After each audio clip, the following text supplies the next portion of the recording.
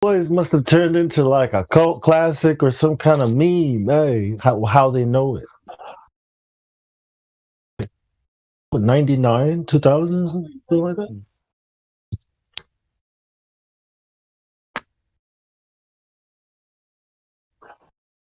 Oh, it's worth it, eh? It's always worth it. Yeah.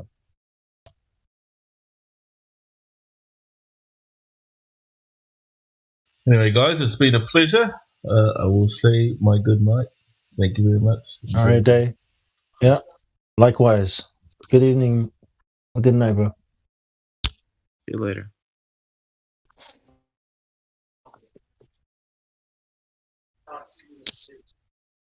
What is love? Don't hurt me. There you go. It's I heard either that's love. Rick. There you go. Yeah. It says it in the Rick song, bro. Roll or- They tell you in the song, bro. People don't listen to the words. Don't hurt me. That's it. That's love. If you don't get the point of it, then fuck. You're dumb as a bunch of stone. I like the fist pump part, you know, when the synths come in.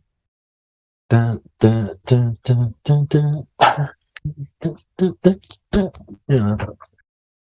You're doing the fist pump right now, aren't you? I was.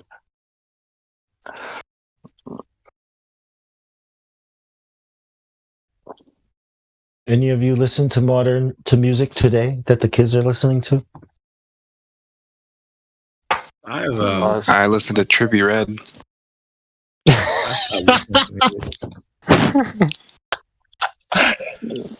Good man.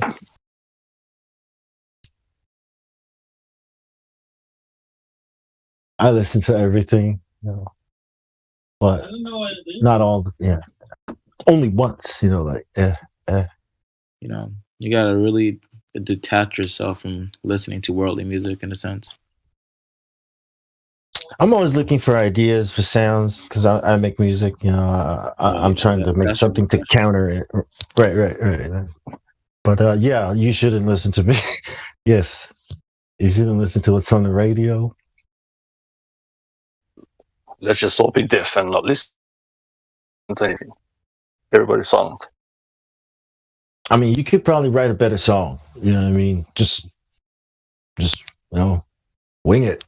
It'll be better than Gucci Gang times 10. Trust me.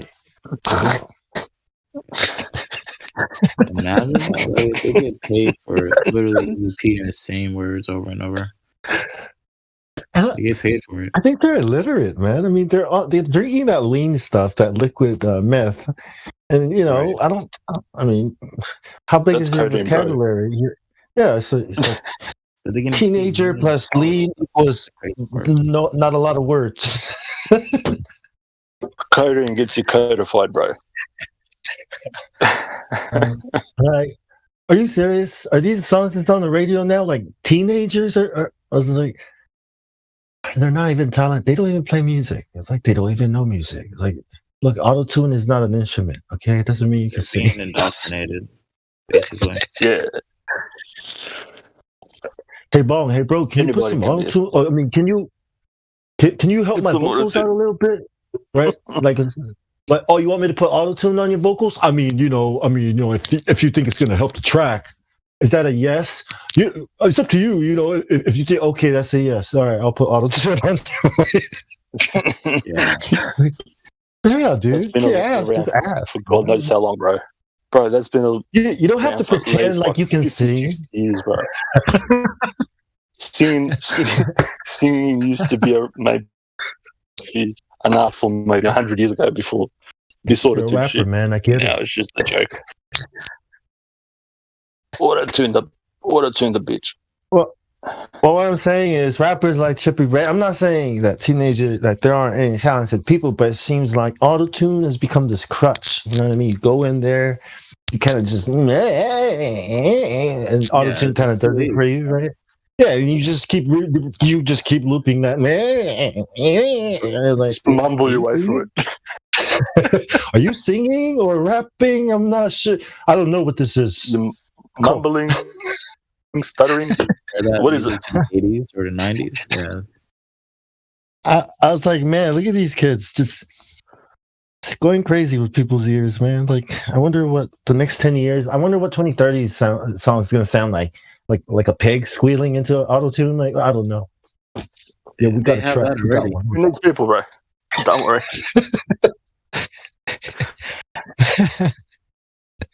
You won't need people by then, don't worry about it. Be outsourced. Get like chickens to do it.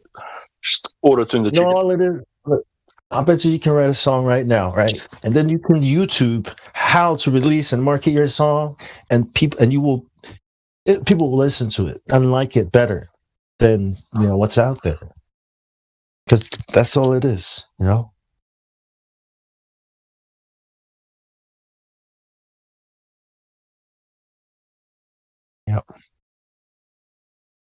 True, bro. The sound of your heartbeat should be music. Yeah, it is. Music, bro. It actually is. Like, technically, that's what we call a BPM, beats per minute, right? Yeah. You know that. Yeah, that's a beat per minute. When you're listening to a song that's like a dance song, right? It has a fast BPM, and you get up and you start dancing to it. Your heartbeat is exactly the same as the dance, as the beat, the snare, the song you're dancing to. It synchronizes. Yeah. Yeah, it used to be cycles per second, but they changed it to hertz. It fucking hurts. No, I'm talking about tempo. Not that's you gotta be cautious listening to dead music. I'm just saying. Yeah, I'm just saying cycles per second turned into hertz because it fucking hurts, bro. Yeah, dumbass music. Well, but war drums. I think that's what war drums are there for. To get the heart, the blood pumping. Yep. Bro, synchronized. People. Yeah. That's how it was back in the old days, bro. They had fucking orchestras going for them, fucking for the people going to war. We had how you slow up drummers, man. Yeah, you can't slug up, 1 million people to go into, kill themselves for fucking stupid reason. Yeah, and then there's the snare drum. You know that snare drum, like back in the 1700s-ish times. Oh, yeah. Where they march onto the field, the way they used to fight back then. Yeah. Yep. They used the drum to synchronize everybody's marching and moving. Yeah, beats per minute. Psych the men up. You gotta raise their beats BPM, right? So you give a speech, get everybody excited, or you play some music, some drums.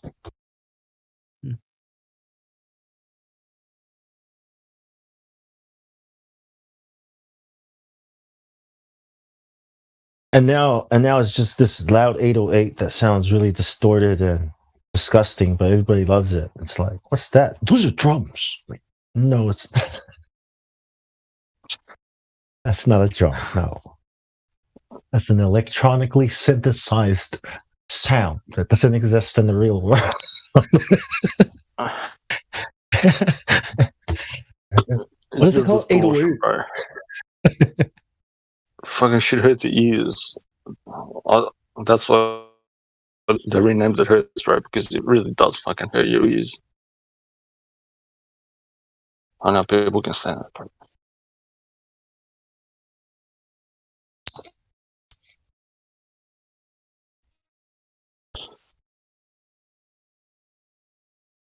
Technology is amazing, though. How we digitize everything, right? The computer, the circuit board, the microchip. Nobody wants to use their brain, bro. The computer is just this, backward engineered brain. If people knew how to use their brain properly, you wouldn't need a fucking computer. We can't even simulate sounds, man. Like you can simulate people, faces. It's too hard to get a drummer just hit it a couple of times. You have to simulate it. Retarded. Oh, our world is. I, like this whole simulation idea. I think it's about the internet. You know what I mean? Everybody lives on the internet, right? Is this a simulated room? Are you people simulated? No, we're real, but the room is simulated, right? Right. We're in a virtual room. See, our lives are a simulation. Exactly, right? Like, I know I'm real, but I don't know if any of you are, you know? But I think we're real, but where we are, how we're communicating, that's not real, right? Is it real? I mean, look, we're communicating through the air, right? Through the airways, right? Yeah. Like the way magicians and seers. Yeah, but that's the only way to communicate, bro. When you speak to somebody, it's through the airways, bro. Seen or not seen, you can yell through a valley and hear it through the other side. Imagine going back in time and showing somebody this phone, right? And what you can say is, this phone is a doorway to the other side of the world. What are you, some kind of magician or something? And you turn it on, he's like, oh my God, he's showing me what's on the other side of the world that's I've already been to. I know that place. I mean, people will freak out. And they'd probably think that is a gateway there, right? Like some kind of magic. Oh, you might get stoned. Yeah, remember, like, this guy is an alien. I think he's trying to take over. Yeah. You got to be careful if you do something like that, or if technology even come to fruition like that.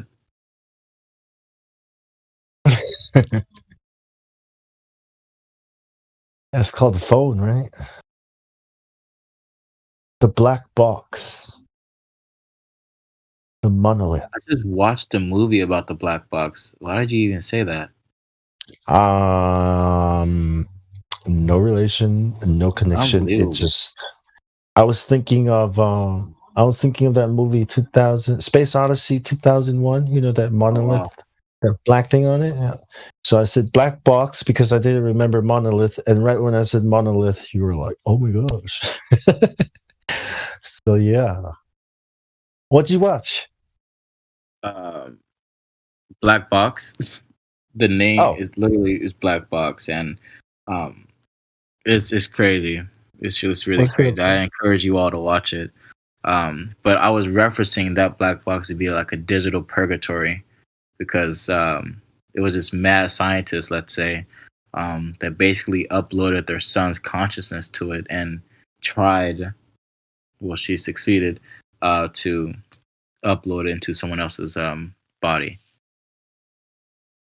But what happened to that body's consciousness? It was still there, but it was like corrupted in a sense. It became uncorrupted as it tried to fight its way back to its former self, you know. But it needed some outside help as well because it was almost going to be too late. Yeah, it's really good. It came out in 2000. No, not 2000. 9 months ago. I'm surprised I didn't watch it earlier, but I watched it today or yesterday. What's the black box reference? Like, what is there an actual black box? No, it's not really. But it's like a white box in the movie, I would say. It's funny. It's like VR. It looks like a VR box. You put your eyes into. Yeah. Yep. I think because people. Well, I don't know if we have, but I think because we don't know what consciousness is, you know, where it is, what it is, how it is. These things could be like, it sounds like they could be, spirits. I think there's spirits on the internet. I think the internet, I think you can look at the internet like a body, like some kind of weird body or brain, you know, that can be inhabited by evil spirits. And if you believe in those things, or if you want to call it aliens, that can be scientifically supported. If you want to call it aliens, because they call AI, right? What we think AI is going to be more like aliens, like very advanced, intelligent beings. You know, like Lovecraftian type of beings, like gods, basically. Don't even know we're here to. So I mean, when you look at it that way, it sounds like that's what that's the propaganda. Yeah, that's the idea that they're trying to push. And when I see things like that, technology and connecting it to these entities, I was thinking that in a sense, but it was like the movie kind of pressed like as if there was no God, as if you can live forever if they continue to do this, in a sense. Like this technology allows you to jump body to body to preserve your consciousness in a sense, and like almost saying like, once you die, like no, your consciousness can be gone and separated from your body. Yeah. If people have you seen Westworld? Just fucking retarded. You can't. I've been told to watch that, but I haven't watched it. That's exactly what Westworld is like as well. It's exactly like that. And the other one is Black Mirror, I think. Oh, I've seen Black Mirror. Yeah, I know what that is. Something like that. Yeah. What was the other one?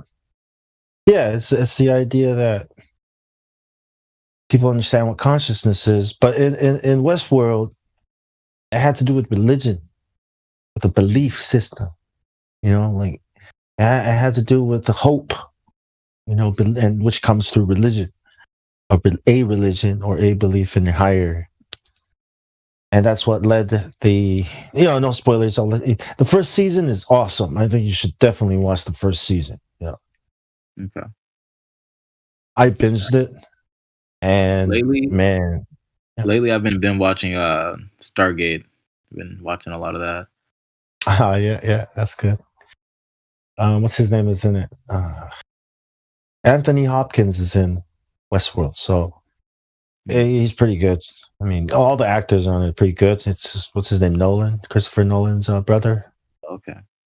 It's pretty good the way they shot it, and it's a good show. Got boring after the second season, but you can decide. All right, I'll take that as a sign. It's a good show, dude. Everybody here kept telling me to watch it because I kept going on about the Matrix. Like, dude, you totally gotta watch this. And then when I finally watched it, I was like, oh man, I should have watched it.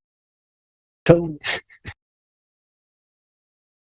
Yeah, I think that's what's happening in the real world today. Like new technology they're rolling out, 5G.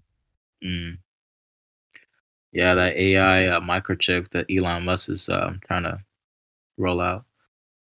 Yep. He's testing just stick it in your head. Yeah. Nobody's sticking nothing. Hey, bro. You guys watch too much movies.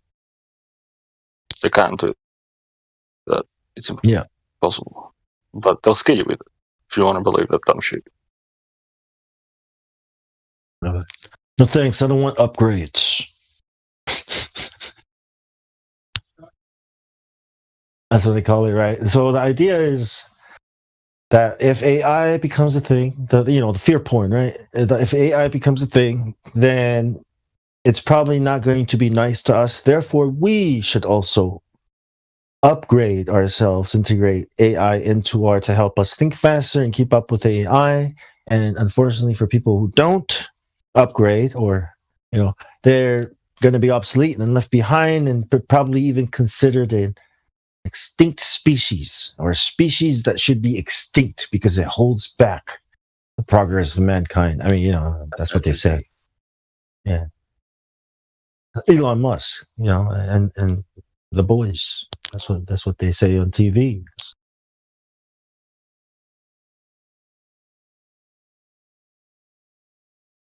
It's fear porn. A bet to the head. Help them. Yep. Help them.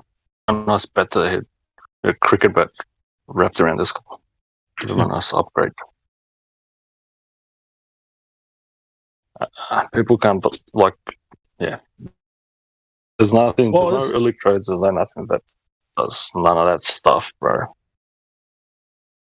Well, I think I think the pandemic, is a good experiment, right? Like how people force, how you can scare people to force other people to conform. right? Without making it a law. Yeah, right. Yeah. So if you think about it, something like that, rolling something like that out, where you get a couple people to upgrade, and then it spreads like a virus. People telling people feeling like they're not as good as their competition, or as their neighbor, or the guy they work with. He's now 10 times better than you. These kinds of things. And then people voluntarily do it. Right. It's for the everyday idiot to fucking fight against the other idiot about something that's fucking stupid. Thinking they're going to get something, but they're not going to get nothing. Yeah, that's assuming, that's assuming what they're doing it works. Like what upgrades? Like what kind of upgrades? And what does that look like? There is no upgrades, bro. It's just dumbness. Right. When you get your fucking right. If you want to be or not able to think and cognize properly, then there can't be any such. It's a problem. If you don't believe what the news tells you, then that's starting to be a bad thing, right? Like if you don't believe what the news tells you, I think they're going to criminalize that. It's almost a crime. Well, I don't have it to Well, yeah, it's definitely against the social norms if you don't watch the news, right? Well, if you go against what the news says, it's almost considered dangerous, almost like some kind of terrorist threat. I read an article that says like critical thinking is not critical enough. Like it's dangerous to even think like that. Exactly. The definition of an oxymoron. It's so crazy. It's like, are you telling me? Are they starting to tell us that's not okay for us to think that is dangerous? Oh, yeah. Because it's like that's what it feels like. I mean, this is dangerous. Like you're killing people. Wear your mask. What's wrong with you? It's like, what the hell's going on here? They're telling you it's not okay for you to not believe the news because people are afraid and people are dying. Because you don't believe the news.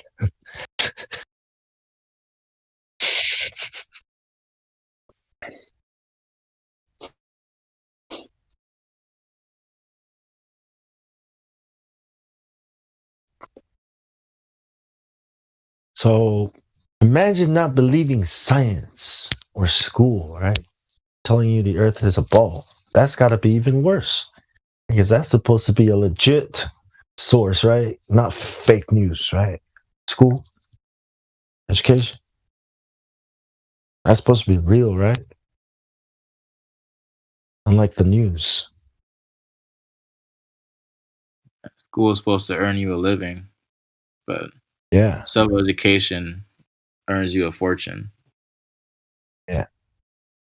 If you don't believe the news about the masks, it's not as bad as not believing school telling you the earth is a ball, right? So being a flat earther is actually worse than being a vaccine denier, or whatever those things, anti-vaxxers, whatever those people are.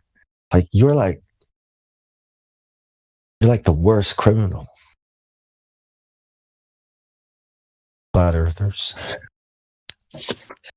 Like the scum of the earth.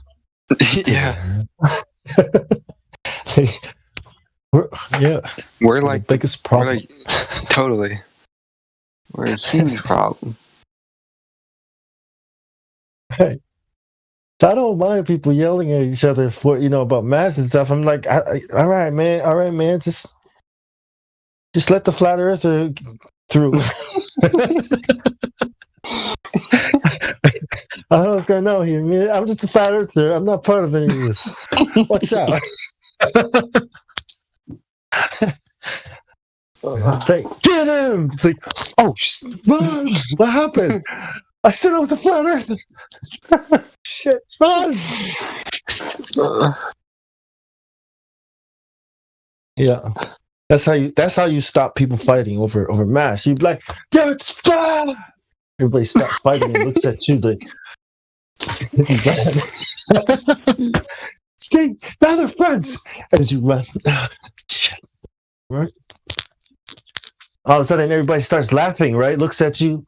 You start laughing together and start cracking jokes at you. It was like, see, yeah, I knew we were all friends here. Everybody hates the flat Earth. Yeah, that's right. Don't pretend like this is all real. And that over there is fake. That's flat. This is fake.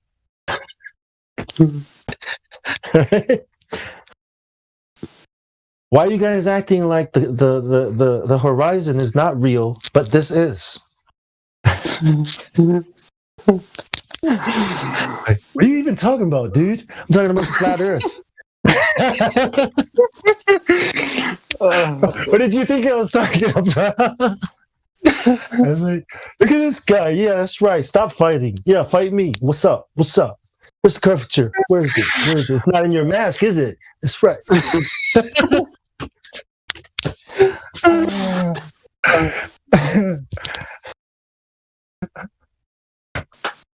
Oh, that's genius. It's so crazy. I'm like, is this real right now? Is this the world right now? It's like, damn. You know what it is? It's not the world. You know what it is? It's the flat Earth. That's why. Because if you were still a glober, you'd still be acting like those idiots. So it is the flat Earth. Oh, man.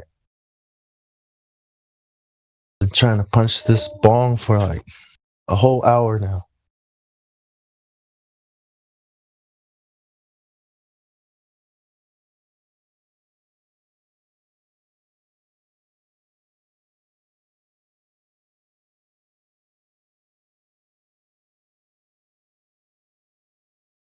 I think this is I think everybody's sleeping in America right now, right? In the U.S.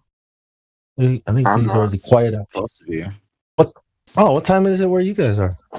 For me, it's 4. Yeah. Yeah. Oh. Wow. Oh, yeah. 9 p.m. here, Sydney.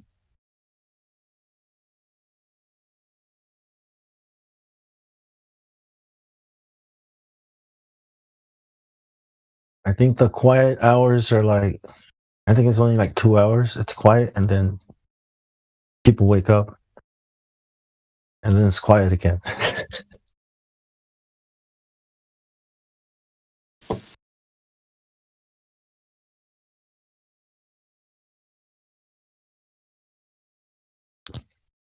You guys got anything on your mind you guys want to share?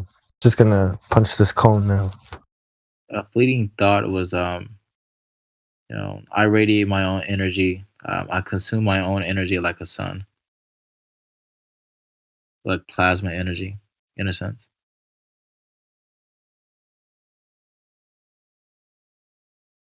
Wait, you what? You radiate? What'd you say? Yeah.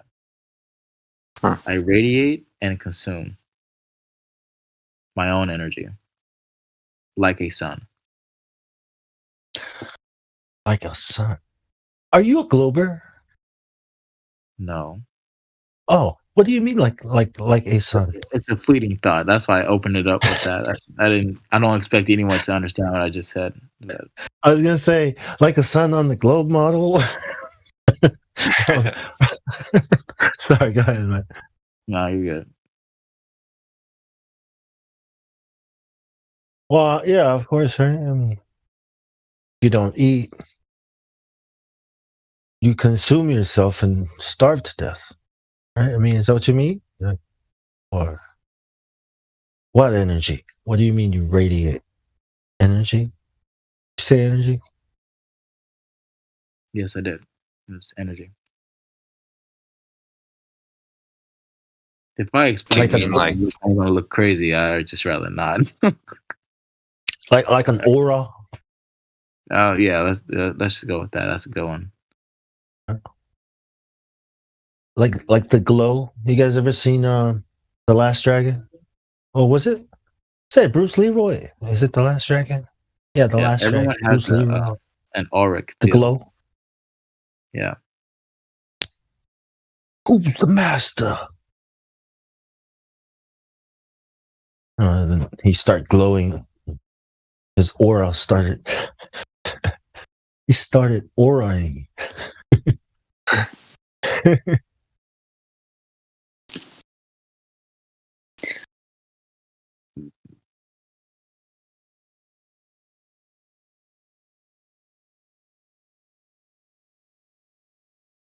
Yeah, I can feel other people's auras too when I'm around them. Sometimes it goes against my aura, right? So it's like whose aura will occupy the space? Because there's like a lot of head nodding and eyebrow, so it all depends.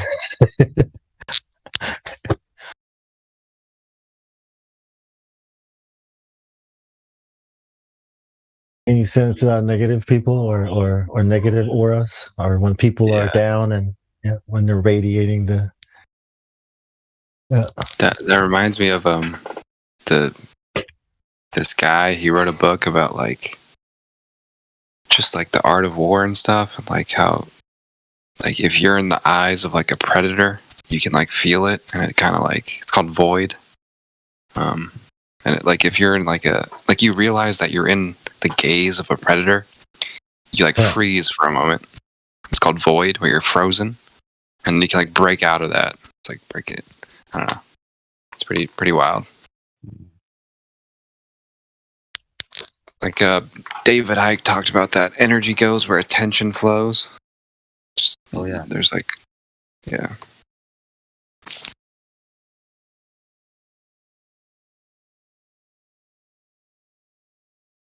Yeah, that sounds deep. Oh, I haven't seen that, but David Icke, that's what you talked about, right? Yeah. Yeah, he's the shell. A controversial guy on YouTube, I guess. That's what you say. Pretty sure he's a shell. Yeah. He talks about the lizard people, right? Yeah. Anunnaki. Yeah. How they use frequencies to indoctrinate you. Certain frequencies or certain hertz. Yeah. I mean, to me, they're all saying the same thing, right? They're all saying the same thing. Aliens. Yeah. Low birth. Who knows? Maybe there's some sort of lizard species from beyond Antarctica. Like it's a flat plane, but there's like some other species controlling us by telling us we're on a ball. Could be.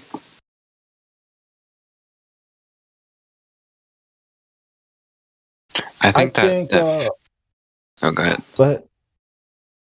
I was just going to talk about the fear frequency thing. XXXTentacion actually talked about that, like how you can tune sounds to like be a different frequency. I actually like do that, and it, like you can like all sounds are tuned to like a certain frequency, and you can like adjust it to like a healing frequencies, and it sounds like super chill, and it's pretty cool. Yep. Yeah. Harmony, right? The harm. Yeah.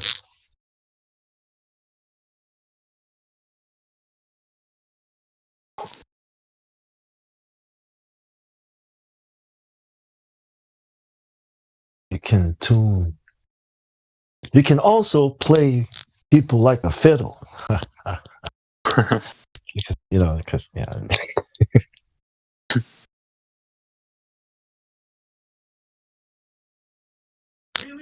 George Bush.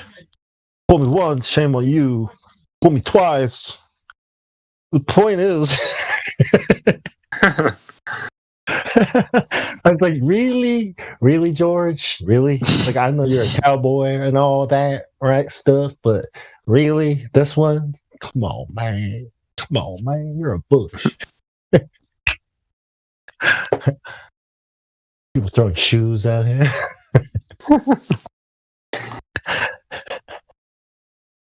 Funniest president. Donald Trump, number 2. Second funniest president.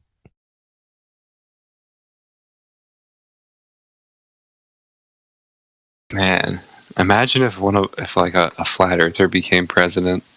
Like if you became president, like you just like say you like okay, you run for president and you just kind of do like half truths. Like you just say like, oh well, men are men and women are women, and you do that whole like Ben Shapiro thing to get the people on the right, and like, you basically play everybody.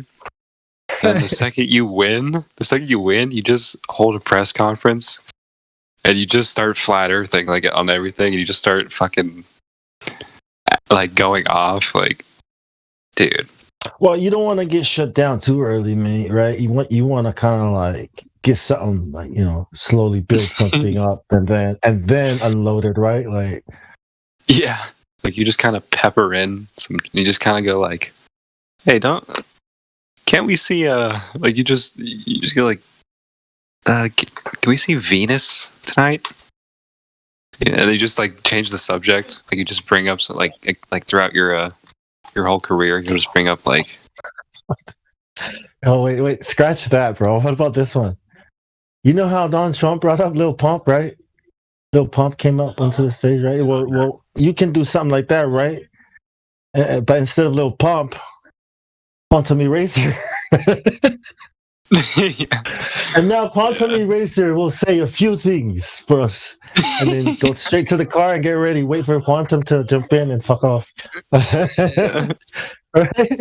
And pretend that you don't believe it. Just like, oh god, this guy. No, just let Quantum Eraser flat smack everybody on live television. Hop in the car, right? Go to the airport, and then fly to wherever. That it was worth it. That's it. That was the plan. Yeah, like it was all for that one moment. Yep. Have fun, America. Don't know who's going to be your president, but you heard it right here on live from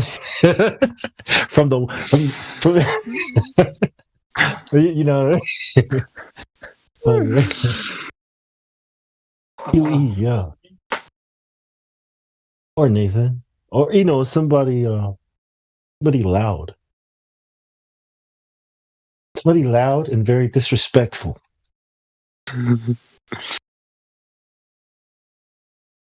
Numpty dipshit. What are his spinning numpty boltard?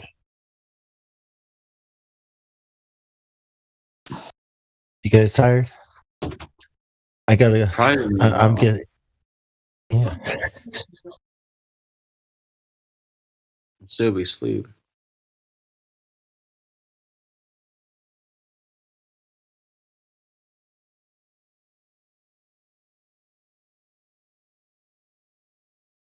I just got to do something real quick. I'm listening. All right.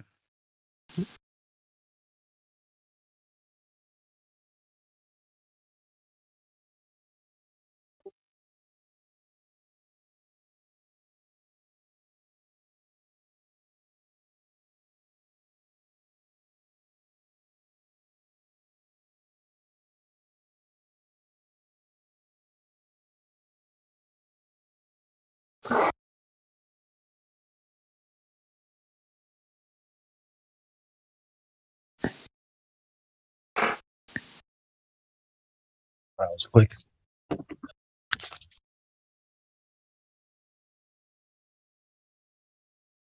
We have any Globers here?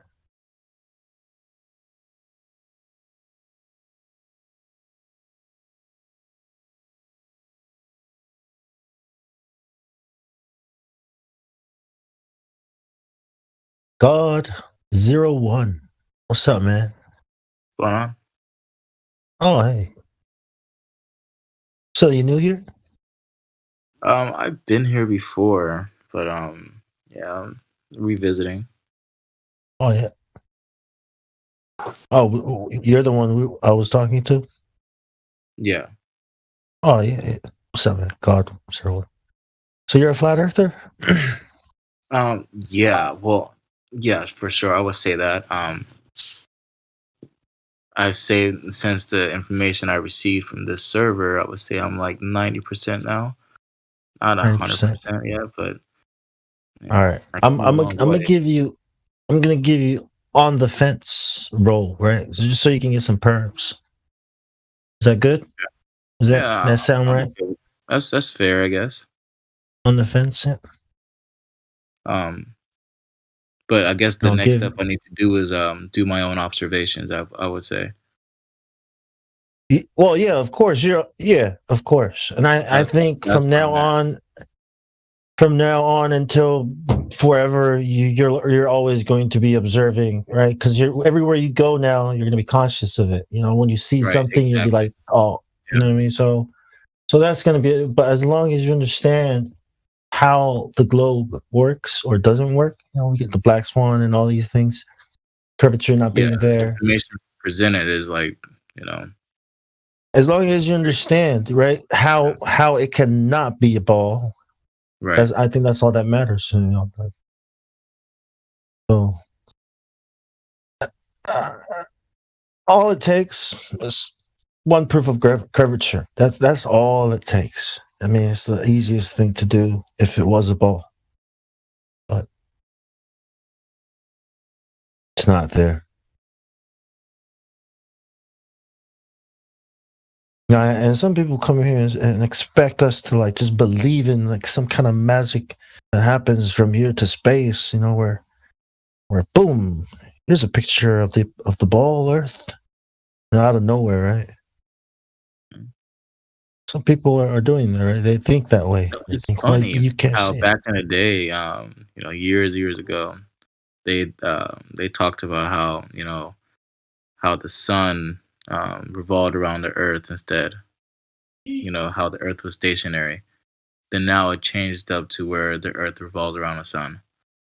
You know, yeah, it's interesting. They have a lot of things accurate back then, but now they had that inaccurate. Just makes it, you know, like okay. Well, first it was flat and stationary. Then it became a ball and stationary, right? That's geocentric, where everything is going around it. And then it became what it is today, where it is revolving around the sun. Heliocentric. So it went from flat to ball in the center to the sun in the center to gravity in the center of all things. Like God holds everything together. It's like, how is this not like God? Okay, it's a force. Okay, it's not a person, but it holds everything together. And it created everything. And atheists love it because no God in their world, right? Right. No accountability. Right. All it takes is all it still takes is curvature. The easiest thing to do, you know. And you get all these other stories, you know. Oh, the sun is a ball, therefore we're a ball. That's not even logic, you know. It's crazy. We just curvature. Yeah. Or level is curved. You know, level is curved. That's another crazy idea, that the oceans are curving. We can't measure it. We can't see it. But it is. Yeah. It's crazy. It's crazy that it's okay to think that way. Formless, you know. Water forms whatever it's filling into. Takes the shape of its container, right? Right. Yep. And it always seeks its own level. Yes, yeah. You're not gonna have a water that's on a slope and it's like a mountain in a sense. Like you're not gonna have that.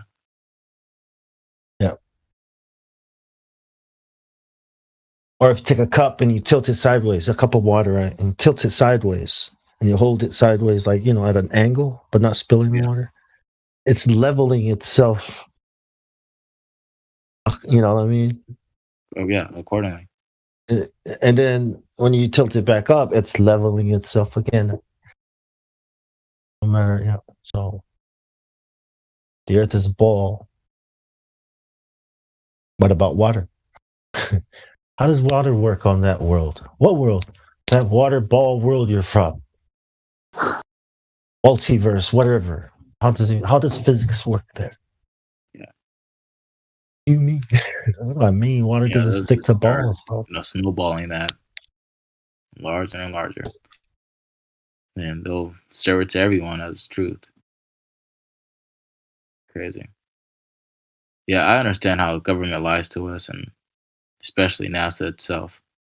Yeah, we've been lied to for quite some time now. But the truth has always been out there. The truth has always been in the beginning. Yep. That's what I say. You said 90% sure, right? Like, what's the other 10%? What's this other 10%? The other 10% is like, okay, well, what if like they are telling the truth, right? What if the NASA, going out in space and the space station is actually truth, and all the recordings that they have of the Earth is actually truth, in a sense, right? But I take that even still with a grain of salt, and I'm like, it could be bullshit, But yeah, I still, all the how can it be true? Yeah. What would be needed, right, for it to be true, right? What do you think? Like, what is it? Yeah, I need to be in a rocket ship, blast me off into space, let me go around the Earth, and let me see, like, for my own 2 eyes.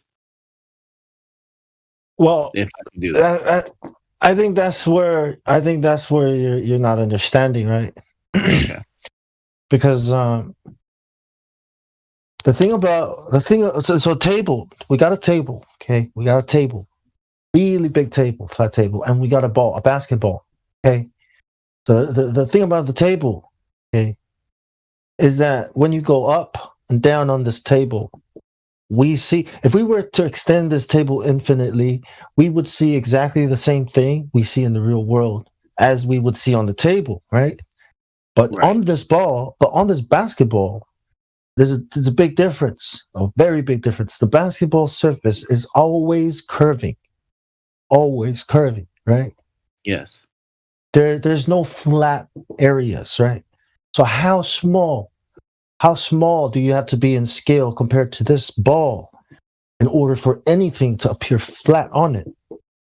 And when you do get to that scale where everything seems flat, okay, as soon as you increase in elevation, as soon as you go up just a little bit, you will see the ball. You will see the horizon drop down just a little bit, no matter how big the ball is, right? Because it's always curving away, right? Therefore, as you go up, the horizon is not going to stay at eye level the way a plane would, right? Because it's a ball, because it's a sphere, it's curving away. So as you go up, that thing we call the horizon, that flat thing across us, is going to start dropping down because we're moving up away from the ball that we can see the edges of. We call it the horizon.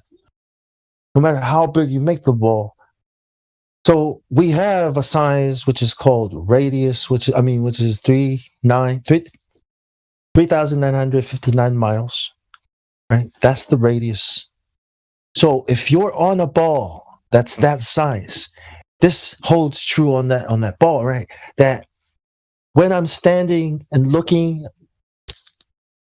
there should be curvature, right? Which means that thing over there, I shouldn't be able to see it because it's on the other side of the ball of this curve. But as soon as I go up, right, that horizon should immediately start dropping down in relation to this radius, to its size. That's what we should be seeing. As we go up, all the way up, this should be immediately visible. The curvature of the Earth dropping, the horizon dropping down. We're moving up away from the ball. Okay, and we're looking down at it now. Unlike a plane, you won't see that. What you'll see if you were standing on a flat surface plane, as you go up, depending on how big the plane is, and if it's really big, you're gonna see what you see in the real world. A plane, right? This is how we know, right? Without having to go up into space, this is how we know here on Earth, by looking at the ocean, that the Earth is not curving in respect to its radius, like we're being taught. And if it was a really big ball, then gravity is off. All these things are off. I mean, it's still a lie, right? If it's a really big ball, we should still be able to see because it's always curving away. Does that? Yeah, that's a great picture you painted. Yeah. Hey, think about this too. Mm-hmm. Like you're saying, like, okay, go up in a rocket ship and go to space. If that was like possible, like you're going up in a rocket ship and you actually go to space, you're actually leaving the atmosphere and going into a vacuum, and you're making that journey. Why is the gas pressure that you're leaving not going to space, but you can? You know what I mean? Like, okay, there's there's air. Mm-hmm. Yeah, there's all this pressurized air. Yeah, touching a vacuum with like no barrier. Well, that's interesting. Well, I would say that space is, infinite in a sense, right? If that's the case, and if any type of minute scale of air pressure, right, it would even be hardly even noticeable in comparison of space. But that barrier you're speaking about, I would just say that would be like atmospheric pressure, But right, but that atmospheric pressure can only exist inside of a container. So you're saying, like, okay, when you go up in altitude, the air gets thinner. That can only happen inside of a container, because if this isn't contained, like the air that you're breathing and that we're all breathing, then this air is just touching like a vacuum of space, like on all sides. Like if what they're saying is true about where we live, like if that was just set into motion, the heliocentric model, instantly all our air would just get ripped out by the vacuum of space. Yeah, that's okay. Yeah, that's a good one. It would be ripped out, but all life wouldn't even exist here to begin with if that was the case. Yeah, it would have been with that. Space. Yeah, go ahead. Yeah, it's totally impossible. Like space, even like as they say it could not exist at all. Like it's just not even conceivable. You see.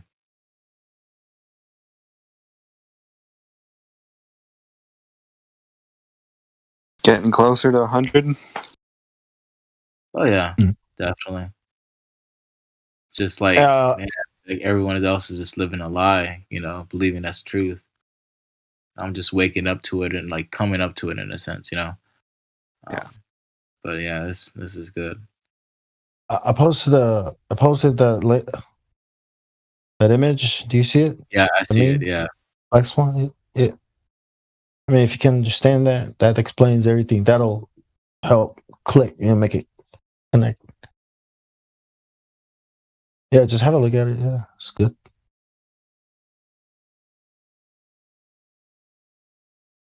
That's what I was explaining earlier. Sorry. Okay.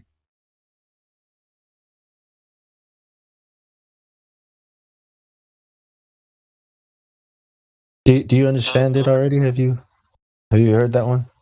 Black Swan? No, I haven't heard of this before, but it seems very interesting. Trying to comprehend it right now. Yeah. I don't see a curvature in this picture at all. There's no curvature in that. Yeah. Yeah. So basically it's saying if P then Q and not P, therefore it's not. I mean, not Q, therefore it's not P. If there's a ball, right, then curvature. But because no curvature, therefore not a ball. That's what it's saying. Yeah. Right.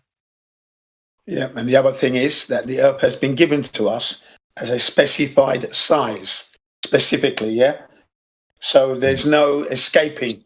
NASA and the scientists and the astronomers, astrophysicists can't argue the point because they've given us the specific size of this Earth.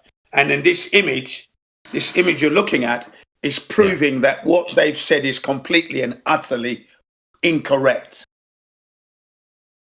Yep. It just doesn't match, doesn't make up. There's no way we should be able to see those two oil rigs or even the horizon beyond their specific size, which is known as the geometric horizon.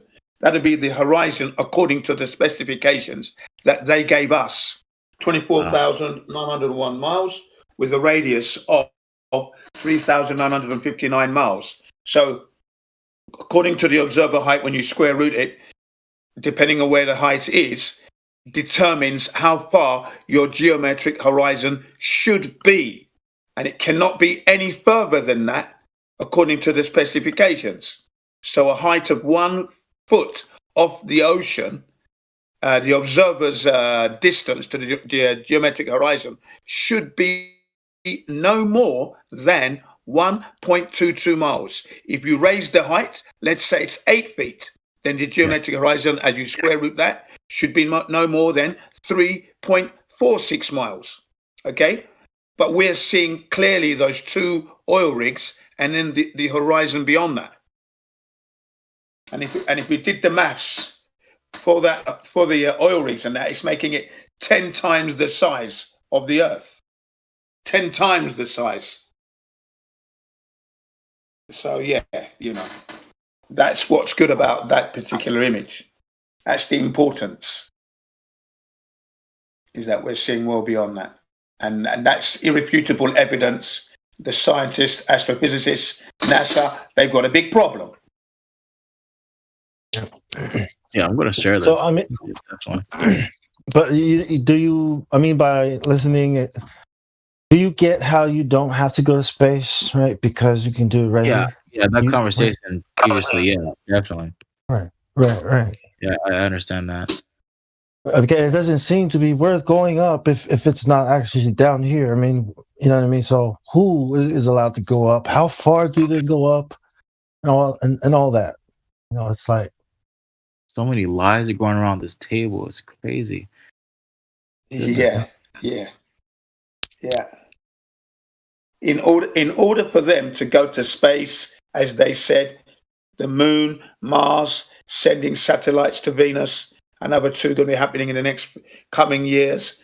They need to know the circumference and the radius of this Earth. And if they've got that wrong, then clearly they could not have gone to the moon, because if that's wrong, how would they know the distance, the fuel? They'd have to have the fuel correct, yeah? Yeah. And they didn't go anyway, but that's another, it shoots down the moon landings completely. Because how would they have known? And how did they measure it? Even today, you ask the scientists today, they're offering 2,000-year-old method. They're not offering today's method because they're not measuring it today. Yeah. And it's funny how they can't even go back over there. They say they went the first time, but they never went. I believe that's some animation studio or something like that. I don't believe in that. But I think they're doing something, right? Because the question is, like, where's the money going? Right? I mean, I know it doesn't cost that much to produce this. Well, I'm wondering, what are they developing? What are they doing up there? Because we have surveillance systems, we have airplanes, we have all kinds of spy systems up there. And they say there are satellites, but we know they're balloons and airplanes and all kinds of technology, drones, whatever. It seems it's all for this. This new technology that's being rolled out, 5G. Everybody's going to be, I don't buy that. Well, the grid. The money's been spent amongst everyone that's involved. That's where the money's gone. It's just gone. Hasn't gone into anything special, any kind of special surveillance up there. Any special surveillance up there? That's extra money that they're putting in. They're putting that up there. Maybe.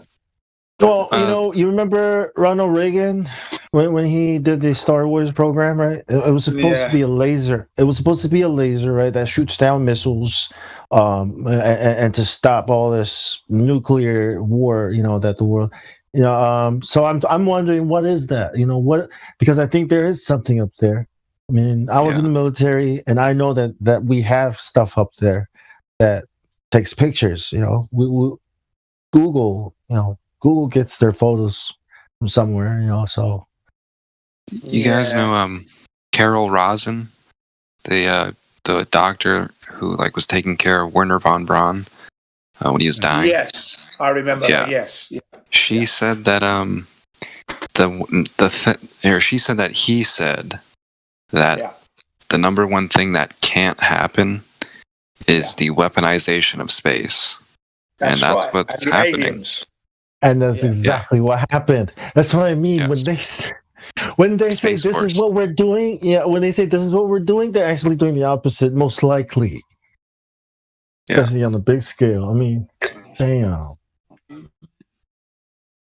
That movie? There's a movie. Oh, go ahead. I was just going to say that. I don't believe they're weaponizing space because there are no enemies. The enemies are there for us to be fooled with. Russia is not an enemy of China. China is not an enemy of America. There are no enemies. They've signed the Antarctic Treaty.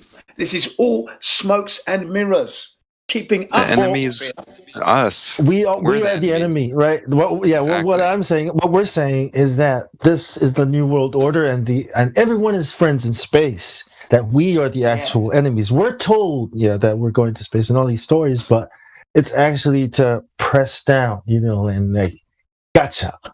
You know what I mean? It's that. And we're the ones who know that it's all bullshit, and we're like the problem for the New World Order, pretty much. We're a threat to them because we can actually use our brains. And there's a movie, I forget which one, but it's a Captain America movie where they send up these gigantic helicarriers and using all this data. Yeah, I think it's that. Yeah, using data from everything, they can figure out which people are going to be a problem for the New World Order, and basically they send up these things that are going to eliminate millions of people at a time with these gigantic guns. That shit that's scary. That's we're totally on the list if they ever do something like that. Every flat earther is getting scratched off. Of course. But when I say we, I mean everyone, all people. That's what I mean by we. Right? Every human, every man on this earth and woman and child is the enemy.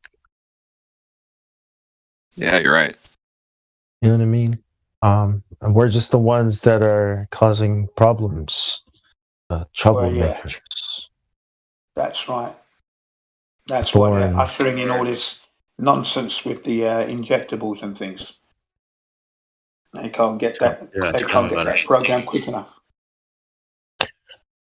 I mean, whatever happened to chemtrails and all that stuff they were doing up there? Yeah. What have they done? What's the next phase?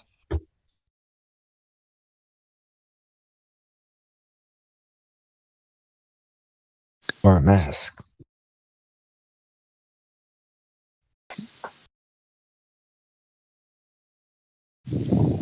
Probably called smart clouds now. Smart ass clouds. Yeah. Smart clouds, because they're connected to the network. I think Bill Gates was looking into that, or I don't know, something like that. It was something that wanted to block out their sun or something like that. Not too sure. Yeah. Of course he would look into loud and clear. Of course Bill Gates would look into playing God. I was just going to say, I've been listening in on the YouTube for a minute. Whatever happened to stranger danger? Don't take candies from strangers and stuff. The government, in the way, is like the stranger, and they're come to the van. I got something for you to get the Fauci Yeah. ouchie. Like, Oh, wow. you know what I mean? Yeah. Times have changed. They have definitely changed. They're moving pretty quickly now to bring in that change as well. It's coming in at a very fast rate. Very fast. People have been saying that since the 20s, eh? I mean, I think there's a song, Anything Goes. Yeah, I remember that. 100 years later. But what is the solution to all of this? Like, what are we supposed to do? We're not going to just sit around and let them, try to take control of us or just lay down, when they say so. Like, what is organized about this? Like, what should we do?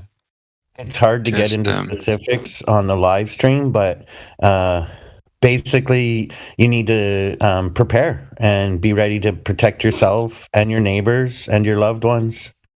Yeah. Yeah. Try to get the truth out. Be that voice. The children, for the sake of the children, you've got to do that. Yeah. Not going to be a grand solution that's going to roll it back. It's too far gone. The solution to stop the New World Order should have happened like 60 years ago.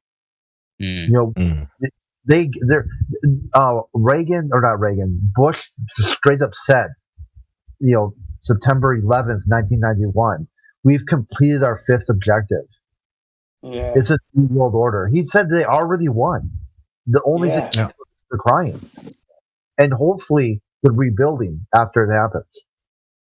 After they finally complete whatever the fifth objective is, which would probably be like some sort of Winter Soldier type event, aerial drones that can just cap you as soon as you ask the police officer, why am I pulled over?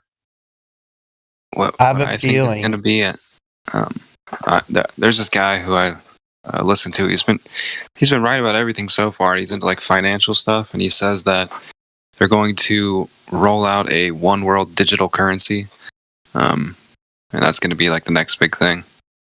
He's probably right. I could be wrong here, but sorry, go ahead. I thought you were. No, you go ahead.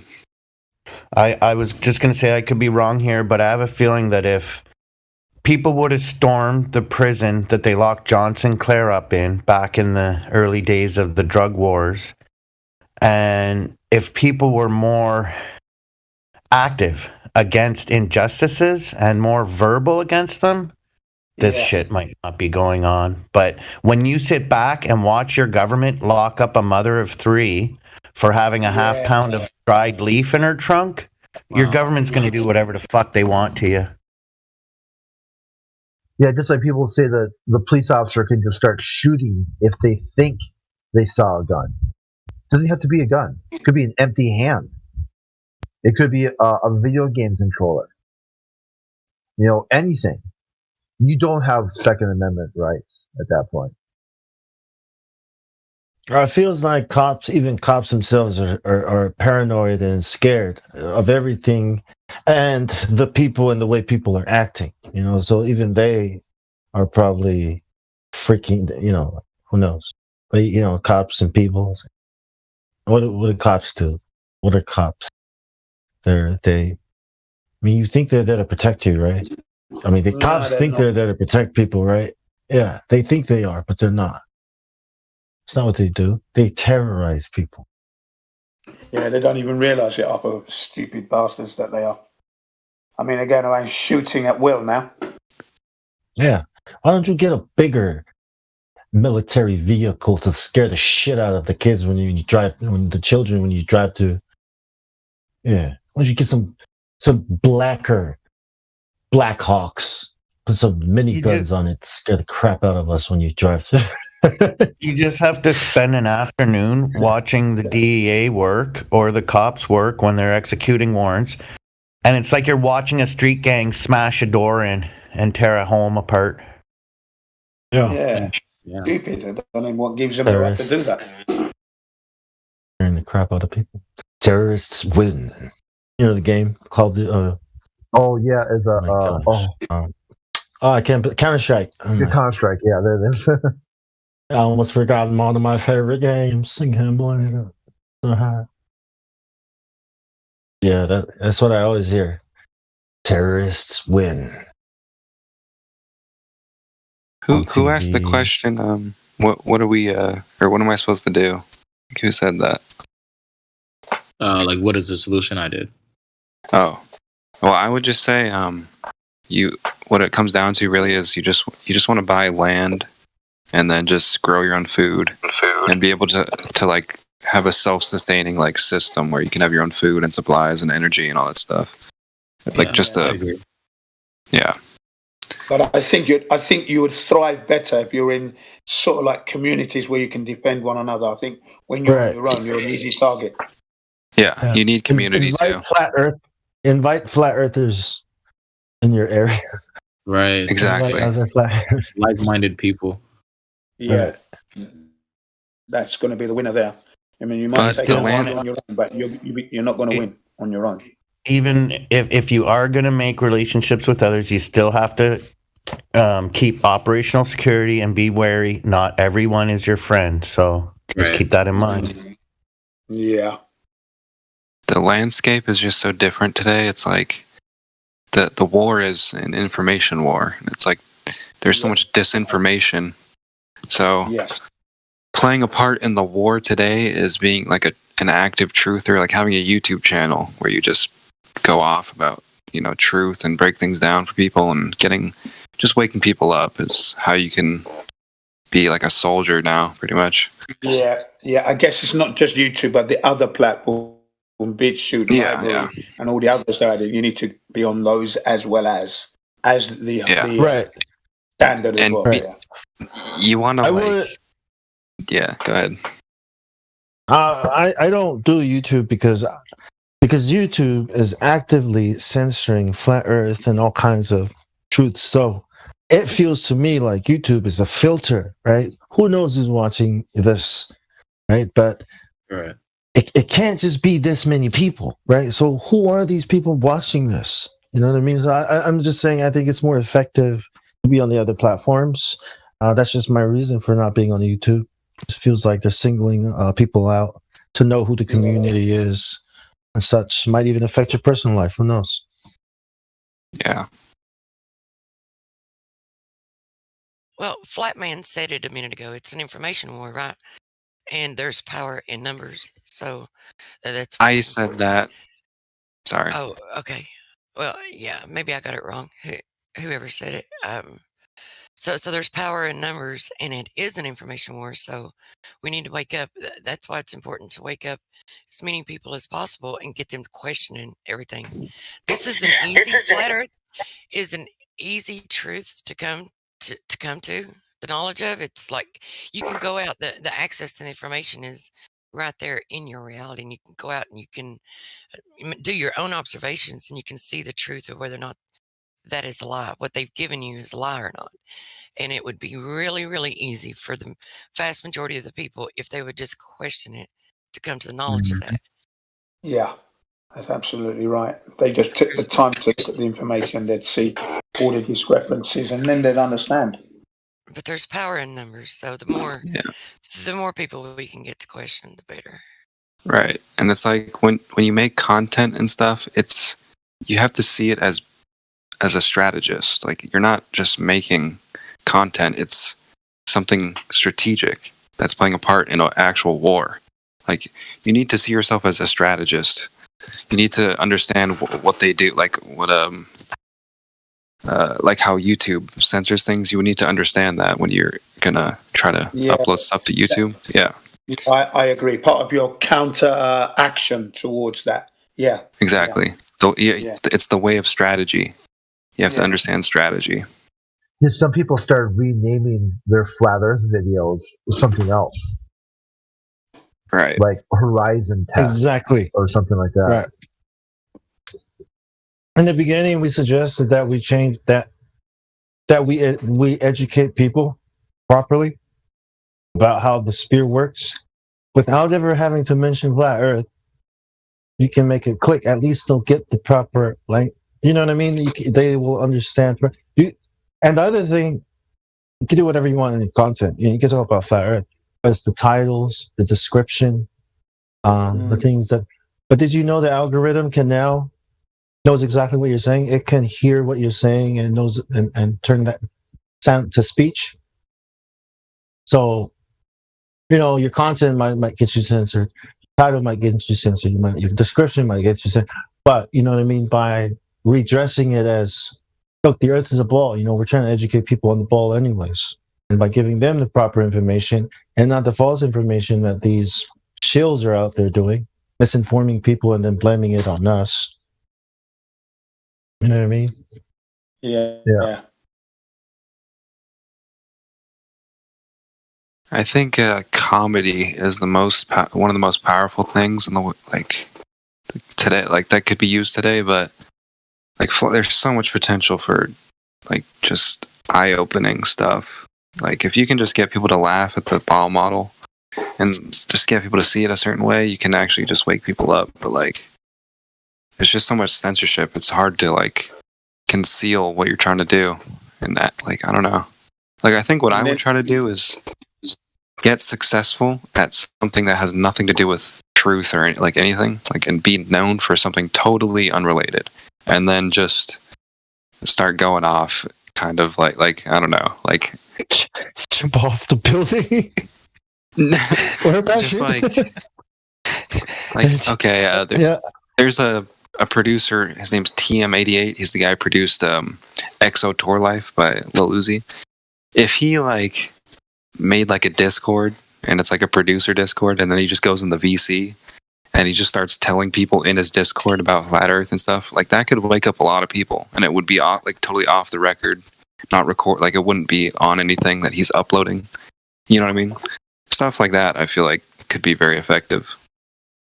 Having credibility in a certain field that has nothing to do with conspiracy theories or whatever, and then just being a very a conspiracy theorist that you actually know what you're talking about. I feel you could convince a lot of people and change a lot of minds. The thing is, dude, the thing is, it's a great idea, and I think people are doing it. But the thing is, once you mention flat Earth, it changes. Okay, there are so many people out there doing that, waking people up, people da. But once you mention flat Earth, it's nah, man, I'm out of here. That's crazy. Yeah. You know what I mean? So it's man, flat Earth. Exactly. Even to these so-called truthers calling people fake woke. Yeah. They don't talk about flat Earth. Yeah. No, weird. That's right. Weird, I'm surprised they can't cross the road, because they know that even those who know that the moon landings were a hoax, they still find it difficult to accept the flat Earth as a truth. They can't cross that road, can they? Yeah. Here's something I heard recently.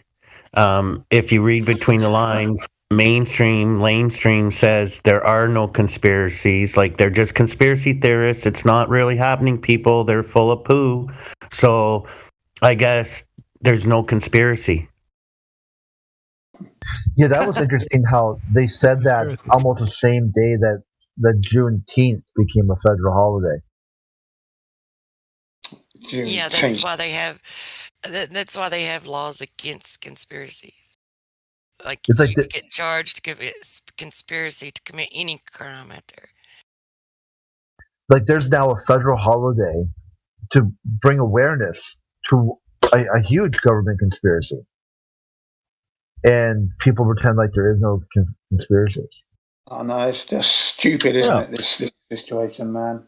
Oh, what about that Weiss guy? The guy that started the Illuminati, right? I mean, the guy got struck down. The writer that was delivering the message got struck down by lightning. The government found out about it and sent out letters to about a conspiracy, and sent out letters to warn their neighbors about it.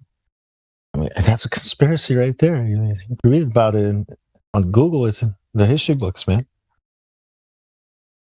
I tell them, yeah, conspiracies exist, bro. I mean, people. That's like saying people don't lie. Really? Exactly. They're trying to say They're just conspiracy theorists. There are no conspiracies. We haven't been lying to you people, but everybody knows they lie. The best way to get you to look to not look into something is to make you believe that it's not going on and there's nothing to look into.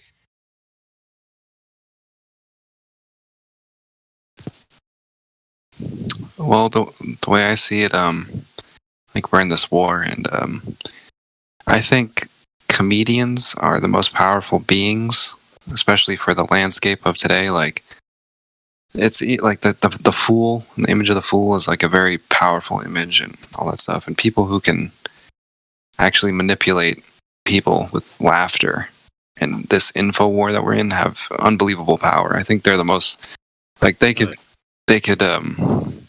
like, I don't know, Norm Macdonald, for example, is probably the most powerful being walking the earth. Like, he could literally just, well, whatever. But I think comedy is necessary, or it's like we need comedy to like expose the truth, pretty much. Like, I think it could be a very powerful tool. Oh, memes are power. I think memes are very powerful. Right. Very powerful. Yeah. Even the jester was able to manipulate the king, so the jester is really in power. Like, there's tarot cards. Some, like, I don't even know what those are, but apparently the Fool card is like the most powerful card out of all of them. Like comedy is actually like a very big deal, and yeah. So the Joker is the real star of the Batman. Yeah. The real. I mean, he won. I don't know, man. Every time the Joker is on, I always get him. You know, I always kind of root for him secretly. Like, yeah. You know, it's like, yeah, I do too. Joker. I think the Joker is a good guy. I think this is some weird world where the Joker knows everything is fake. He's looking Dude, at the that's camera, actually right? Yeah. He's breaking the fourth wall. like Deadpool. He's like Deadpool. It's like, dude, is Deadpool like the woke one here? Is it?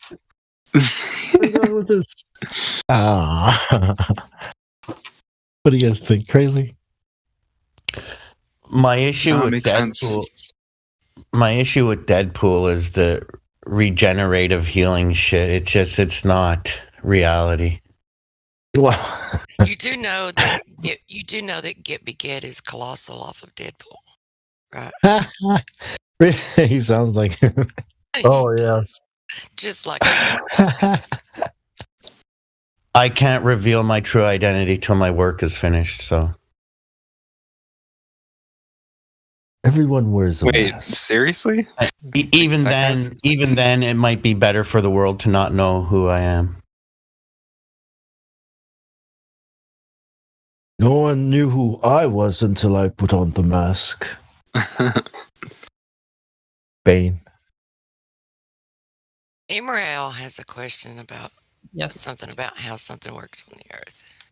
but I just don't want to interrupt. So if it's like if it's a nice moment to ask, I will ask. Seth. Oh yeah, we're just like chatting, just space filling. Okay. Yeah, please ask your question. Yeah, thank you. So, first of all, I was trying to understand if the concept of density and buoyancy, is it the same thing or two different things? Because, like, if I understood correctly, when something is more dense, it goes down. If something is less dense, it goes up. But when you say density, buoyancy, it's actually the same thing or like two different things? If the density of the object is denser than the medium it is in, it goes down. Mm-hmm. And if it's less denser than the medium it is in, it goes up, right? So it's just density, and buoyancy is just a description of what we see as a result of different density. Right. Okay. So if I may, this might help you. My best example for this is the glass of water with the egg. I understand. Yes, I understand the concept. I just wanted to make sure that I don't that there is that, and I understand that in correct way. So there is no misconceptions. Yeah. And do you know? But yes, I've been told yesterday. Yes, someone explained. Could I ask you put an egg and then you solve the water, and at some point it goes. It's the salt that changes the density of the water, right? Could I ask Imrao something? Yes. Do you observe the same thing as us? That things that are less dense go up than in the medium, and things that are more dense. Do you observe that as well? That was my main question. So no, I'm asking you a question. No. Do you observe the same as us? No, that's the problem. You don't observe that. No. And I can explain why. What do you observe then? Yes, I can explain why. Not explain. Just tell me what you observe. I observe that sometimes the objects that are less dense, they don't go straight up. What do they do? Why not? What do they do? Yeah, and that was the question. Why not? So to continue with that, I want no, not why not.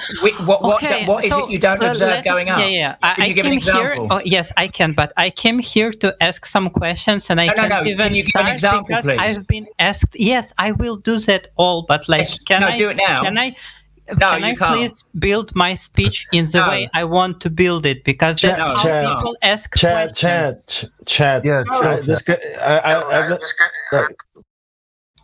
I'm not able to ask the question if I have a single second. So he isn't going to answer it. It's obvious.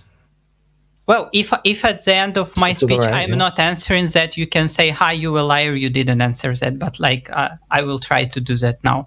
So first of all, is this a general rule? So it should be applied to every situation. There is no exceptions of that. What kind of exceptions would there be? So, for example, if we have helium and it's less dense than the air, it goes up. Yeah. Even if we fill the ball with the helium, it would be enough to go up, so we can actually observe it. But for example, if we have the nitrogen and nitrogen... it becomes buoyant. What do you mean buoyant? Well, it's floating, buoyant. Just finish what you were saying, Imrao. Yeah. Okay. So if we have a nitrogen, it's less dense than the oxygen. But the air that we breathe, it has the mix of oxygen and nitrogen, and actually it has more nitrogen than oxygen. But if the nitrogen would go up, we will have the layer near the Earth. It's just oxygen because it's more dense. We will have the layer of the carbon dioxide because it's even more dense than the oxygen, the nitrogen, and other gases. Then we will have some layer of the oxygen. Then we will have a layer of a nitrogen. So the same thing with helium. But with helium, it works. It just goes up. And with gases like nitrogen, it doesn't go up. It rests in the mix with other gases. So that was my question, and that was my example. What was the question? Can you? Why does the nitrogen why doesn't it go up if it's less dense than the oxygen? There are no layers. You are having a dynamic mixture we call air. Because it's in motion, it's constantly mixed. And that mixture has a relative density. If you float a balloon, you have to apply the relative density of the gas that you put in the balloon with the balloon itself. That is the equation you should use. And then you see what goes up and goes down. Yes, but if you add also helium gas doesn't go up and down like that. So that explains that it doesn't work always. So it doesn't apply. We were talking about things, solids and liquids. Gas does not follow the rules of density and buoyancy. If you release the helium without a ball, just release it in the gas room. Doesn't observe those rules. It goes everywhere. So it will go, as a helium will go everywhere. Omnidirectional. That's right. Gas doesn't do that. We're not talking about gas. The reason why the balloon goes up is why? Do you understand why the balloon goes up? Yes. Why? Because the helium inside this balloon is less dense than the air outside the balloon, and if you add the mass of the helium, add to the mass of balloon and divide it by the volume of a balloon, it still would be less than the density of the medium. That's why it goes up. Can you say the balloon is helium, or is the balloon just a balloon, right? That is trying to equalize some equilibrium, find its resting place somewhere. Is it helium still, or is it a balloon? It's like a balloon and the helium, because you feel the. What happens to helium if you just take the balloon? If you take the balloon away, what happens to the helium? Where does that go? Which direction? I thought that it should go up. No, it goes all over the place. Okay. Right. It goes in every direction. Why does the balloon go up? Because what is the helium doing? It's being contained. I already answered that. Okay, it's not doing it. Being contained is not something that the helium does. It just exists in this form. It's not that it's actively it's doing trapped something. within the balloon, right? And it's just going to all the portions. And it's trying to do what? Right. What's it doing inside the balloon? What's it doing? Is it trying to what? It's trying to escape. Escape? Yeah. Yeah, because it wants to go everywhere, doesn't it? Yeah, it wants to go everywhere, but it cannot because it's been contained in the balloon. The only option left for it to do is to go up. Yeah. Okay. So when we pop the balloon, when we pop the balloon, the helium pow, right? Everywhere, right? Now they're just little heliums everywhere, right? But when it was contained in the balloon, it was like it seemed like the more you concentrate this thing you call helium, right? Inside this balloon, it does this thing where the balloon floats up. Same way when you put oxygen or whatever gas in a ball, it doesn't matter what gas you put in the ball and put it underwater. When you release it, it goes up, right? Does it matter what gas is in the ball? Of course it does, but like air, like oxygen, helium, it doesn't matter, right? I mean, so when the helium is inside the balloon, it's the helium that pushes the balloon up. No, it's the combination. The helium is expanding the balloon, increasing its volume, making it buoyant. That's it.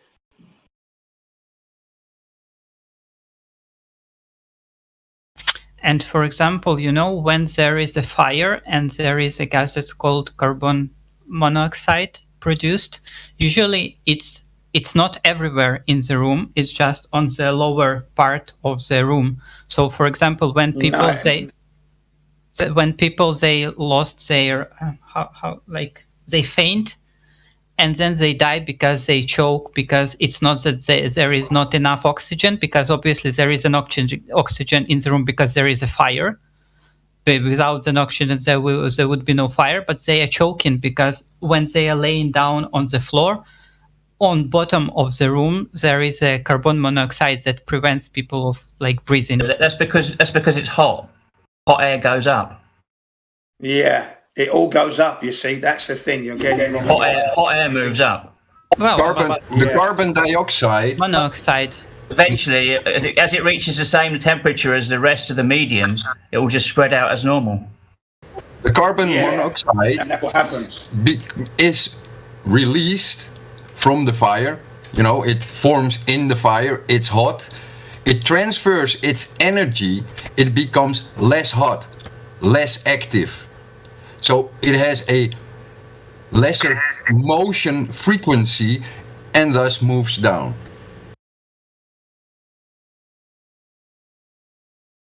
The rest of the air is being heated, so that has a tendency to go up.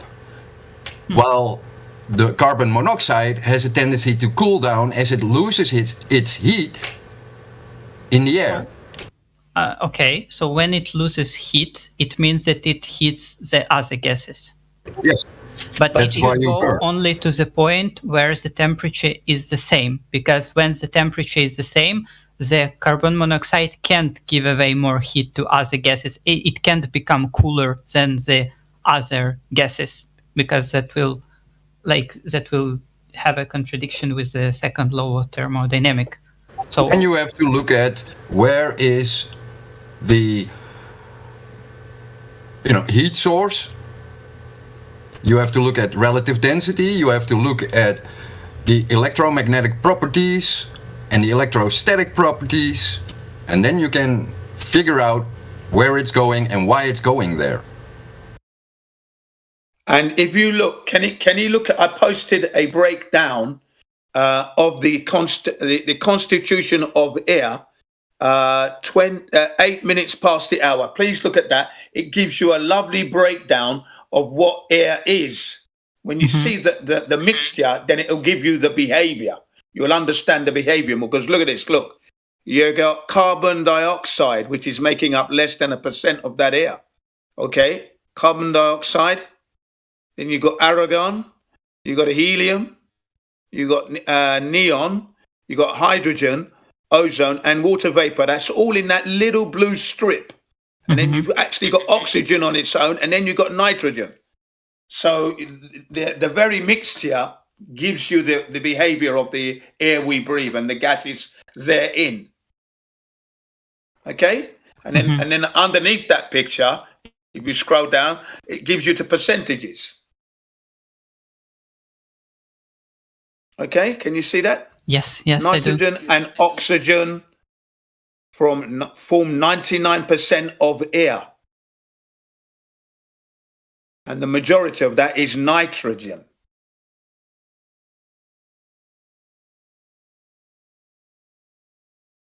So all the other gases that are therein are minimal. That's why this gas is such a gas that behaves in flux. It goes in all directions, up and down. It's flowing. It's in flux. Okay, but when you isolate helium on its own and you trap it in a balloon, it wants to go omnidirectional, but it can't. So it ends up just going up because it's the lightest thing there. It's concentrate. So it rises above the air because that's the medium it's in. The surrounding medium is kind of like pushing it up, if you will. Do you understand? Yes, but you don't have to agree, okay? Yes, I agree with everything you said. Yes, but the point is that, for example, I remember the experiment from physics, where I think it was physics in school that we did. So we had the carbon dioxide, a gas, not in the closed container, but it was in a glass or something like this. And then you could actually pour it on the candle, and you will turn off the candle by doing that. So carbon dioxide wouldn't go everywhere. It would go. No, it wasn't ice. It was you isolated it from the motion of the air. The air in the classroom is in constant motion. When you pour a gas in a glass, only the surface is being touched. So the rest can just be in, static form. So, and then you can pour it and it becomes in motion, but before the gases have time to expand, it acts like a liquid on the flame. So when I have a closed container and I keep it closed for a few days, should I expect the gases in that container to be separated according to their density, or would these gases be in the constant motion even if they're isolated from the room? So it's in a closed container. Depending on the temperature variation of that container, I would expect them to be still in constant flux, unless you change the temperature somehow. I think if you give it time, if you do it in a day, then no. If you do it in a week, then there might be a separation. But if you let it stand for 100 years, then you have a huge separation. Yeah.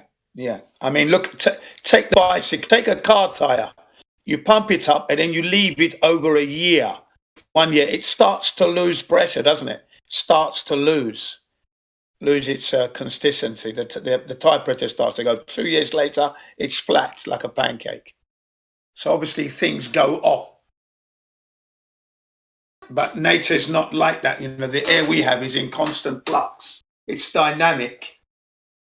It's fresh, always fresh air. That's why you go outside to breathe it. Yeah? Supposed to contain it as such, unless you're using it for something.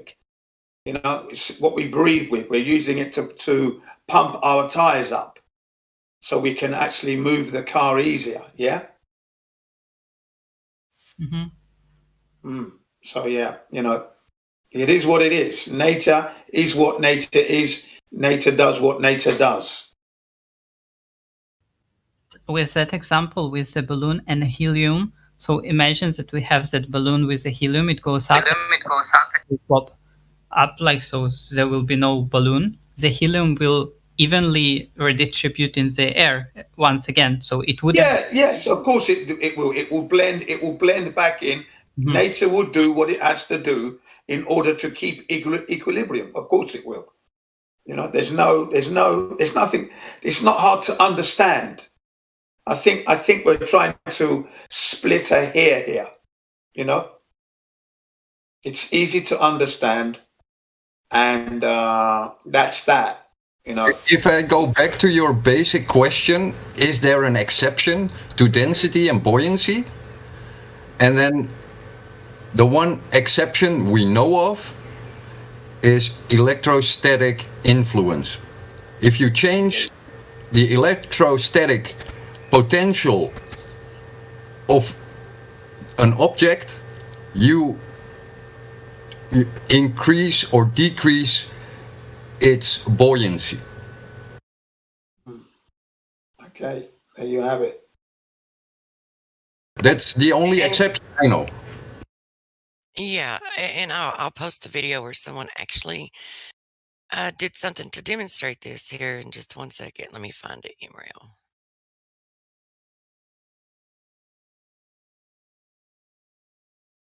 Because the Earth is indeed not a spinning ball, that's for sure.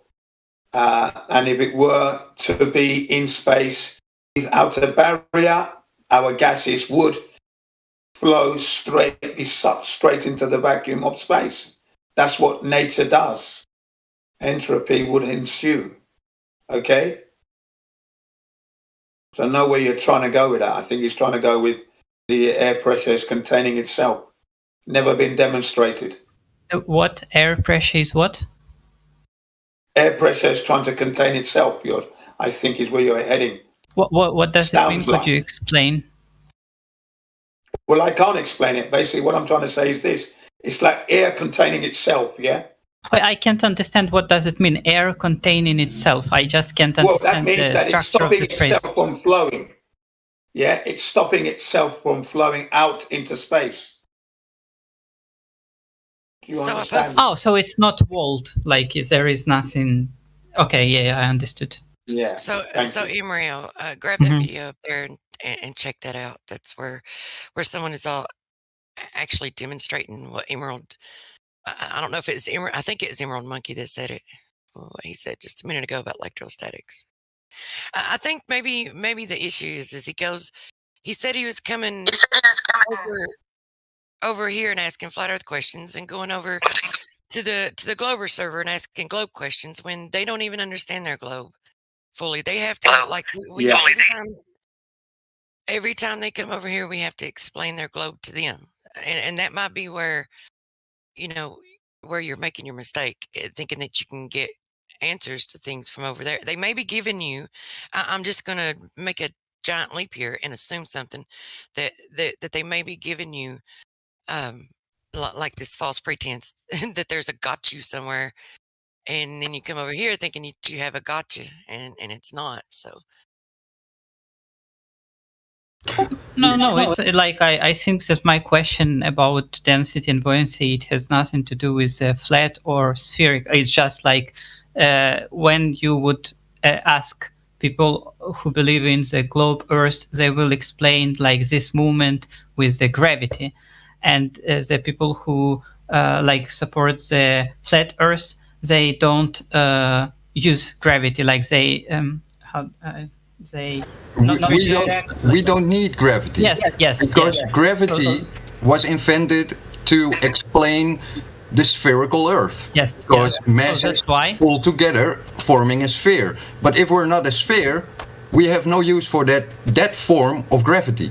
Yes. Yeah. So that's what I was trying to say. There is the same.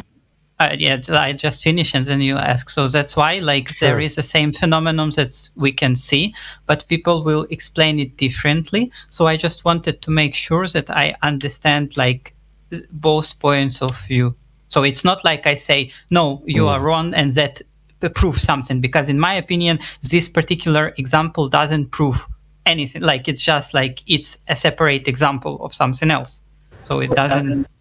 For flat Earth, gravity, buoyancy, density, whatever you want, it doesn't matter, because it doesn't change what you observe in nature regarding the surface of the Earth. That's just pure geometry. That has nothing to do with physics. You can measure the surface of the Earth, or you can extrapolate from physics and chemistry and astrophysics, whatever you want. But if you don't measure the surface of the Earth, you will never know for sure, because you're going off of assumptions from calculations which use numbers that you have not measured. Yeah, and there was someone who wanted to ask something. I was just going to say something quickly. It's clearly obvious that gravity was evoked because we all know what happens to water on a spinning ball. We knew that when we were children. You know, you spin the ball, the water flies off. You leave the ball stationary, the water rolls off. So we know this. So obviously they had to have some clever magic trick. It's known as gravity. It's that clear, like glass, like breathing air. It's that simple. When something is spinning, centrifugal force, you're going to be thrown off. So clearly they had to have gravity, which is an unproven theory. Okay? It's not even a proven theory. That's why I'm not even like asking anything about gravity or not gravity here. Like, I don't like. Yeah, good. I'm glad you said that, because if you understand that gravity doesn't exist, then you know that the ball doesn't exist. If you understand gravity does not exist, then you're in line to think logically. Yes, of course, the spherical Earth ball, which I cannot measure, I've never experienced, I've never seen, clearly does not exist. It doesn't fit. You must acquit. I will say something here that I'm almost sure that you wouldn't like, but I try to understand all these things, not like that gravity, does the gravity exist or not? I try to think, okay, if gravity exists, how is it working? If gravity doesn't exist, how it works? So I'm not like, I'm not interested in if it's true or not, gravity or stuff like this. I just interested in the general idea. Okay, some people like take this assumption, different people take different assumptions, and that's what's interesting. Like, where do they go with these assumptions? Yeah, I wanted to ask you, Imriel, when you're in your globe servers, have you ever asked the question, and if so, what was the answer? Why do you only see and observe the curvature of the Earth in a fisheye lens? I think that the answer to that would be the. Just 1 second. I'll just. Translate the word I want to say.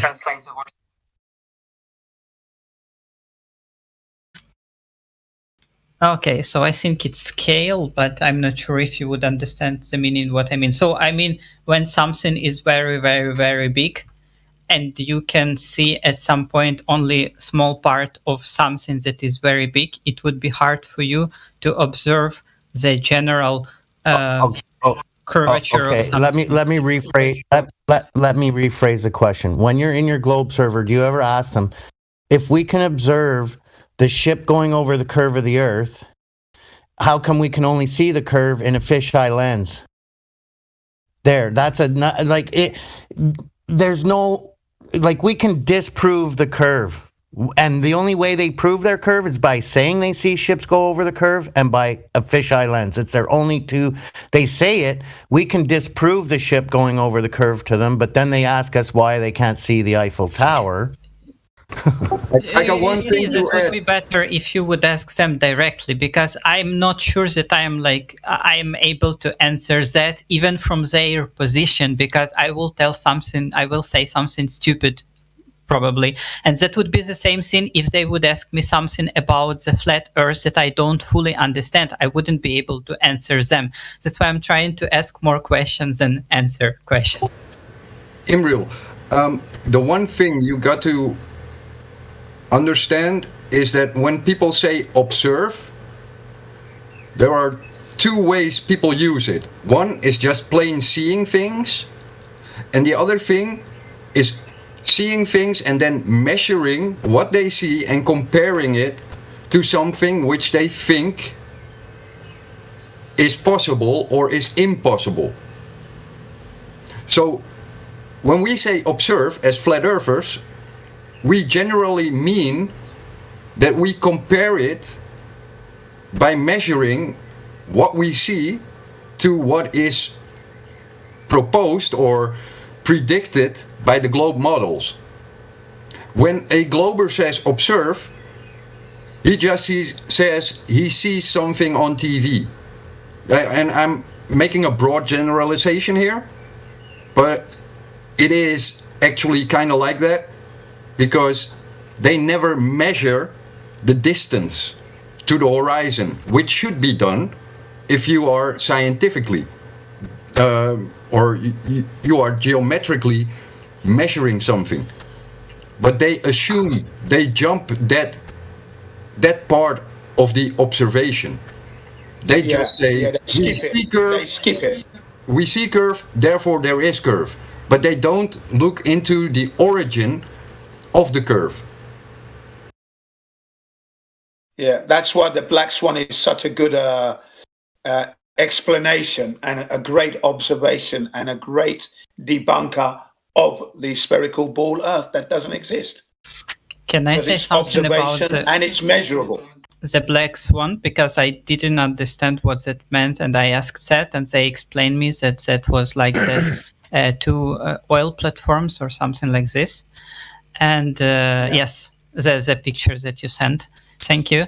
I actually heard someone asked them about this, and the answer was there was some like in some conditions you can see it, in other conditions you can't see it that way.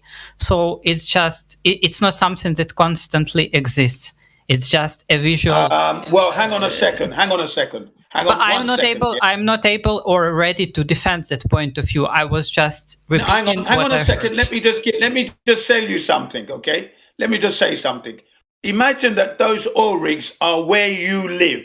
They're actually your home, your mum's home and your home, okay? Now, we know the distance to the home because you can Google it and it's been measured. It's on a map. So if it's on the map, it means it's been measured. So that location exists, regardless of what the globers are saying, yeah? So whether you can see it in the fog or not see it, we know it's there because it's been measured.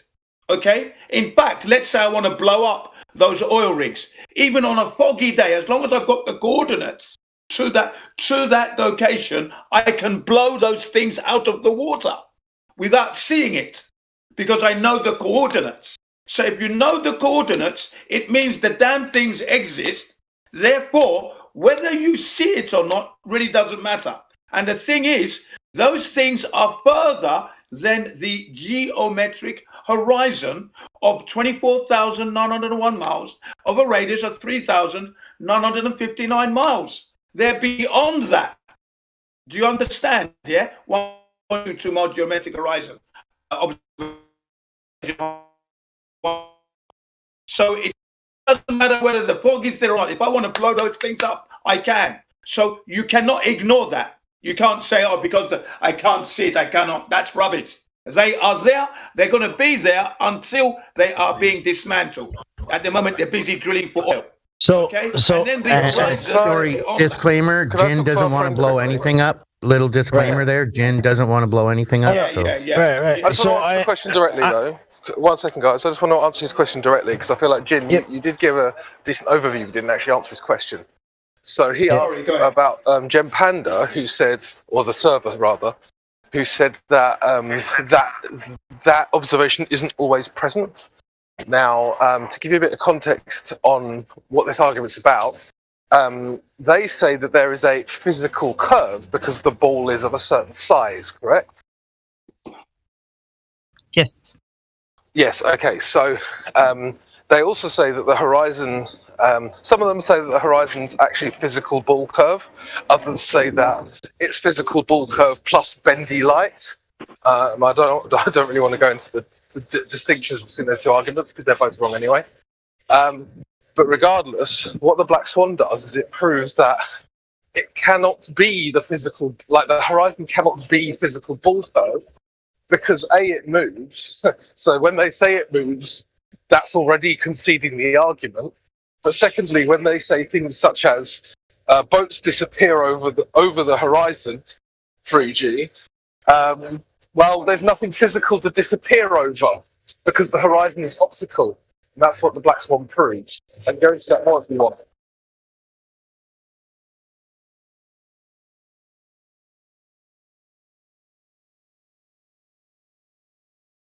Did I cut out? Yeah. No, I think they're just soaking it in. We're waiting for a response. No, I'm not arguing with that. And like my personal opinion, this part with the ships that go in behind the horizon, like this, it's one of the least interesting things about the flat and globe Earth. So there is, it might be a proof, but it's not very it's just a simple, I don't know. It's very simple. There's nothing to understand. That's what I want to say. It is the only proof because it shows the geometry that the globe predicts is not there. Yeah, okay, but I mean, it's the same thing that is repeating constantly, and that's why, I don't find it interesting enough to speak over and over again about the same thing. So but there is something else that might be also interesting because what I think. But can I say it? You asked that question and I answered it. So if it's not interesting, I don't know why you asked the question. No, I wasn't asking that question. I just said that because I've been asked a few times about what that people usually answer if you ask them something. And that was exactly one example what I heard because it was, I think, the day before yesterday because I didn't even know what Black Swan meant. So I asked what it is and they say that because there were two people. One was defending the flat Earth point of view and another one was defending the globe Earth and they brought up this subject and they were discussing it. That's why I'm not saying that I don't understand that or I don't agree with that. It's just Are you a fisherman? A what? A fisherman. What is a fisherman? Like a person who fish? No. Yeah, because you're saying this is not interesting enough and all the other things are red herrings. They have no relevance to flat Earth. Flat Earth is about the measurement of the globe model compared to what we experience in nature by measurements. That's it. All the other things are red herrings, and you're fishing for red herrings here. Okay, I will try to. I can explain. We spoke earlier. We spoke earlier in chat, and this is what you were saying, right? You were saying that the horizon changes. That's what you're saying now, right? You're saying the horizon changes. Is that what you're saying? Can I firstly answer the statement that Emerald Monkey said, and then I can answer if you wanted to ask something. So, yes, please. Thank Go you. ahead. So, Emerald Monkey, when I say that it's interesting or it's not interesting, it's not that I'm trying to find some point where something will prove something that, oh, you see, it's wrong, or you see, it's right. No, it's just I'm genuinely interested in the whole concept, and to understand the whole concept, it would, for me, it's not like it wouldn't change anything in my life, but I just you can't say that. Interesting. No, you cannot say that. Right. No, So you can't say that. It's true for me. No, you can't, because the reason why you can't, right, is because you haven't accepted flat Earth as is. That's why you can't say that. You don't know what's going to happen. Go on.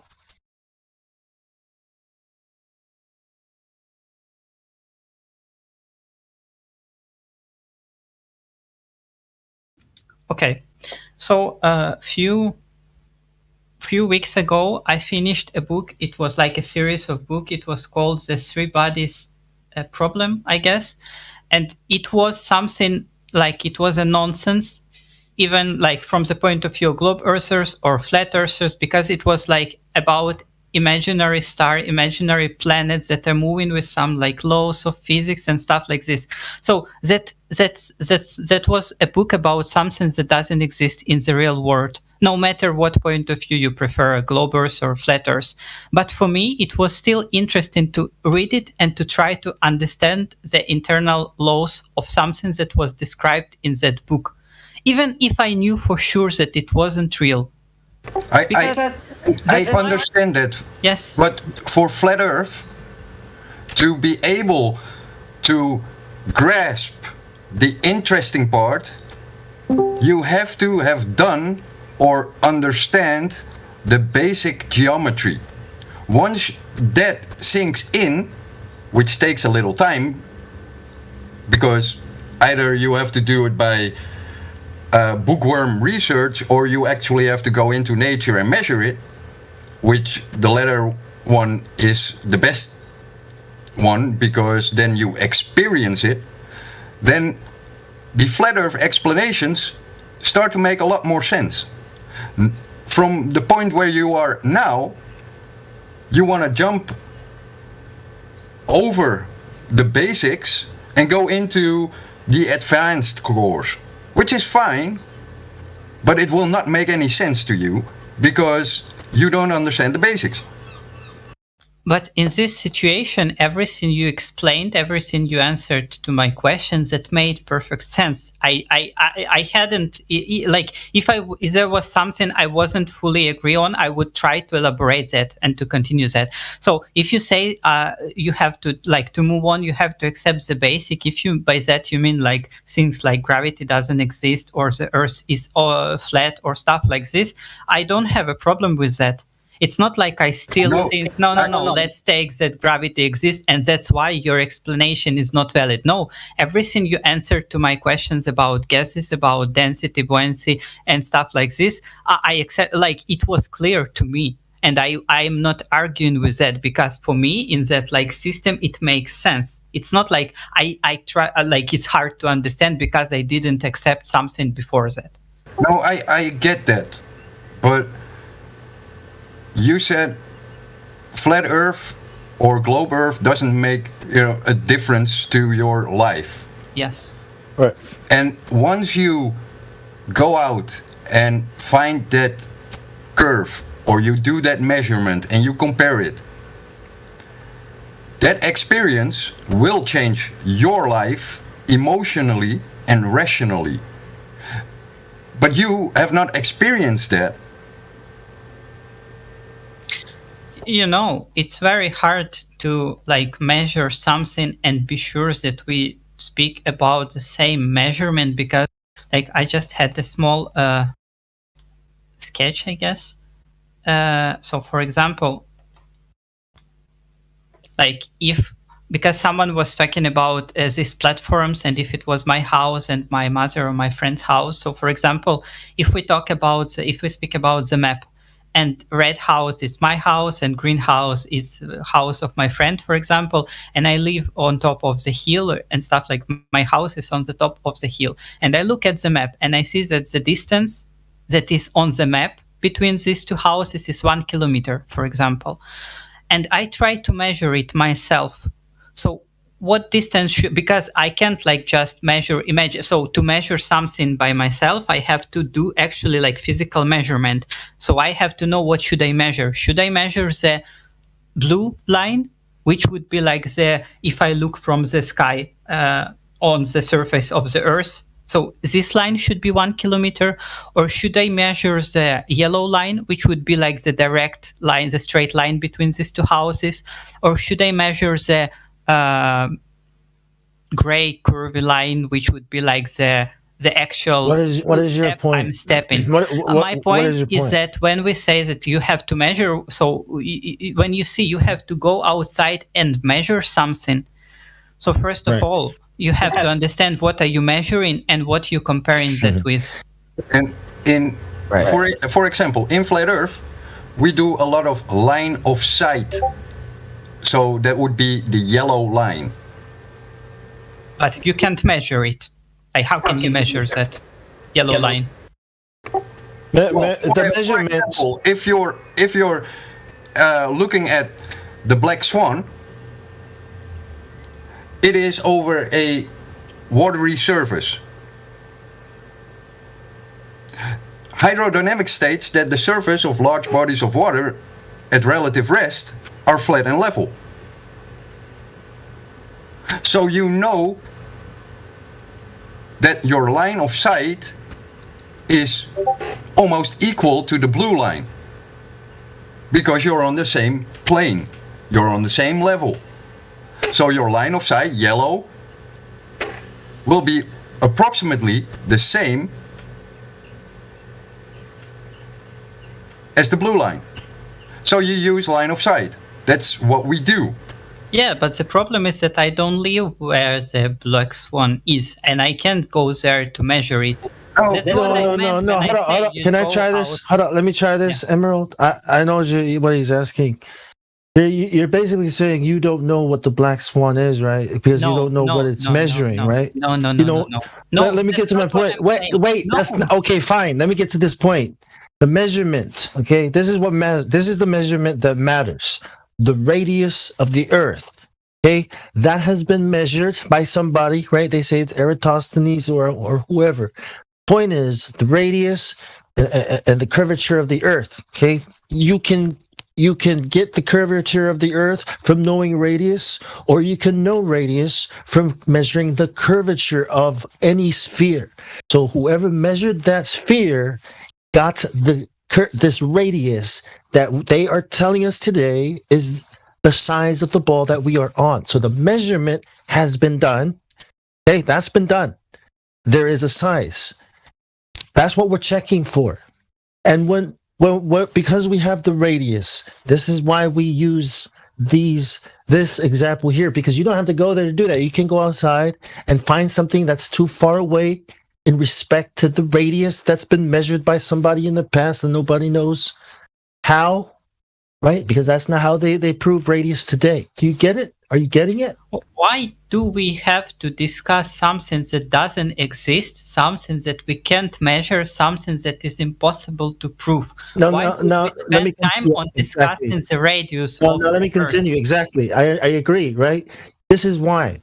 Because in school, we're taught that the Earth is this, okay? And that science, all this crap, there are aliens, the Big Bang, we evolved from monkeys. All that comes from the idea that the Earth is a ball. And people think crazy, stupid ideas about who they are and what they are, where they're going. They're told they're monkeys, they're told they're specks, they're told they're expendable, right? Because science and the progress of whatever that means. That's why. Because we're being fed lies. And the flat Earth uncovers a lot of these lies. To discuss the truth, then that's what we're doing. Yeah, so let's just forget about the radius of the Earth that wasn't measured directly by anyone yet, that is impossible for us to measure. And like, for example, for me, when you say, well, for example, there is a picture that old Jude sent about like measurements are empirical and stuff like this. And there is like a line and you can see the distance between these objects. And going back to the picture that I sent, when I look on the map, like I look at that map and I see that the distance between two objects is 1 kilometer.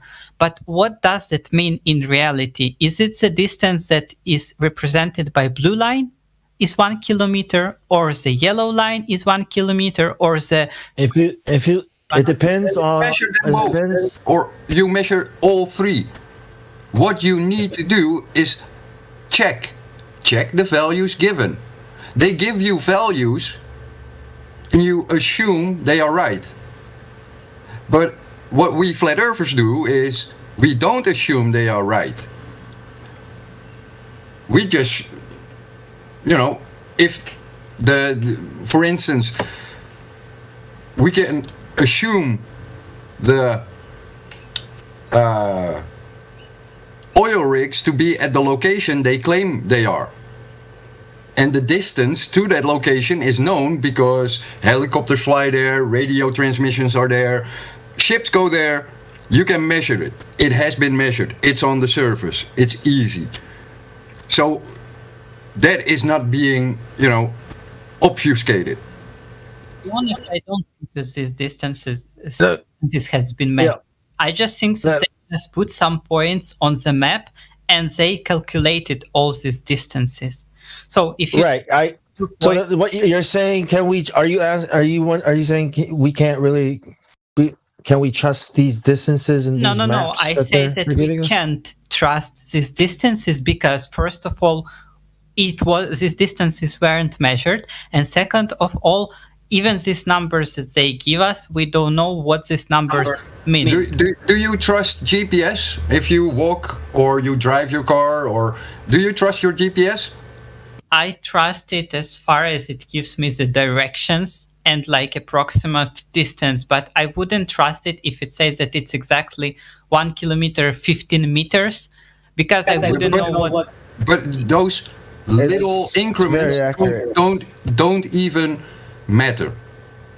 If you're 10 meters off or you're 100 meters off, once you deal with the horizon, it doesn't matter if it's a few meters more or less, because the horizon is fixed according to the globe.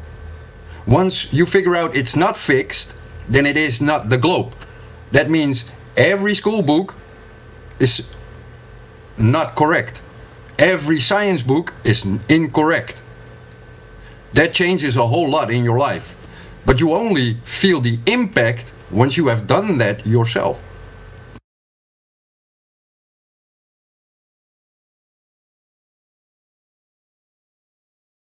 Imagine we have a basketball and a ruler, okay? And then we take this ball and this ruler and we take some pins, and then we put a pin on one side of the basketball and we put another pin like 90, one on the north pole, one on the west, right? So now it's 90 degrees, right? And you take the ruler and you put the ruler and see if you can make the ruler touch the other pin. See, right? If the earth is a ball, you shouldn't be able to see that other pin. This ruler should not touch that other pin because it's on the other side of this ball. Does that make sense? Mm-hmm. And that's what you see when you go out in the real world. You see that you already know the radius. And you already know that with this radius, I shouldn't be able to see things that are on the other side of this ball I'm on. But there it is. There they are. They're not even curving away. They're not even leaning away in respect to the ball. They're just standing straight up. And when you go up, you see it. You see all of it. And the horizon is now way back there, which means it's a plane. And if it's not a ball, what are the implications? What does that mean, as far as science and what you're interested in? What does that mean? How does it change? Oh, okay. Can I ask you that? Do we know the radius of the Earth? If you are asking a flat earther, there is no radius. Okay, if you're asking a glober, there is radius. It's the Earth is still round, even in the flat Earth.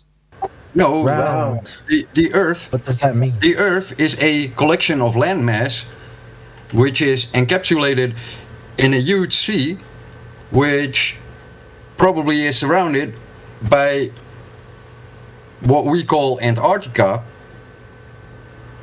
and it follows the path of the sun and the landmass of Antarctica. And this landmass of Antarctica, isn't that makes a circle, and we're inside that circle?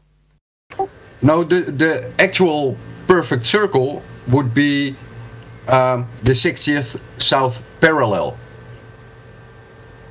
The landmass of Antarctica is irregular. It's not a circle. Yeah, so it's not, once again, it's not a perfect circle, but like the perfect fence. We know if there is 1 kilometer, 10 kilometers, the Earth is huge.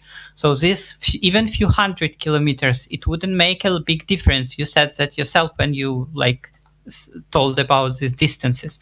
So is it approximately circular, or is it? No, the approximate circle is the 60th south parallel. And do we know the radius of that approximate circle? Even if it's not globe, there is still a radius, because radius can be applied to flat bodies as well. I don't know from my head, and I never measured it, because I don't think it's useful for me to know from the North Pole to the South 60th south parallel what the distance is. Yeah. But that is your radius. So take a ruler and measure it. Well, and that was where, that's the point where I was trying to go. So, if you would ask that, if you would be asked that question, would you try to be able to answer that? Would you try to measure it, or would you try to use the GPS and calculate that?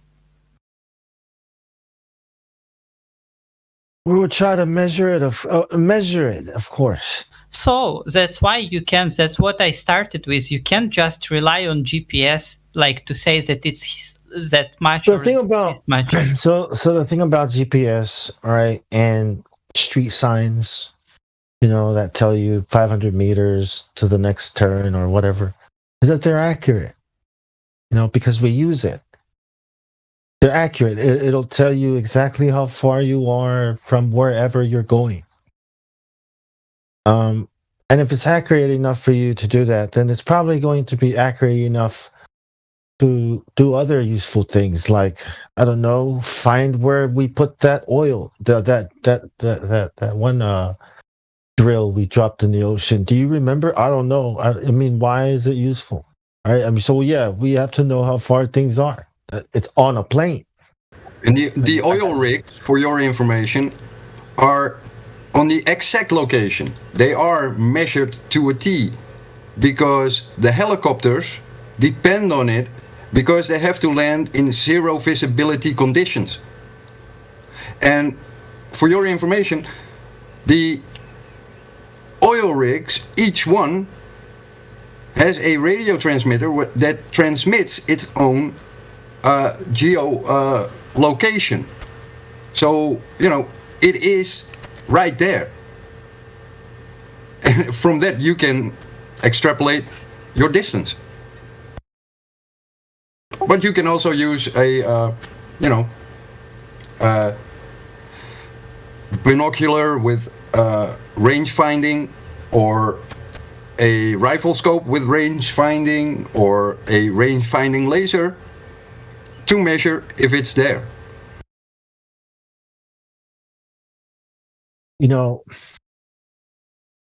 When all this is over, right, and you think back to this day, okay, and you're a flat earther or whatever, right? You're gonna remember, wow, it was like the earth, the oceans, and the flat earthers were literally yelling it in my face. I was just like, what, like, you know what I mean? Like, think about it. Like, nothing. There's no anywhere of a ball, nowhere of a curtain, nowhere. And you know, all it's saying is this flat. It's flat. It's flat. You're like, oh no, ball, because you know it's too big. I was like, how do you know it's too big? How big is it? Don't even know, right? You don't even know who measured it. So how do you think it's a ball? Go ahead. Yeah, well, you know, a lot of people say, well, you know, I live in an area where I cannot be at the beach and measure the surface of the water. But if you're in a mountainous area or somewhere with distinctive landmarks that you can see in the distance, you can still do the same test. Because you take the map, you know, the geographical map of your location, and you measure out the distance, line of sight, because you can see the object in the distance. Then you can measure your distance, and then you can compare it to what you should be able to see on the globe. And it's simple as that, regardless. You know, it's always a line of sight measurement in the end.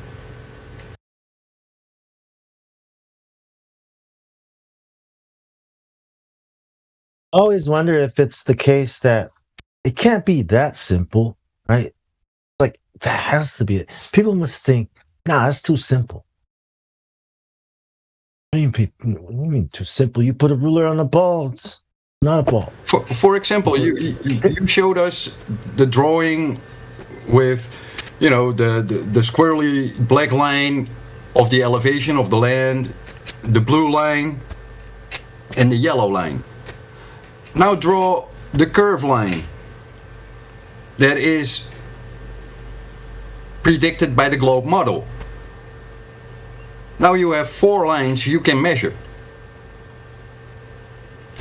If the globe line doesn't fit in your measurements, you cannot measure it in reality, then you know there's something wrong.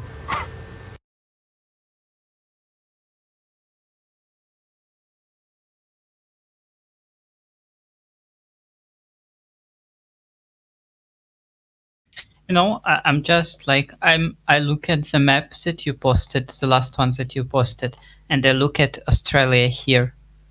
And like, once again, just to illustrate what I mean about GPS and stuff, if you look at this map, and if you think that it's okay, maybe it's not accurate to meter, but like at least it gives you the idea of proportions and stuff like this. So you see that Australia is like approximately 3 times more long than it's wide. And if you look at the GPS and the map of Australia that is promoted by the Globe Earthers, you see that it's like, it's not even 2 times, it's not even 1.5 times, it's like something like. How do you know how big Australia is? How do you know how big Australia should be? Yes. Is there a map you're referencing? Yeah, let me. I'm just comparing 2 maps. I don't know what is it in reality. I'm just comparing 2 maps. So not all flat earthers agree on any map, like, or model. Yes, most flat earthers go with this one. Yes, yeah. That's why I'm not telling that one of these maps is correct. I'm just saying that between these 2 maps, there is a huge difference. And if you like think about that, you would think that if they like expanded or they shrinked Australia 2 or 3 times just to fit in all that GPS that they providing, so it's not like few meters, it's few times difference of what actually that might be. You know how many people live in Australia? Do you know? The thing about Australia is that you can drive from one end to the other on one highway. If the distance doesn't fit, then in reality, then the gas mileage in Australia would be very different for the same type of car than in Europe. So, okay. So do you think which map is closer to the reality? If it's relatively easy to measure, the maps that you posted, or the maps that is like an official map, we would call it like this. The map that I posted is an official map. It is. It has been used for navigation. So what is an official map? All maps are distorted, and I don't claim that the azimuthal equidistant map is correct, but it's just an illustration of how it can be. Yeah, but I mean, if it's distorted, you see that on this map that you posted, it's quite long, so it's few times longer than it's wide. Yeah, but I don't know for real. Yeah, you don't, but you said that it would be quite easy to notice that huge difference because you can use one road to go across Australia. Yeah, but I don't live there. But my point is, if you use a globe, for example, and let's say the depiction on the globe is correct for the land masses, then the distance between the continents becomes different. So if you sail from Australia to Madagascar or from Australia to South America, that would be a huge distance that no one notices because no one sails that distance directly. They always go by angles, and you have fair winds and you have bad winds. It's harder to measure. So they can do whatever they want with the landmass on a map. And I don't care, because a map is just a piece of paper. Oh, we have technology. Well, as technology improved, so did the maps. So nowadays we have drones and balloons that can stay up there forever and actually, monitor in real time. LiDAR. Yeah. The point is, the radius is given, and you can find two locations that the distance, right? You know the radius, you know the distance.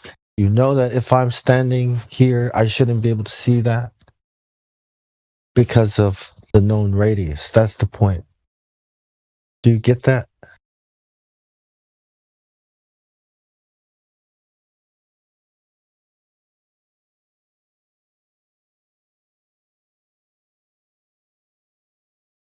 Are you saying you do not know how to measure distances? You're not sure if you can know how far something is from you? I say that I'm not definitely I'm not able to measure some distances in the scale of like continent or even not that much, but even the distance between two cities, I wouldn't be able. About 10 miles. Can you find maybe something that's 10 miles away from you that? And how would you measure that? Or imagine that situations? I don't know. You got to get creative. I mean, this is where you got to get resourceful and creative. Did you ever measure something everywhere? Like this yourself? Of course. I live. What did you measure? You live on a mountain, dude, right? No. You said that. Well, no, I do. I said it's not a mountain. It's a hill. I live on a hill, and I can see pretty far, all the way to Sydney. And I'm in Western Sydney, and I can see all the way to the city. Things that I shouldn't see, because you know why? If it was a ball, it should be facing a little bit angled away from me. I mean, I shouldn't even be able to see it because of that, because it's on the other side of the ball. Okay, so you said that you measured it. How did you measure something there that is 10 miles away from you? I drive to the city a lot. I catch the train there a lot, and I know how far it is. Well, I trust that I know how far it is, and that the distances that we use work, and a lot of people that use. So you measured the length of the path that you actually passed. You know GPS, right? Signs on the road that tell you distances, even Google Maps. You know, Okay. So if you call I that trust that measuring, those I are will. accurate. I trust that those are accurate because we use them all kinds of industry, travel Okay. industry, everywhere. In that case, I misunderstood what you meant by the word you can go out and measure it, because like I thought that you were talking about actually taking like a ruler or something like this. It's the second time I've been told off about it. I apologize. I always I always observe. That's the word. It's the second time I got told off for it. I'm sorry. Yeah, observe, So in right? that Because case, the I agree measurements with have you been there. made. Yes, I understand what you mean. In that I hope case, that we I didn't just waste all this energy on that. Damn. My bad. Are you serious? Like, yes, because all the time when you said you can go out and measure it, all the time I thought that you like. I'm sorry, man. Yeah. So if you said that, like, explains it. Yes, I agree with you. So what? So observing, you get Some it. things you can measure, because, for example, you have this simple tool. You know, I have it easy. I live near the coast, and you know, I live at or below sea level, so everything here is flat.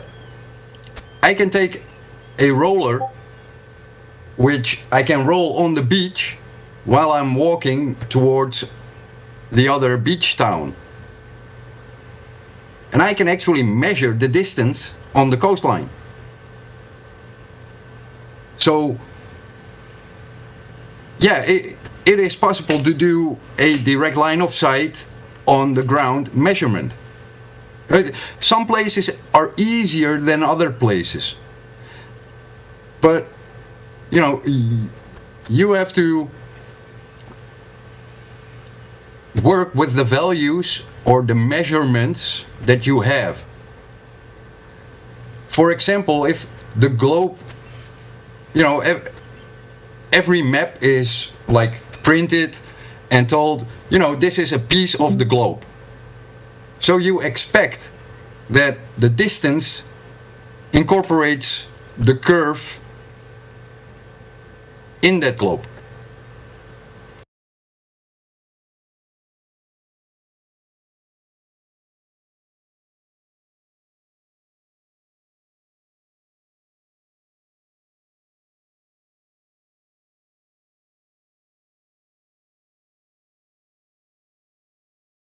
And sadly, he had to leave. Oh. Man. I wonder if he's going to go measure something or observe something. Yeah, he's just in denial. You can clear case of classic case of cognitive dissonance. I'm in denial. I don't think he's in denial. I think he is in the process of realizing. No, seeing possibilities. You know, if it is like the ice is starting to melt, you know. Yep, it certainly is. Right to crack. If he can understand buoyancy and density, how we explained it, then he can also realize that we're not fooling around. Yeah, I just think he's having difficulty accepting what he's being told. That's what it is. The realization. Yeah, you know, it takes time, you know. He said that he doesn't. He said it won't change anything in his life. I think a lot of people feel that way. Yeah, but you know, that's the experience. Like when I started with Flat Earth, you know, I started the same way as he did, looking at the red herrings, and I could understand it from a bookworm perspective. But it only hit me when I started doing my own measurements and my own observations. That's right. Right. Have y'all seen failure?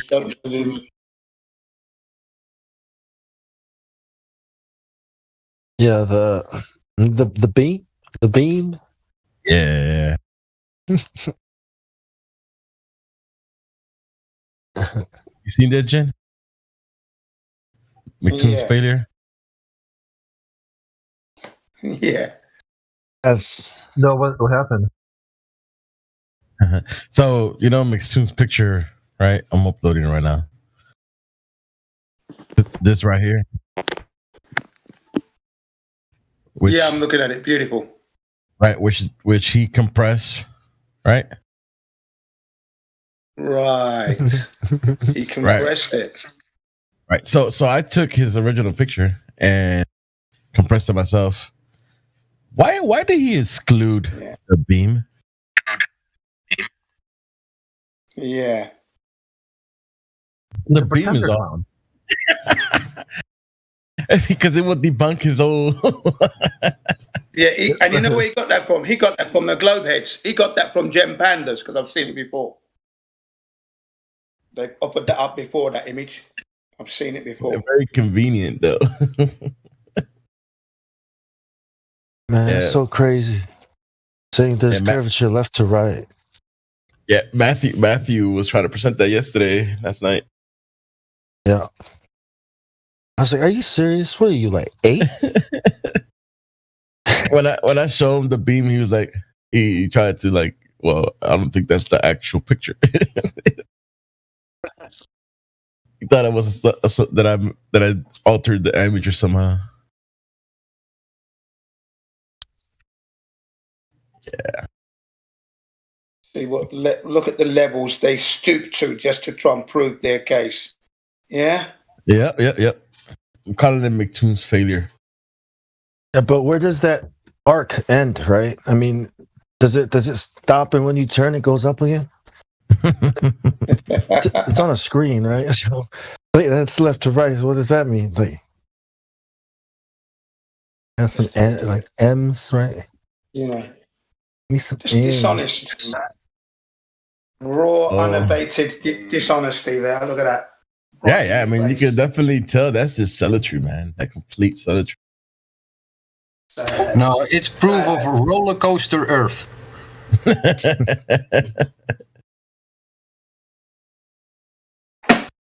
What a sad person. So that curvature must also exist front to back, right? Yeah. Has to. Nope, just sideways. No, if you really zoom in, you know, till the last pixel, you can see his own ass while he's taking the picture.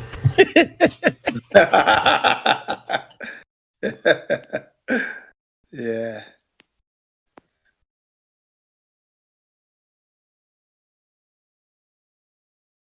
I mean, they're just stupid. What did Einstein say? Was it powerful enough? Yeah, the Rumpus. The Rumpus said, with a powerful enough telescope, you'd be able to see the back of your head. I think that's a close for Einstein, though, man. You can see history. You can go back. You can see back in time or something like that.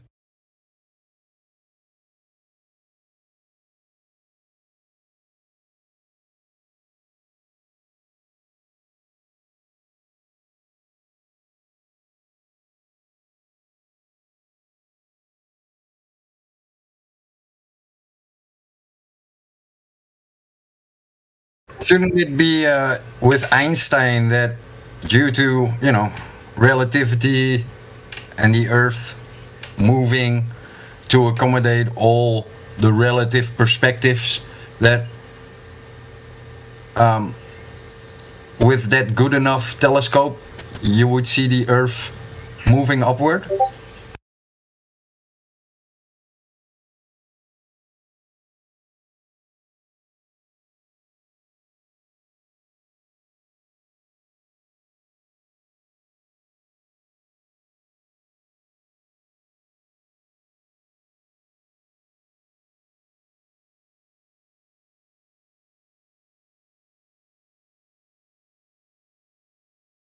That was Einstein. Einstein said if we had a powerful enough telescope, we could see the back of our own head. Did he say that? Yeah. Man, fucking troll. I throw a pie at him. Pie in the pie face. He must be the original troll. Well, yeah. You know when they call you an Einstein, right? They're calling you stupid. Are they being sarcastic? I don't know. I mean, are they?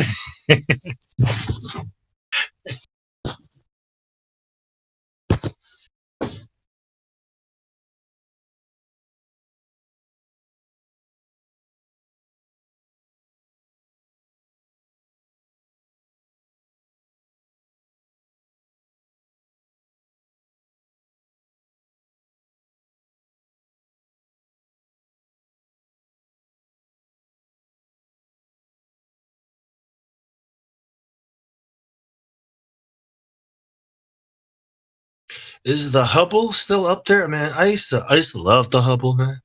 I used to search the internet for Hubble images, and stare at them like, how many days did they point it at this one spot to get all these galaxies? Is that a galaxy? Wow. It's like looking at seashells, it's like, this is real. This is real. Poor child.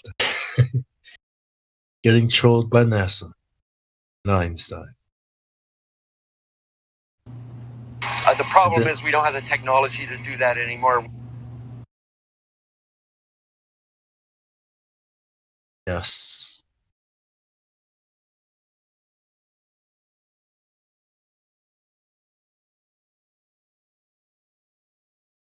Good old 1969 tech.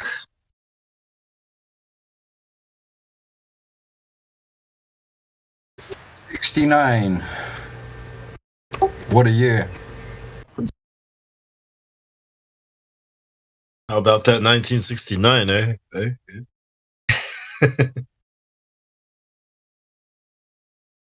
Goddamn hippies. Oh my.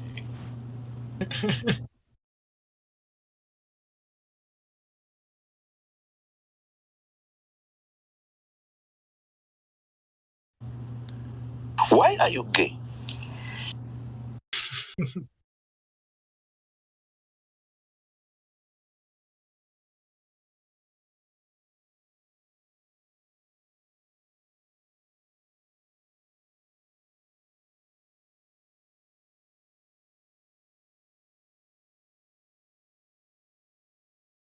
But it's good to hear your voice again, Batman.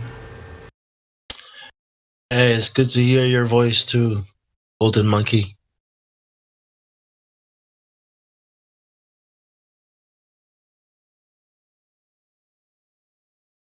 Earth number one.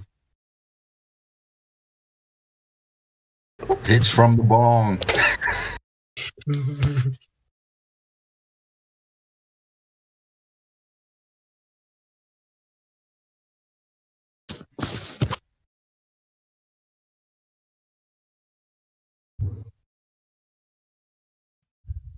So yeah, look at that. He left out the most important part.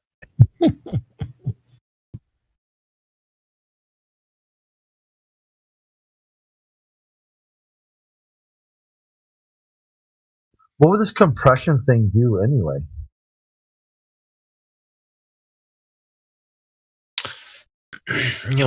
To be honest, I have no idea what I'm looking at.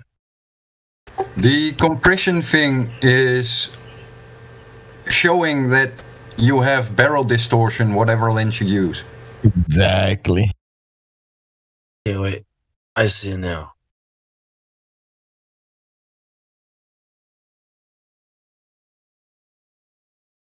Yeah, that's all it is barrel distortion. Then they want to say, no, it's curvature. Well, is the beam also curving? See, I don't know why they even do this, because the top photo, the very first photo, they'll tell you with a straight face they see the Earth curving there. It was funny, man. It's not even level, bro. If you look at the right corner of the picture where the blue meets the red, and you look at the left, it's like all lopsided. So one is higher than the other. Right side is higher than the left side. Yeah. So the whole thing's not even level. You look at he used like a couple rocks.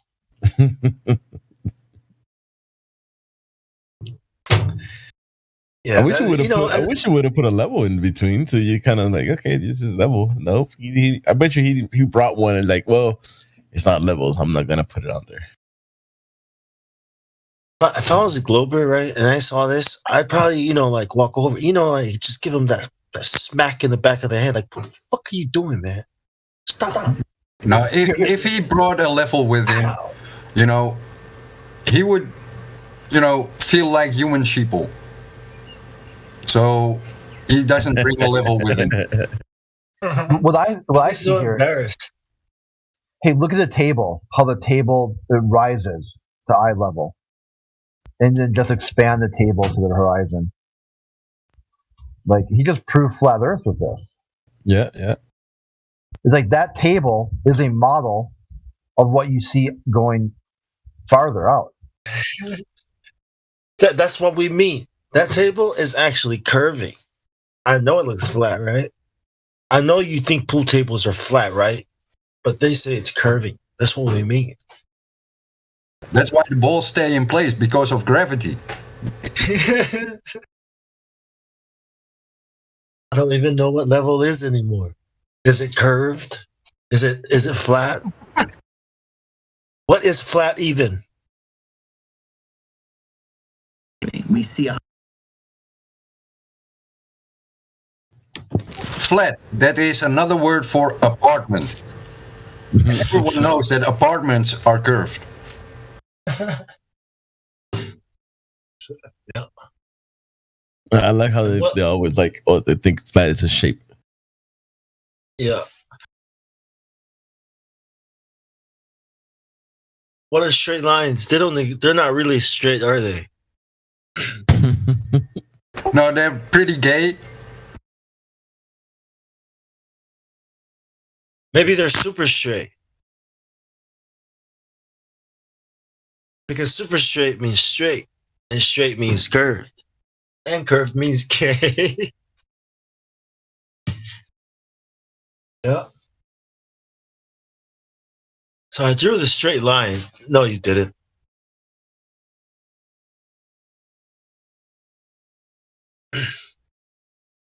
In that way, we can go to elementary school and just tell the elementary teacher, hey, you just proven flat Earth. You drew a straight line. You followed the lines on the paper, right?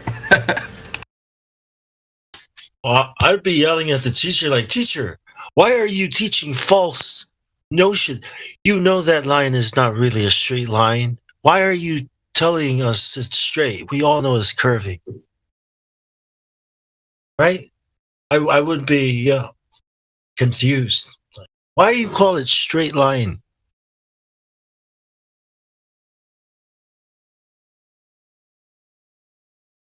That is, not so SJW of you, teacher. I'm sorry. Did you say 180 degrees? Yeah. That doesn't exist. You have to you mean 180.000000001 degrees, right? What? Because there is no such thing as 180 degrees, teacher. Lines curve, right?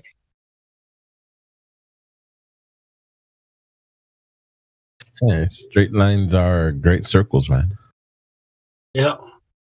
I'm looking at my guitar strings like. There will definitely be your guitar string are definitely spherical. They're bending. Well, it just looks like they're not, but. And great circles, those are round. And because they are round, they must be spherical, right? Yep.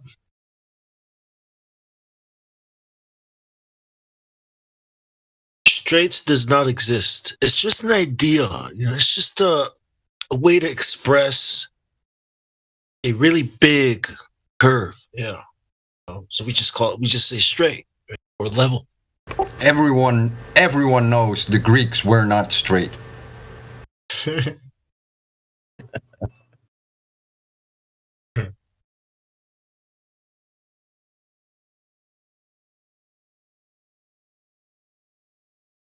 Yeah, man. Man, yeah, man. And then, it's flat, but then, in space, it's like a ball, man. Yeah. What? Yeah, it's flat, but in space, it's a ball, man. It's flat, but it's a ball. That's what you're saying, right? Yeah, man. You know how the horizon, it's like Play-Doh, One time the horizon is there, and the other time, if you squish it, it's right up to your face. Yeah, man, like that. Exactly. Or you can tell how flat it is by how triangle shaped it is. Exactly. You can tell you're spinning by how still and not spinning it is. Yeah, man. All that. Bro, Up is down. I'm gonna need some shots for this. Salt sea, man.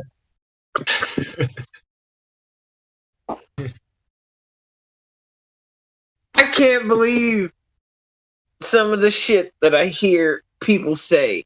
I can't believe that it's coming out of the mouths. You can tell it's real because it looks so fake. Right? You can tell it's real because of the lack of evidence for it. And because it looks so fake, yeah. You don't understand the spin of the earth, man. You don't understand the spin of the earth, man. Babies need to adjust. That's why they can't walk when they come out of it. That's what I'm saying, man. It's happening, but we know how to deal with it. You know what I mean? It's like it's not even there. You know what I mean? Like that's why it's awesome. Who was that? Who was that guy that said that, man? That's what I remember. You can tell it's you can tell it's BS because it looks like poo and stinks like hell. That was a singer, man, for a while. The babies can't walk because they have to adjust. They have to adjust for the rotation of the earth or whatever. Babies have to adjust. That's why they can't walk. That's why. I just posted the meme. Snap! Look, she's falling to the right because it's spinning to the left, bro. Yeah.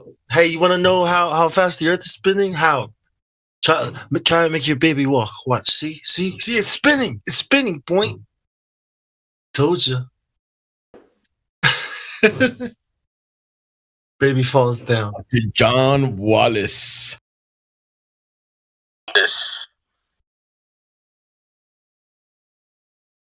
John Wallace. Is that you? Is that you? I'm kind of curious. Since psychological warfare is a war crime, why isn't everybody suing the schools? There is a distinction between education/indoctrination and psychological warfare. No. Yeah, there is. Yeah, there is. Because no. Yes. You have a choice of education systems, at least where I live. And you can opt to educate your kids yourself. So you choose, personal responsibility to have your kids being indoctrinated. That's upon the parent, not the education system. They just do what they are told. And there is no obligation for the kid to be there.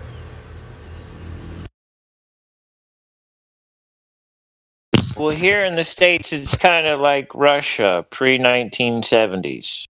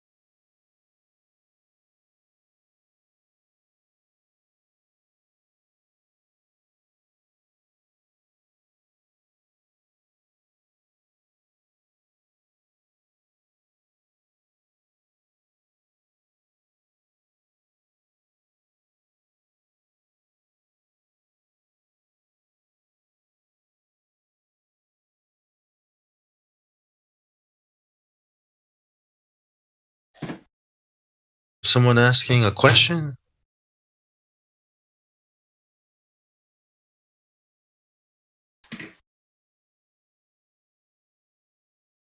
Is there a Globie in the house? Holla-die-yay.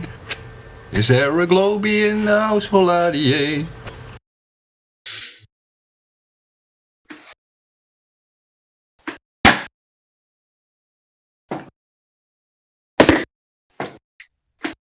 Sorry about the background noise, guys. Just mopping up the floor.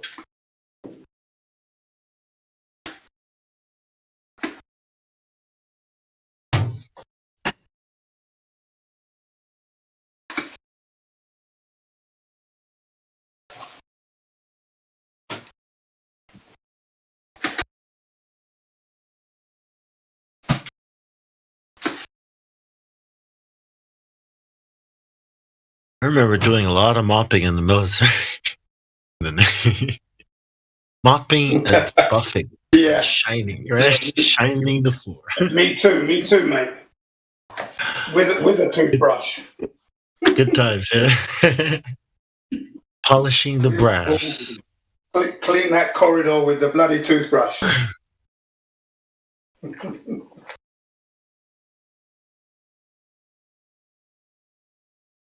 I'm not using anything special. A little bit of bleach and a little bit of washing up liquid that you use to wash the dishes. That's it. That's all you need. And then put the mop in there and just clean up. I actually wash it twice, and then I use another towel to dry it, so it gets dried right off the bat. Ladies and gents, I recognize a couple new names here in the chat. We've got God01, Jewel, Plotted, Shallow Rambo. Couple new names in the live stream. Welcome. Try. Welcome to the server, guys. I think God01 is 95% there. I think 98 maybe. Oh, he's there. Well, he's there, isn't he? He's there. He was on earlier this morning. Yeah. Well, welcome back. Welcome back. I didn't hear you this morning, so welcome back anyway. I think Jewel doesn't have any roles. Same with Plotted.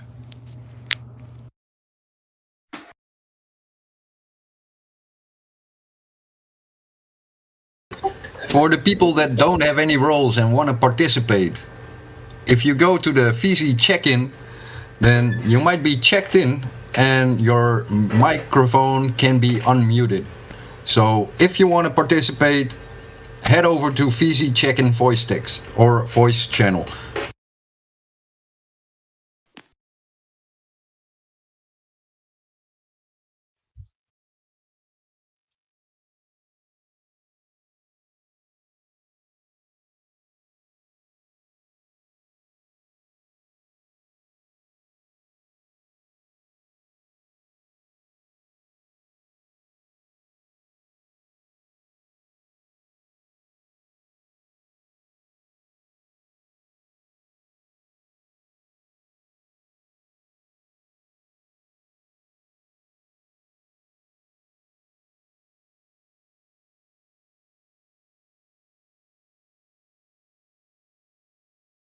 It's interesting that you have a choice of education there.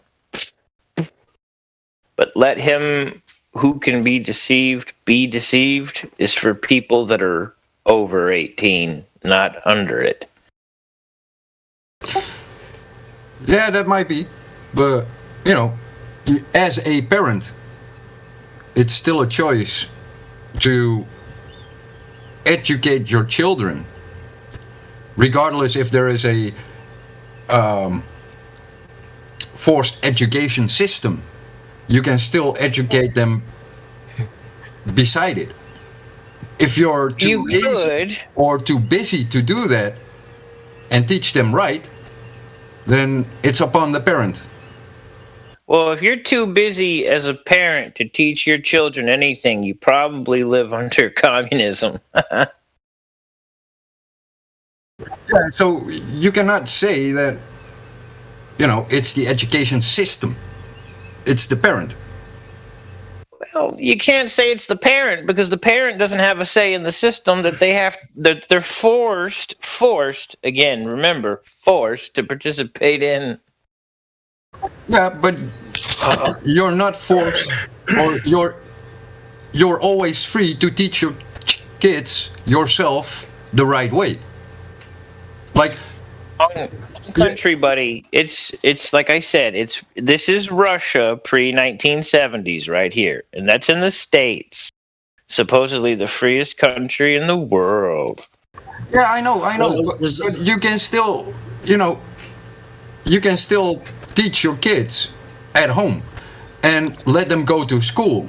But when you got time together, you can still go out and perform long distance observations or help them with their homework and correct them where their homework needs correction, and explain the difference between what you teach and what school teaches and expects of them.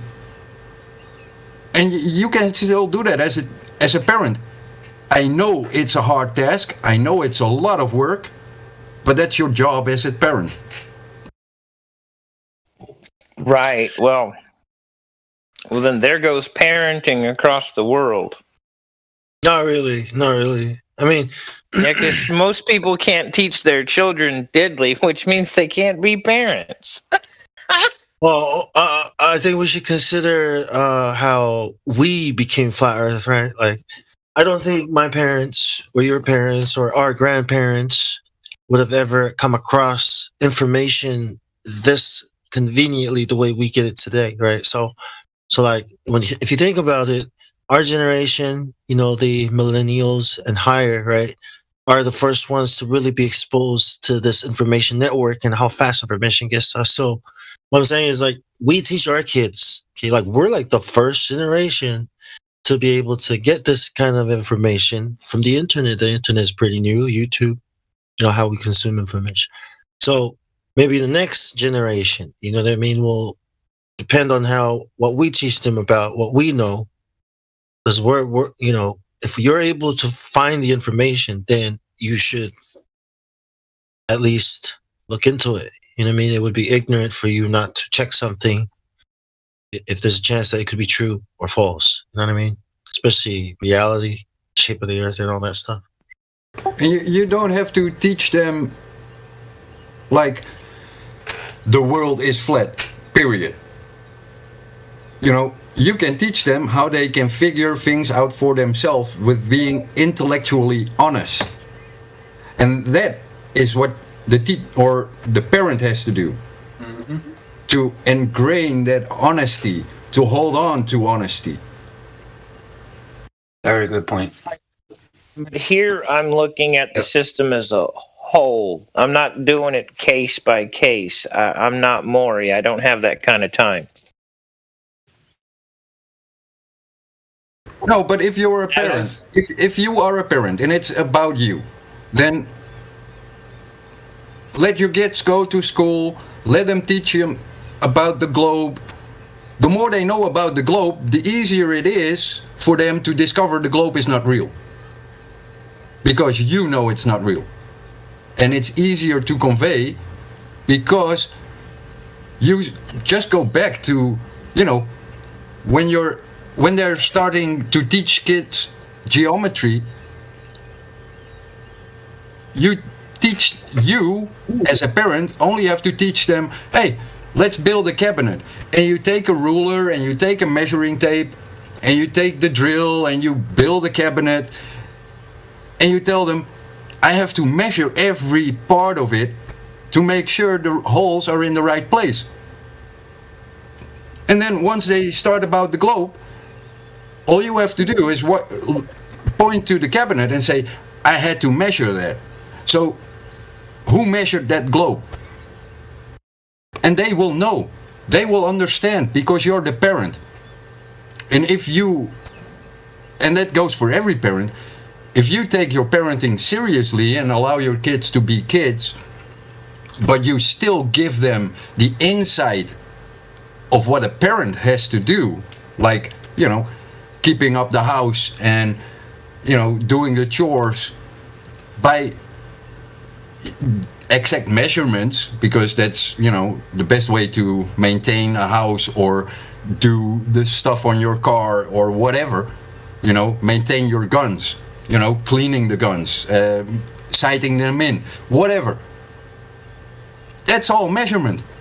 So all you got to do is say, well, hey kid, fine that you believe the globe, but let's go out and measure it. Let's have a good time in nature.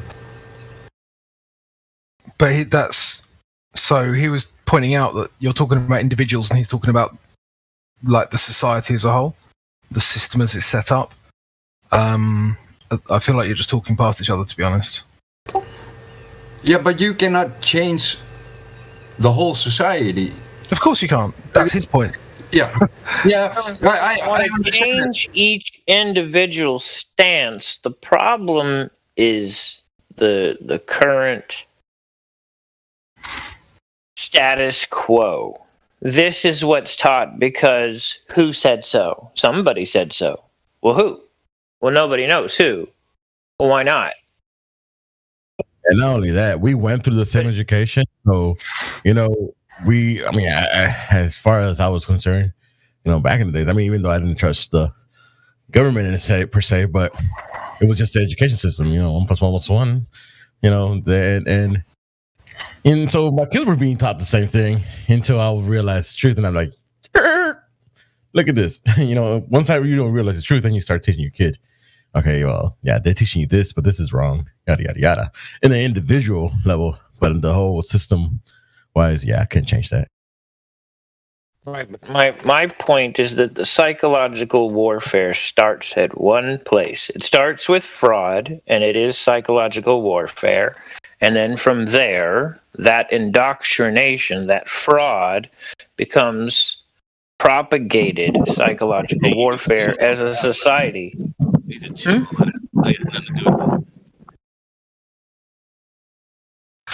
Fraud is saying that he had nothing to do with it.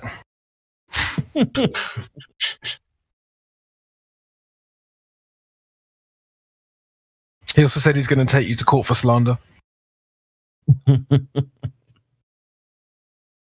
Yeah, I mean, what I was saying is, yeah, you're right. I mean, it starts at home, but when you're indoctrinated with the same information, you're not going to teach your kids something different that hasn't been taught to you until you actually figure it out yourself. No, but you know, like I don't have kids. I probably never will have kids, but I'm not saying you have to go against what they teach them at school. Use what they teach at school, like the basics, the basic of reading, the basic of math, the basic of geometry, the basic of chemistry, the basic of physics, and all the other things. Keep it basic and keep emphasis on the basics, because that is what is used to distort in later time. So when they teach them about, you know, you have to measure stuff because at woodwork or whatever they had to measure things, you can use that part later on, when they have, politics, the globe, statistics, or what have you, and you say, hey, how did they measure it? And if, you want your kids to pass school, because if they don't have a chance of a living or an easy way of survival in this society. But you can teach them based on, the basic principles.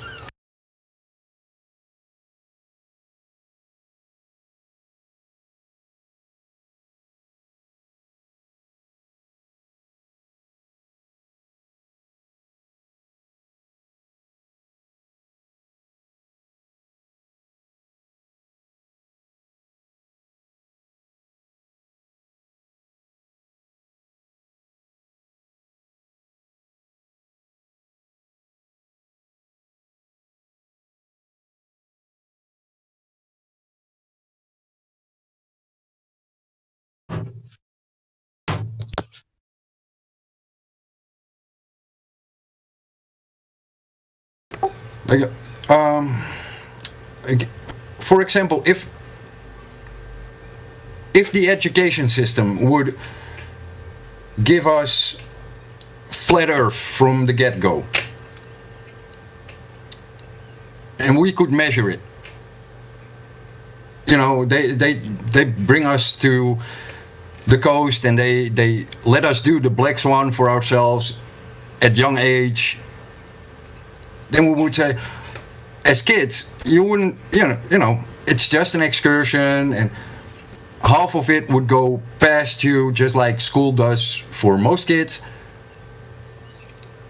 And then it's just an accepted reality, which means that you haven't learned anything, you just accepted it. Right now, they get taught the opposite, without verification. So you can teach them something valuable as a parent. That is probably easier than, getting them to do the same school stuff in your spare time, which they don't have any interest in, because it's not exciting.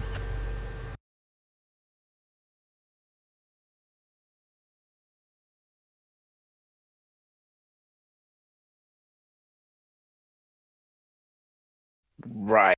I see why he says we keep talking past each other. Because I started one way and I stayed on context, and we're not on context. So I get it. I get it.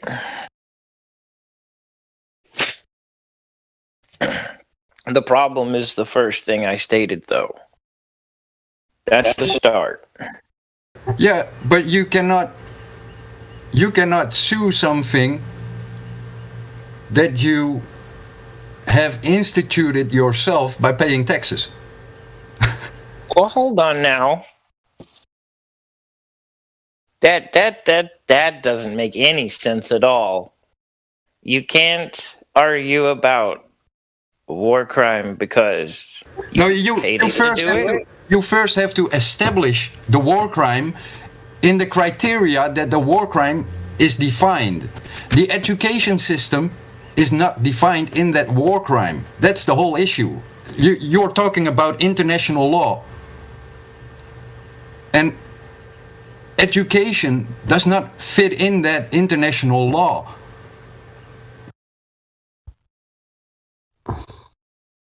You first have to build the case to point it out in a legal manner that it is what you claim it is. Oh, well, that's easy. It's easy for me, but I've studied law for quite some time. And once you've done that, you can present it. And then it has to be proven and accepted that it is. Because proclaiming a war crime is something other than having it proven in a court of law. That's why, you know, war criminals walk free because they never get to court. That's why the Americans, George W. Bush, signed a treaty or a law in the United States that American soldiers cannot be held at the International Court of Law for war crimes in The Hague at consequence of war with the Netherlands. So how are you going to do that when, as an American, you cannot even bring that to the valid court? Dude, what the hell are you guys talking about, man? This is the most boring thing I've ever heard in my life. No, it's not, bro. It's actually very important. Well, what are we talking about? It's more important than you'll ever know. Then bring it to your local court and see if they deal with it. But I guess if you talk war crimes, you have to have a declaration of war to assume a war crime of psychological warfare. So we need to know about war crime. Is that what you guys are saying? I started it out with the education system being psychological warfare. Back on that, because war crimes, that's just silly, dude. Seriously. But psychological warfare of any kind, or fraud, use of fraudulent material to use psychological warfare. Being set up. I mean, you can't do anything against being set up. If you get set up, you're set up. You better just hope you can find a way to prove your innocence. I mean, other than that, you're pretty much screwed. Talking about what they're teaching and use that as, you know, psychological warfare, right? Am I wrong? Yes. Yeah, I stick with maxims of law. I keep shit simple. What started in fraud will always be fraud. Period. Well, a fraud is a lie. Lying to somebody over and over and over and over and over again is psychological warfare. It's proven in psychology. And now you have to look at your local law, which permits propagandizing the population. It is illegal to propagandize the population. How are you going to prove that? How are you going to prove it?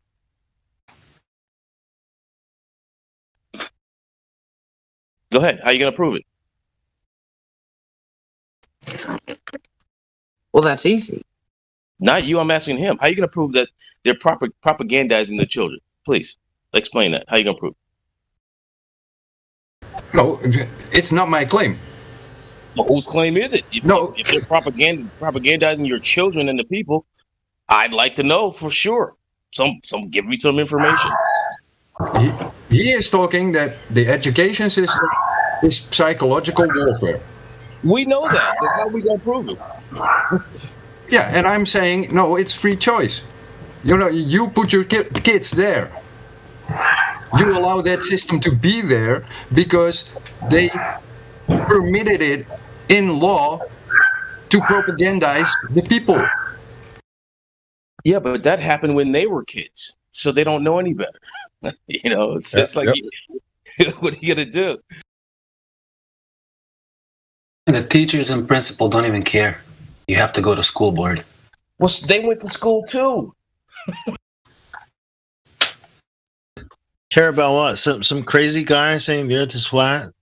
Yeah. They don't care. They wouldn't even meet with me. Yeah, and they also don't care about the crazy guy who thinks he lives in Neverland.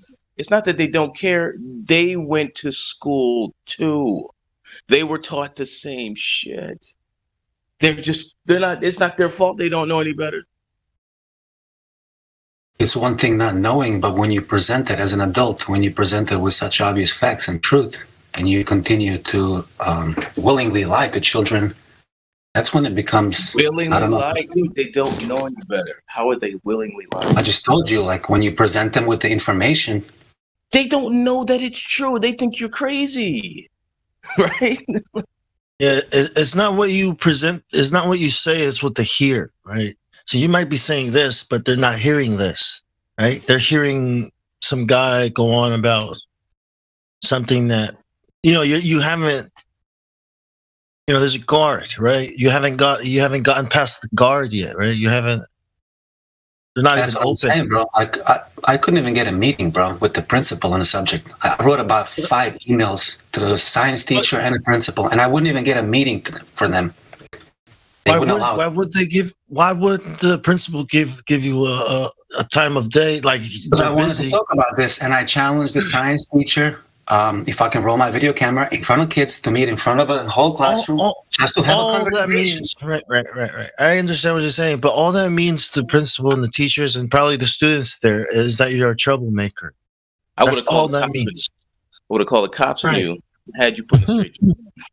Right, man. These are like students, right? These are parents brought their students here, and we're like the staff is responsible for the well-being of these students. And then there's this guy that's going around trying to debate us about what we have to teach to them. I wasn't even asking for debate, bro. Conversation. Well, it's not the staff, it's not the teachers or the principal that you should be going after. They're just doing their job. You should go after the Ministry of Education or whatever government body creates the curriculum. That's where you should be focusing. Not even that. You should go to the top where it comes from, where the information comes from, the Royal Society or the Royal Institution, the people that tell you what science is, what is and what is not. You should go there. Has anyone done that? Anybody want to jump in? Anybody want to help? Think about this. You can discredit them. Vlad, think about this. You just asked a teacher that you want to go in front of their students to challenge their education. So you're pretty much challenging the authority of the teacher at that point. So why would you agree for you to come and say, "Oh yeah, come here, challenge my authority"? Because the first few emails would discuss the things, and like they kind of like told me that they're okay with the program that's being taught to kids, So we went back and forth, and I wasn't gonna debate, bro. I just wanted to share the information. I wanted to talk to everyone, And after so many emails, they started ridiculing me, And the next thing, I took my kid out of school. You will have to have that conversation with one-on-one with the teacher, not in front of the kids. You're assuming that the information that you're trying to share, right? I wrote a personal email. You're assuming that the information that you're trying to share with them is like why almonds are good for you. That's what you're trying to share with them. They don't want you to share. Their jobs are on the line. Like they're just doing their jobs, though. And if you are, if you don't, I see what you're saying. Like I said, that's why I felt helpless, bro. There was no other thing but to pull my kid out of school, and now it's been a year and homeschooling, and that's it. And that's no more public schooling. That is the only way to go, because you are not responsible for the kids of others, nor is it correct to assume responsibility for other kids, because you circumvent the responsibility of the education system that those parents of the other kids have put in them.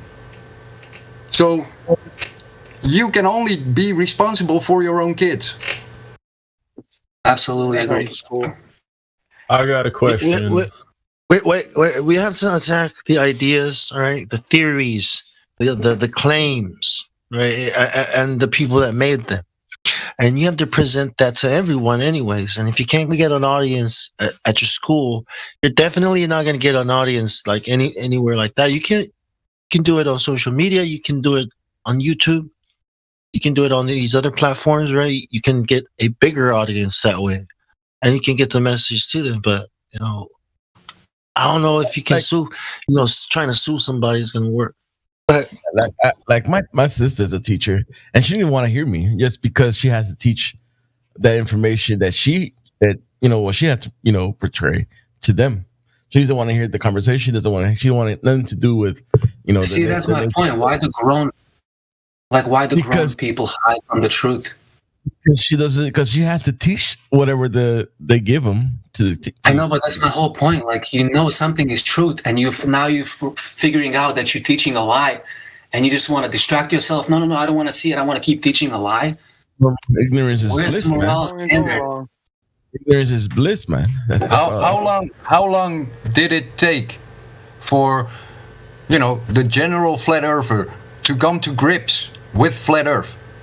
You think you can do that in a an hour class?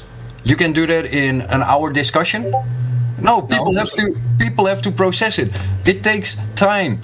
So, but you have to want to process it first. You have to want to, bro. Like, you can't, like I said, most people see the truth and then right away realize it's the truth. But no, I've been believing this lie all this time, and no, I'm gonna keep teaching the lie, keep believing the lie. I'm just gonna ignore you. How is this possible in grown men and women? Where's the moral standard? They don't know if it is a lie. That's the whole point. They do not know. You sowed a seed, let it sprout. You sown a seed in their minds. If it comes to fruition, then it comes. Otherwise, it's dead soil. Accept it. Okay. Yeah, accept it. Accept that that's the way it is, and that there is a better way, right? I mean, there are ways. I got a question. Some people take like 4 or 5 years, 10 years. Go ahead. Okay, now listening to all the flat Earth stuff has got me more interested in physics than I have ever been. I've just gone on the internet and looked at like YouTube videos and stuff, textbooks people recommend, and right away they get into gravity and what was it?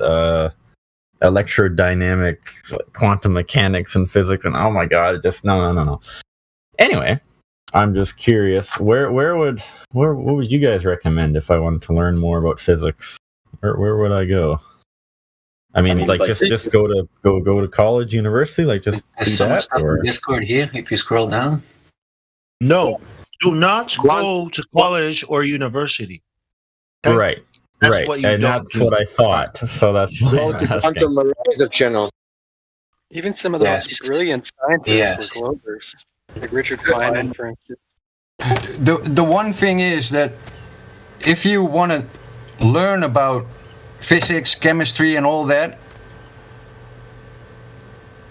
you can do a lot of things at home yourself. But keep it simple.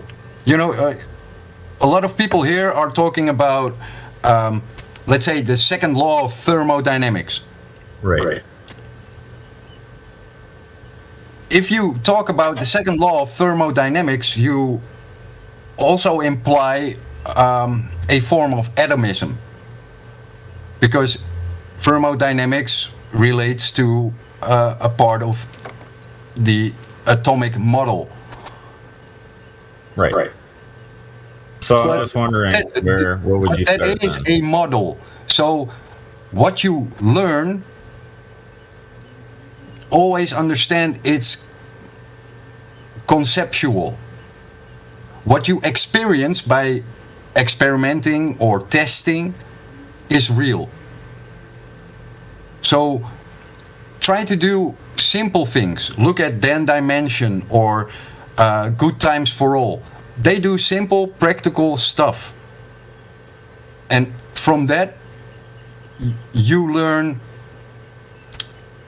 the basic principles. The exact details, what they want to figure out in quantum mechanics and all that kind of stuff, is all based on equations and mathematical trickery. So see how far you can go yourself and then look for more. Right.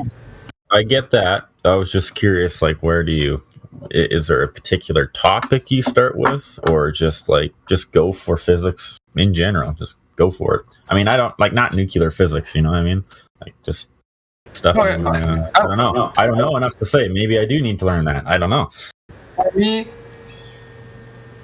I would say take your basic education books. You know, the first 2 years of chemistry and physics.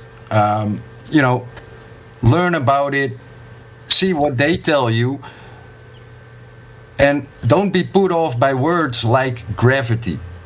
Right. Just translate it to fall speed, and it becomes a lot clearer.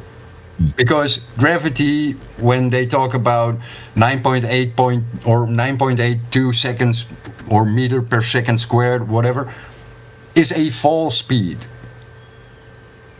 and nothing more. If you change the medium, the gravity also changes. So, understand that, and then it's easier to read, even though it's off-putting. Okay. And from there, you can, you know, you can dive deeper for how much you need it. Right. Because a lot of stuff does work, because we got engineers building great buildings and all that stuff, and doing, you know, mechanical chemistry and all that kind of stuff. So there must be some truth in it.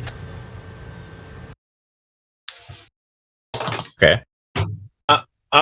I would start, to be more specific, I would start with curvature, like understanding how spheres work, level, you know, all that stuff, and the spin of the Earth. You know, then we have these 3 points, and how vacuums or how pressure works.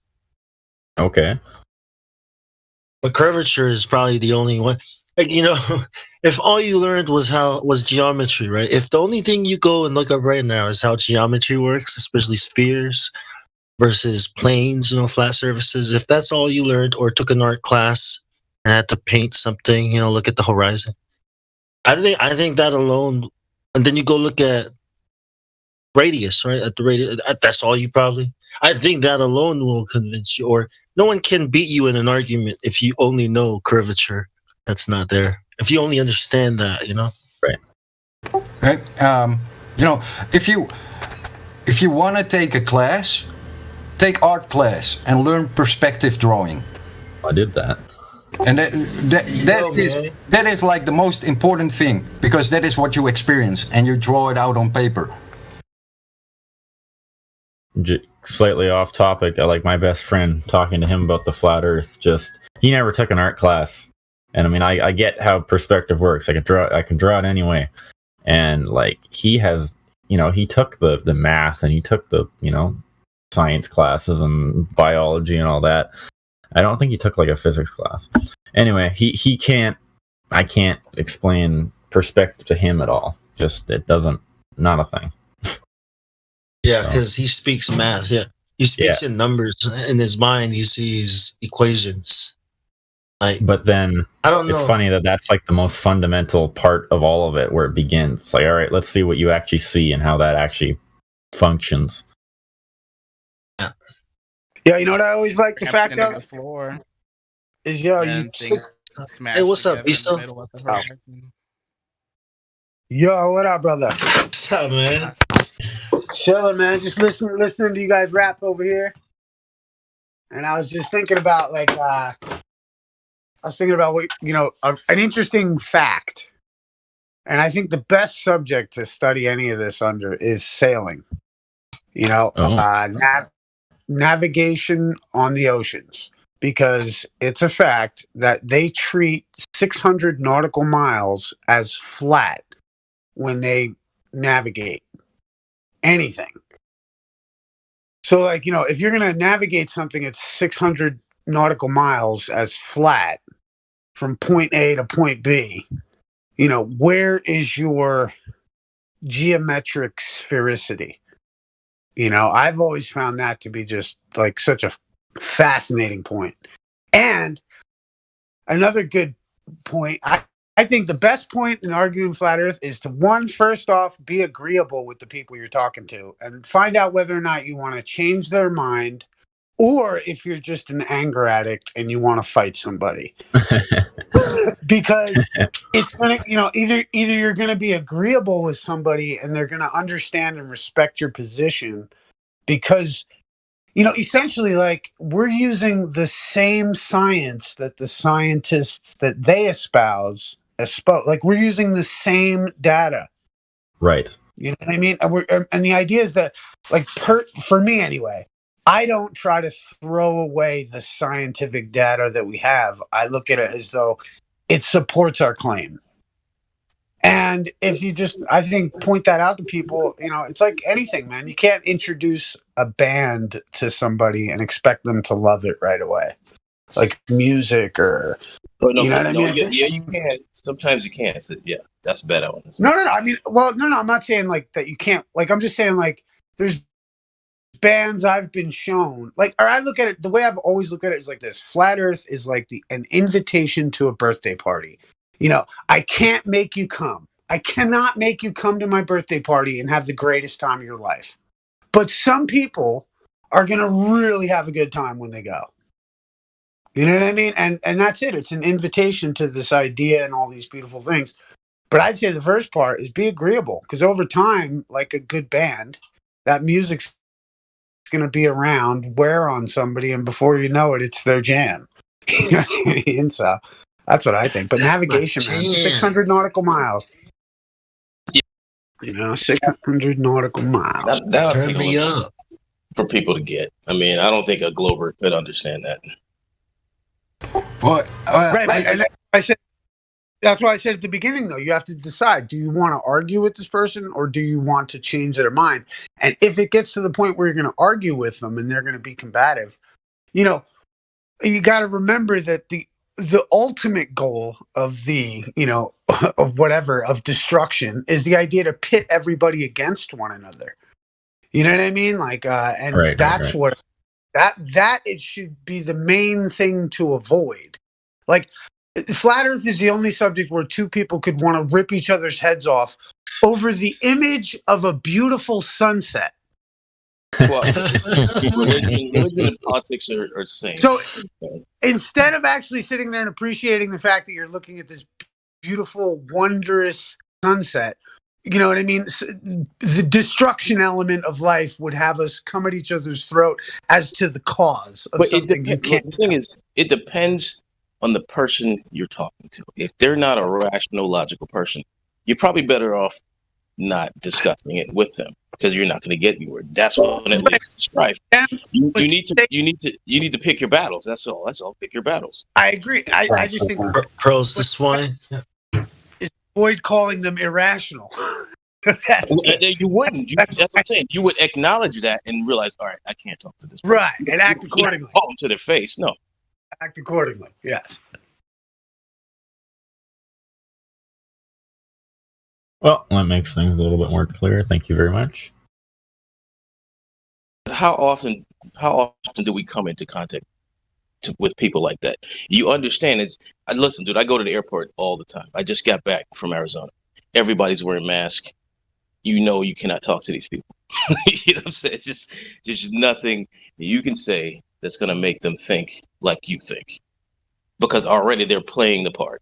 You almost have to wait for someone to engage you in conversation to gauge the exchange, to know, hey, I can actually talk to this person about something that might be outside of their realm. But you would. I'm not going to necessarily go up to anybody because these people are, they're strict rule followers. They don't want to bend anything. So I tend not to, just keep walking, and it's not even worth it.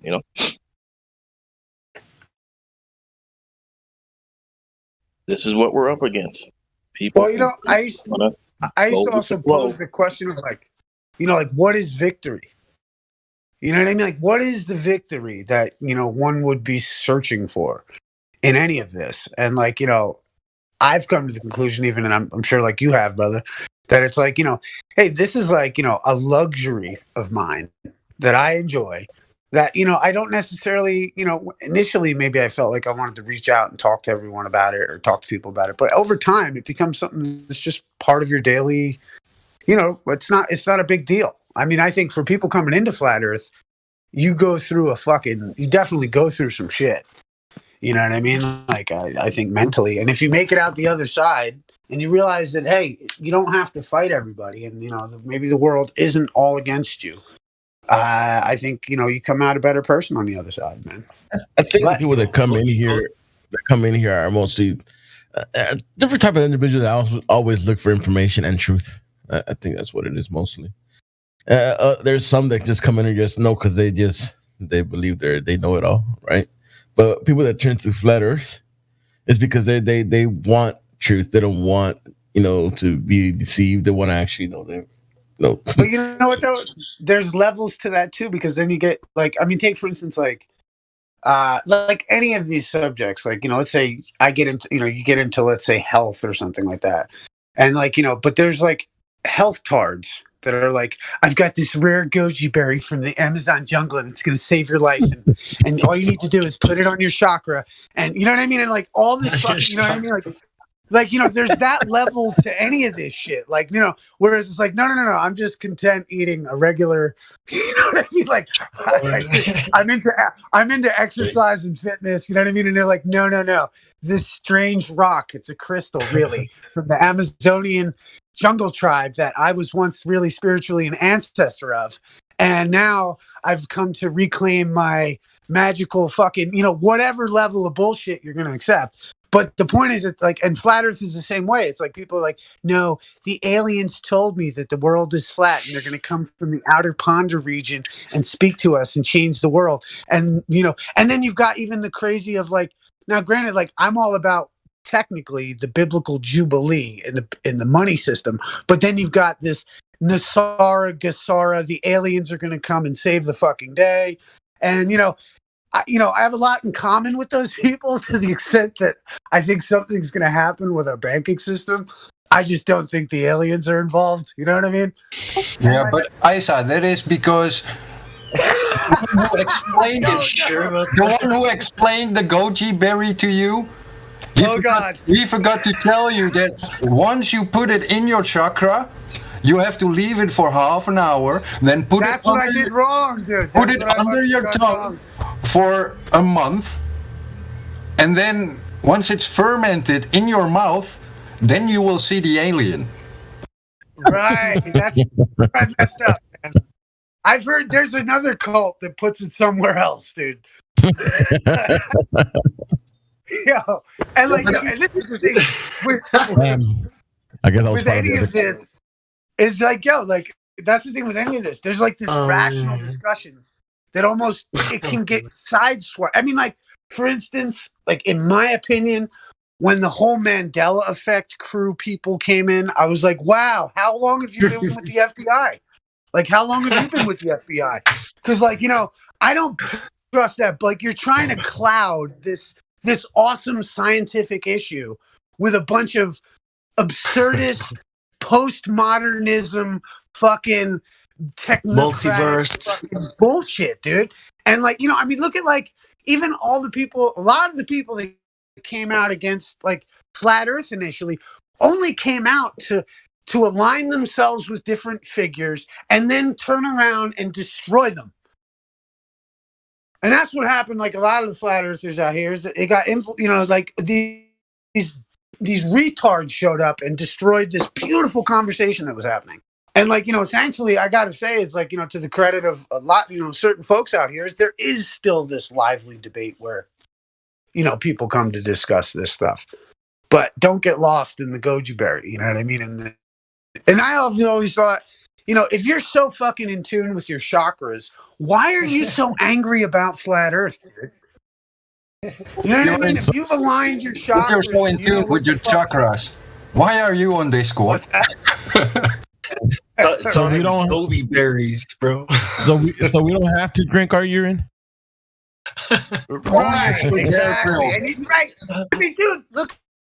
Remember the guy Quasi, whatever the fuck, came out and had people doing blood oaths and fucking shit. Who's gonna trust somebody that did a blood oath about fucking anything, dude? You know what I mean? I picked my finger and now we're going to the compass to the North Hole and fucking, what the right, dude? All that crap, dude. All that psychotic bullshit. I mean, either it's just the subconscious, collective conscious of the mankind of whatever coming through to fuck shit up, or these people were put here, man. And like, and I just think like any of these conversations to anyone new to it, and that's why I used to always host the Flat Earth Court, was I always thought there had to be somewhere that was a soft landing for new flat earthers. So you didn't just come in and get bombarded by the ballers and taken out by the goji berry flat earthers. Do you know what I mean? Like, because there had to be a place where there could be a rational discussion where the ballers were allowed in and where they could get wrecked also. You're roboting a bit, bro. That's like conditional we heard you. Acceptance. Yeah. It's like my whole thing was coming out and teaching people about law and then implementing the tactics of negotiation in the discussion of flat Earth. Like, I'd love to give you curvature at 120,000 feet. I hope you can hear this. If I would love to give you curvature, a little bit of curvature at 120,000 feet, so long as you agree that no boat actually went over a horizon to the optical viewer. I'm not that diplomatic.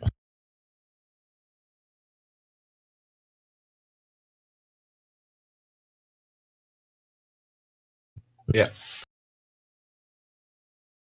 Hey, am I roboting? No, I just heard a yeah. That's all I heard. Isa just dropped. Oh, yeah. I used to robot back in the 80s when breakdancing was popular.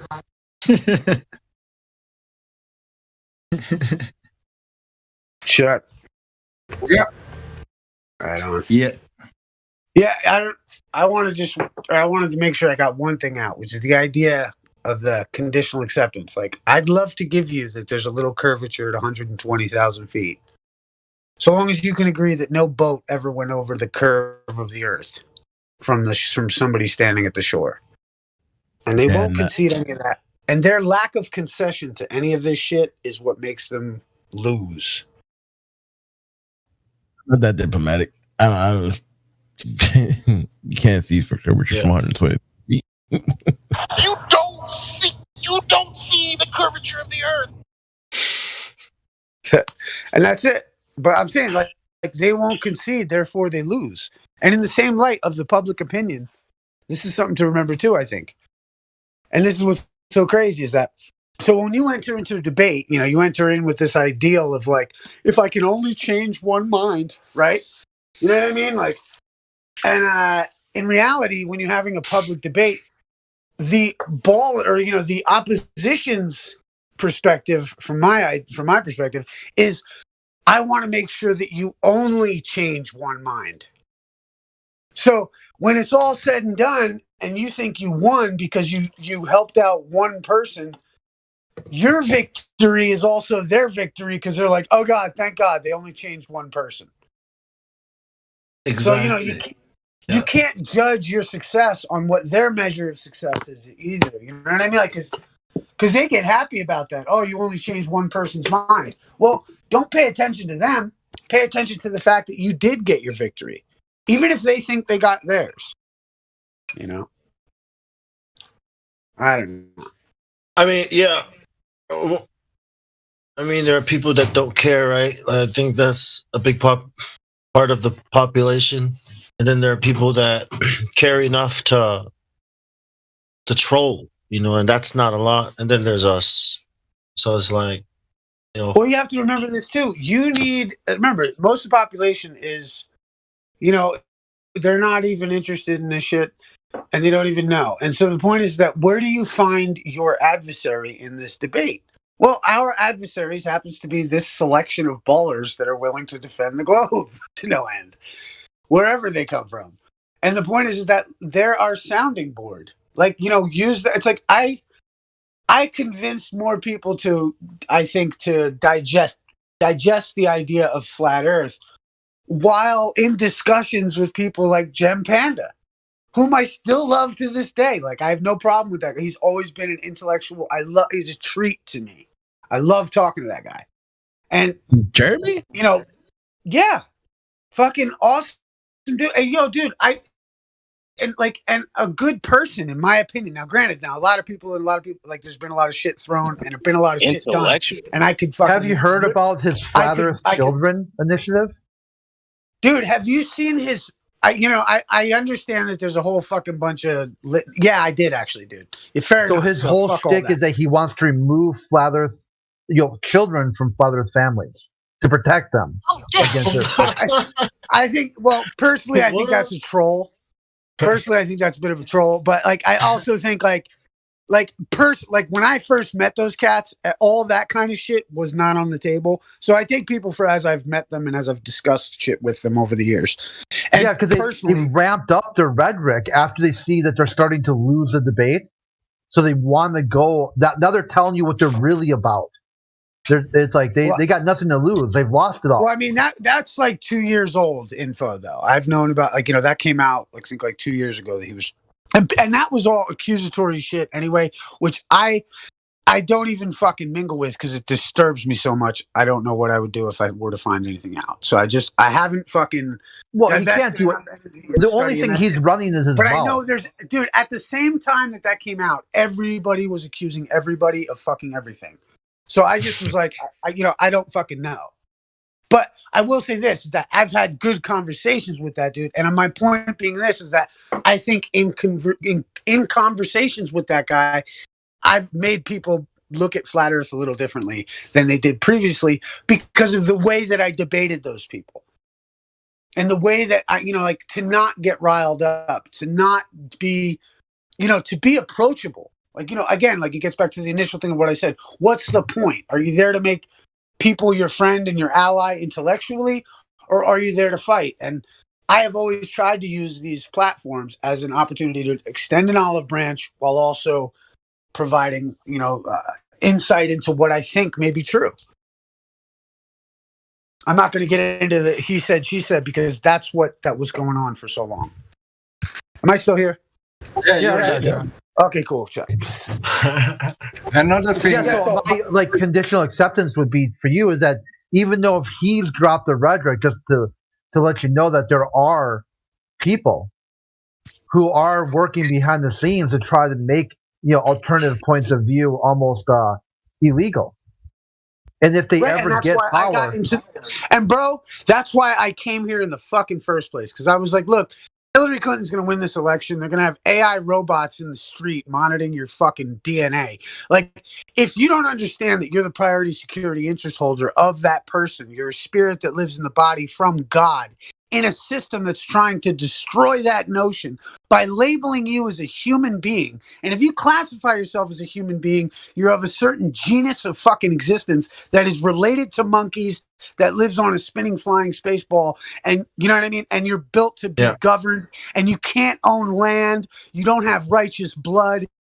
If you're going to identify yourself as a human being, you are labeling yourself as cattle. And if you don't understand the respective rights and the beauty of our court system, which all these fake fucking movements seem to want to destroy, right? They all want to destroy the one fucking place, the court system, that you can go in and get righteous fucking dignity. And people are like, it's too complicated. I don't want to understand it. So I'm just going to want to burn it all down.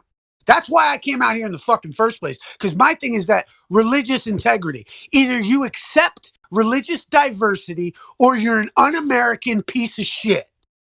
And if you don't fucking accept my right to my religious sovereignty, and then you need to fucking go.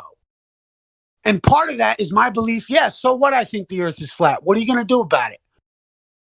And where's the charging instrument? And if you don't have a charging instrument, then wouldn't you be denying me equal protection, due process of law? And couldn't I sue you 10 grand? Because that's the rules. That's the fucking rules. You don't give me the charging instrument, I sue you for 10 grand, file a UCC1 on your house, and take everything that you fucking own. Now, I've been trying to teach people this, but then I get called a fucking shill for the government because they're like, oh, you like the court system. So I'm in a little, I've been saying this from day fucking one that I came out here. You're the priority security interest holder, having an interest in the collateral, appearing specially, not generally, merely for the moving party to present any genuine accusatory charging instrument, or it's a fucking denial of equal protection. Right? Or no? Let's drive on. Yep. And if you're gonna say, if you're gonna say right, then why shouldn't you be removed for barratry? And where's the appellate court? And you better understand the whole system, because you can't just understand a little bit. It says a little bit of knowledge is very dangerous. That's why I've stomped these sovereign citizen losers every chance I get. And I'm undefeated. Because there's no, you're not sovereign under God, right? Right. And who owns everything but God? And didn't God give man dominion over the earth? He didn't give human beings dominion over the earth. He gave Adam and Eve. And am I not a child of Adam and Eve? And if I'm not, prove it. And if the Pope was the fucking vicar of Christ, then where was he in the Garden of Eden when God gave my father Adam dominion over the earth? And if you can't prove that you were before that, then let the record show you may be denying equal protection due process, and you got to deal with that between you and the Lord. But as for me, let the record show any motion to, come against my citizen will be met with, proper dignity and a fine. But I want us to understand that, because then you start to understand that, like, I used to come in with this idea that all the judges, I used to try to explain it like this, all the judges are flat earthers. You're coming into a courtroom in the public setting where they cannot reveal that they too are a flat earther. And you've got to go in there and talk to the judge in a way that you realize, hey, we're surrounded by people that hate us. But it's me and you, bud. Because I'm awake and I'm here and I'm a child of Adam and I'd like to see the genuine accusatory charging instrument. Or should we move this into chambers, Your Honor, in a more private setting, so we don't have to deal with the public? With the goyim. And that's how, right? And that's one way of how they look at it. And that's why it's so interesting with the whole banking system and the shit I've been talking about was what's going on with the political scheme, because it's so fascinating to me that it correlates directly with our banking system. I think, and this is why, I love at the end, what's that idea? It's like, the first sip of natural sciences will make you an atheist, but God is waiting for you at the bottom of the glass. And that's the same way with this legal shit. Seems like the whole world's against you when you first start out, and you're like, oh my God, oh my God, oh my God, they own everything, the crown, but and then you realize, wait a minute, they're in an ecclesiastical system. And that ecclesiastical made by men who said, I think, therefore I am. And the converse of that is, he who does not think is nothing. So they're going to treat you like nothing if you're not a thinking man or woman. I'm just laughing at Nietzsche and what he said about it. It's like, wait, what about what Nietzsche said about that? It's like, well, I tell you what, you know what's crazy with Nietzsche? Nietzsche did not say that God is dead. Nietzsche said that when they took the sun from being the center of the universe, that man killed God. And if you read the whole passage, it's so crazy.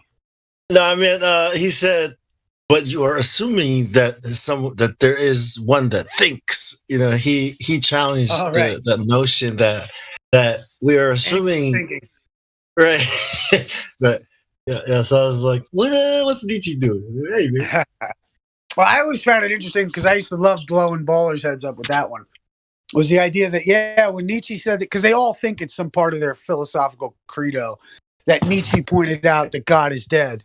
When in reality, he was pointing out the lunacy of cosmology of his day and how mankind in the collective consciousness of mankind was killing God. Right. You know what I mean? Not that God is actually dead or that, that there isn't a God. That we killed. Yeah, that we killed God. Right. Yeah.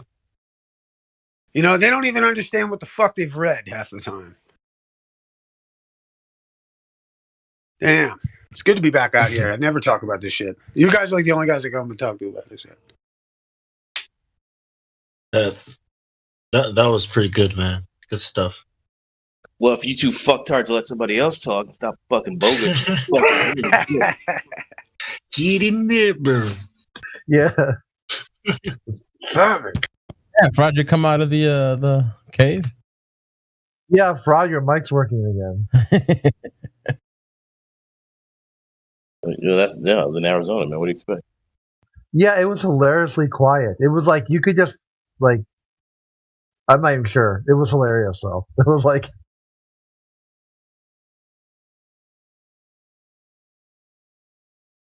trying to listen to an ant talk from a human perspective. yeah, it was like I don't know if you guys have seen the Seinfeld, but there was this person, this mumbler that they had an episode. Oh yeah, that was one of the best episodes. The quiet talker. Yeah. It turned out that he agreed to do a bunch of stuff for her, that he wouldn't have ever agreed to. That's the puffy shirt episode. That's what that is. Oh, that's right. Yeah, that was a puffy shirt. Yeah. Because she had some sort of side hustle with these, trying to bring back this fad for puffy shirt. Yeah, you look like a pirate.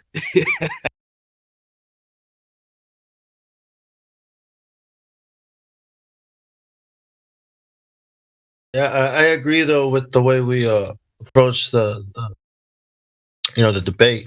Yeah, how you say you talk to Jim Panta and he's cool. I mean, yeah, I hear it, but every time he's here, he's always angry. And I think that's why he talks. You misspeak sometimes, and everybody gets on him for it. I think here's the issue, though, because I've had contentious debates with him, and we've always been, reasonable. Because, like I said, it's like sometimes, we come out with sayings, well, and believe me, I used to roll around. I don't know if you guys know who Cathexis is, but me and Cathexis used to go around, and it was always good cop, bad cop. Because I came out here yo, if you don't really like flat Earth, then get flat Earth out of your fucking mouth. That was my whole thing. Was dog, that's cool. You don't believe in it, so shut the fuck up about it. You know what I mean? That really was my, it's just wow, how fucking dumb are you to think that you believe that shit? And, and all that kind of crap. And I used to have a blast with it, actually. It was so fun. But it's, it's there gets a point where you can't really, Jam, I've always had respect with, whatever. I don't know. It's we can't just be well, all the ballers are retarded. You know what I mean? And then expect them to not rise up. Because they're going to come, they're going to say, hey, what do you fuck? It's if somebody says all flat earthers are retarded. I'll be like, excuse me? I understand you were just talking to the goji berry lady, but can I come in here? But you know what I'm saying? But like I was saying, when it comes to rational people, you can say, say if someone said that to me, I'd be like, hold on. Well, let's reason, right? I'm not going to get offended. I'm not going to get defensive. A person that does that does not want to change their mindset. They're not truth seekers. They're not looking for any information. They believe they know everything. So when you come up against a person like that, there's no changing them because they don't want to be changed. They don't want their mind. They don't want to see what you see because they think it will affect them, right? So, we here are strong enough in our understanding to know that what's the difference between true and false, right? So, that's the difference. People, they're afraid of change. So with this Jim Panda guy, you said he's an intellectual. No, he's not. He's a paid shill, whether you like it or not. The guy obviously is. Right, but that's too, you know what, though? And I said that for the longest time. I used to accuse them. You know what J-Trig is, right? Yeah, go ahead. Oh, well, J-Trig is the Joint Threat Research, whatever. It's Canada, British, Australia Intelligence Services. And they've all fucking come together to build these things and these networks to debase people online and create controversy and destroy groups that get together online. So I used to accuse Jem of being one of those people, along with a couple other of them. And I realized it's just not a fruitful part of the debate because they're going to be there anyway, and there's no reason to accuse them of something you can't fucking verify. Well, that's Might as true. well I would just never win the accuse argument. them. But I wouldn't give them the time of day. You see what I'm saying? That's like the guy that Matthew guy that came in here yesterday, and QE sat there and chatted with him. I was amazed that he did, but the guy's obviously he has his own YouTube channel, whatever. So he's never going to concede anything. He just comes with tons and tons of excuses, and that's as far as he'll go. Right, but that's how they've been losing. Like, yeah, of course. I understand that. I understand that's how they've been losing, but to give them any airtime is, I think, a mistake. I mean, well, again, you need the sounding board for our points. You need somebody that disagrees. That's why I've said, actually. I mean, I've almost come to the point where I think Gem Panda is an OG flat earther, and he understands that the only way flat Earth is going to get shared, just like Rupert Sheldrake pointed out, all controversial ideas are spread by the enemy of the idea. Right. Because they're thinking, like, and this is why, I mean, look at Timmy Osmond, when he used to come out fucking, and he'd be like, yo, and he used to come against a lot of the flat earthers. Probably some of the best times of flat earth were when that was all going down. However, looking back on it all, however, he used to ride around and ride his bike and video it. And then somebody would walk by and he'd be like, oh my God, have you ever heard of flat earth? He was he was more vocal about flat earth than flat earth. You know what I mean? Even if it was dude, the best pickup line in the world, if you're a guy and you're going out, say to some chick, oh my God, have you heard of these stupid flat earthers?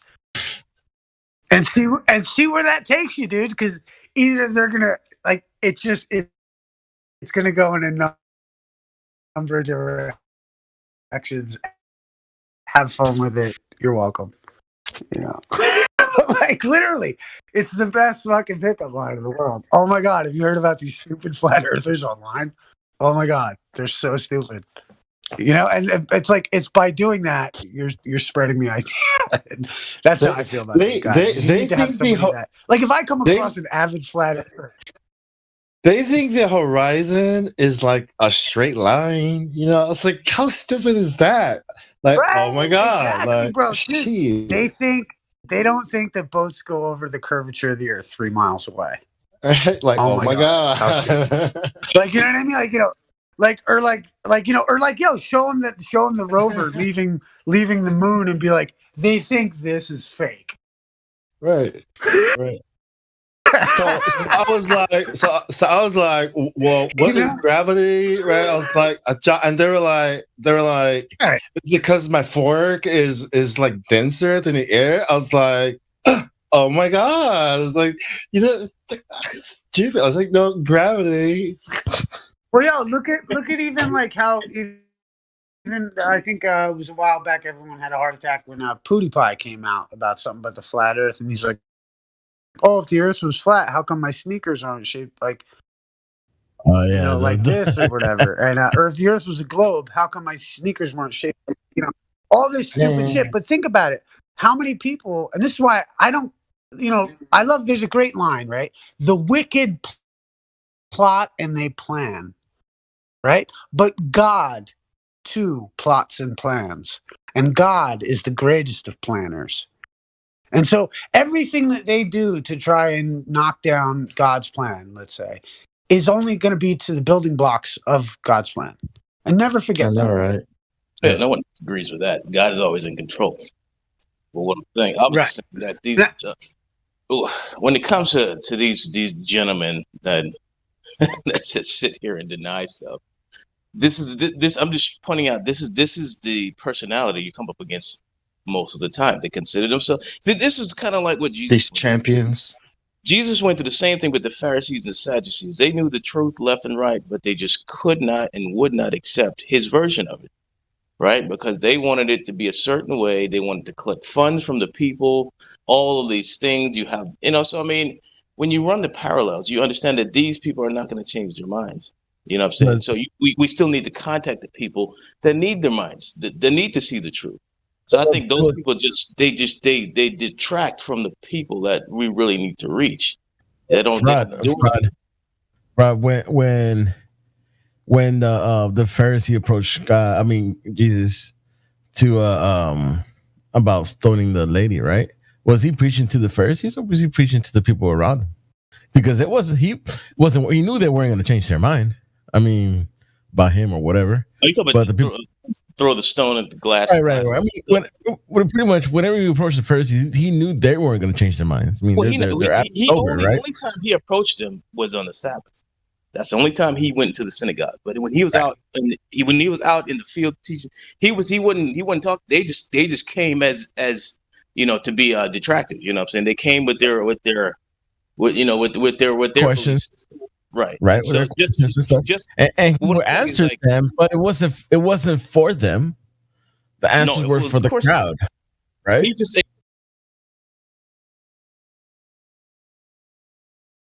Did you cut off? No, I said he acknowledged them and he would engage them, but only for a brief moment. You know what I'm saying? But other than that, he was there for the people. Exactly. So I mean, when it comes to these guys, it's fine when there's like actual Globers and people in here listening and we're interacting.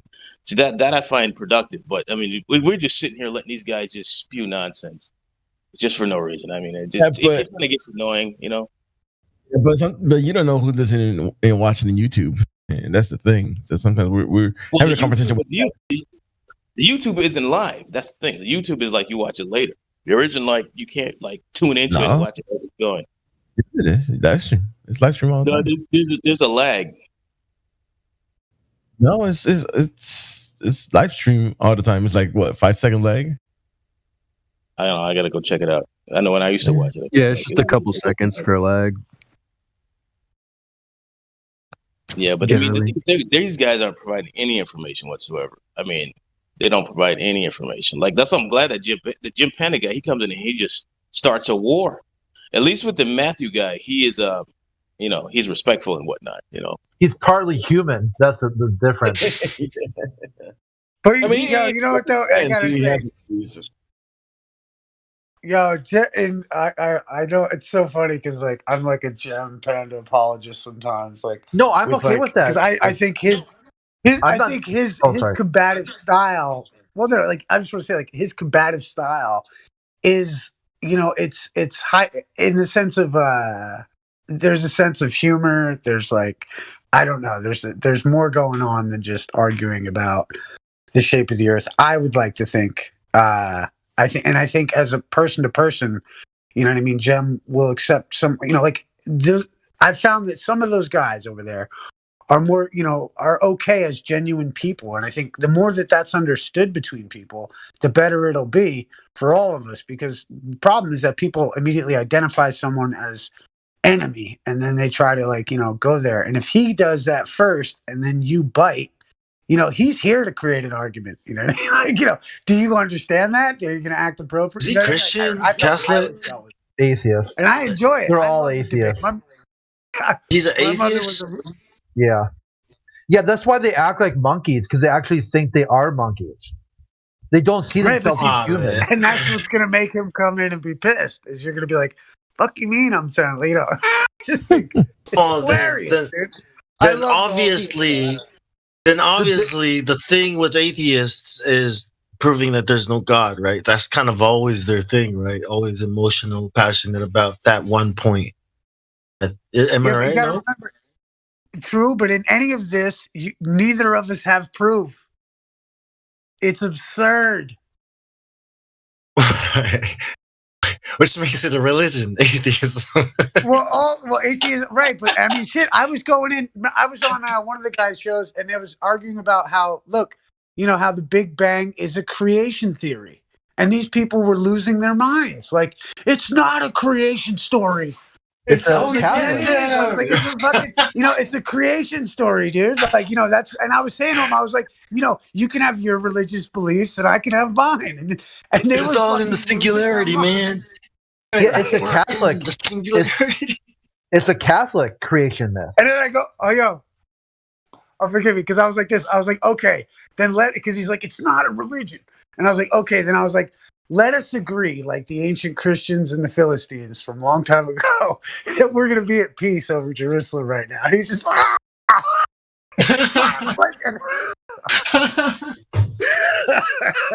he couldn't understand that I was trying to make a reference to negotiation. I don't even know what that means. Oh, it's so funny, dude. Yeah, if you go there, their big shtick now is also to make animal sounds when other people are talking. So, like, say you got like me and Issa here, just going back and forth. There would be someone making a goat sound, someone just randomly screeching like a bat. Then when you complain about it, they tell you it's your fault because I mentioned animal sounds. So everyone just started making animal sounds because I said the word animal sounds. And then then the one guy says, so if I say animal sounds, it's because someone's making a pigeon or a bird sound. Then he said pigeons aren't animals. So it's not because of evolution. I thought that's what they might have said. I was like, it's because of evolution. We have evolved. Yeah, I try to take those guys seriously. I was in there for a couple of months, and I kept getting kicked for all different reasons. I'd come back, and after the last time getting kicked, I'm like, he might seem like he's fronting, like he's got some sort of intellectual firepower, like he's a man of thought. He's not. He's a cultist. He's running a cult over there, and he's got people in the background like this Mark Taylor, Captain Bullshit, Screech. Do they behave like cultists? Oh yeah, big time. You see, the Ranty is their newest member. He had to go there and perform a ceremony to get inducted back into the globe. That's hilarious. What? My god, that's so fucking funny, dude. They're just doing a ceremony, man. That's hilarious. I mean, but Ranty, when he first came in, actually, it's kind of funny because Ranty's initial claim to fame was that he got sunburned by chemtrails, and that's where I was like, "Oh, you're full of shit." And fucking, we roasted that. I roasted that dude, and I remember I let Mark Taylor at him when he was first. It was some of the funniest. Wouldn't it be chemtrail burns? That's what it's called, chem burns. That's what they called him, chem burns. Oh yeah, he was on like Patricia Steer, like I got the chem burn, and that's how he fucking made it. And then it's just hilarious, dude. It's a big a lot of this shit has been a big troll against people that like I said, they're trying to come in with the magical goji berry and destroy a conversation, man, about really cool stuff. But also, I don't think a lot of society's ready to hear any of this shit too, man. I respect the hush-hushness of it all. It's like a little, it's like I said, it's like a band or an invitation to a party. It's just not everybody's going to want to be involved, and I'm not offended by that. And neither should anyone else. Yeah, and the thing is, too, that go. I was just going to say, don't let the, what I like to think of it as, don't let the blessings of what we've all learned from these from this information and whatever, don't get, I mean, or, I don't know, almost let those blessings take hold and flower and let us not try to, go off and change the world before we fucking have changed ourselves kind of thing. You know what I mean? Because that's where the reward in life is, man. It's not in, they talk about all the politics and but, thankfully in my life, I go outside and I don't see it, a lot of it. So I try to live in my own life. And if someone comes against me, well, then am I not the priority, security, interest holder, bitch? You know what I'm saying?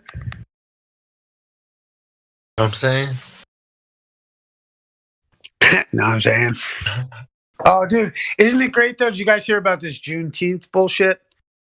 And how it's so funny that, and I would like to remind everybody that Juneteenth was only happened because Republicans went and told these gentlemen, these men and women who'd been held in bondage, black men and women, that their Democrat slaveholders didn't tell them that they were free.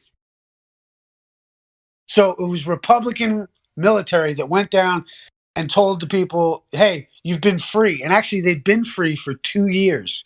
But the Democrats who had enslaved them didn't let them go. And, everyone should be reminded of that just in the light of. Oh, yeah, it's huge, too, that the same day they talked about that there's no such thing as a government conspiracy. The Democrats in the South conspired to keep the news away from people in bondage. That was a government conspiracy until the military, the federal government, had to send soldiers down there to free people. That the government, Right, and just never forget, the Dixiecrats, the Democrats were the slave owners. They've always been the people that hide their face. And right now, they're using masks. These fucking racists.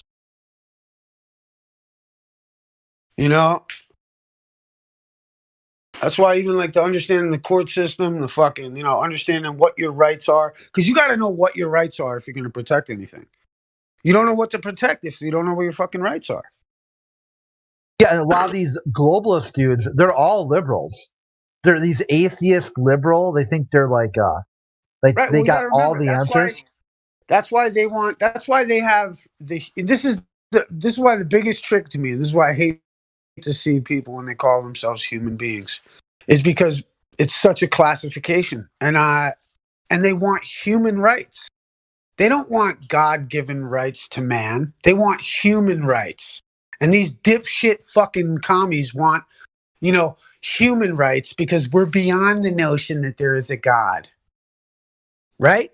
You little scientific fucking commie fuckheads. You know what I mean? It's we're beyond that kind of Neanderthalic thinking. That's cool. But you live in a system that respects my right to call what you think bullshit. Just as much as you have the right to call my shit bullshit. That's cool. So long as I have the right to call your shit bullshit. If I live in a world where you get to fucking chop your nuts off and call yourself a chick, surely I could be a fucking flat earther, dude. Right. That all men are created equal, not all human, right? That's right. And men is all encompassing. Women too, man. People don't, I've replaced it with that all Freemasons are created equal. To piss off Cyrus. How about this though? How about this? The real thing is that all thinking men, when they come to the same set of facts, you know what I mean, are of equal. You know what I mean. But if you're not going to be someone who thinks, and you're just someone who's going to go along, to get along, you know what I mean. It's I don't know. Maybe that's called survival of the fittest in their theology. See, they want to do also and that's an animal thing, right? That's what animals do, right? Human. Sorry, go ahead. Yeah, this idea that they want to have, instead of rights, they want it to be government granted privileges that can be revoked or granted at just a hand wave. Well, here's the thing is that they already are. This is why the biggest thing is the idea that, it's if someone were to ask you, are you, let's say you live in what we refer to as the United States, let's say, or your person did, and they're like, are you a U.S. citizen? And someone says, yes.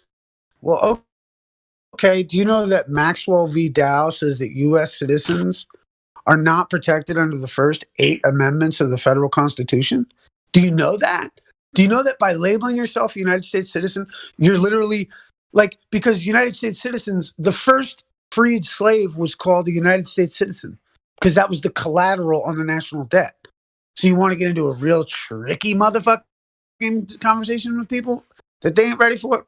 But so yes. U.S. citizens were given 3/5 the rights of a fucking white man, as they say, right? As a man. That's how it went down in a certain sense. But in the real sense, we've all come to the, revelation. All men are created equal. All thinking men are created equal. And therefore, U.S. citizens not being a man, being a human being, is not something that has merit.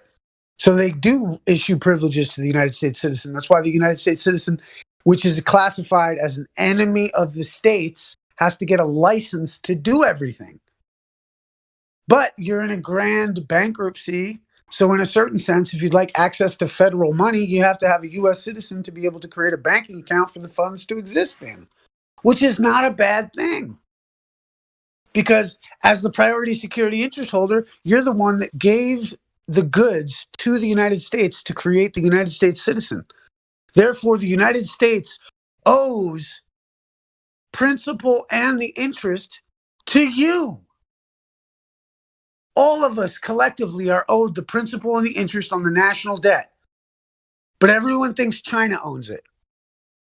So this is why we're going to have to go through and sue China, and they're going to discharge our debt. It's a public solution to a private banking problem.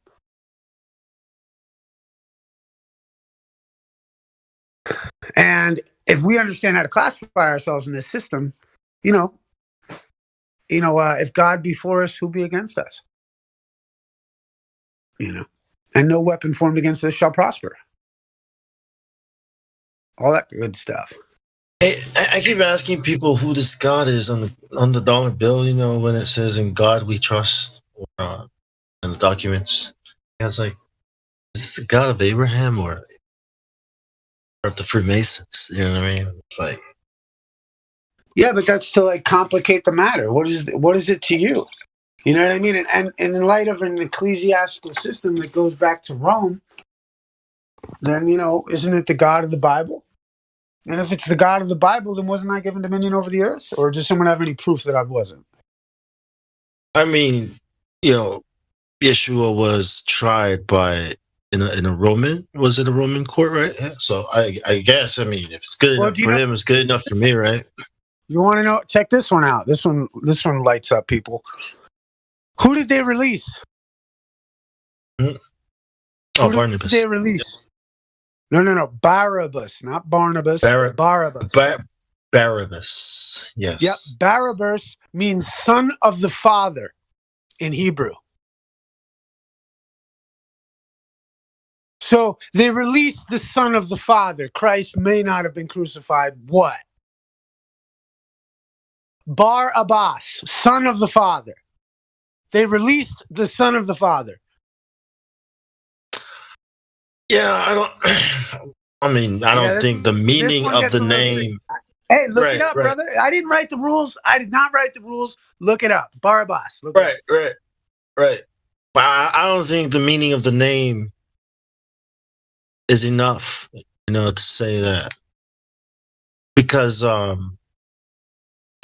kind of ruins the whole plan, right? Like the whole. Well, and that's why you have Islam, which is so interesting. But the discussion is there. And and this is why it's you have all this different stuff from the text. And granted, I don't know. Only God knows the mysteries of God. But it is interesting. So the idea that Christ went before them and had his debts discharged and walked. But I don't know. But that would be that would be the hidden story that maybe only a certain group of people could decipher from that. Like, say, the Freemasons or someone who had some more intriguing information about those documents. I don't know. But it looks like that Barabbas in Hebrew means they released the son of the father. Well, right. It's the first time I heard this, but I've always saw it as, when we read that he purchased us with his blood, right? Or that he took our place. You know what I mean? I always saw it as that, like a man who probably deserves the death sentence, a murderer and a rapist that everybody knows is, right, has been released. Maybe he was also a flat earther too, right? Well, I'm saying we are Barabbas. Right, and what my point is that what if the idea is that they're going to condemn you when you finally get what you want for and go free? The world is going to hate you, call you every other fucking name. Right. And and that the idea is that and this is where, because here's my problem with, in a certain elements of Christianity, and I don't want to have those discussions too much, but how is drinking the blood and eating the body of Jesus not a fucking blood sacrifice fucking weird ass shit, nigga? So pardon me, but seriously, you know what I mean? I just think that, look, Barabbas was let loose and these heathens took over the rest of the story, man. created a bunch of saints and a bunch of deities for fucking Spanish people to worship? I don't fucking know, Doc. Well, it's the lamb, right? The lamb that was slain before God created the earth, the world. That's what it symbolizes, is, and when you think about the tradition, they had the Passover tradition, right? You had to eat everything. So this is symbolizing that meal, right? The Last Supper. That's the symbolizing of eating of. This is my body, the lamb that they had to put the blood over the doorposts, But what's interesting is that they called it spiritual cannibalism, right? And I was like, that kind of makes sense. Like, but is this God's way? Is this how the blood washes us? Is this a ritual that we perform, to symbolize that, right? Instead of killing animals and all that. Does that work? What do you think? I don't know. I think, it's like anytime you walk into the realm of the idea that God came to Earth, I don't know. I don't know. Y'all watching the link I just posted on NASA on Twitch, supposedly live. The dude's just sitting there holding, not doing nothing for like at least 5 minutes.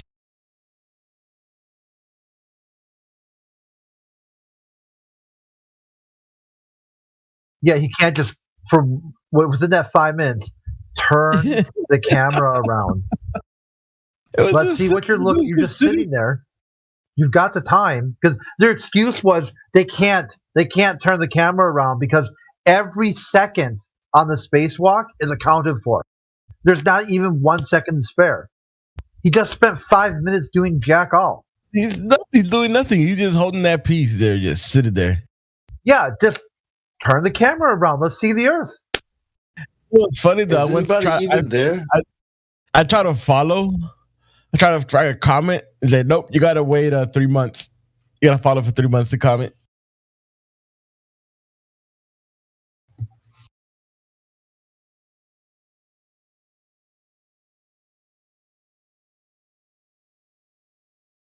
Is there anybody even in the suit?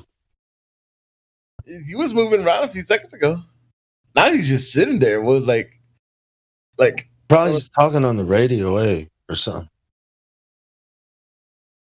Dude, he's been in that position for at least over 5 minutes. Now he just has to. You see my helmet camera view.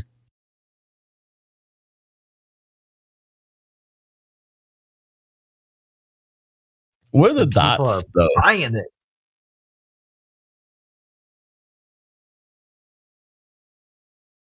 They're buying it. They think that shit's real.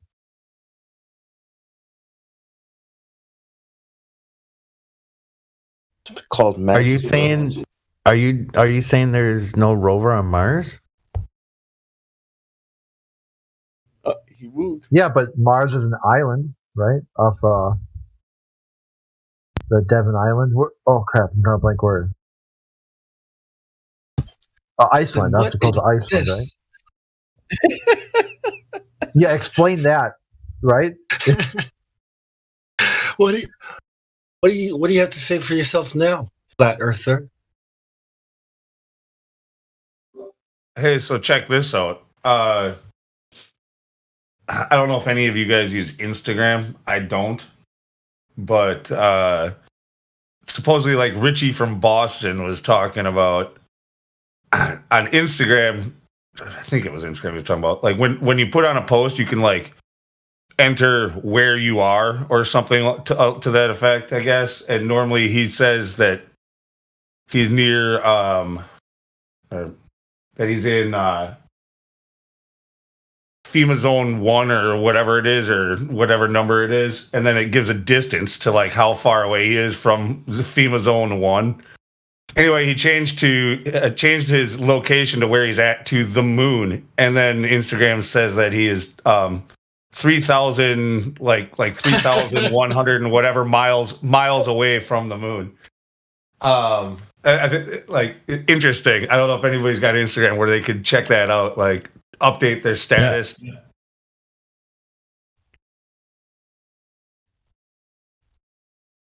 But it's kind of like, what is that? A little truth tell? Like, where is how far away is the moon actually?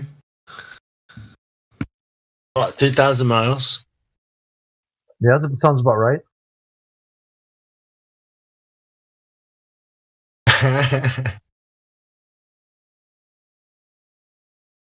Oops. Some data.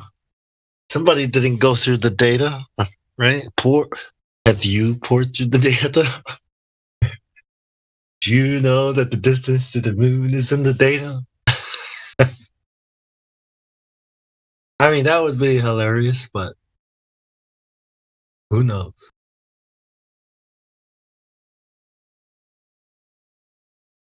Oops.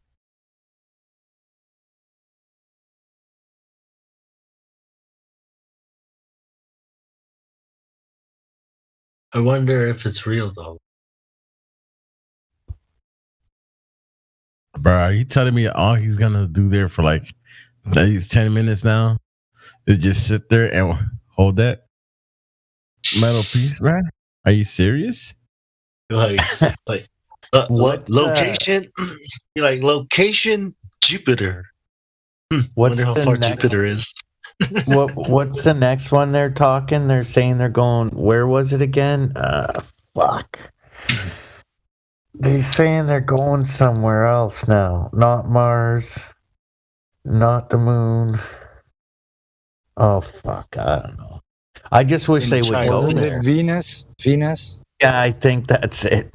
The next mission they're planning. Tweeting from Venus.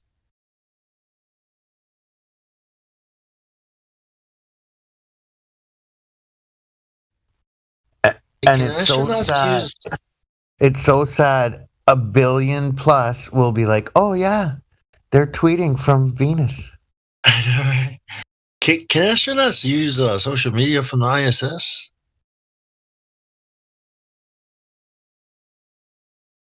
Yeah, I think. Well, they supposedly said so. They did a financial crime. Apparently that one lesbian hacked into her girlfriend's bank account to see what parties and stuff she was going to, what hotel room she was staying at. Sounds like some James Bond. Yeah, like the first financial crime from space. But the funny thing is that wasn't even the first crime, supposedly from space. Another time, some actor put on diapers. Well, no, wouldn't the first crime have been when they said they went to the moon and shit? One small step for human. Right? One giant fraud for us.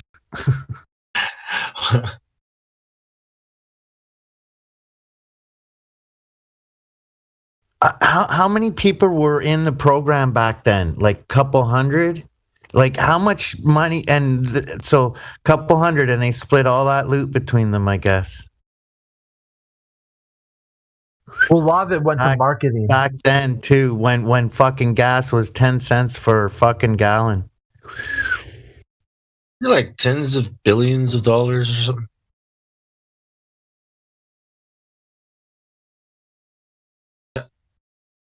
I might be wrong. I mean, you guys remember Austin Powers, right? I want $1 billion. That kind of money doesn't even exist. Remember in the past? Yeah. Didn't you start off with $1 million? And they're like, sir, $1 million, that's like nothing. I got that in my pocket. I can write you a personal check. All right. Inflation. Austin.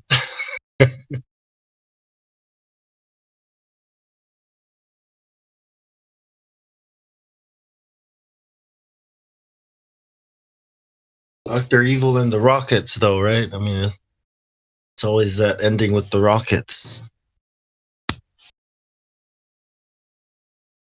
I love the way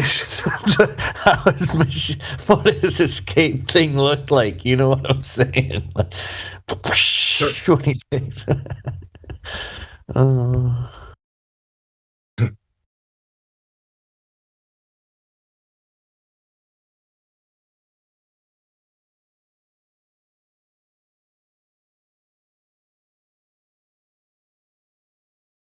It's all relative.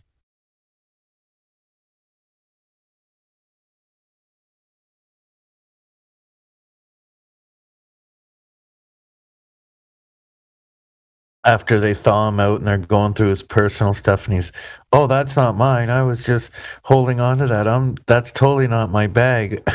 And then they find a book. That's totally my bag, and it's all about.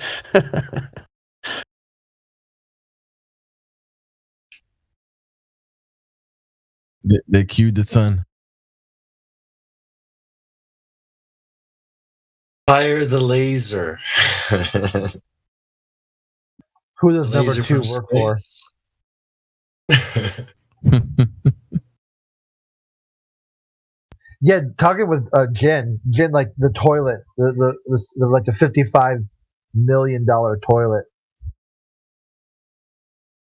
Is it made of gold? At least. Dude, Crit, I don't know what it is with you and bringing up the fucking expensive toilets and shit. Because that place is full of shit. Gold on it.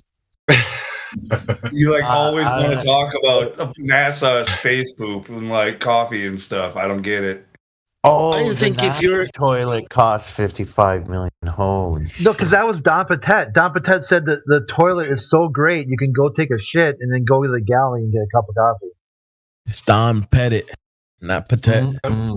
I mean, if your toilet is, I think if a toilet, is costs more than $50,000, it should at least have some gold or diamonds on it.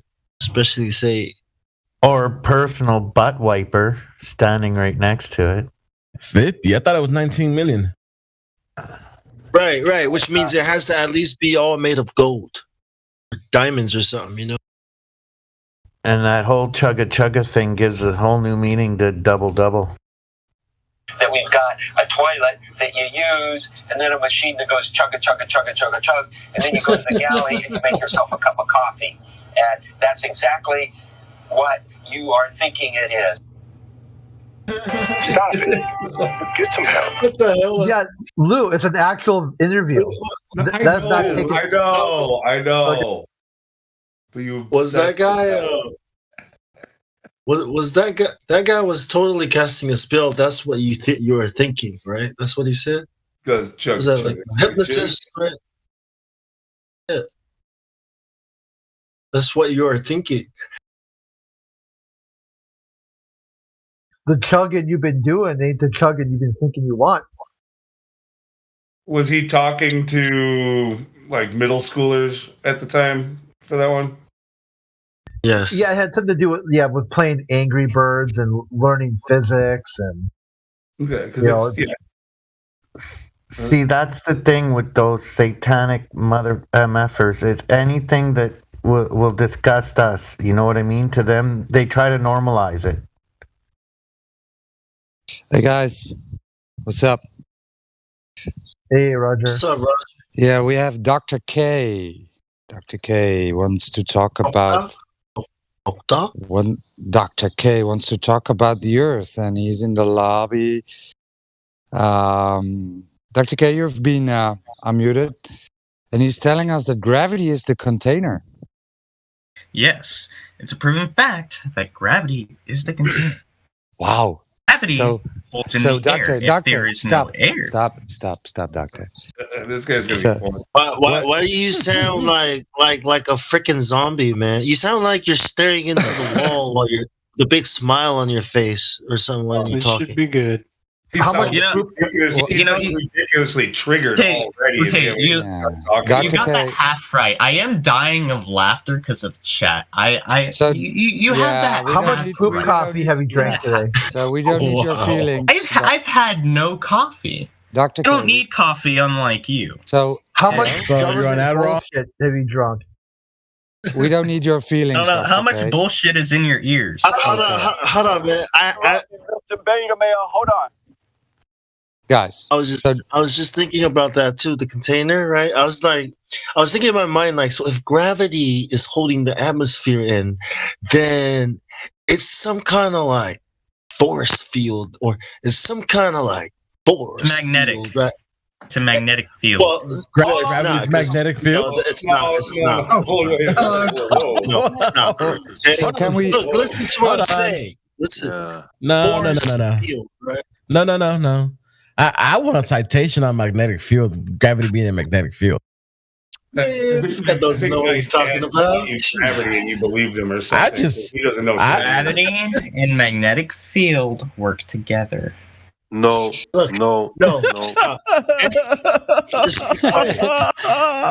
So if you have any questions, please ask. Okay. You want me to say something to make y'all really confused? Dr. K, wait a minute. You said that gravity works together with magnetic field. What kind of field is gravity? The gravity field.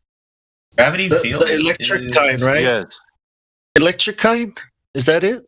No. Is electricity and magnetism now gravity? He's asking Dr. K.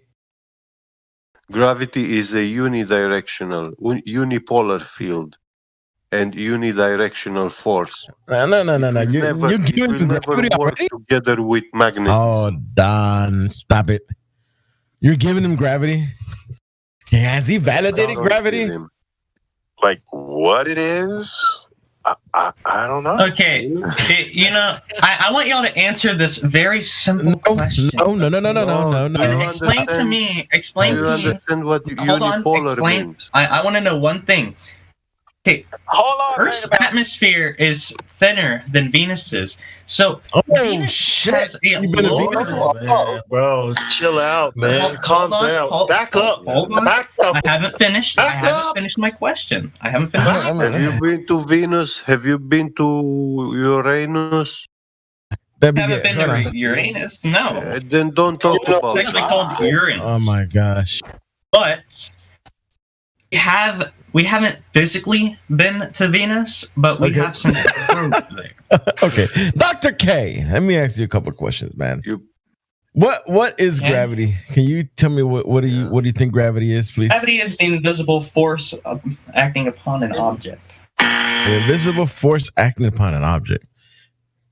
So you're talking about basic. So you're talking about which kind of action? Are you talking about mass attracting mass? Yeah, that's technically what it is. It's just you're about 106 years out of date. Proceeded. And yeah, you think I'm 106 years out of date? Y'all are like 1,000 years out of date. Yeah, you understand that? You understand that Einstein? Holy shit! Yeah, go ahead. You understand that Einstein? Okay, hold on. Hold on. Wait. Take your time. Take a breath. Get off the Adderall. You understand think of it as that Einstein replaced Newton's gravity? What? You talking about the quantum level? Hold on, I'm gonna tell you. I'm gonna find force, but you can think of it as a force. You can't. It's actually a constant acceleration, but the force applied is dependent on the mass of the objects that's accelerating. Gravity isn't a force. Can and do. Yes, it's an acceleration. And that's enough. That's enough with the soundboard. Yeah. Hold the soundboard for the right moment, please.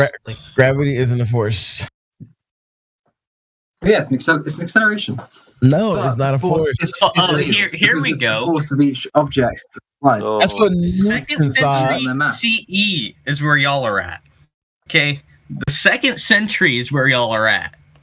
You're not even paying attention, are you? You're not. You're Lord of that. I've been trying to find your model right here. No, you're not listening. You're not listening to anything that's being said to you right now. I found y'all's model right here. Y'all's is. Can you find the model that y'all have? Can you find the person, the year, and the method about gravity? Which The one? scientist? Hold on, but he still Any- think hell is this? he still Hold think on, I'm that getting he still think that gravity is a force, as the pseudoscience was before, about 160 years ago, out of date. Newtonian gravity got superseded by Einstein, bendy space-time thing. The space-time thing. Yeah, the bendy The space-time. space-time thing. What do you want to call it? Continuum. Something cool. You want to put a cool word there? So Newton described. Who is that Einstein? Who is Newton? Holy fuck, man! Sorry, Newton described gravity as a cause. Einstein describes gravity as an effect. It can't be both. Yeah, it can. Oh, it can. In science, you can have the cause being the effect. But without no cause, there's no effect, and without effect, there is no cause. Yeah, but it can't be the Vice same versa. thing. It can't be the same thing. Your cause cannot be the effect. Well, the effect of what Your cause is the effect, and your effect A butterfly from can that flap its wings, but there's the cause and the effect. it's vice versa. It can work both Wow. ways. How much? Yeah, you guys you're are a troll. morons. Yeah, these I guys hope are you're a morons. troll. They're not trolls. They're just moronic. If you're not a troll, Ignorant. Yeah, Ignorant. Yeah. I mean, have y'all even looked at the y'all the model that I showed y'all? If you heat y'all, water, with apparently, okay, apparently to y'all, One at a time. there is no One- such thing as space. There is no such thing as gravity. We are a motionless, flat thing. Which anything flat has an edge. So I really want to know where the edge is. I want to go What's freaking flat? skydive. What is flat? Is flat a shape? It's flat a shape. Okay, proven fact. It's Basic flat. human I knowledge. asked you a question. Listen, basic human knowledge. Dr. Anything K, that is flat has a surface. My computer There you has a go. flat surface. It's a has surface, bro. It's an edge. My Calm dome down, description. man. Stop talking, man. Stop talking. Hey, Why is hey, that hey, finished? chill. All right, Chill, I'm just gonna man. mute you since you don't know how to have a conversation, Dr. K. I want to give you a chance to have a conversation with us, but you have to listen as well. Are you gonna have a conversation? Yes or no? He was spazzing out, man. Shit. No, he spazzes out. You just muted him. Yeah, I am muted to see if he wants to have a conversation. And Stop we're trying to control. Okay, let's go ahead, man. Let's, Yeah, no. let's try again. Heck, ouch. Yeah, I need to stop controlling as well. So, Dr. K. So we made your statement that flat isn't a shape. Did you understand that? Yeah, flat doesn't have to be a shape. Flat isn't a shape. Flat is just a description of the surface. Is that correct? Exactly. So where's the edge? Anything about an edge? Now you're strumming us with an edge. It's indefinite. But Wait, hold on. Let me just. I just want to look. He sounds But- serious, so let me just jump in But- real quick. When people say where's the edge, right? Are they talking about an edge where they fall off into space? Is that what they mean when they say edge? No, they just mean Is like that the what end you of mean? everything. Like, is there a wall at one point that we can't go past, like in a fucking Minecraft world or something? Yeah, hi, coach. Listen, where's your edge of your universe? Can you show me that? Oh, sure. Okay, so we have an observable universe because light travels at a certain speed. right now, there's something that is expanding the universe, but No. I told you, can you show me it? Not calculate it. Show me it. are you It's fucking dense? unfalsifiable. Yeah. It's unfalsifiable. That's why. So That's why you you're can, The whole you can't, point of science is that we don't know shit. That's what we're Oh, trying you yeah. to can't prove. prove your globe. You can't prove the globe. So No, There you go. we There can prove the you globe go. very easily. wait, There you go. let's stop. I just want to clear the Fucking edge Greek thing, proof right? it, the So Egyptians listen, proof bro. Instead of getting upset, let's just talk about it, right? If we were to go and try to find out that information, right? Do you know which way to go, right? And how we can do that? Do you Oh, yeah, sure. understand It's not Redshift. obstacles? Okay. No. Yes. You want to go south, Redshift. right? You want to go out, right? Is that what you're Nah. asking for? It's quite nice. You want to go Okay. You ask where What is edge? the edge? Where do you think we can find edge. the edge? Right, the Because you're edge, asking Okay. about Yeah. it. Did you- Yes. Yeah. Where would You we asked go? the- Because I am quite interested in the flat Earth theories, because a lot of you guys, well, not you guys specifically, but a lot of people There is no believe in theory. flat I'm trying Earth to saying answer there's your like question. I'm trying infinite to wall of answer your ice. question. Where? That was Yeah. my. Oh, sure.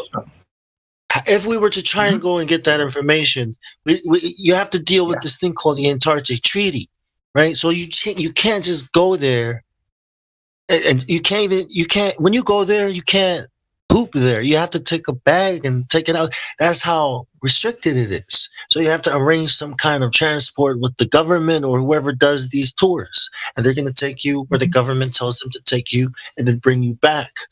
You see, so how can we know where the edge is, or if it even exists, if we are being restricted by the whole world and the navies? I recommend you do So to this. y'all, every government agency is like over the edge or something. You're not listening. There's an Antarctic Treaty in the whole world, the nations of the world. Okay, they all signed it, and they all have navies patrolling certain areas of the ocean, the 60th degree parallel. Okay, so Okay, you why can't don't you just take a boat go and there. go out there, film everything, live stream it? You can't just go out can hire there. a boat And and I'm go wherever asking you you, want. how would you do it, right? How would you do it if you had to do? Because you are the one who has to prove that. Echo, where Not are you us. living? Hire a boat. Where are you and living simply now? go up there. Okay. So let me get this straight. Echo, where are you living now? Sasha, 1 second. Hold on. Let me get this straight. Man, Why you want him to dox himself? Stop, Sasha. because he wanted to go to Stop Antarctica. docking him. Trying to make him dox himself. He doesn't have to tell you where he lives at. All right, so heck. So let me get something straight. Because if he want to try in one other country, he cannot go. Let me Yeah, get we're something trying to straight get them here. to understand these things. Yes. This small section of the ocean that they are patrolling It's not a small is section. supposed to be covering all the secrets.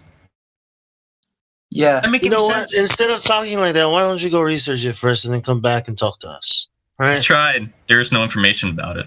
There's no information about the Antarctic Treaty. Yeah, I didn't say anything about the treaty. I'm talking about the Earth being flat. I'm talking about the Antarctic Treaty. The question is, where's the edge? Right? We don't need to know where the edge is to know the Earth is not a ball because we show measurements. But if you want to know that, then there's the Antarctic Treaty. And if you're going to try to say, So we there's, are there's many information that why the Earth is flat. And this is the reason why the Earth is observable and measures flat. You use it practically as flat. You've never observed the Earth as a ball. You don't experience the Earth as a ball. You don't experience the Earth as it's moving. So why are you denying your own senses? Because if you go to a beach and hold up an actual plane, then you can actually see that it's flat. What? No, not flat. Sorry, I'm really tired. You can actually see there's a curvature. You can't see the curvature from no plane. He said on the plane. horizon. You can also see boats going over it, and So, okay, at one point they go second. down from like top reading from his bottom of the imagination. horizon. The One sun second. and the moon also go down and meet the 1 horizon. second. One claim at a time, heck. One So- claim at a time. Yeah, so the Okay, horizon. sure. I'd actually like to start with the sun and moon thing because you guys have said loads about the other stuff. 1 second. The horizon, right, is the leading edge of a sphere, right? That's what you're claiming. Boats go over it. Not on edge of a sphere. Oh, leading edge. I'm talking about the leading edge of a sphere where boats and building goes over, right? So how far is the horizon at 1 foot observer height? Can you tell me? I was asking you a question. Why does the sun and moon go over? Because you guys say they're floating balls above us. Yeah, we're talking about the horizon, right? We're talking about the horizon. Yes. 1 second. But I just asked you a question. You're just dodging it. Hold on. You know what, bro? Like you're not even here. Okay, you're not even here. Yeah, so you're 10 steps ahead, right? So you beg the question that the Earth is a ball, right? And we're now trying to validate if it is a ball. So we're trying to measure the surface of the Earth. And you just claimed that boats go over the horizon, therefore the Earth is a ball. I'm asking you, where is the horizon at 1 foot observer height on a ball with a radius of 3959 miles? With or without the refraction? Where the ball claims geometry, right? So if it was a ball with the radius of 3959, then every horizon's distance must be no further than 1.225 times the square root of the observer height in feet, right? So where is the horizon at 1 foot observer height? It is calculate distance 1.2 miles. Right. So can I point you to the live stream? Where is it? It's just above this voice channel. Oh, sure. Live stream We'll voice see. text. We'll be posting a lot of stuff there, so just keep that one open, eh? So where do you see the horizon in this? Well, image? what's the story saying this is faked? Or how am I supposed to know this isn't faked? Okay. So Because you can do it yourself with anything. Yes. First you Go ahead, can do it Roger. yourself. And No, right now I'm at home. I'm like a couple hundred miles from the ocean. That's not a problem. I'm going to post you the original video of it, right? So let me post you the original video. It's about a dude that's on the beach panning around. Then he drops down on his belly and zooms in on these two oil rigs, showing us the horizon. Where is the horizon in this? I watch it, but again, this could also be faked. But point him that that guy is not flat earther. So the thing is this: you don't have to take his word for it. If you don't believe him, you could go there yourself and try yourself. This is the thing. The difference between oil tankers around. listen. This is a specific place. This is a specific space on Earth. You could actually try this yourself. Whatever they show you in space, you can't try it, but you could definitely try this. Continue, right? Yeah. So where's the horizon in this picture? Can you tell me? In the picture? Yeah. Which point in the video do you The want? two oil rigs, right? The two oil rigs. So let me help you out because clearly it's difficult for you. Is it in front of the oil rigs? Is it in between or is it beyond the second one? Again, I haven't finished watching it yet, and the video could also be faked. So I'm not the one talking. Oh, okay. So cut the shit. No, I'm still not saying to you to cut the shit. I'm saying the guy who just said don't cut the shit. Yeah, I'm fine. Even staunch Globers will tell you this is original, right? The video isn't in contention, right? You would like to say it's fake because you cannot validate anything of space, right? Because we are telling you, yeah, that shit is fake because you cannot validate it. You cannot go there. This is someplace you can go and validate, right? So I don't know why you would tell us it's fake. Okay. Why? It's So you're just- telling me that Neil Armstrong went up there for nothing? You can't go to the moon and prove for yourself that Neil was there. He did. Right? So again, If we are talking No, you about can't. the horizon. We are talking about So the I'm guessing horizon. all the live streams of them launching into space is a lie too. So again, globe is running away from curvature. How? This is again surprising, right? So tell me, where's the horizon? Where's the horizon? Again, I can't trust that video, so I can't actually say where the then horizon is. we can't talk to you, man. can't trust because you haven't given me a reason to trust it. Yeah, then it's over for Eckhart, right? Then- You question it's a every time- video that time waster. Yeah, you question every video that way because we question NASA's video. You don't question the video for the video's sake or for your sake. You do it to spite us. That's not going to get you anywhere, man. Okay. That's only going I to have a hurt. question. Listen, let me finish what I'm saying. What you're doing, right, is you're preventing your mind from opening to this information. That only hurts you. If what we're telling you is real and true, you're only hurting yourself.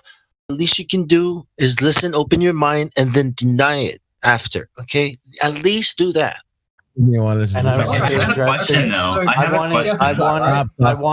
I wanted to quickly address his issue about they can't keep a secret like that. During the atomic age, there was entire towns that was sworn to silence to build bombs and shit. So keeping a secret is not a hard thing for people to do. You still do it now with Area 51, right? So let's continue out of that. Now, heck, this is stop. Listen, heck, the thing is, what I told you is that you could go verify this yourself. That's why it's valid. You can validate this information. You can listen to it now. You actually tell us, okay, this is where I see it, regardless whether your video is true or not.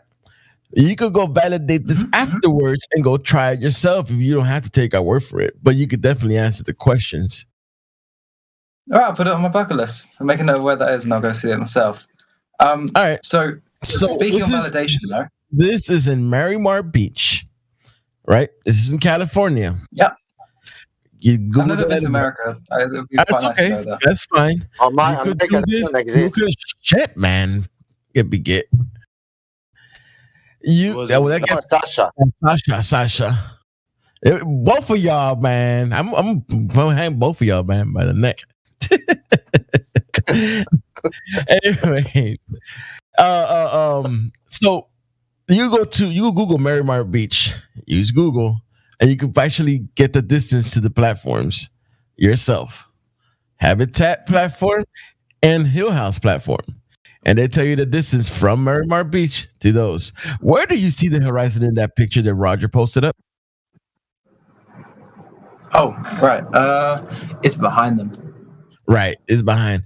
That means that it's at least over 9.5 miles. True? Wait, Miramar Beach or Miramar Beach? Miramar. Oh, Miramar, right. Okay. So that will make the distance from to the horizon a little over 10 miles, right? Or let's say 10 miles to be safe. Yes or no?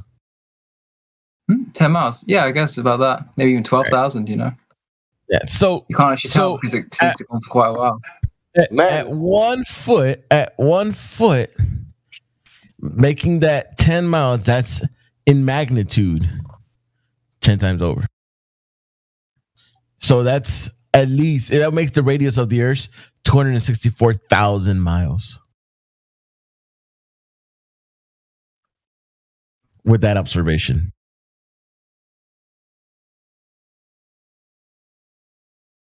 Oh, sorry, wait a sec. No, I'm just kind of distracted. Someone just came in my room. Give me a sec. Sure.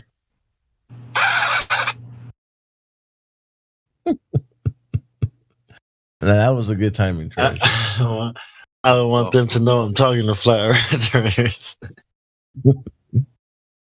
Doctor, we will get to you in a second. He never spoke as a doctor. Oh, he's not a doctor. Yeah. Dr. K. Calling Dr. K. Doctors don't give such answers. Please report to this. But California Alba really exists, that place. It exists, really.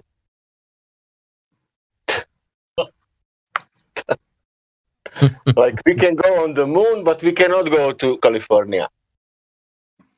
You don't need to go. Send a friend. Call some friend to call him to go there and to check that. That's it. Enough. You don't need even money. You need some friends to go and check that. I mean, I don't, I would be suspicious too, right? I'm not just going to take some. Yeah, listen, this, I mean, I cannot take now plane and Wait, go so those there. oil tankers are in front of the land, right? You see those hills in the video? One more time? You can see the land over there, just above the horizon. In the video, when he zooms in, there's land, and then there's the oil tankers in front of it, right? Oh, are you talking about the land and the 20 mile, like they're over like 20 miles or something like that? That's even worse, bro. That's like that just makes it worse now, eh? No, he's saying that that's across the whole Pacific. That is 500,000. San Francisco, isn't it? It's not 260,000. Let me help you out, all right? This is where you bring up. This is where you conjure refraction.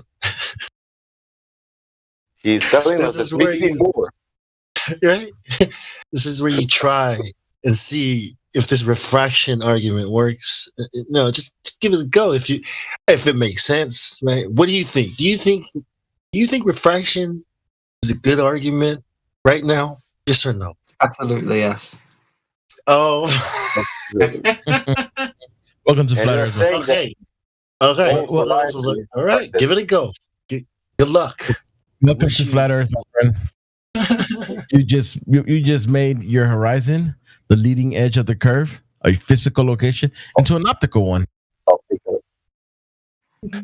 Yeah, but that's been proven Yeah, most times. but In the 1800s in Cambridge, there was a guy who took the 6 Mile Straight Canal and tried to prove it fake, but it was actually fraction errors to take into account. Hold on.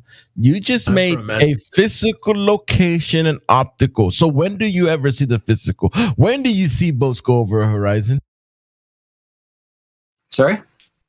When do the boats go over a horizon if the horizon isn't physical, is optical? The horizon is optical, so as it doesn't actually go over it, isn't it? It lifts up and goes down. What happens is bye looking at a plane against the Earth, a tangent against it, then it dips below that plane. Are you sure about that? No, he just said no, let him slide. Did you that? Yeah, actually, you are gonna actually go to the same thing that I was gonna say. You not see the problem? Yeah, go ahead. Go ahead. You do it. No, go ahead. I just wanted to make fun of him. Like, if you can't see the problem with this, then you're not seeing. Like, you're not getting it. Yeah, this guy's landing airplanes on north-south runways at 1,000 miles an hour on the equator, so he's not going to pick up on any of this. We're talking about curvature still. Yeah. I know he's just like, he just made his physical horizon where boats go over into an optical one. He destroyed his own model. He's not physically going over anything. They're traveling around the tangent. You just told us not about a few minutes ago, and this is live streaming recorded, that boats go over a horizon. That's the curve. So you're taking that back? Panic. It's a physical curve, brain fart or something. Like, what happened? It's a physical curve, but it's not real. It's optical. Yeah, he just said it's a physical, or it's a curve, but it's not a physical curve. That's what he just said. You said it's a physical curve. However, the observation of something going over something. Can I ask? Is it like a on that GIF? How you Is it like a GIF on voice text? All right. Can you look on GIF? You're contradicting yourself, right? That's a contradiction. So this is at 1 foot, man. This is at 1 foot off of sea level. Imagine if we were at 128,000 feet. Mm-hmm. Where would the curve be then? Where's this horizon now? So it depends on the height of how far you see. Yeah. You're going to be seeing further, you're going to see more of the Earth if you're at a higher point. Right. So as we go up, right, we don't start looking down at a ball, right? As we go up, we keep seeing more and more, right? It's like the ball is opening up on the sides. Is that what's happening? No, it's opening up, right? Right. So where's the ball? What do you mean where's There's a radius. Remember the radius got lost at 1 foot, right? Like, it's off by what, 19 miles now? It must curve left, right? So how? Right, forward and back. As you increase in height, you're looking at different angles. And then you go and then you look left and you look right. If you put your eyeball real close to a football and then move back from it, you'll see the football. Are you watching the live stream text right now? I'm going to post a meme. I want you to pick which one of those in the meme is the correct one, okay? Yeah, sure. Wait, so you want me to decide now from my desk which one's real? Yeah. Well, I mean, take an educated guess. Which one, your best guess, which one of those is the correct one? So you just want me to pick randomly pretty much. I have no information on just look at it and tell us which one you think looks real and fake. I mean, it's not a trick question. It's just a question. Again, I can't tell. If you're not telling me what they actually are, what kind of camera they're using, what actual height they are. All right, so I'll give it a go. All right, I think the top two left cameras are fisheye lenses. All right, your turn. You do the rest. I do know about fisheye. That's right. Right. Now, what do you think about the rest of them? What are you saying? Are those pictures of the Earth, or are they fisheye lenses? Is that the curve? You can't tell. You can't tell by looking at an You image knew what kind of fisheye camera it's lenses using. were, right? Can I You try? guess, but you can't tell the exact refraction. Can I try? Can I try with my picture? fisheye lens. They are all fisheye lenses. Yeah. Go ahead. Earth doesn't curve, and you can't see the curve. Even though the Grass Tyson tells you can't see the curve from over 130 feet. You can't even see it from the space station. Yeah, because the Earth's fucking huge. It's incomprehensibly huge to us. Yeah, it is freaking huge. But we can measure this. You can say the exact number, but You just even knowing the number, it's a big thing. brother, you just said to us you saw the boat go over a curve, but it's not a physical curve.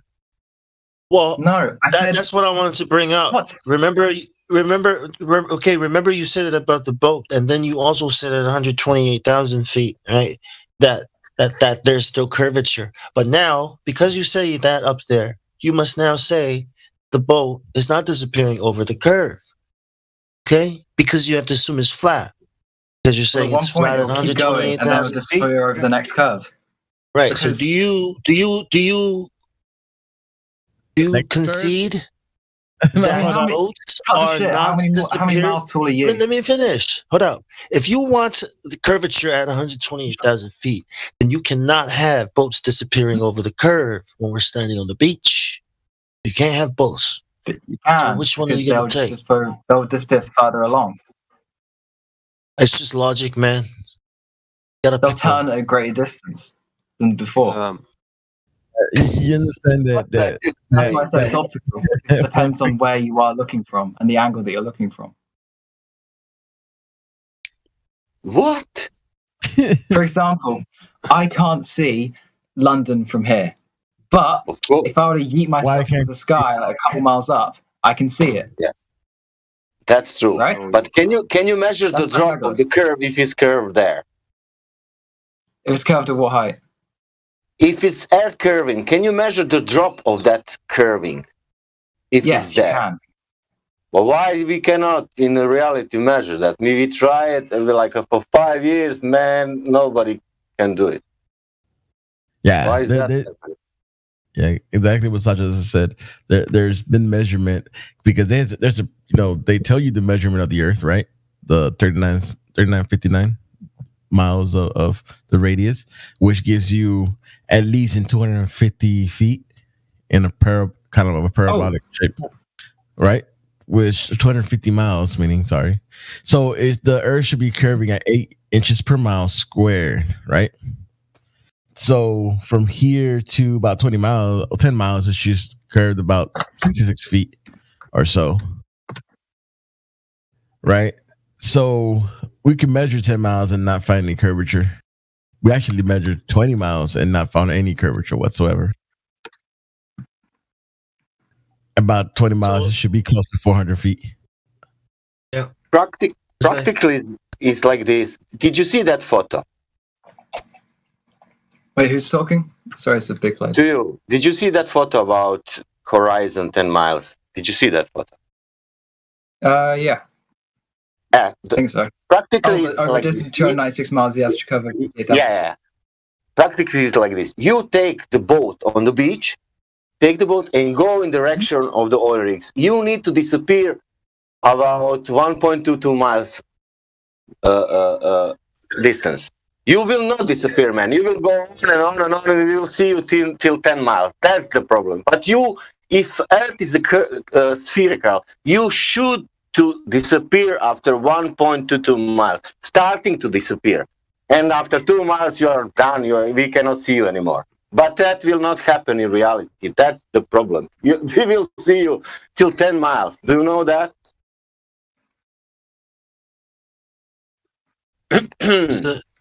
It's a really big problem, man. If it's not there at 1 foot, right there, then you're saying that magic, right? Like, no, if I shoot a gun, right, and I can hit one of those, see, it's not refraction.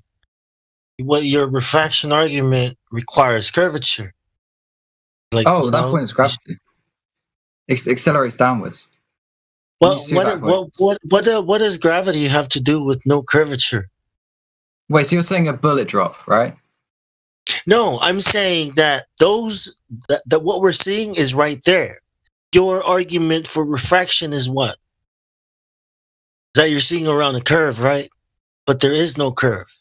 So refraction is not an argument. Because you need curvature. At this point, you're saying what exactly are you talking about? Because I'm having like 80 conversations at once. At 128,000 feet, the horizon was at eye level. What does that mean for a ball with a radius of 3,959 miles? What is your means they were looking at directly at the horizon. How do you explain that? My defense.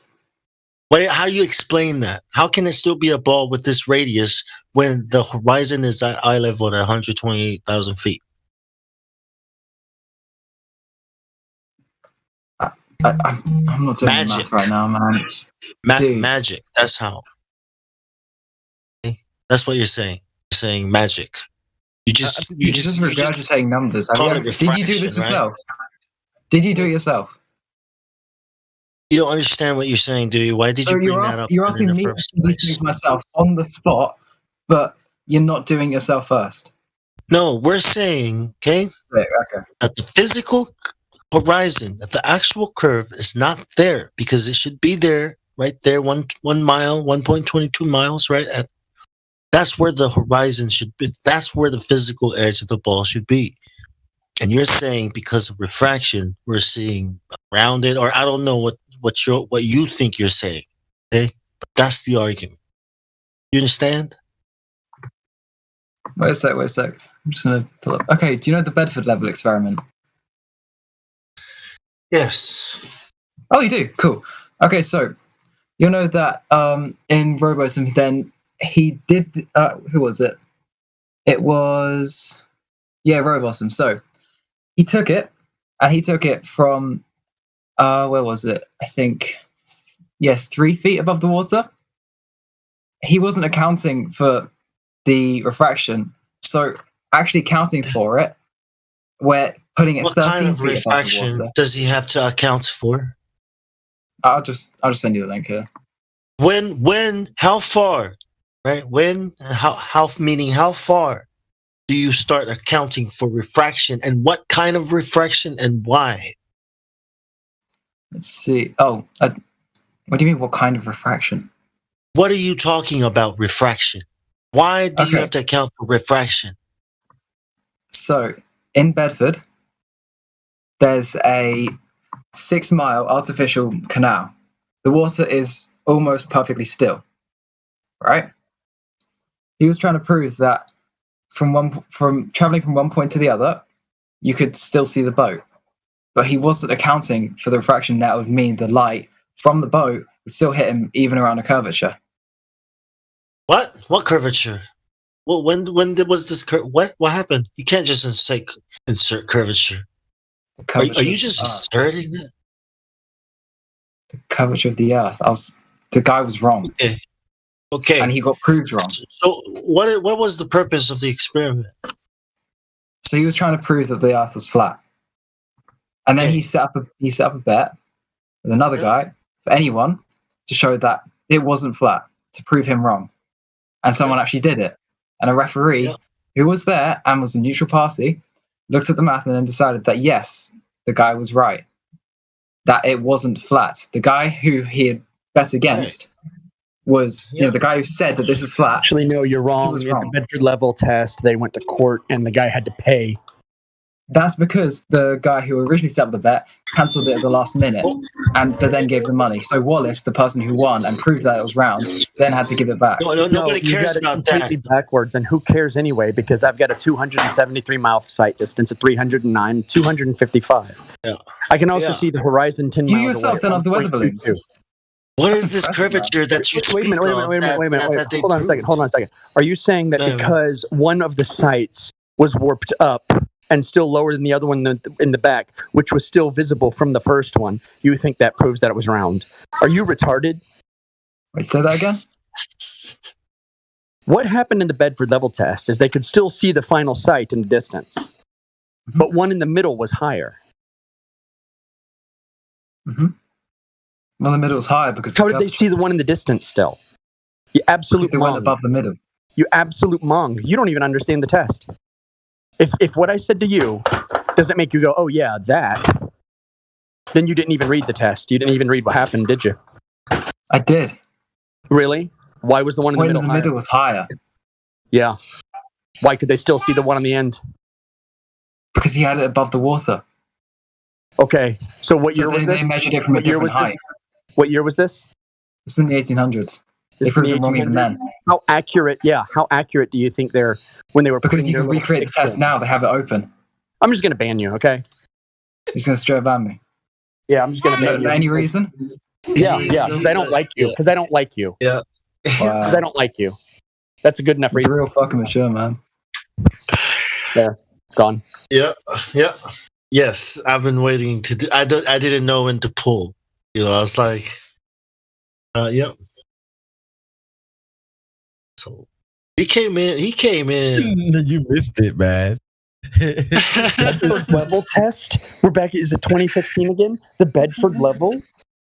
Wait. You're talking about the Bedford level. So we started off. Technology. They're using technology from freaking Civil War era. You missed this. So he was saying that he seen the curvature because he both go over. We showed him the black swan. He said, "Well, because it's refraction." I was like, "Well, we're gonna fly Earth." Then you made your curvature not a physical location, not a physical location, but optical. Yes, it's optical. And then he's like, "Yeah, it's horizon is optical. Yeah, so it's not physical. You know, it's not physical. Yeah, like, but it is physical, but it's also optical." Yeah. Well, that's the problem. Is the moment you run up against a British NPC, they're the worst. Oh, he only had to pay him because he didn't show up. That's not why he had to pay him. That's not what the court said. I agree, and I'm British. Just for the record. No, I apologize. It's a long-standing tradition because I'm surrounded by the people with a stiff upper lip, the fucking arseholes. Now, we've got the Museum of Natural History, and so our religion is Darwinism. And these guys as well, they think Americans are stupid. All of them. It's like a common thing that goes around in England, like Americans are dumb. And it's it's so not true, but they all think Americans are dumb. Unless unless you're Jeremy Clarkson, you don't get to make fun of Americans. Yeah, good one. Because Jeremy Clarkson is actually funny. But this place is full of people like the Rumpus, honestly. Like, I used to live in a city with universities. It's full of them. Yeah, I think the Rumpus is a propaganda show. One of the very few actually existing propaganda shows. I'm not sure, because I used to live with someone who was exactly like the Rumpus, and I think what it is he's part of a debate team, because he's using so many debate tactics, and there's loads of them at the universities around here, and they're more interested in the debate and sly, underhand tactics to win a debate, rather than proving anything. Well, see, it's not even debate tactics that they're using, it's courtroom tactics. Like putting... because you're treating your opposition as a prosecution versus defense, and that you're trying to undermine them any way you can, when that's not what the structure of a debate is. So they remind me more like lawyers. That's what they really remind me of. I guess barristers over there? What's a lawyer over there? A solicitor. What? A solicitor. A solicitor, yeah. Okay, so a solicitor, it's just somebody who's arguing. They're not making points. They're arguing to upset a narrative. And that's what lawyers do. Yeah. Because they don't make points. They don't have evidence or anything like that. They're just trying to create smoke and confusion. Yeah, I think as a barrister, someone who was like kind of like a Supreme Court type people, whatever. Is that like a federal judge over there? Yeah, like a federal judge or federal prosecutor or whatever. Yeah, because we have barristers also. I just don't know the difference. I think the difference is kind of like what they can do, or the barrister is kind of like a special position but they don't argue like more controlled op. In other words, like more of a show person for pretending like they're fixing things at the high level. First, there's a political position, I assume. Yeah, kind of like that. Look, all I know is I'm the Shakespeare when it comes to lawyers. We have Dr. K recorded saying that the flat plane is so big you can't see the curvature. Yo mama's so big, you can't see the curvature.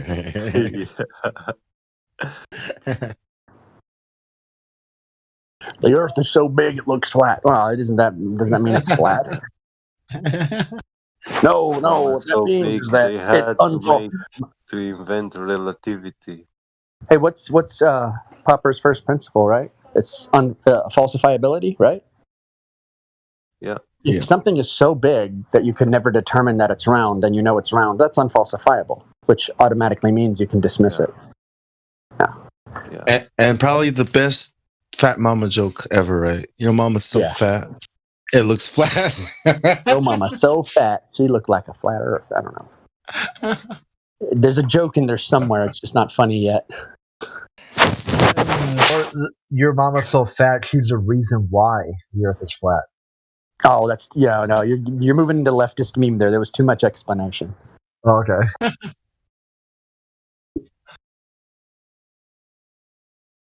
Your mama's so fat she measures flat. She observes flat. She is observed as flat. Mother Earth jokes, eh? It's kind of like the Austin Powers joke too, where the guy had a big head. I thought it was the mole. Your mama's so fat when she lays down, they call her Flat Earth Mark II. Too long. I have the attention span of a flea, somewhere between a flea and a goldfish. You got to have your joke that succinct, or it's not funny, right? But I bet that's one thing you're never told. Too long. Yeah. See, there's a joke.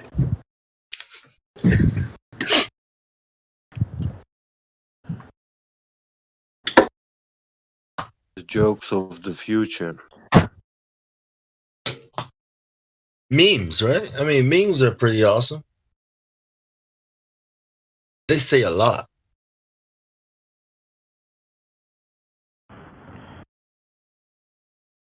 If only we had some good ones. We have a few good ones. Like a picture paints 1,000. No, a meme says 1,000 words. Not a picture. Well, then that means a meme says 1,000,000 words.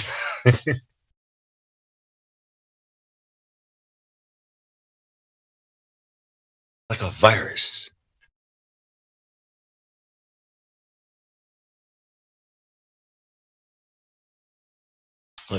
Like a mind virus, you know.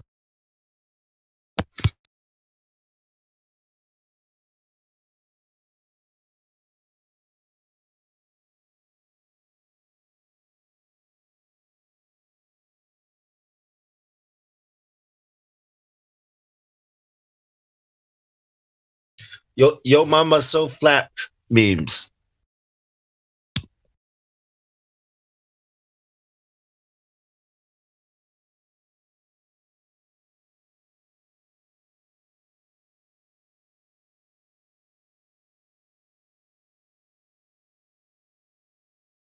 The gravity arguments, futile arguments, actually help me mostly in giving up this globe religion.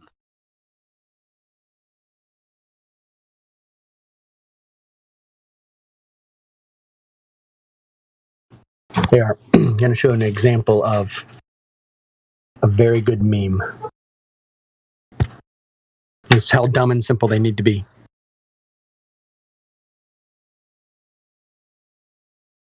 Okay, answer me this. What does 2 + 2 equal? And no, don't give me 4. Give me Give me a proper answer.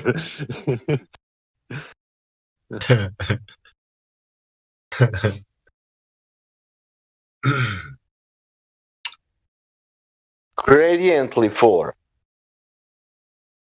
2 plus 2 equals the square root of It's 16. gradiently 4.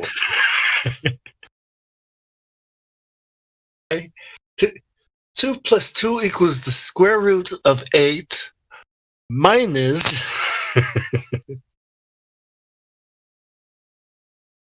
Is it that kind?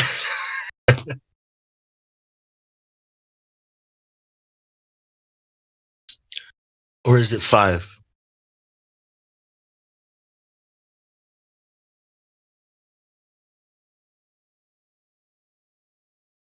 If you continue, you are near to explain gravity.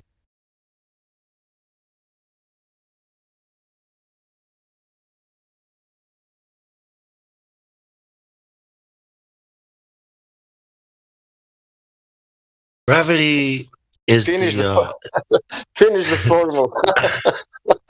gravity is the curvature Finish of space-time caused by.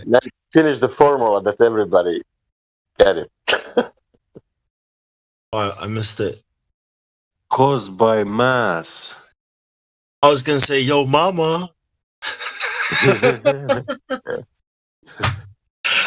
Yeah, and they try to prove boson-Higgs, that mass particle, the particle responsible for mass, weight, and it's not there. But they had to still invent something to give a Nobel Prize to that guy.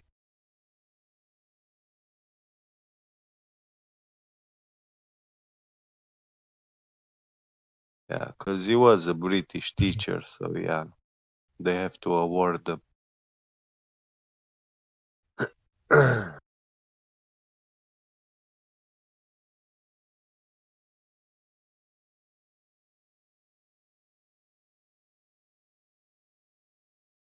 It's like, wait, isn't a fabric flat? Isn't it a plane? Like, is space-time a plane?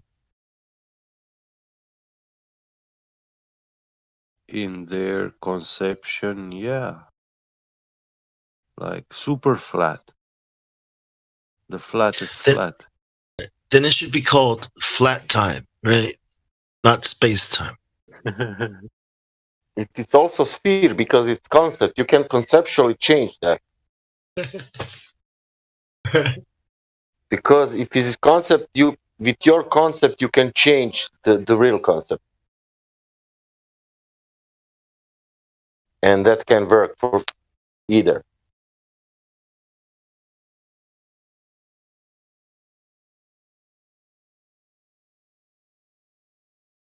If we imagine ourselves riding on a light ray,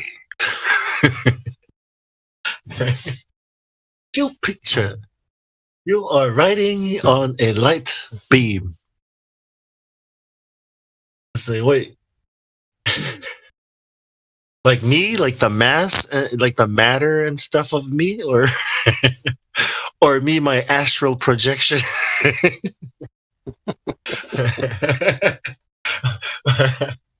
Thought experiments, right? It's like, wait. Help me out here. One of y'all might know. Is that a Continental or an Eldorado in that picture I posted? Continental. Yeah, not Eldorado. Right. Yeah, Continental. Man, that's a nice car. Yeah. I love that picture. Dude just is like, you know what? I'm going to pull over and sunbathe.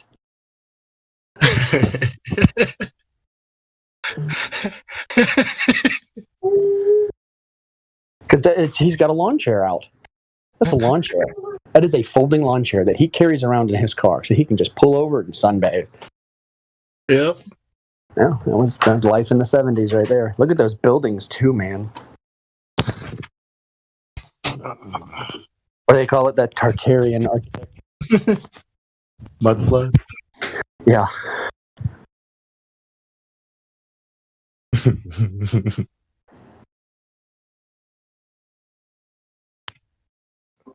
Inca made when it. those pictures of like the excavations and stuff though, where it's with they're finding, and like sometimes not just another floor under there, but like 2 more floors or even 3 in some cases. Like that is pretty wild. In Savannah, well, what they did is the river used to be elevation, and at some point, what they did is they brought in about 20 foot of fill and buried everything to lift up the elevation of the docks. And so you go to Savannah and you'll be walking, and you'll notice that we don't have basements here, but every single older home in Savannah has a basement. Every single one. And they have windows, like these cutouts for windows, that can look up and see sky.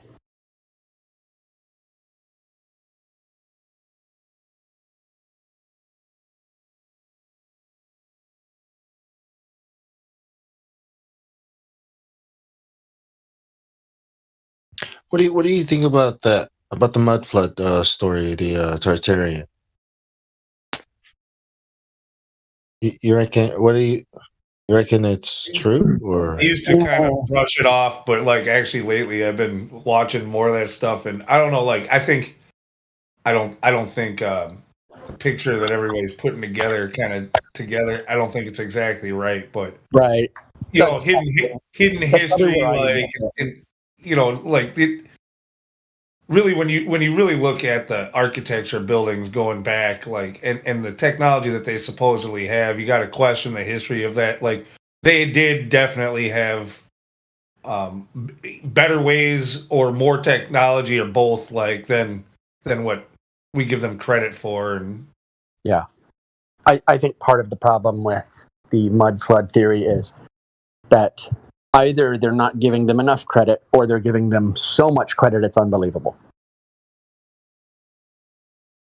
Like, yeah, I get what you're saying there too. Like claiming that they're doing stuff that's impossible to do, and magic level technology. Yeah. It's like, no, come on. Yeah, Let's be rational here. So I think when it comes to the mud floods, there's a lot of smoke, but not necessarily a lot of signal.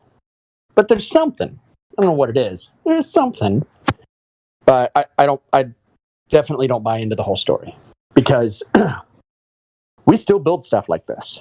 It's just very rare, because cheap building materials are when all this stuff went out of style. When we could suddenly mass produce steel and glass, it's like, wow, screw these buildings. These buildings cost concrete, and then you can knock these big, giant, beautiful concrete buildings that they built. You can knock them down and turn them into foundations and floors for your big, giant, gaudy skyscrapers. So just on a practical building level, that makes more sense to me. As we used to build beautiful things, we became decadent and degenerate, and we don't build beautiful things anymore. It's unfortunate though, because they would love to tell you that people would love to build these just straight corner block towers and tell you how beautiful the city is, with all these new, skyscrapers. It's like, well, what's funny is Tartarian, or whatever they want to call it, mud flood era, whatever, is not even my favorite architecture. My favorite architecture is Art Deco. If we did the whole world in Art Deco, I'd be happy. That vintage toaster look, like that. Yes. Yeah. Well, you saw the train I posted. Yeah, I saw the picture you posted. I like that stuff too, but I don't know about doing the whole world in it, man. Like, here, I've got a little much. Oh, I got a bunch of pictures saved on my phone. Like, I'll show you a building. Well, this is one of my favorite buildings. Let me find it. I've got a huge Art Deco folder. Come on, where are you? Well, let's see. Oh, here's a building I like right here. One of them. That's Art Deco.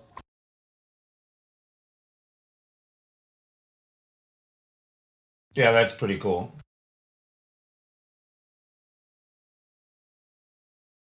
Like putting the big steel wings on the front of your building with the face. That kind of stuff. I love that. Yeah, Chill out. Sorry. Oh, here's another. Posted the picture. Reminds me of like something like Superman. I love that train. That's an awesome train. Yeah, the trains for sure. They can make the trains like that. That would be cool. I'd be down with that.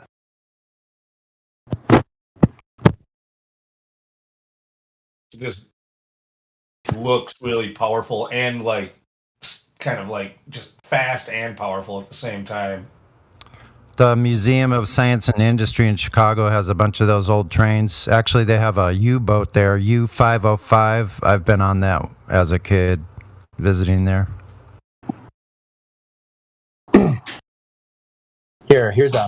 This is one of my all-time favorites right here.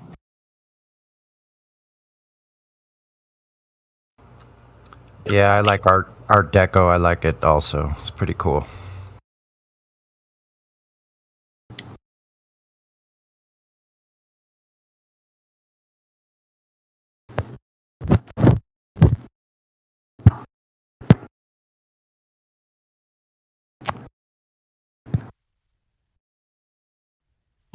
That last one makes me think of that movie Metropolis.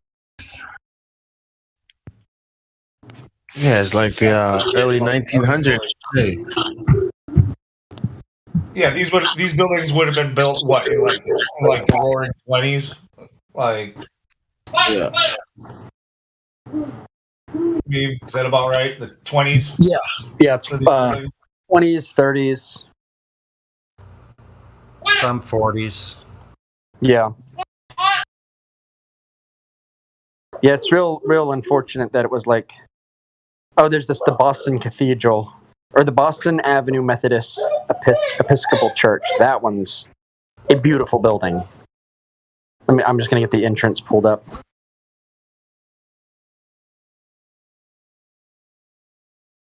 There you go.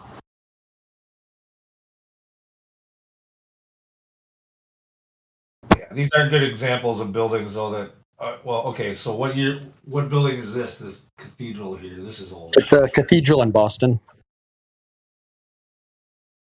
I think it's Episcopalian, so it's like Catholic light. When was it built? Let me check. Diet Catholic. Completed in 1929. Okay.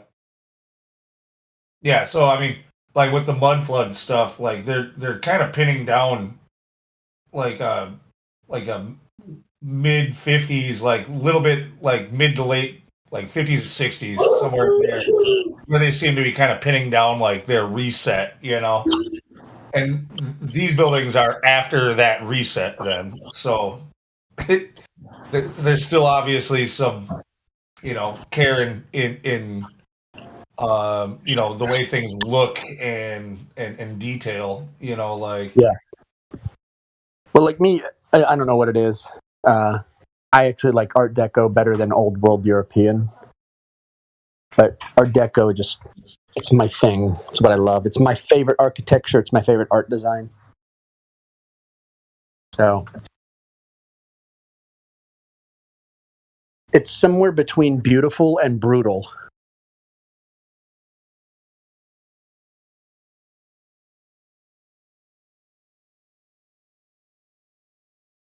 Yeah, I mean, it looks a little bit frightening, actually. All those buildings do. You expect to find some kind of, you know, Dr. Evil supervillain in that building. Yeah, you hear Bach. You hear Beethoven playing, right? The organs. Some big fat cat like journalist, like guy that owns a newspaper. He's gonna live on the top floor of that second building. Let me show you an Art Deco sculpture, and this is just a relief for the outside of a building.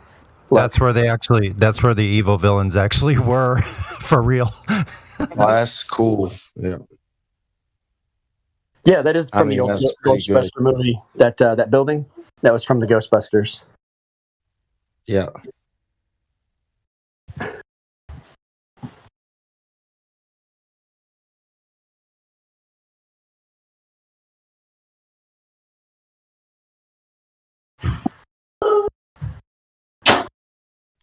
Who is it? Is it Hermes? I think it's just decorative. Or Mercury or somebody like that. Oh, come on, meme. They don't do just put detailed faces on buildings like because they just thought it was a decorative looking face. I know. It's probably Hermes because he's got wings on his helmet. So, yeah. But I mean, it's just like, oh, the Hermes thing, but it's probably not significant where they put it. It's just that Hermes' head is a design like feature that they just stamp, right? Yeah.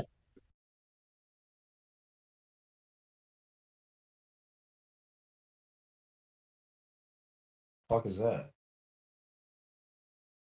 Well, you recognize the buildings in the background, right? Empire State Building and no, yeah. That is the Empire State Building, right? I think so. The one on the right. I mean, the one in the middle. No, Empire State Building is Art Deco. Mm-hmm. You get up close to it, you can see all the Art Deco designs all over it. It's a beautiful building once you start actually looking at it. No, but what's this thing in the foreground? Is that on a bridge? Just a pylon to a bridge. Which bridge is that? Oh, I've never been to New York, so I don't know. Yeah, I have no intention of ever going to New York. You ever played the game BioShock? They have these same designs and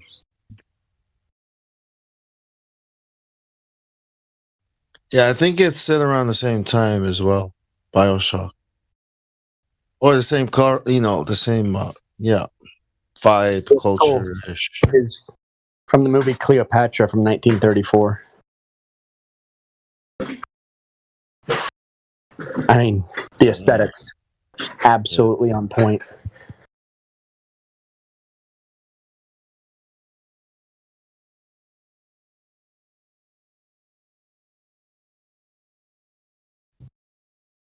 we have a few members, new members. I'm seeing God01 on the fence. We got Shadow Elite. He's a glober. Maybe he brought some measurements of curvature.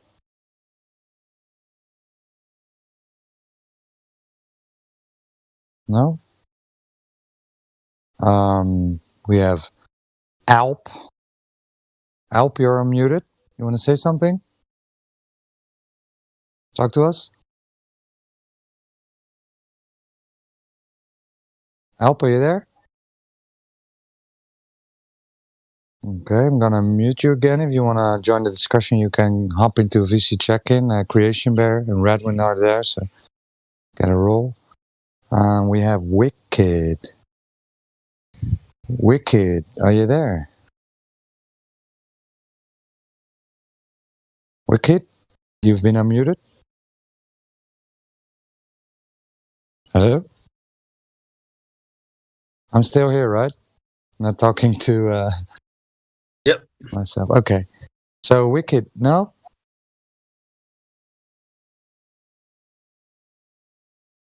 And there I was thinking somebody finally measured curvature.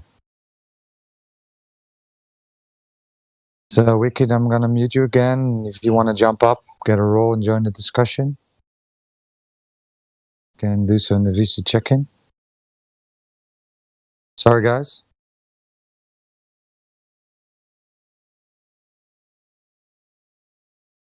I'd hoped that we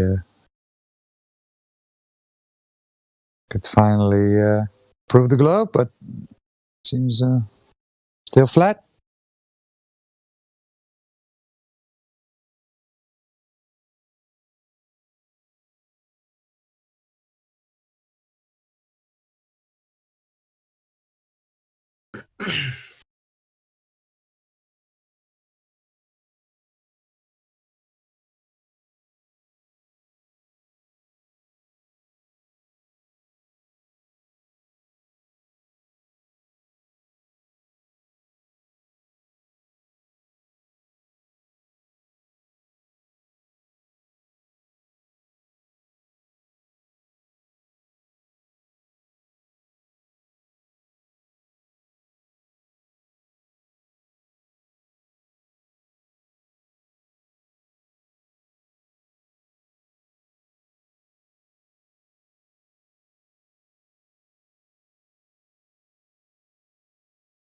Hopefully, it didn't kill the convo. No, thank you, Roger.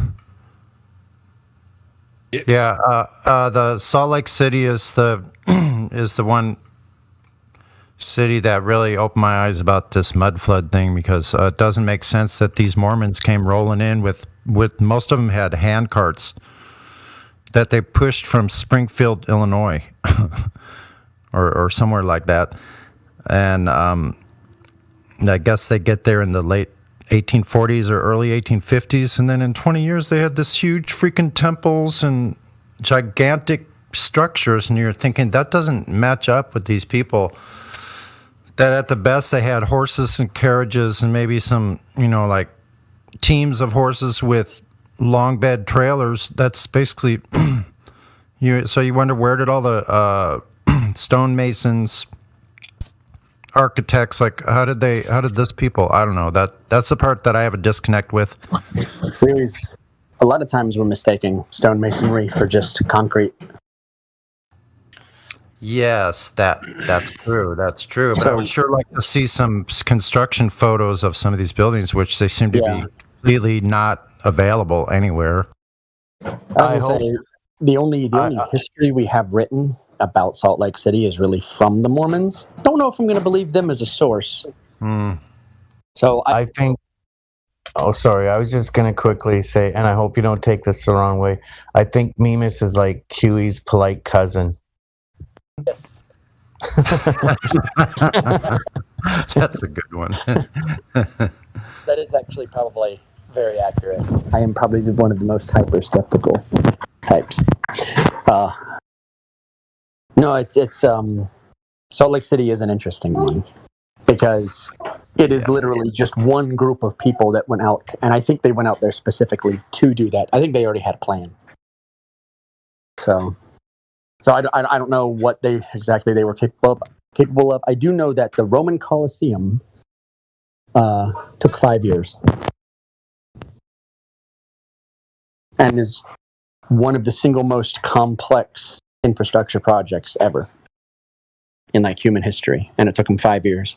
But that whole thing is built out of concrete, so they can't really lie about it, because they had so many historians writing about how it's made out of concrete.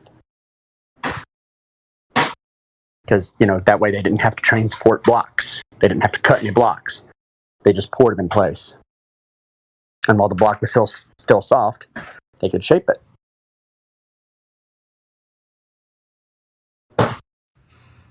Yeah, there still seems to be something missing, because even if you go, and not to go too far away, but even if you go to Mexico, South America, Central and South America, these huge structures that were built, even the people that the let's say the Spanish found, those indigenous people didn't know who they knew it wasn't. They didn't do it. They admitted that they didn't make it.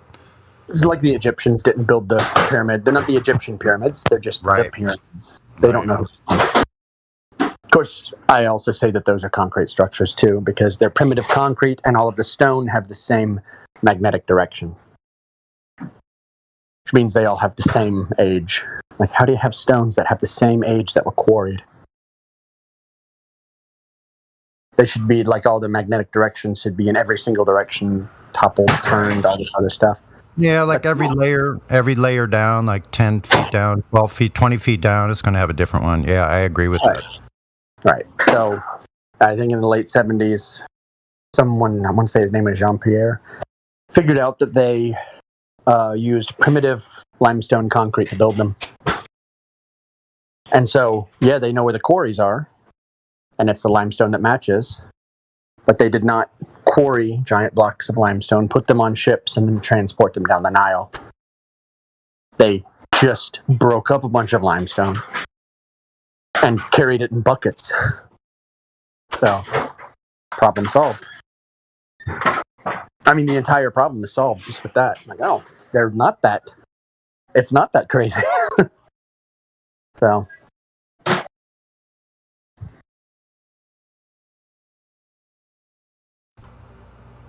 Well, they seem to have had a pretty accurate way of aligning to magnetic to the cardinal directions. So they were using either pretty accurate, what do you call it, like celestial, I don't even know the word, using the celestial objects to align their buildings, that it seems like we can't even do that today to that accuracy.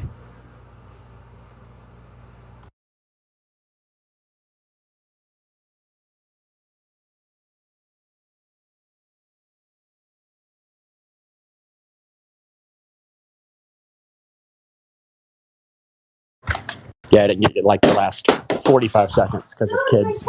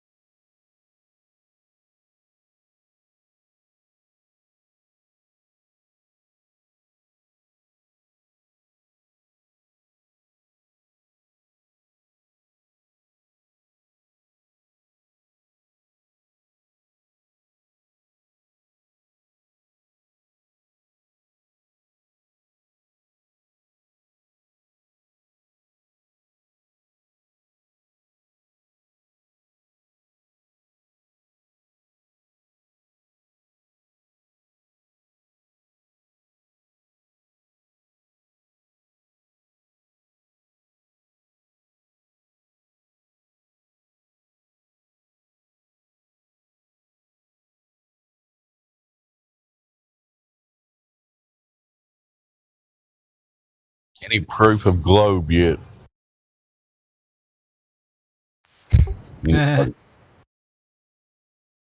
Nah. Okay. Back to silence. The man asks the impossible.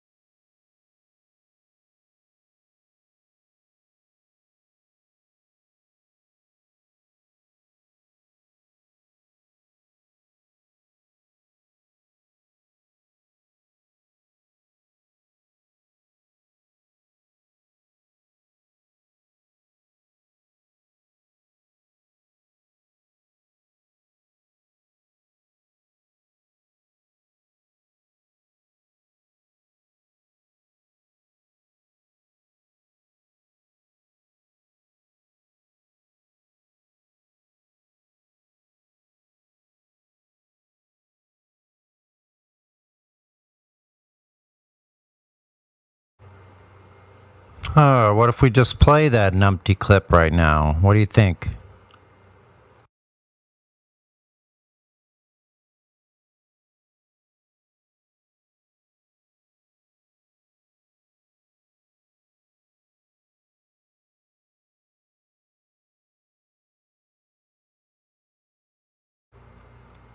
Oh, that one's not started yet. Okay. June 21st. How about a different numpty clip? Play that numpty clip, sonny boy. Play that numpty clip now.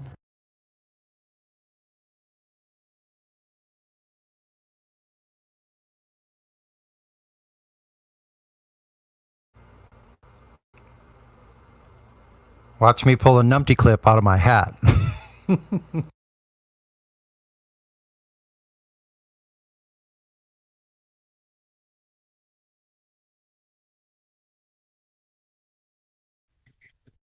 In your musical career, did anybody literally turn around and shout, play that funky music, white boy? I'm sure they did, didn't they?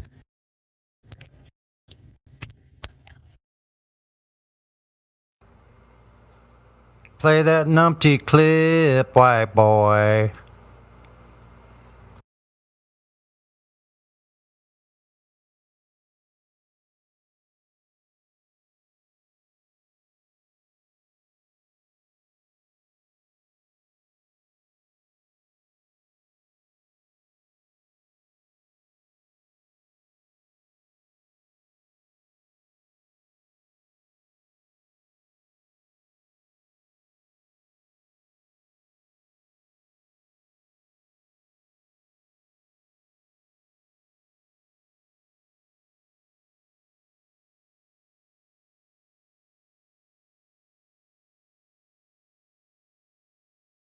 Shout out to all the Globe reps that are coming in here and representing their Globe well.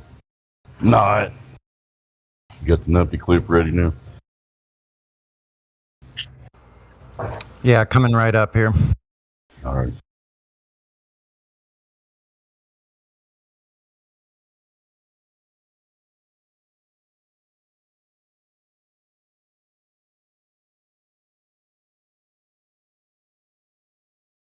Bullish Decisions, 30 December 2019. Okay, yeah, gas pressure. Well, so I find this kind of weird because, you know, we see examples of pressure differentials everywhere we look in the natural world. Oh, shit. Here we go again. That wasn't the question, Professor. The question was, how can you have gas pressure without a container? You started off talking about gas pressure gradients. Well, that's delta X. The question is, where'd you get X? So before you can have delta X, that is gas pressure gradients, you have to have X, gas pressure. So, again, how do you have gas pressure without a container? The second point I'd make, you know, we can demonstrate, I can get a high pressure air hose and I can generate enough pressure to cut someone's hand off. So, and that's pressure without a container.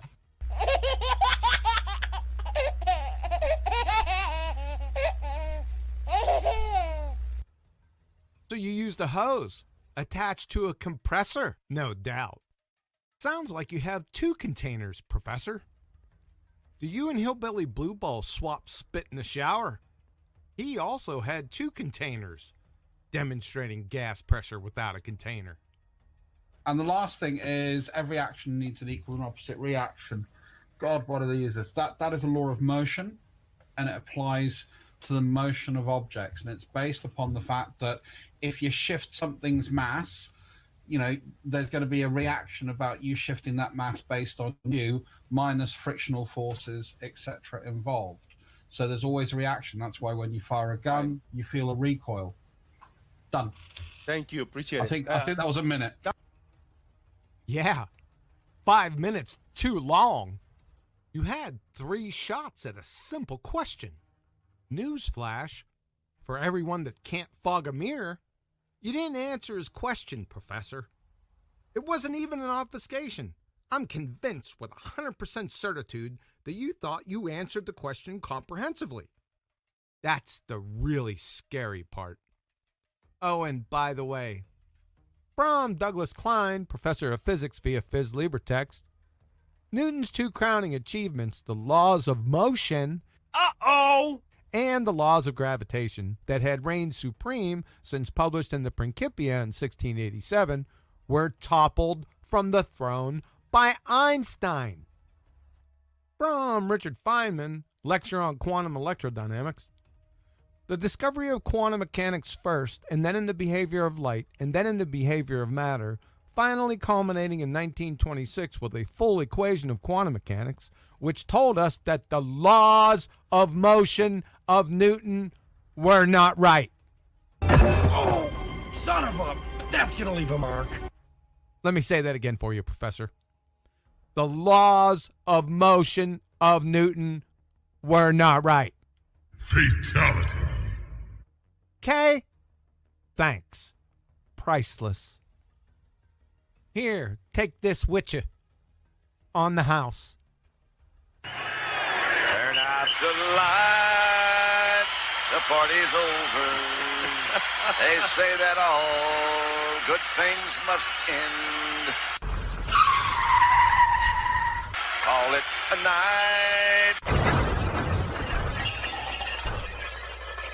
The party's over.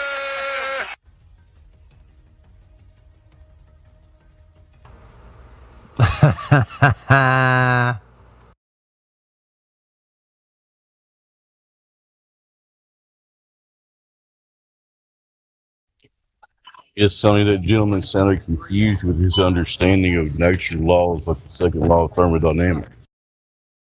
What do you think?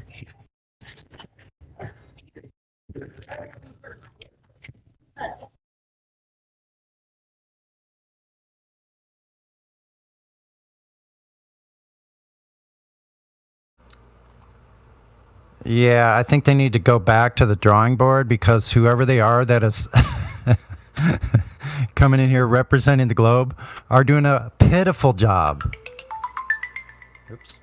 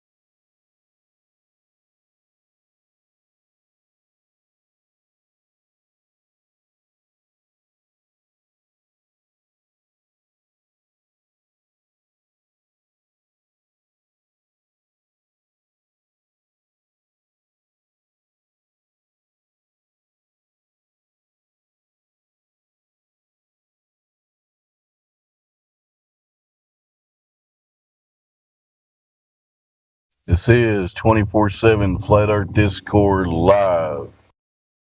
Best place on earth to talk about Earth. It's been dead air day. Just trying to break the silence. See if anybody else wants to talk. Peace.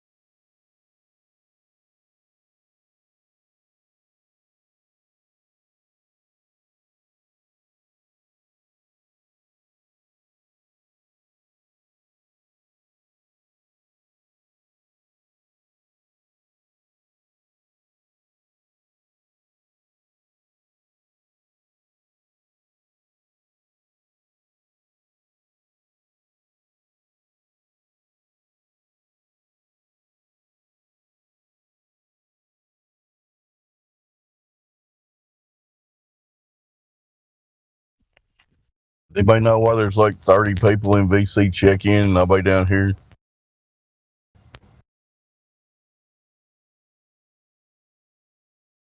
Anybody even listening?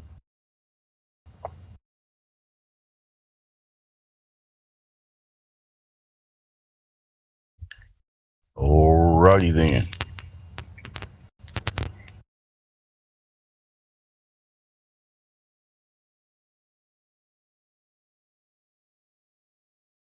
I think there's some people upstairs checking some people in.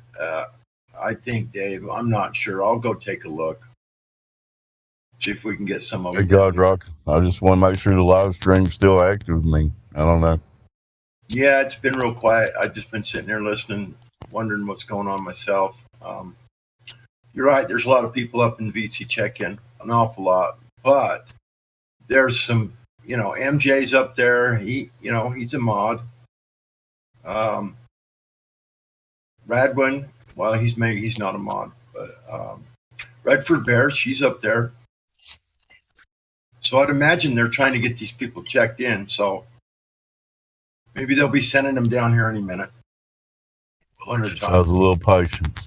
Yeah. While we got some dead air, I want to give a big shout out to Whitsitt for going out there in real life. And he was in the middle of a park in New York City getting a lot of shit last night out there speaking truth. So shout out to Witch.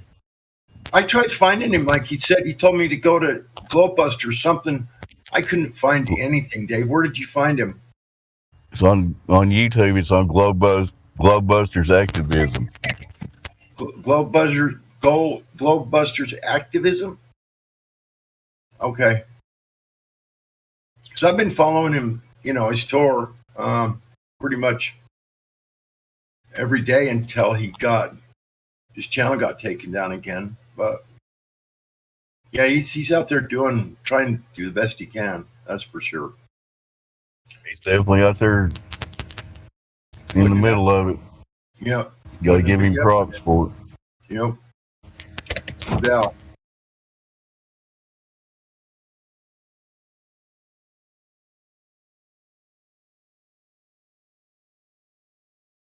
I'll be back in a minute, Dave. I'm going to go up to VC1 and see what's going on. Got you, God rocking. All right, buddy. Have a good one.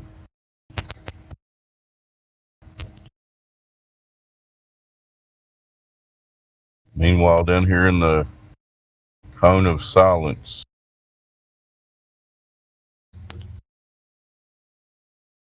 showing my 8th Get Smart reference. There's probably people on here that don't even know what Get Smart is.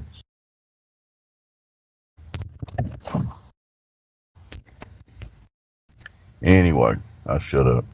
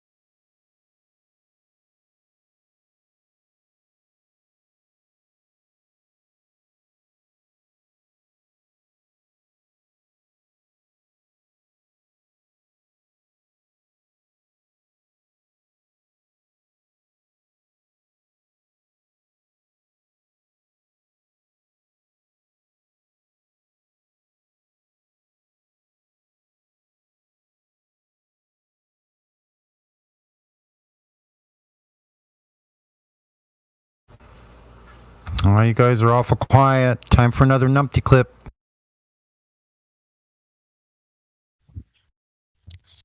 Get us with it, Sonny.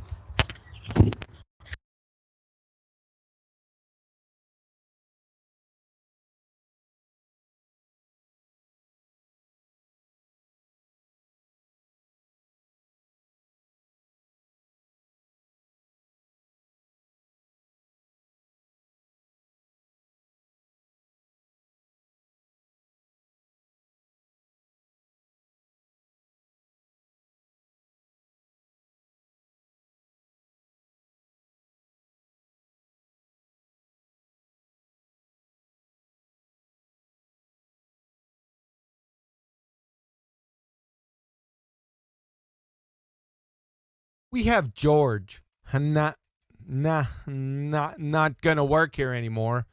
The Space Git idiot. If you're unfamiliar with this abomination of the earth, ladies and gentlemen of the jury, he was the mastermind behind the little scheme to put pressure on Brian Mullen by contacting the State Board of Engineers, of which Brian was registered with. Unsurprisingly, the clumsy innuendo fallacy suggested to the board of brain-dead baltards turned out to be successful. No worries, Brian. Understand fully. We got your back. I hope you don't mind if I fillet then fricassee this fuckwit idiot over and over and over and over again just for GP. General purpose. But in an engineering sense, for a closed system, we also require, in an engineering thermodynamic closed system is like, or an engineering closed system is like a thermodynamically isolated system that you can't have mass or energy transfers in or out of the system. We call that closed in an engineering sense. And also they use that definition in chemistry. So it depends upon what discipline you're considering when you want to talk about open and closed. Because some require thermodynamics allows this heat transfer out of a closed system, whereas in a lot of other disciplines they do not allow heat transfer out of a closed system. You seem as if you like to talk. I like to let people talk who like to talk. It makes it easier to find out how full of shit they are. That right there, folks, is one of the biggest convoluted, made-up, cod-swallowed, horse-pucky bollocks. Absolutely deranged Dunning-Kruger, smash yourself in the face with a spade shovel repeatedly, projectile diarrhea-of-the-mouth performances you'll ever hear. Watch how quickly his horseshit is dispatched. From Physics About, Anne-Marie Helmstein, Ph.D., Biomedical Sciences. A closed system is a concept used in thermodynamics, physics, and engineering. You're busted! And in chemistry. Ay, caramba! It differs from an isolated system. A closed system is a type of thermodynamic system where mass is conserved within the boundaries of the system, but energy is allowed to freely enter and exit the system. Fatality. Ladies and gentlemen of the jury, after that train wreck of a debacle, there's only two choices. This baltard spinning space monkey is either stone cold lying or is light years beyond clinical level Dunning-Kruger deranged. If it's the latter, this is a all hands on deck, subdue with force, horse and elephant tranquilizer without cessation, straitjacketed, rubber-roomed, emergency lobotomy scenario. For not only his safety, but others. If it's the former, he should be hung from a fucking yardarm for treason against humanity. Entropy being a measure of disorder.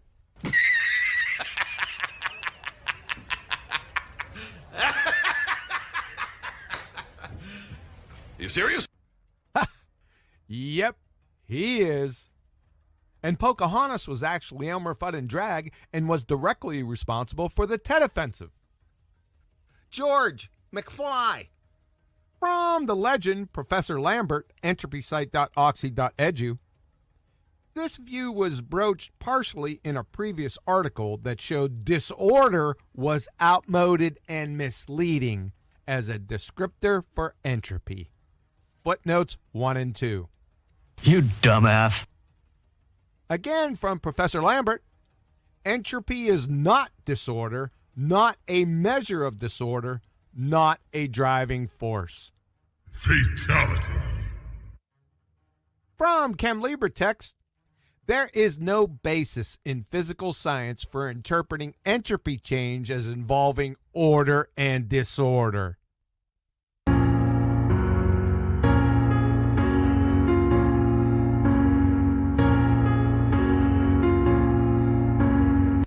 Stating entropy talks about disorder is akin to Max Planck describing the ultraviolet catastrophe as stop, drop, and roll.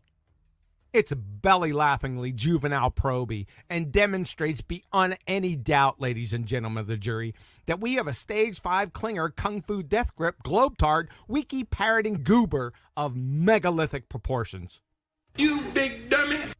Or he's flat out stone cold lying. Listening to you discuss thermodynamics, Georgie Tatonka, is akin to listening to Mr. Magoo giving the keynote address at a neurosurgery convention. Hey, Georgie. Turn out the lights, the party's over. They say that all good things must end. Call it a night. The party's over. Take the next 3 days off, then quit. Clown. Hey.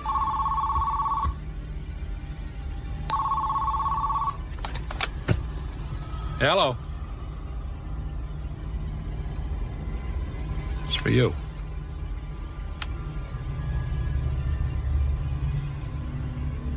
Yeah? You've just been erased.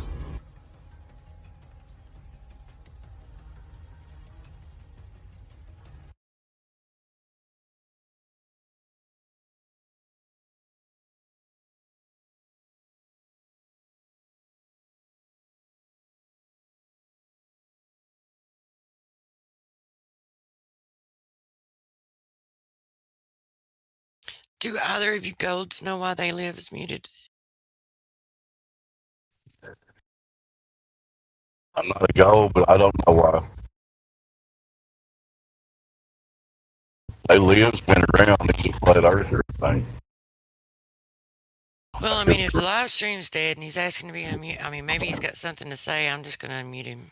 Someone else, if they've got some impeding reason as to why they wanted him muted, I guess they can mute him back.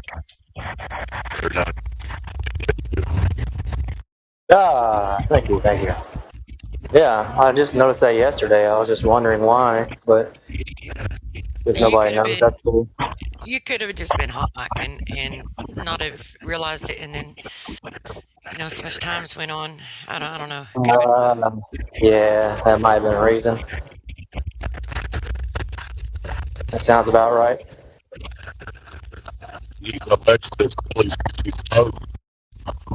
Well, you're roboting, Dave. What was that? Go back to the silly spinning. Still roboting, Dave. So has anybody brought curvature yet? Anyone brought curvature? Sonny, I know you're on that watch. I guess if we're still here, they've not brought curvature. My coworkers didn't bring it today. Yeah, sorry, I'm trying to cook breakfast across my room, so I'm running back. I had to run back to answer. Anyway, yeah, waiting for curvature still. Yeah, none was presented. Cook breakfast across your room. I envision you with a very, very long ladle trying to turn eggs from the other side of the room. How'd you know? How'd you guess I was making eggs at 11:30?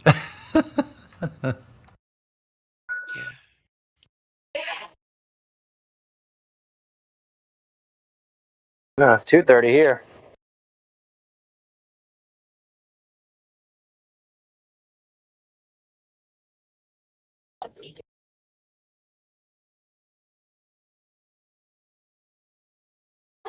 Still Samuel. Still roboting, Dave. He must be driving or something.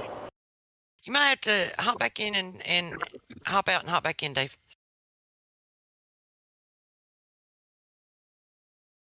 Still Samuel robot.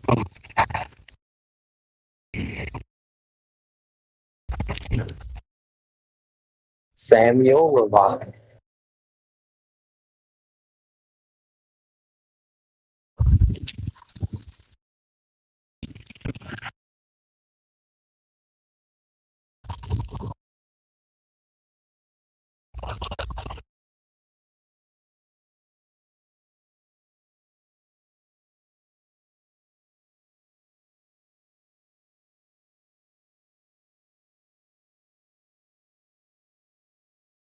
All right, lost one. This is lost three, or you lost two.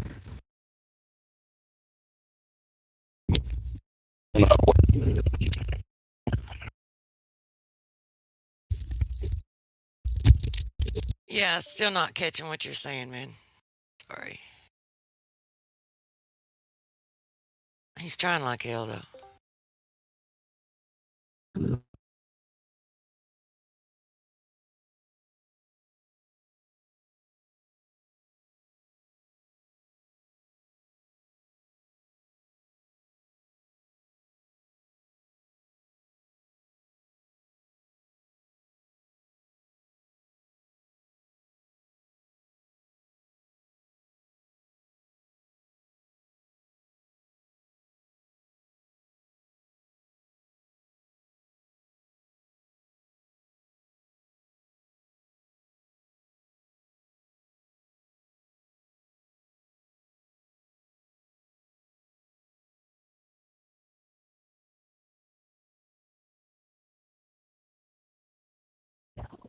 Hey Dave, I watched Witsit in Washington Park in New York. That was pretty good.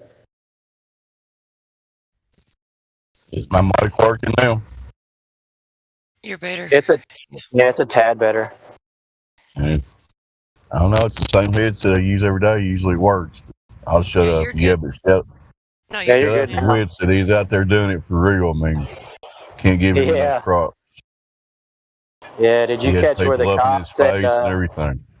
Yeah, did you see where the cop said he's gonna write him a summons if he doesn't stop using an amplifier? But yet there's like Yeah. 3 other people using an amplifier around him. Yep.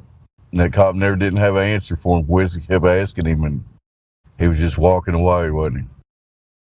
Yeah, at least How'd he that got end in. up? Like, sorry, go ahead. He didn't get a ticket or anything, did he? No, he already had 2.5 hours of talking about flat Earth, and then the cop came up, so he was about to wind down anyway. Yeah, it was just ridiculous that he singled out the guy talking about flat Earth, and there was like 5 or 6 other amplifiers all around there. Yeah, blasting music and rap music. Yeah.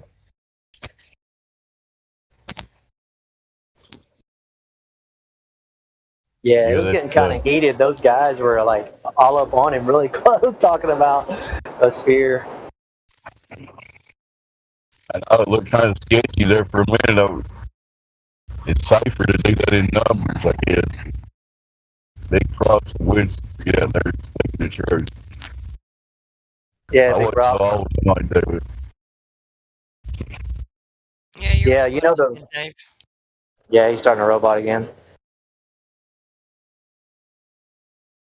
The reason why he went on Glowbusters alternate channel is because they gave him a strike and he can't go live on his channel for 2 weeks, I believe.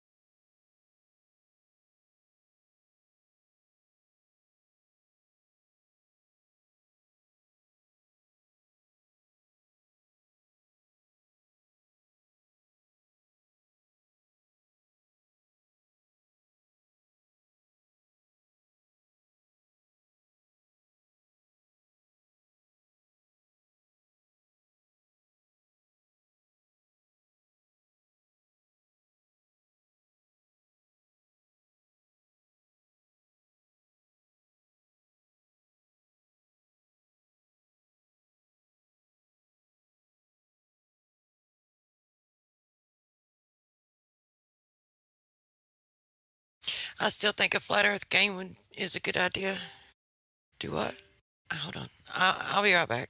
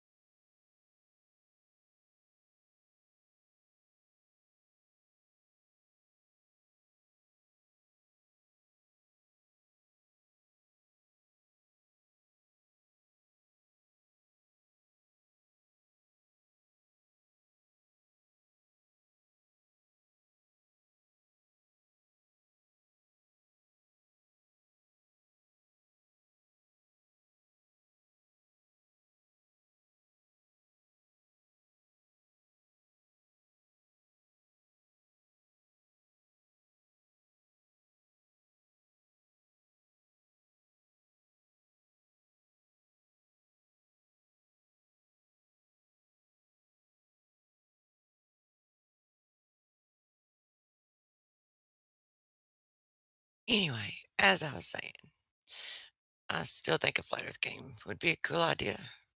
But no, much respect for what he does. For real. It's not easy to do that.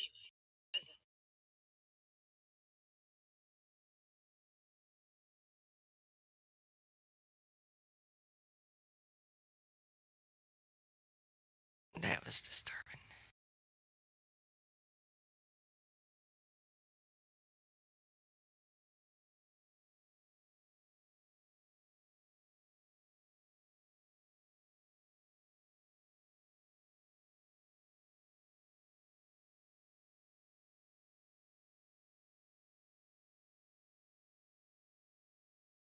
What is gravity? You have no idea. Okay, next question. Hey, yo. It's Chocolate saying. It's 2021. Told y'all it's a wrap for this globe. Check it out. Way too many reifications of privation. Secular thermodynamics violations. Fuck all these fake as apparent deviations. Globals always flapping their gums, no demonstrations. The black swan murdered the ball with simplicity. Pretend the clowns aren't they all, no specificity. Get with me, get that geometry your model needs. Nowadays, mostly I sound like you're on your knees. Copper please, with no wall to ever show for, nevermore. Been a rap for your multi-line core, scientific. All the sticker that they're prolific. Crumble at the thought of flat earth, that's just terrific. My hypothesis, you know, paleo genius. You thought you had it all, so no. Like a seamstress, you never see this. You ain't chillin' peeping the Gleasons. The globe model so fucking dead. So many reasons mad at me. Cause your fairy tale of gravity is rapidly becoming a motherfucking fatality. Independent variable, no physicality. Factually, you're dealing with no type of reality. A tragedy, all of the pseudoscience of fallacy. Sad to see that was surrounded by such banality. Step in the court for their arraignment. Gas fucking off all day and no containment. It's automatic. You sound like a fanatic. Your heart's beating out of your chest. No need to panic. Problematic. Anytime there was Socratic. Defining terms for you was like dust to an asthmatic or a crack addict. All tuned up like a mechanic. State you're leaving in when you're done. It's so tragic. You end the sneezing. All snotty nose the wheezing. You globe charts wind up like Sub-Zero freezing. Ain't no reason for you not to remain calm. As my nigga make it hit you with the 3-point palm. Instant exploding paradigm technique. Backslapping your beliefs into making it sweet. You once obliterated, finished, unable to speak. Have you looking like Tom Petty catching a leak? Your whole squad left sounding comatose. I hear Michelle Dollar keeps rocks on the head. She keeps her family close. Some of y'all think y'all the best thing since butter toast. When it comes to FB, prepare to catch an overdose of intellectual honesty. The clear lack of thinking of you ballers never cease to astonish me. I gotta keep it real and be honest, B. It's quite possibly the dumbest thing I heard since the cosmology is often seen as a philosophy, mythology, but actually it's a prophecy of religiosity. Get all your skills and your weight up. This crunch time, your whack model getting it ate up like lunchtime.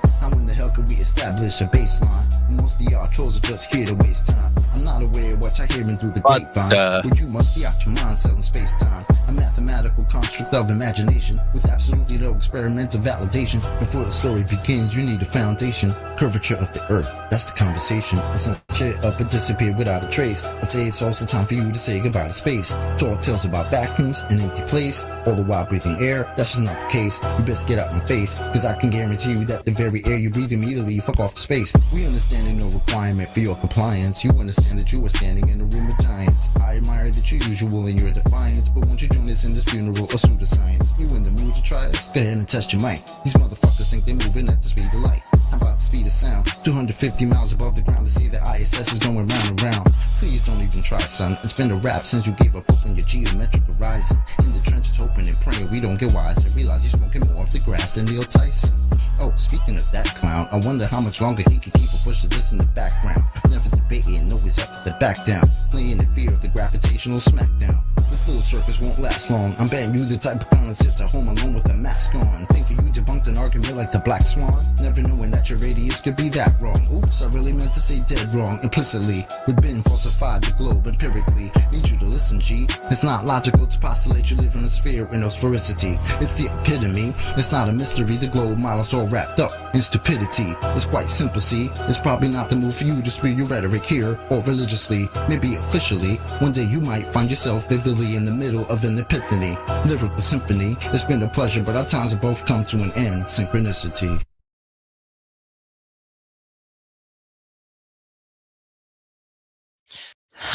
I love it. It's the kind of sits at home alone with their mask on. I mean, you gotta love it.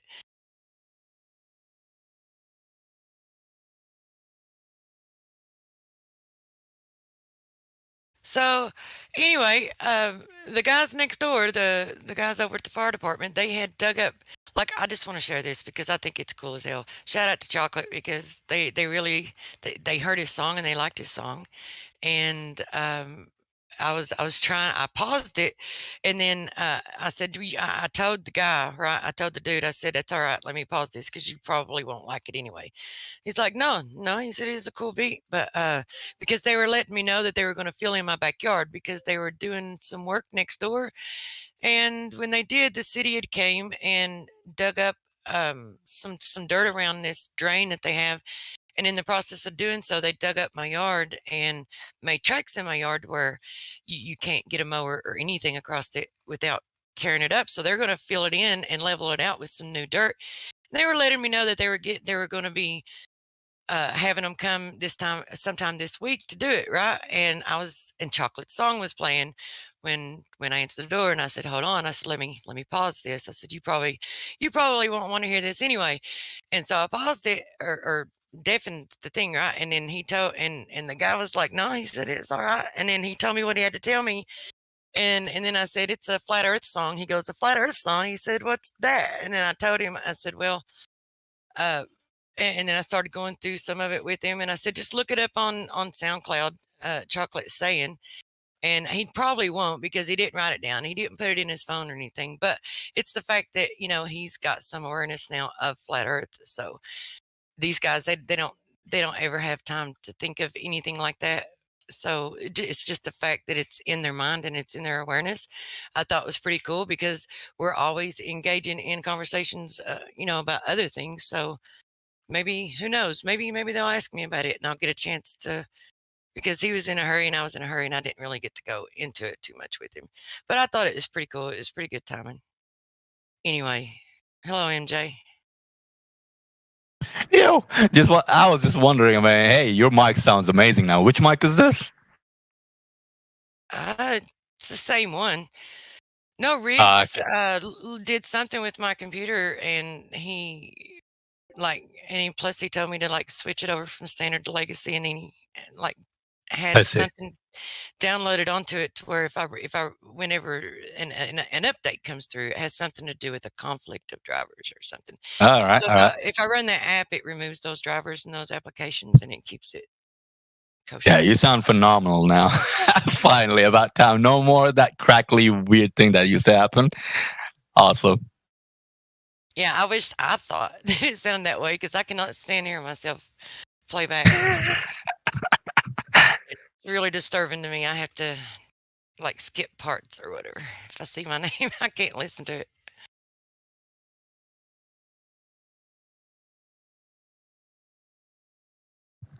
You're not alone there. Let me tell you, I can't stand to listen to my own voice either. What the hell is? Why do I sound so weird? It's probably normal. Yeah. Raider is sitting in here without a row. Raider, if you'd like to hop up into the VC check-in, someone will follow you up there. If they don't, I will. We'll hook you up with a row so that you can unmute yourself. See about not liking how you sound? Just give yourself an accent. Check it out. Listen to it and see if you like it. Giggle, smile, or not, and find out. Get myself a what? Give yourself an accent so you can just try out and just go back to the live stream. Yeah, just try out some weird accent or just, some sort of... Do I not already have an accent? Well, we've gotten used to it, right? I mean, you probably talk like this all the time. Just try something new just for fun and see how you like it or not. Maybe then you'll appreciate your own voice. How you normally talk, I mean. Now, there's a few accents I like all accents, to be honest with you. I love the diversity. That's an Aussie. I want to hear Truth do an Aussie. Apparently, I obviously don't need to do one because when I'm sometimes up in the VC check-in, people will come in there and they'll say, "Are you Australian?" And I'm like, "Do I sound Australian to you?" I don't think I sound anything like an Australian, but oh well, it is what it is, right?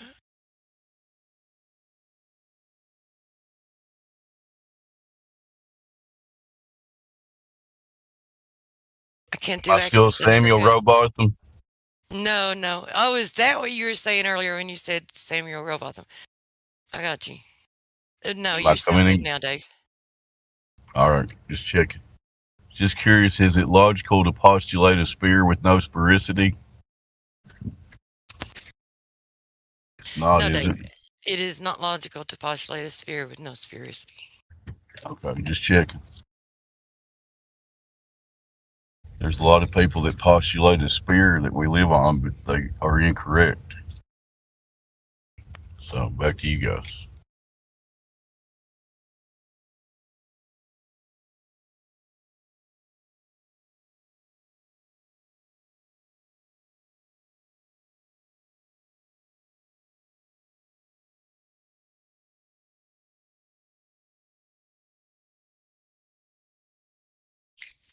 So still no new people in here?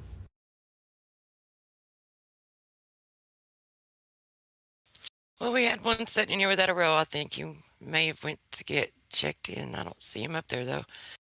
And then we have a Hoodlum, but Hoodlum's a flat. I guess maybe he already knows some people in here. I don't know. MJ knows about Hoodlum. Won't you tell us about Hoodlum, MJ? He's a Hoodlum. Mind if you introduce yourself? I mean, I'm very sure that a lot of people will love to question quite a few questions from you. Oh, yeah. I'm an engineer with the Coast Guard, and basically did like a little test with the binoculars when we saw a cargo ship, and then used a FLIR and was able to bring it into full perspective. So basically, it just kind of proved that whole curvature and distance thing was not there.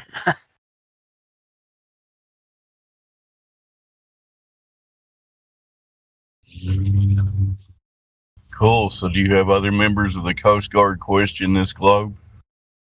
Yeah, some of them are questioning it. It seemed like quite a few of the bosun's mates were on board with it, like not necessarily saying, "Oh yeah, there's flat," but definitely questioning, like, "Well, why is this not showing up?" So they're in like the questioning stage, I guess is best way to put it. It's right there in their face every day, right? Mm-hmm. It's not going to curve, no matter how much you want it to. It's not going to. No.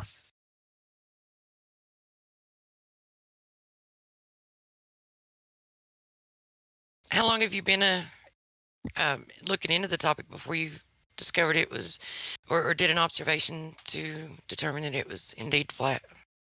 Well, actually, whenever I did that, I was kind of going against the flat Earth idea, thinking like, no, because I had seen that spoof documentary that Netflix did I didn't like even consider the fact that Netflix is also run by these elitist people. But anyways, I was like, kind of like shit, man. Everything was all cherry picked. I was like, I made myself look like an idiot because in high school I started getting into the whole flat Earth, and that was like probably about 7 years ago. And then that documentary came out, and I kind of was like, I was lied to, so I felt kind of bad. Then on the boat, I was like, well, let's just try out one of these experiments. I was like, now that I have the tools to do it, so looked out in the horizon, saw the cargo ship. It was kind of like you can only see a couple of the containers, and then you put the binoculars on, and then you could only see the containers and maybe a little bit of the ship. And then we zoomed in with our FLIR, and we could see the entire ship into perspective. So, and I can't remember how far this thing was away. I'm pretty sure it was over 10 miles, though. And FLIR is what is the size of this? I believe you said it was like a infrared gun or something. Yeah, so just for Yeah, it's an infrared, and it can lock on to certain things. But it's a camera. It has infrared, night vision, and all these cool features. But yeah, it's pretty. It's a high tech device. You can zoom in pretty far with it.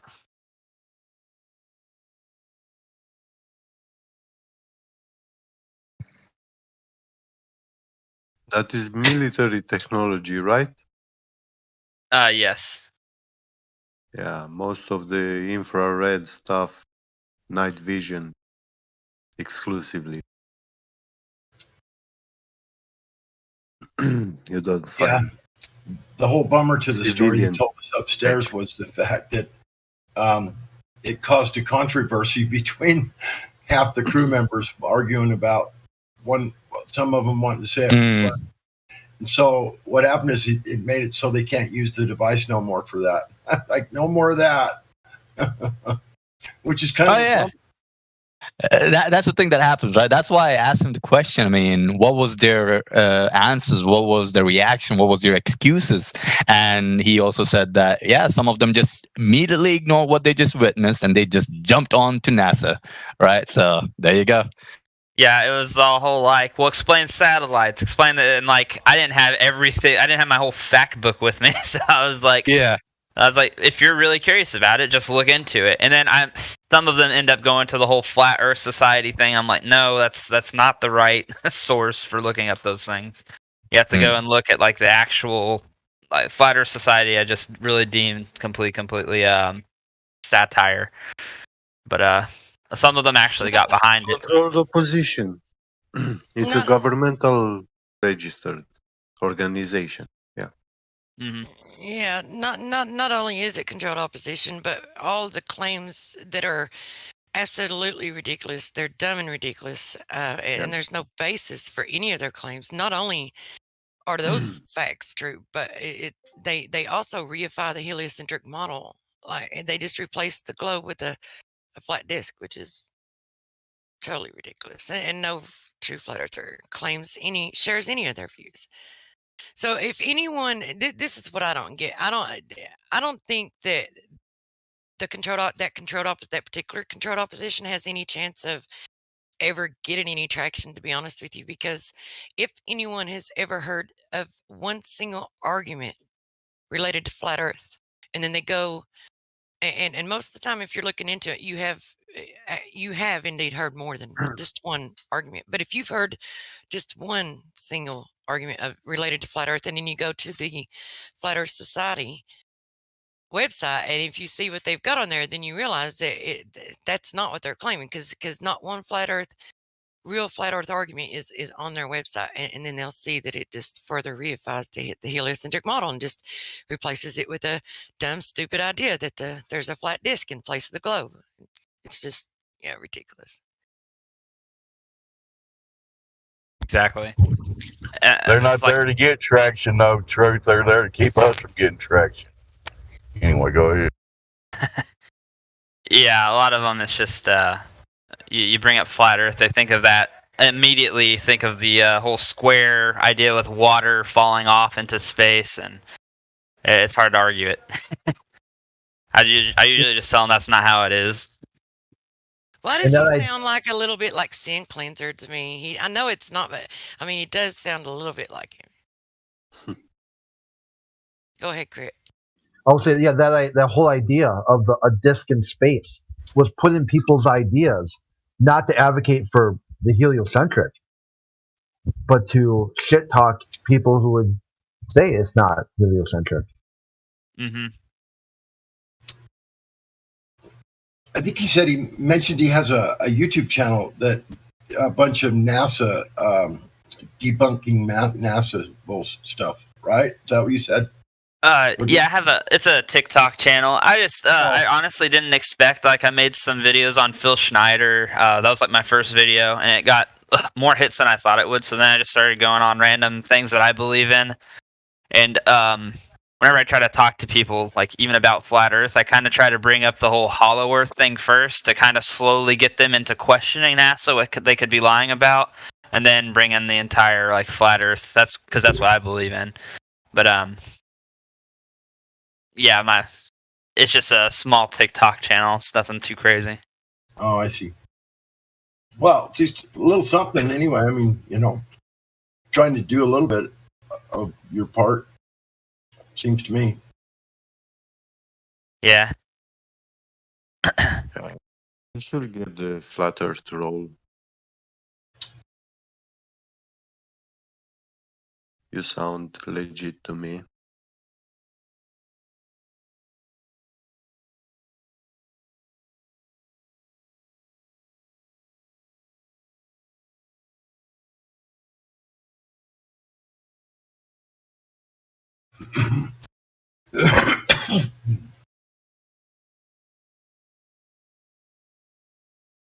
Do those infrared binoculars have a rangefinder? Yeah, so it did have a rangefinder on it. Yeah. So the first thing we tried was just regular handheld binoculars, and it kind of brought the ship more to perspective, but there was still that gray line where it looked like it was going over the curve. Now we were on the bridge, so whenever we were looking at this thing through the binoculars, we're higher than what the actual FLIR or the devices the FLIR camera is actually leveled at. That's actually one deck below from the bridge, and so the whole argument, well, we had the height advantage, it's not there because that thing was actually lower and it brought the entire ship into perspective.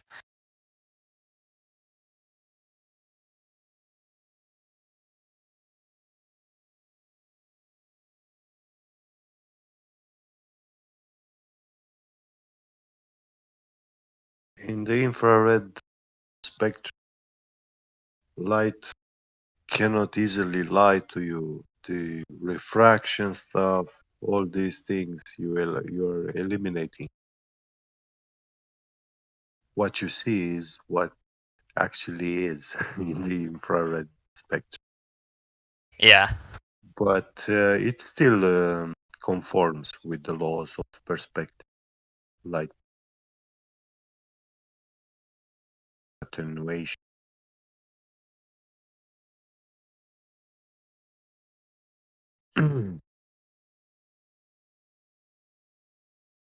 I'm curious if you get your hands on it when you get your hands on it next time, if you do like a night shift, try to zoom in the sunrise before the sun. You can actually see it with your eyes, Mm-hmm. And also on a sunset, when you see that moment when the sun is gone out of view, try to zoom in with those binoculars. Maybe you can bring it back, and that will be looking something really cool to see. Yeah. But do they let you to have like a smartphone, your personal smartphone, when you? Unfortunately not, due to like security, all of our like SIPRnet and things like that. We're not even allowed to have our phones up there. They will call you a spy if you do. Exactly. That's pity. Are you the Space Force guy? Those here? No, I'm Coast Guard. Oh, okay. Cool. I thought you were Space Force.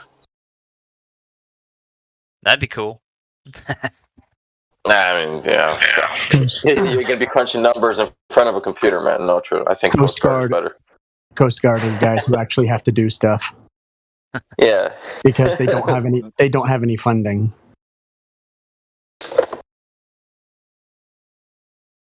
Oh, who funds the Coast Guard then, man? The government, but they don't allot.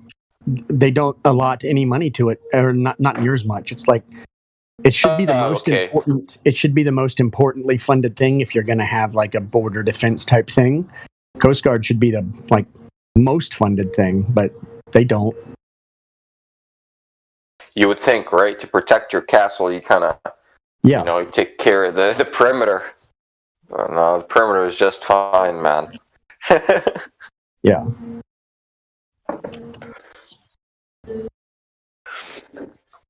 Yeah, I've done a lot of work for the Coast Guard, concrete work, and they're actually a more stand-up organization. Nice.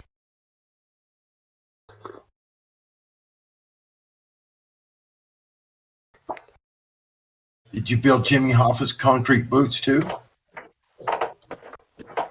No, but if I did, I'd have to lie about it.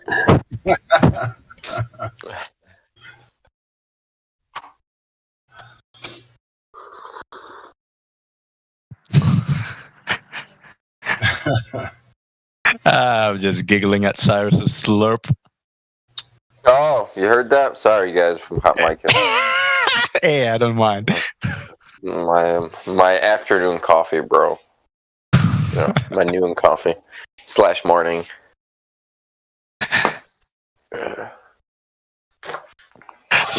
Yeah. Pretty good, pretty good. Bro. Good. Haven't seen you in a bit. Yeah, I'm usually downstairs, hanging around in the basement, learning curve planets, glacier. Oh, okay. Nah. Yeah. Because I would see you in the Bible room like back then. Yeah. All the time.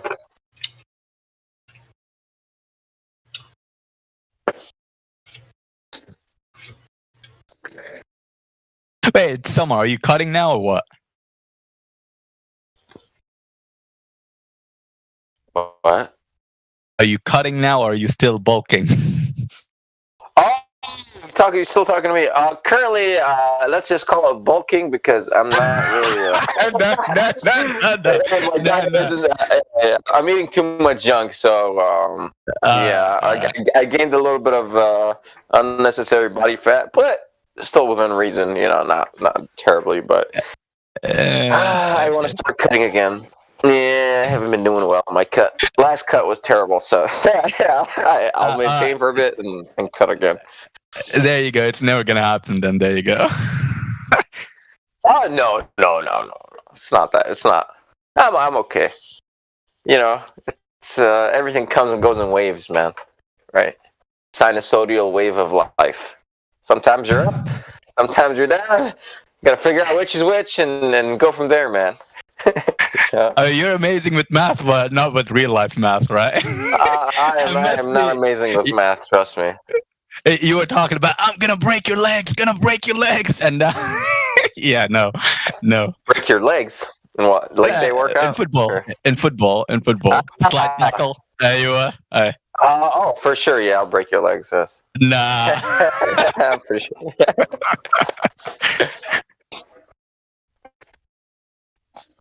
You mean soccer, by the way? Oh yeah. Soccer. I don't play that rubbish. Yeah, because you can't run. Oh, bro, I'm fast, man.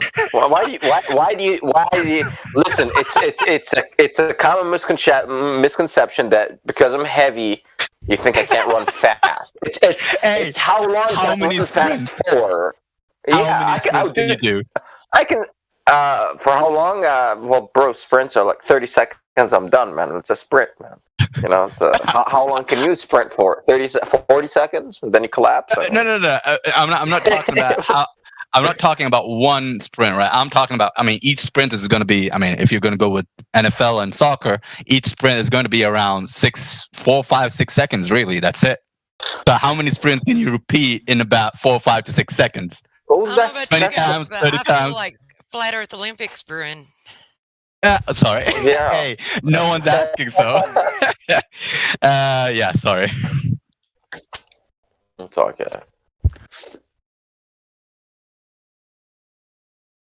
If there's anyone in here who wants to talk about flat Earth, go ahead. I mean, We'll have Flat Earth Olympics here soon. yeah, shit, nice. I just have to say one thing. I agree with him. English football is rubbish. hey, wait. All right, I'll agree when it comes to competitiveness and how physical NFL rugby is. Sure, I will give you guys that. But here's the thing: long term, soccer players are more leaner and healthier than your muscular. Oh, I can't carry my hand anymore. My thighs, I just do hamstring. No, just saying. You're probably talking about linebackers. Like the image in your head is a linebacker. Look at the halfback. I knew the hostility was on its way. I could just tell. Of course it is.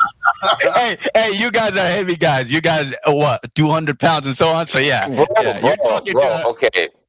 Okay, take a running back. Just pick an NFL team, any NFL team. Pick a running back, just that position, halfback, running back, and look up how fast they can sprint. And compare that with your fastest soccer player. Let's see.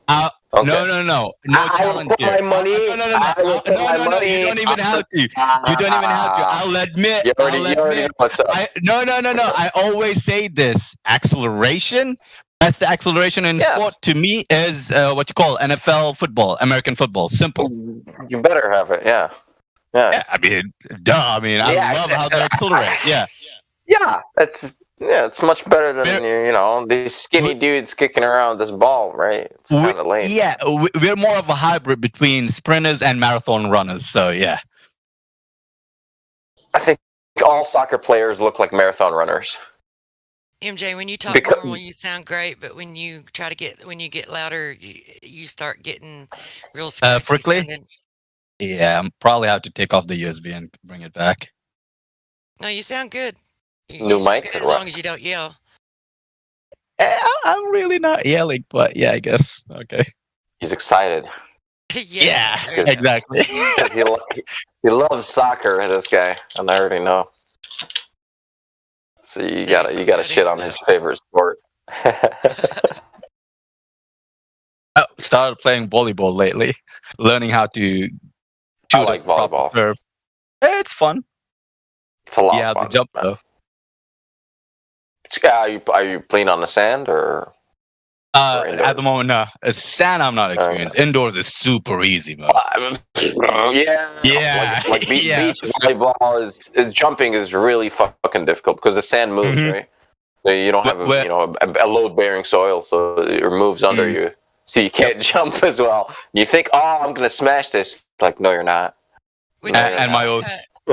What you just said, Cyrus, that makes it easy to play with just like two members on your team. Like you can have 2 or 3 on your team also. and do very well, but you can't do that. Like you can't really play efficiently with just 2 or 3 members out on the sand. So it's more of a team type game. It takes more of team effort when you're out in the sand. Yes. Than it does indoors. Yeah, you gotta be focused on sand. Yeah, I mean, I played on normal ground and then went on sand that one day. I was trying to be super cool, calm, and collected, right? I wasn't getting any of the balls. Yeah, that's how it is. Because we went from beach to normal ground, and then from normal ground to beach for a day only, and not easy. Yeah, the sand's big difference because you can dive and not get hurt. You can take some risks. Not this sand, full of shells, bro. Cut my knees and everything. Well, you're playing in the wrong sand, MJ. Yeah, wrong sand, bro. Let's put glass in the sand. We're playing it. Yeah, that makes sense. Yeah, it's great. That sounds good, man. Let's crush up some glass. Yeah. Now you gotta find the right beach, man. You gotta find like a soft sand, a really sandy beach. Not like I know which. Like I've seen the beach with all the shells. Like it's not even sand; it's just shells. It's like what the fuck. I was confused when I felt a cut on my knee. I was like, what the hell tore through my leather skin?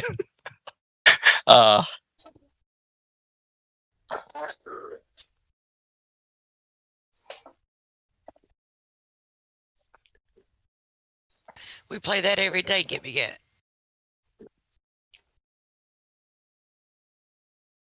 See, in my head, I usually think UK and America. I mean, America probably has more sand than UK.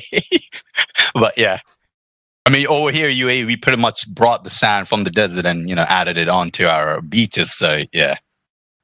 The one I'm going to never had sand in the water. Now it's like almost half a mile of sand in the water, and you can walk for quite a good distance. You guys are assholes. You have too much money. You guys have too much money. You don't know what to do with it. Let's play some sand in the water and make our own islands. Yes, I agree. It's like, oh, motherfuckers, man, yeah, and they did. It's like, oh my god, these dudes. I'm trying to figure out all the, football places and volleyball places in UK because that's pretty much where I want to go to. But we'll see. It seems like we're gonna make it to America. So. America. You're coming to America. We'll see. Maybe we'll see. Yeah, stop by, man. I mean, in UK, if someone hits your house, tries to steal something, and if they fall on your stairs, that the thief could actually sue you. I mean, I don't understand this method logic at all. Oh, don't worry. In some places here, they can do the same. So. In America too? Legit, actually. Yeah, no, in some very lame states. In California, which is not America. Yeah. Now I understand why. Now I understand the hostility and the stay away from California. The funny thing is, I'm trying to move down to Cali, right? Like, I just want more life, but I don't want to deal with all that bullshit. However, there's a lot of life over there. I don't know. With more life, do you mean snowflakes? Because that's what I keep hearing from California. Well, along those lines, my friend, suing people for no reason, that's an American invention. That's true. That's also true.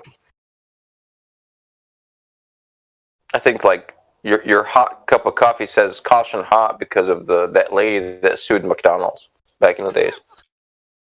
She ordered a hot cup of coffee and she spilled it on herself, and I mean, she won, dude. So that's what's up. And yeah, she got burned because she spilled it and walked out a couple $1 million, because the cup did not say. Well, technically, she didn't actually win. It was an out of court settlement. What? Oh, it was. It was an out of court settlement, and the whole reason they did it out of court is so that there would be no legislation passed that would hold them liable ever.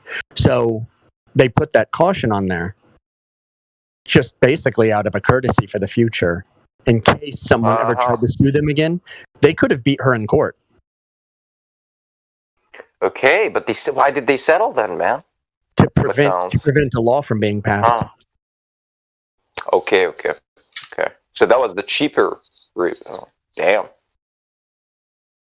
Yeah, these big businesses all sorry. I was just going to say, to prevent from setting a precedent. Pretty much what he said. Go ahead, Crypto. Sorry.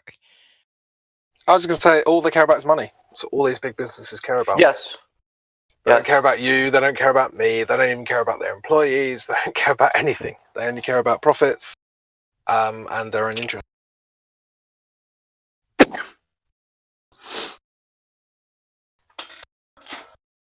Oh, Crypto, you're gonna make it to the US as well, right? We don't like them fucking redcoats. Oh, okay. Stay over there, redcoat. Tell you what, I'm Romanian and I won in 2010. I won the US visa lottery, live and work in USA, And after I won it, they were calling me from the embassy to send a passport picture, and I didn't send them. I told them it's too expensive. What? Yeah. Well, why didn't you go? Why would I go in a country where they can give you multiple lifetime sentences? I mean, Cyrus. Yeah, but yeah. What's up, man? What up? Yeah, Cyrus. Don't worry. This time, if I come to America, I'm not coming in a red coat. I'm coming with a red and white flag, and it's going to be the Crusades Part 2. Yeah, okay, all right. I'll join you, man. Yeah, sure. You See, I think we're fighting for the same for the same thing, right? The Ark of the Covenant. I'm down with that. Sure. No, see, I think Crypto chose Florida because he can't do the cold, so he chose something hot. Yeah, well, but cold weather is objectively shit. So. Sorry, have I got an Arab telling me that I can't handle the cold? Hey, you could, yeah, all right. Well, it's cold where you live, man. Like, how cold does it get in the winter? He probably hides. Oh, in UAE? No. UK, yeah, man. he does visit the UAE quite often, so probably to avoid the is cold. like it's constantly fucking sunny year round. Like we have one season of hot. Yes, I think I go to where Dubai Meme most is, years, it's hotter. It's like 25 to 30 degrees C in the winter in Dubai. Do you know what I mean? Yeah, that's called cold, and people wear jackets. It's like 25 degrees C is not cold. No, man. It's definitely not. For me, 21 is where I don't like it, and 18 I don't like it even further. Oh, that's like the human comfort zone, man. Like 21, 22. Actually, 23. It's not cold. It's not. It's like 70. What's 70? Like 21? 70 Fahrenheit? Wait, Cyrus, when was the last time you saw the sun? I mean, it's summer now, so never mind. But still, when was the last time? Actually, it's a sunny day out. For how long? It's a sunny day out today. Okay, all right. No, for the entire day. I'm 10. However, I do live in a weird place where it rains for about like 8 months out of the year. Straight,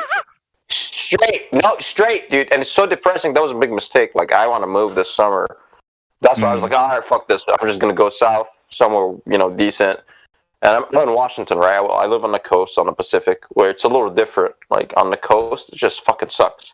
That's what everybody said. It sucks. I didn't believe him. I moved out here. Now I believe him. Now it's time to move. So it's all right. I want to go south. Oregon is not bad, but, I was like, all right, I might as well just go to Cali. I might as well just bite the bullet, try it out. Why would you go to California? There you go, a British is after you. I like the surf, man. I'm like a surfer, right? I'm like the surfer dude, but I'm also like a redneck. That's the problem, right? It's like I'm these two weird people combined that don't really combine. Like I love guns, the freedom aspect of America. I love that, where Cali is not. However, I do like I like surfers and the surfing scene, right? It's like, okay, that's like my my thing. So it's like, all right. So do you surf with the cowboy hat on? I'll try it, man. We'll see. Can I just ask you know that America, like the whole of the USA, is surrounded by water. You don't have to go to California in order to surf. Yeah, there's Texas. I understand. And Florida. Okay, so and Alabama. Yeah, is that Alabama? Florida, Louisiana. I've been to Florida. No. Both Carolinas. Oh no, yeah, no. Cali's much better. Yes, I'm on the West Coast. You know the problem with California? I don't intend on moving to the East Coast. Yeah, let's hear it. Or many problems. California is cooler. Do you know what the problem with California is? Just one? Go ahead. I mean, just. It's just there's just one problem with California. What is it? You know what it is? It's full of Californians. Yeah, we have the I like best waves, California though. ice, man. But so I fucking do. what? Who cares? I mean, you're I'm right. not including Sunny, of course. Crypto's right, man. He's right.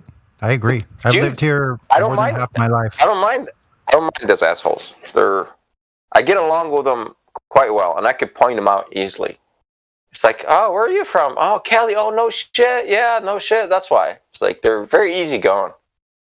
I like that part. They're so easygoing that they've got permanent lockdowns and.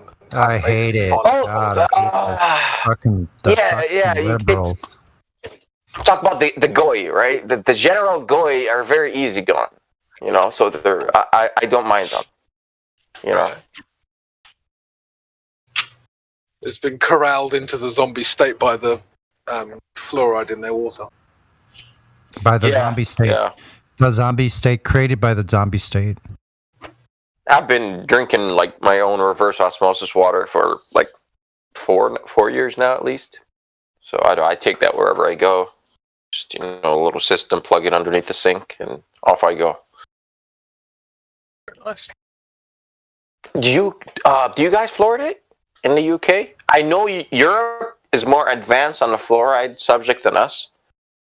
You know, especially like Germany. I don't think they fluoridate. I don't think we do in the UK. I'd have to check, to be honest. But I just distill all my water anyway, so it doesn't matter to me. Yeah, cool.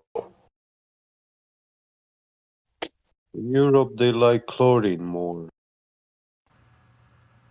Chlorine. Yeah, there's lots of chlorine in all of the water, most of the water. Yeah. It's with the bacteria or whatnot. It's not bad. If you just leave your water, you leave your container open overnight, most of the chlorine will evaporate out. But the fluoride is just the nasty shit.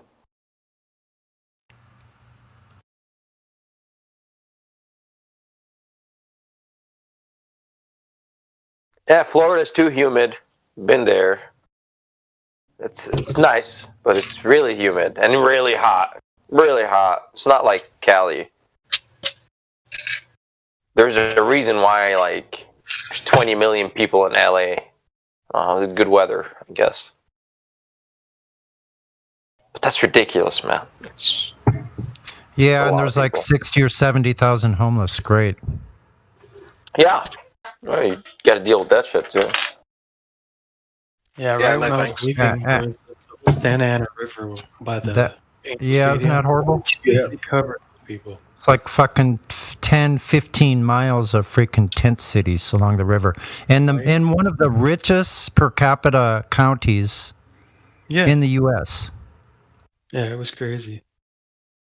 The Oklahoma people, I'll tell you one thing. I was born and raised in California, but now I'm in Oklahoma. And you want to talk about cool people. The people out here are just, I mean, you know how like in California, you can walk right by someone and they'll ignore your existence. Everybody that passes you here is, oh, hey, howdy. Says hi. Yeah. Bro, I live in a town right now of like 17,000 people, like the population.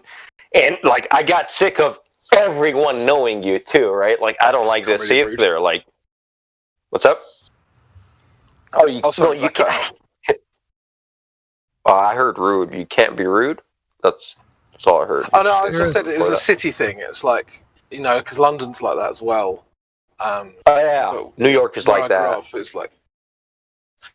Chicago, I grew up in Chicago. It's like that, where you get kind of like smaller towns and like villages, it's a lot more friendly, generally.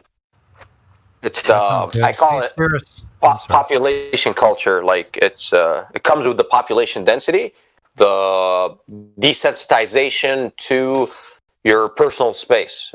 Like, I've read a lot about like body language and whatnot, and like you've got this zone. Everyone can feel it when someone is in your zone and they're inside your personal space. That's your electric field around your electric bubble, and increases as you hop in vehicles. That's why you're extremely angry when someone is riding your ass in a car, even though that distance is a lot further to your body than someone that's like standing on the street next to you. But it aggravates you more because your zone increased when you got into the vehicle. Now it surrounds the vehicle, not just you. Sarah, so, anyway, danger thing as well. Hey, Sarah, did you say you live in Washington? Yes, I do. Yeah, I used to live in Washington. Yes, I do. Okay. We're I lived in Crypto was talking at the same time. I lived in Kitsap County. I bought a house in Silverdale in the early '90s. Oh, cool. Yeah, but like Where you're do you saying, live I could only stand 4 years of it because my wife and I at the time, we grew up both in Southern California, you know. So like when we got up there, and depending on what area of Washington you live in, they can have microclimates, which you're probably aware of. But in the area I lived in, literally 10 and a half months of the year, there was water falling from the sky. It was cloudy and gray to the club. for up to a month. This is where exactly I live. Yeah. Mm-hmm. Dude, this is where I live. Like, I need to get the fuck out of here by the end of this October, because once the clouds come in, they never leave until like May. Like, you know, it's like run, dude. But have you heard of Squim? Because I heard Squim has an area where there's like a high pressure like that hovers around. It has some of the best weather in Washington, I heard. Oh, really? I've not been there. Yeah. I'm not from here either, but I lived in Spokane. Which is like high desert. Yeah, I prefer that over this fucking miserable wet winter, because over there it snows heavily, and it got down to minus 17 Celsius when I was there. I think, what year was that? 2017. The winter of 2017 was minus 17 C, bro. You know, and I had a buddy actually visiting me at the time, and he's from the Middle East. He's from Oman, and I was like, bro, they say Moscow's cold, right? He was like, yeah, man, it's like really cold. I was like, I guarantee you right now, this negative 17 horse shit is like a lot worse than Moscow. He's like, fuck you. I was like, Google it. Moscow is like 7 degrees C, minus 7 C. We were minus 17 C. It's a lot worse than Moscow. That's garbage. I call that. Whatever winter they have over there is trash. It's like, yeah, bro, I'll rock a t-shirt over there. You know. However, yeah, this you know, like stuff, almost, I don't like it, man. Almost the weather, the way the weather happens. I'm just using the U.S. as a guide because that's where I live. But you know, if you look at the U.S. weather, it does not make sense. Like literally, less than about 50 miles east of me, it's over 100 degrees, and it keeps getting hotter and hotter until it's about 118 degrees out in the desert, out past Arizona. But right here on the coast, well, it makes sense that it's on the coast. That is where you at? Where you at? I'm in San Diego. Oh, dude, I really want to move to San Diego, man. Is it? Yeah. Is there anything affordable? The weather is. I looked up the climate. I was shocked. Exactly. I thought it was going to be like a desert, right? It's just, look at it, man. Look how far down south it is. It's right next to Mexico. Bro, it's like the highest you guys go is like 80, right? Or 80 something. Depends on how far inland. If you go even 5 to 10 miles inland, it could be like 100. 70 on the coast. It could be 90 degrees inland. Yeah, that's inland. a few miles away. Yeah. Yeah, it's crazy. The coast is San Diego itself, perfect, like the weather. So check it out. San Diego itself has the most consistent weather from 68 to 78 degrees year round. It's almost that way all year long. Dude, perfect weather you guys got. It's perfect, man. I'm so jealous right now. We do get 100 degrees in the city here, which is freaking crazy, because when it's 65% humidity right on the coast and it's over 100 degrees in the city, it's unbearable almost. Do you have a house or do you rent?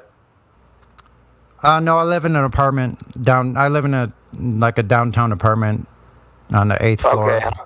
Yeah. Okay, then you pay a lot for that shit. All right. I was gonna ask you how much you pay, and like what are you paying? My apartment's like $1,350 for a studio, but my apartment's subsidized, so I don't have to worry about it. Okay. Yeah, it's expensive, man. Fuck, that's the biggest problem. It's like studios for like $1,800. It's like, oh wow, a studio. Yeah, more than that. Wow. Mm-hmm. Yeah. It's like starting at, you know. No, they have them along the park. They have They have like penthouses starting at $1 million. Yeah, fuck that. I'm Property's just, a complete rip-off everywhere. Like I in don't London, know. you can pay like $1,000 a month for a one-bedroom flat in London. That's all right. That's not bad. But okay, so one-bedroom British flats in pounds, London versus Tiny. and that's 1,000 British pounds. That's about $1,800. What? No, Compare yeah. that to the size. 4.8? Shit, I thought it was compare 1.6. that. Damn. Wow. Okay, but what I'm saying is compare it to the size of an American apartment. It's about half the size. And you're paying about Right, the I same. could understand that. Yeah. No, I'm paying £1,000 a month for one bedroom in an apartment in London. Not even the apartment, just the room. in the apartment. Wow. Just the room. Yeah, London is brutal. Would one of those be what Alex Jones keeps calling a coffin apartment? Possibly. Yeah, it might as well be. Yeah, they're tiny. They're absolutely tiny. Yeah. A little Japanese apartment. Pack them. Oh yeah. Yeah, I got lucky. I got a pretty nice place. My it's one room. I have my own bathroom and tub and shower, the whole thing. It's like set up, but my room itself is about 30 feet long. So it's pretty freaking huge. But the problem is, it's located in a place that I no longer want to live. Is it, ghetto or what? Or what's wrong with the place? Well, it's downtown. I don't know if you noticed in downtowns anywhere in America, they're all freaking ghetto. Yes. Well, it's the downtown, right? You got high-rise buildings, and in the back of that, you got the ghetto. Well, you got high-rise buildings. You got streets that are not safe to walk on after dark, Yes. basically. So I don't know what these people think. They're going to have to be in their apartment, then down the elevator to the car, and when they go out, then come back in the driveway, back in the gate. Like, I don't know, what kind of life is that? I don't know. That sucks, man. I don't live like that. I always wander the streets like at 3 a.m. and shit like that. I just don't care. Because I grew up in Chicago, so I know what to avoid. Like, Yeah, me too. yeah, But 3 in the morning. as I got you see a older, group of dudes with their pants around their ankles. Just turn around, and walk the other way. well, because they can't get ready run for like the that. get ready for the firefight. Because They can't run. They can't fight like that. They're going to fall over shit. It's going to be easy to knock over. Yeah, but most likely they're armed. So Yeah, that could be a problem. Yeah, I used to not worry about any of that stuff till I got older, and I decided as I got older that I better not wander around, like, just because I'd usually go, explore, like you said, at night. Like, I didn't care, but now I want to make sure I stay out of trouble because I don't want to hurt anyone. Yeah, I don't want exactly, right? Because you're going to go through the legal system and all that shit. Like, it's going to take a dent out of your pocket for sure. Or your health, or both, So it's like you just avoid the fucking thing, man. Yeah, I'm not concerned about someone harming me. I think that's pretty unlikely. But if someone confronts me, I think that's a very high possibility they could get hurt. How They far might from not- Venice are you, Crit? Sorry. Venice? Yeah, Venice Beach? He's far. He's in San Diego. You're not talking to He's like Crit. Oh, you're you're in talking San to Diego. Sonny. Oh, my bad. Yeah. Sonny. Sorry. Yeah, about 110 miles. 100, yeah. I'm like 5 miles from Venice Beach. What? Oh, dope, Maybe man. 10 miles at the most, depending on. Right now I'm in Hawthorne, so I'm like. I know, right? I this grew guy? up in that whole area, man. I grew up in that area. Who's talking right now? Who's by Venice Roderick. Beach? Roderick. All right. Well, how much do you pay for rent and whatnot? Give me your info. Now, There's an apartment over here right now, $1,500 for 2 bedrooms. yeah. How's the neighborhood? Hawthorne. Not that not bad great. at all. Not nice. Not that great. Okay. Not nice. It's kind of ghetto. I mean, safety-wise, I don't care about the as long as you're not actually getting harassed to get to your fucking place. I lived in places like that where, I can't turn from that block over there because right now it's like 10 o'clock and the gang members of this gang are chilling on that corner, so I'm gonna go from the other side. Right. Like, I had to deal with that from a younger age, so I'm kind of sick of that shit. or oh, today I'm wearing red and black and I'm walking down the wrong street, you will be killed. Like that's like I don't want to deal with that shit. Like that was elementary school for me. Like I don't like that. That's horse shit. You know, it's bogus. It's blue that you're not supposed to wear over here. They don't like blue. Yeah. Okay. Yeah. It's like Chicago, man. I'd have to Google the gangs, where they are, and what colors. You know, avoid Which color is acceptable colors in and these which one's areas. not. Holy crap. Man. Bro, man. I think. Wait. You said they don't like blue over there. So I guess that would mean you like don't put up any Hillary Clinton signs or anything. Right. They don't vote. Really? Yeah, I feel like the only color they like over there is green. Is that weed green or? No, just free money. Money green. Oh, damn. I was thinking the peaceful green. Well, they built a new apartment complex across the street, and they're like $2,500 a month, but they're all brand new and they're really spacious, like 3 stories. So it all depends on what you like, right? Who even owns that? I want a house. I don't know. That's what's up, crypto. You gotta have a decent earning job, man, to go there, and I don't know. Or if you're paying $2,500 in rent, right? You're paying maybe an extra $500 in bills. $3,000. So you've got to clear $3,000 a month before you even get to have any for yourself. At least you're making $7 at least to be comfy with that.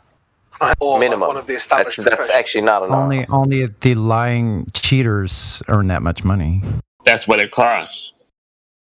Yeah, but who's paying for that? That's what I'm saying. Like, who affords that stuff? Well, that's a good question, Crypto, because 60 literally fucking million people in Cali are paying that. That's the crazy part, Crypto. Yeah, 3 incomes. That's just like $2,000 per person. So if you have 4 incomes, it's nuts. It is. But that's why so many people are in debt, is because it's so unaffordable to actually live anywhere. Right. Or like, okay, I have a 2-bedroom house here with like a basement, and rent is $725. Yeah, but with bills or whatnot, like Crypto said, just stack another $500 on top of that, roughly. And however, there's nothing here. You see, there's no potential of meeting anybody. There aren't many people around. It's a small little town. So it kind of sucks. So it's like, all right. Food will cost you. Food costs you. I have to fork out at least $1,200 more on top of that by myself, and I'll be downgrading everything. Like I have a little shop here in the basement. It's like, fuck, what am I gonna do with these tools? Like I can't live without my laboratory, so to speak. So it's like, okay, I must have a garage. I have to have it. I can't, you know what I mean? And that's a different ball game in Cali. It's like, oh, yeah, like $2,000 for an apartment. It's like, no, I have to start looking for a house. It's like, fuck, man. The housing prices, like, dude, it's sad. It's like $3,500 and up if I'm, for. It's like, dude, what is this, man? You ain't gonna believe how high the prices of houses have gone up where I live in the last 2 years. It's amazing. Oh, right now, yeah. The housing market is booming. Like the real estate, it's ridiculous. That's crazy. My friend's mother's house went from $350,000 to $600,000. I don't know what my parents' house is. 4,000 square feet. It's a huge house. That's a nice one. 5 fireplaces, 5 bedrooms, 3 living rooms, 2. It's crazy. Big, huge house. Yeah, it's a nice house, man. Yeah, and I don't know what it appraises for now, but I know that it was 2 years ago or 2.5 years ago, it was $300,000. And so I don't know what it would appraise for today, but I know it's got to be close to $450, maybe. I don't know. Probably more, maybe. It's just gone up. Unbelievable. People are getting more for more than they're asking price, man. Like everything is being sold at higher than the asking price. Yeah. And I know that firsthand. Like I met this customer and I was like, "Oh shit, you live here now?" It's like, "Yeah." I sold the other. I was like, "Yeah, cool. You told me you were going to." Like, "Yeah." And she got what she wanted, like $230, and she got paid something like $260 or $270 for it. So she made like $35 extra on top of what she asked for. It's like, oh, how sweet. It's like, damn, what's going on here? During this whole, no one has a job and everything, there's a shortage in like everything. It's like, oh, fuck. This is weird, man. I think where I live is one of the highest states that people are moving into. I'll just tell you. Where are you at? Utah. And oh, really? They're just flocking here, man, from California, everywhere. It's just crazy. Because we've got quite a bit of resource. We got a lot of water.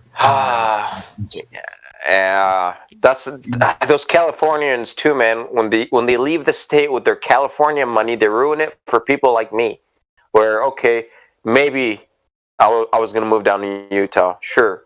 However, now it's like their Cali money is ridiculous. It's like fuck, man. They're used to paying so much money, where it's like $1,000 is nothing, man. It's like I that's like a couple of my bills, like whatever. Not bills, but for rent is ridiculous.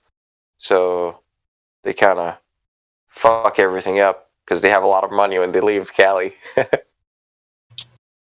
Yeah, a lot of people flocking to this state. I don't know what. I guess I kind of understand why, but Utah's kind of known. Obviously they're the Mormons and that sort of thing, but it creates for sort of we're known for having a peaceful environment. A lot of people that not a lot of real low crime rate, that sort of stuff. You know what we should do? Build a wall around California, kick it out, bomb it, and take its oil. Good idea. Hey man, I just want the beach, man. I just want the beach, a couple surfboards, and you'll find me over there. I'm assuming most everybody's here has seen the old the maps from a few hundred years ago show California separated from the continent. God, I wish. Well, Operation California Liberation. Nostradamus or whatnot, or some shit like that. California sinking. I don't know. The Aztec Republic. Just let it drift off. Wait, that's not going to work because Operation California Liberation doesn't spell out the same acronym as Operation Iraqi Liberation.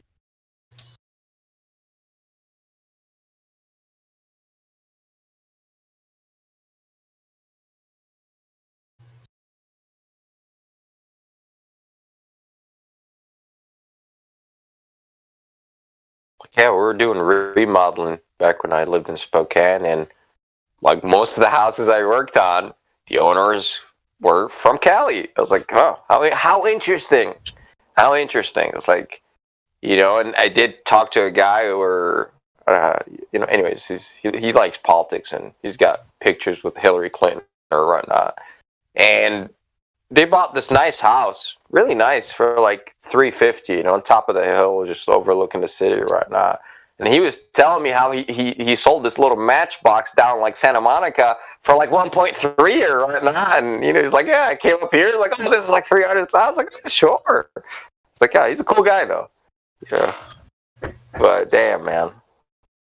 Like I met someone. Right? I met someone a couple years ago who said to me that she was fleeing California and that California was screwed up. She was coming here to Oregon, fleeing to Oregon, and she said that like there's too many people and too few resources in California. But I just came to the realization when I thought about that maybe there's plenty of resources, but it's just mismanagement with a lot of people. What it is. Isn't Oregon just California with shit weather? No, we have a lot more freedom up here in several different ways. Like, they don't have gun rights down there, but we have gun rights up here. The ironic thing about Oregon and gun rights is that we actually have better gun rights than a lot of Republican states, as far as I know, except for Utah, maybe Arizona. The problem is, like, the Californians, because you guys got a lot of Californians that moved up there, your prices are ridiculous now. Oregon is not what it was 4 years ago when I was looking at it. Today's like, okay, I was thinking about it because that was like, it's really close, man. However, I was looking at the rent. I was like, if I'm going to pay this fucking much, fuck this shit. I'm going to go live, in San Diego. I was like, what the fuck is this, man? That's the problem with Oregon. But it's the prices. Isn't Oregon also the state that you can't catch rainwater? They'll jail you for catching rainwater or fine you. Well, wait, I think that's the whole country. Is that just Oregon? No, that's Oregon, and I know that. No, I was talking to M. Scott Veach about it. I remember. There is no federal law about that. No. Oh yeah, then I guess that is true. Yeah, I don't know what's up with that. Who the hell's gonna stop you though? There's a lot of rain here. But the strange thing about it is I think it's raining less here these days. It's unenforceable, but I think it is only for the cities. I don't know if it's out for the countryside. So I'll pull something up. I hope it's still there. I saw this a few years back. It was your neighbor will tell on you for installing because they'll be jealous, right? And dark heart, whatever. And that's what happened with this guy. And he got into shit with the city because his neighbor told on him that he's got rainwater collection system installed. That's when you poison all your neighbors' animals and slash their tires. Poison the well. Yeah. It's like, oops. Yeah, or throw bugs all over their Oregon crop. It's like tell on your neighbor thing, man. That's not cool, It's like I would love it if my neighbor's collecting water. I'd be like, oh, dude, cool, man. And I would start asking them. And I'd be like, all right, I'm gonna get my system installed too. That's when you find a hooker with an STD and pay them to come on to your neighbor.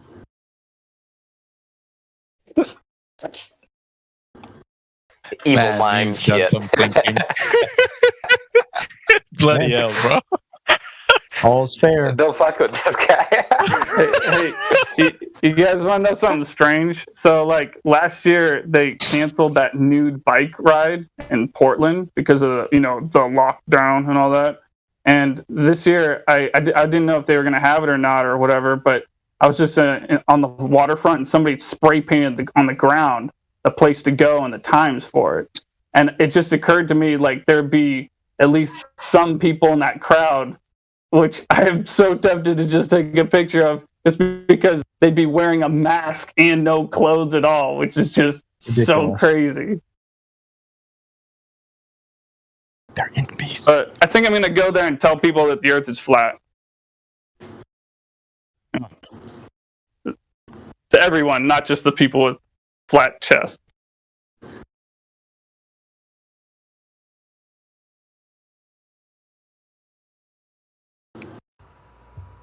Bicycles don't work on a spinning globe. Yo. Yeah, but I'm not going to bring a bicycle. I'm going to bring a longboard.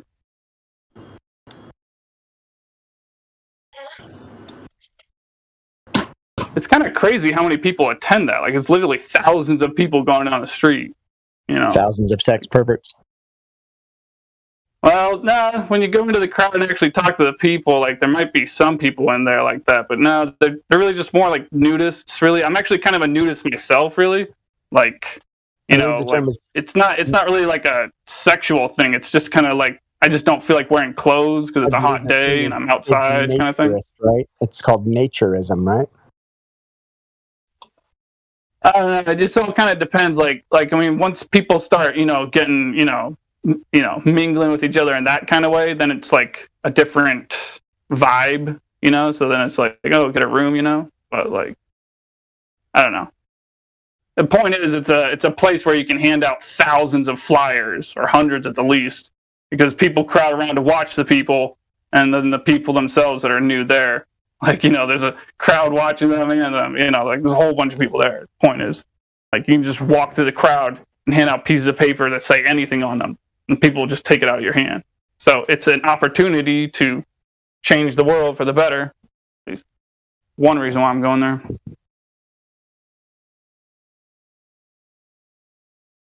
I've already done it before in past years.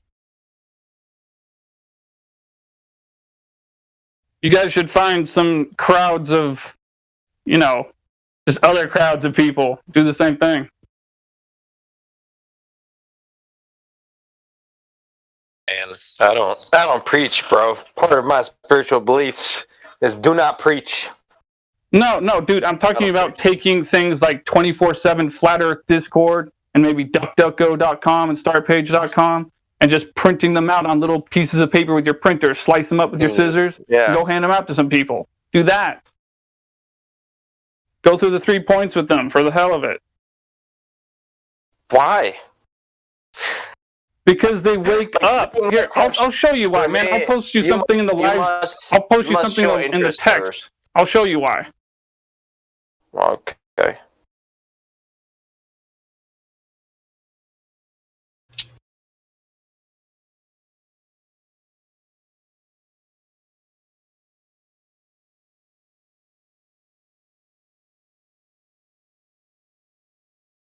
I talk to a lot of normies on a daily basis, and I don't bring up any flat Earth subjects because I can tell. It's like, all right, like, all right, this is not gonna matter here. Yeah, but what about? They'll eventually say. What about when you meet that one person who says, "Why?" I have. Oh, this might be the person I can talk to. Yeah. Yep. See, I'm not looking for normies. I'm looking for people who are looking for truth. And that means they're searching for it. That means they'll find it. They'll find us. Yep. The normies are anything but normal anymore. That's such a incorrect statement, because what is considered to be normal these days is not normal at all. Oh, no, 100% I agree with you, but unfortunately, that is the statistical norm. Well, yeah, I understand that. Yeah. It's just so sad. It's unfortunate. Yeah, normie has always been an insult. Yeah. It's to denote somebody who's so basic they're insane. Sheep. Like they have to actually be insane to be so dumb, to be so simple. Yep. Like you have to be synonymous with square. Yeah. Like, I think for me it was always like 9/11, man. So like I remember the people I talked to about flat Earth, and they were actually open-minded. We were already talking about 9/11, like in person. And when stuff like that is brought up, I was like, oh, okay, how about this, man? Did you check this out? I was like, no. Oh, look into it. Yes. Since you're already, you're like acidic. I know you're already acidic, so it's like, all right, I got this. Yeah. It shall be easy. They're already like in public, man. Like, okay, if you're just people, sure, you'll meet that one acidic person every 100, 200 people. I'm not sure. So it happens organically for me. As life goes on. Oh, I meet this person, that person. It's like, oh, hey, check this out. Troublemakers always find most of them. Yeah, I agree, man. I agree. It's the vibes. To me, the normies deserve what they get. So I'm not gonna help them. Mm. I'm only looking for troublemakers. That's it. What? I thought you would be going for the opposite. That's where you enjoy it. Right. That's where you see all the fun happen. Right. Okay. Yeah. I hear Bubbles. Who's ripping it? That would be Cyrus. He's done with his coffee. Now he's just bubbling. Just slow. Hey, bong and coffee break. Why not? Sunday, you're just relaxing, not working. Isn't that a lot of sugar? No, actually, zero calories. There's nothing.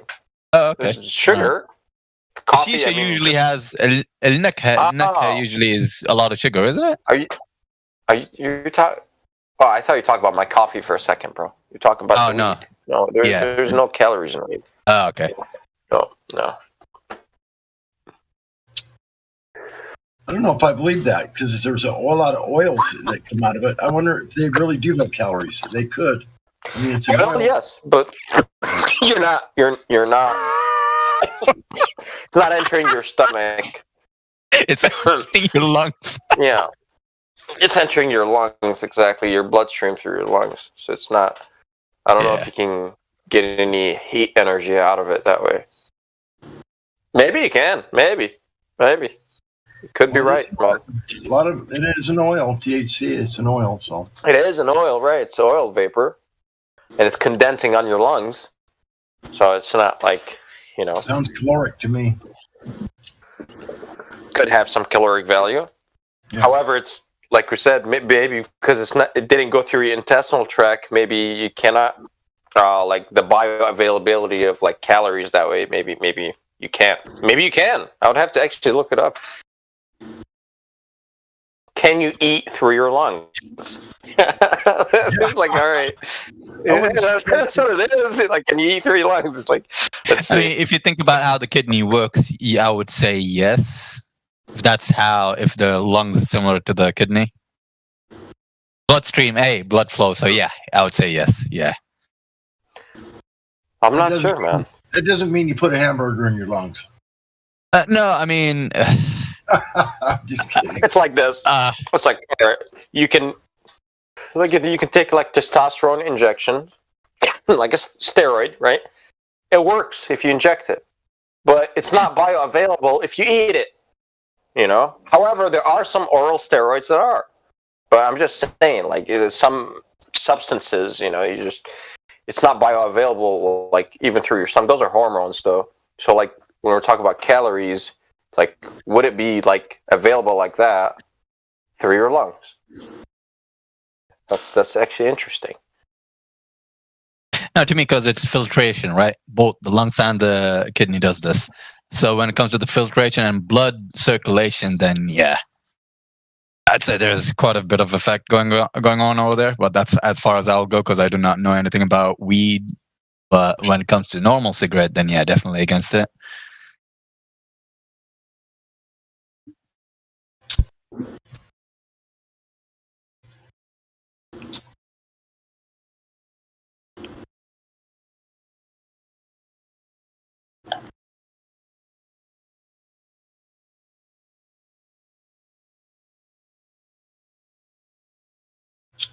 Yeah. I did start. Hey, Mimius, I have a question for you. What's that? Have you ever gone skinny dipping before? Oh yeah. Yeah, I live in. You're in a Georgia, nudist. You nudist. Yeah. I'm not. I don't live nude though. I don't. It's not a lifestyle. It's how do you go swimming without ruining your clothes? I've never done skinny dipping either. I was just making sure you weren't, that, uptight. No, I'm not very uptight. Are you a rainbow person? No, I'm not. Wait, what's a rainbow person? Wait,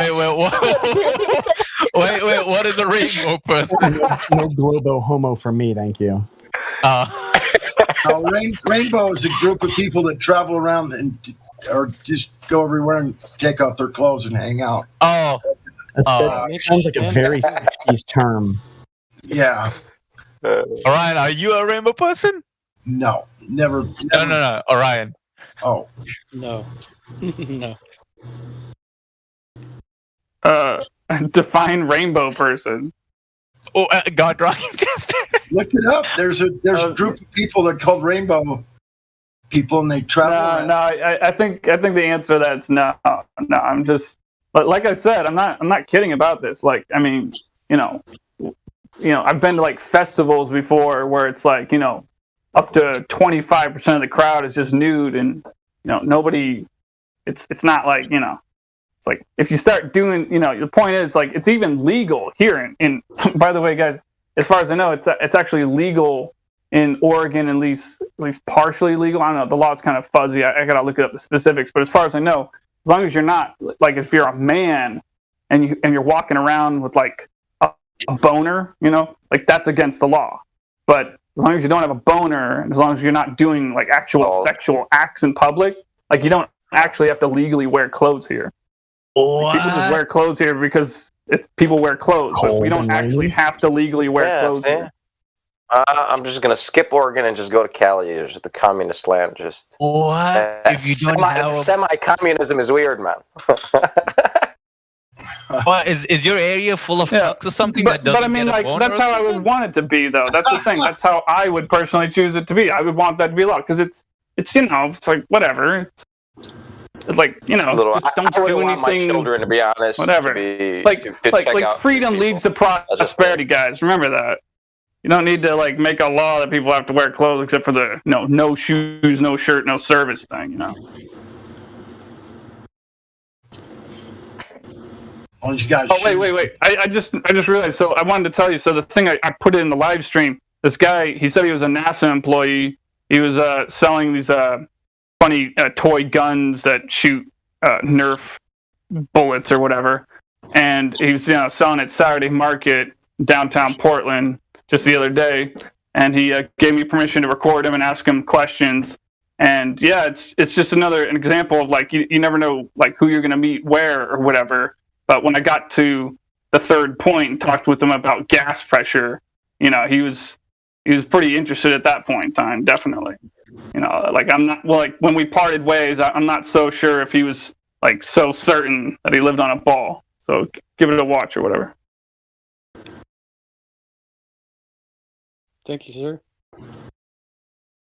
I think I'm still stuck with the no boner part. Could you explain that part a bit?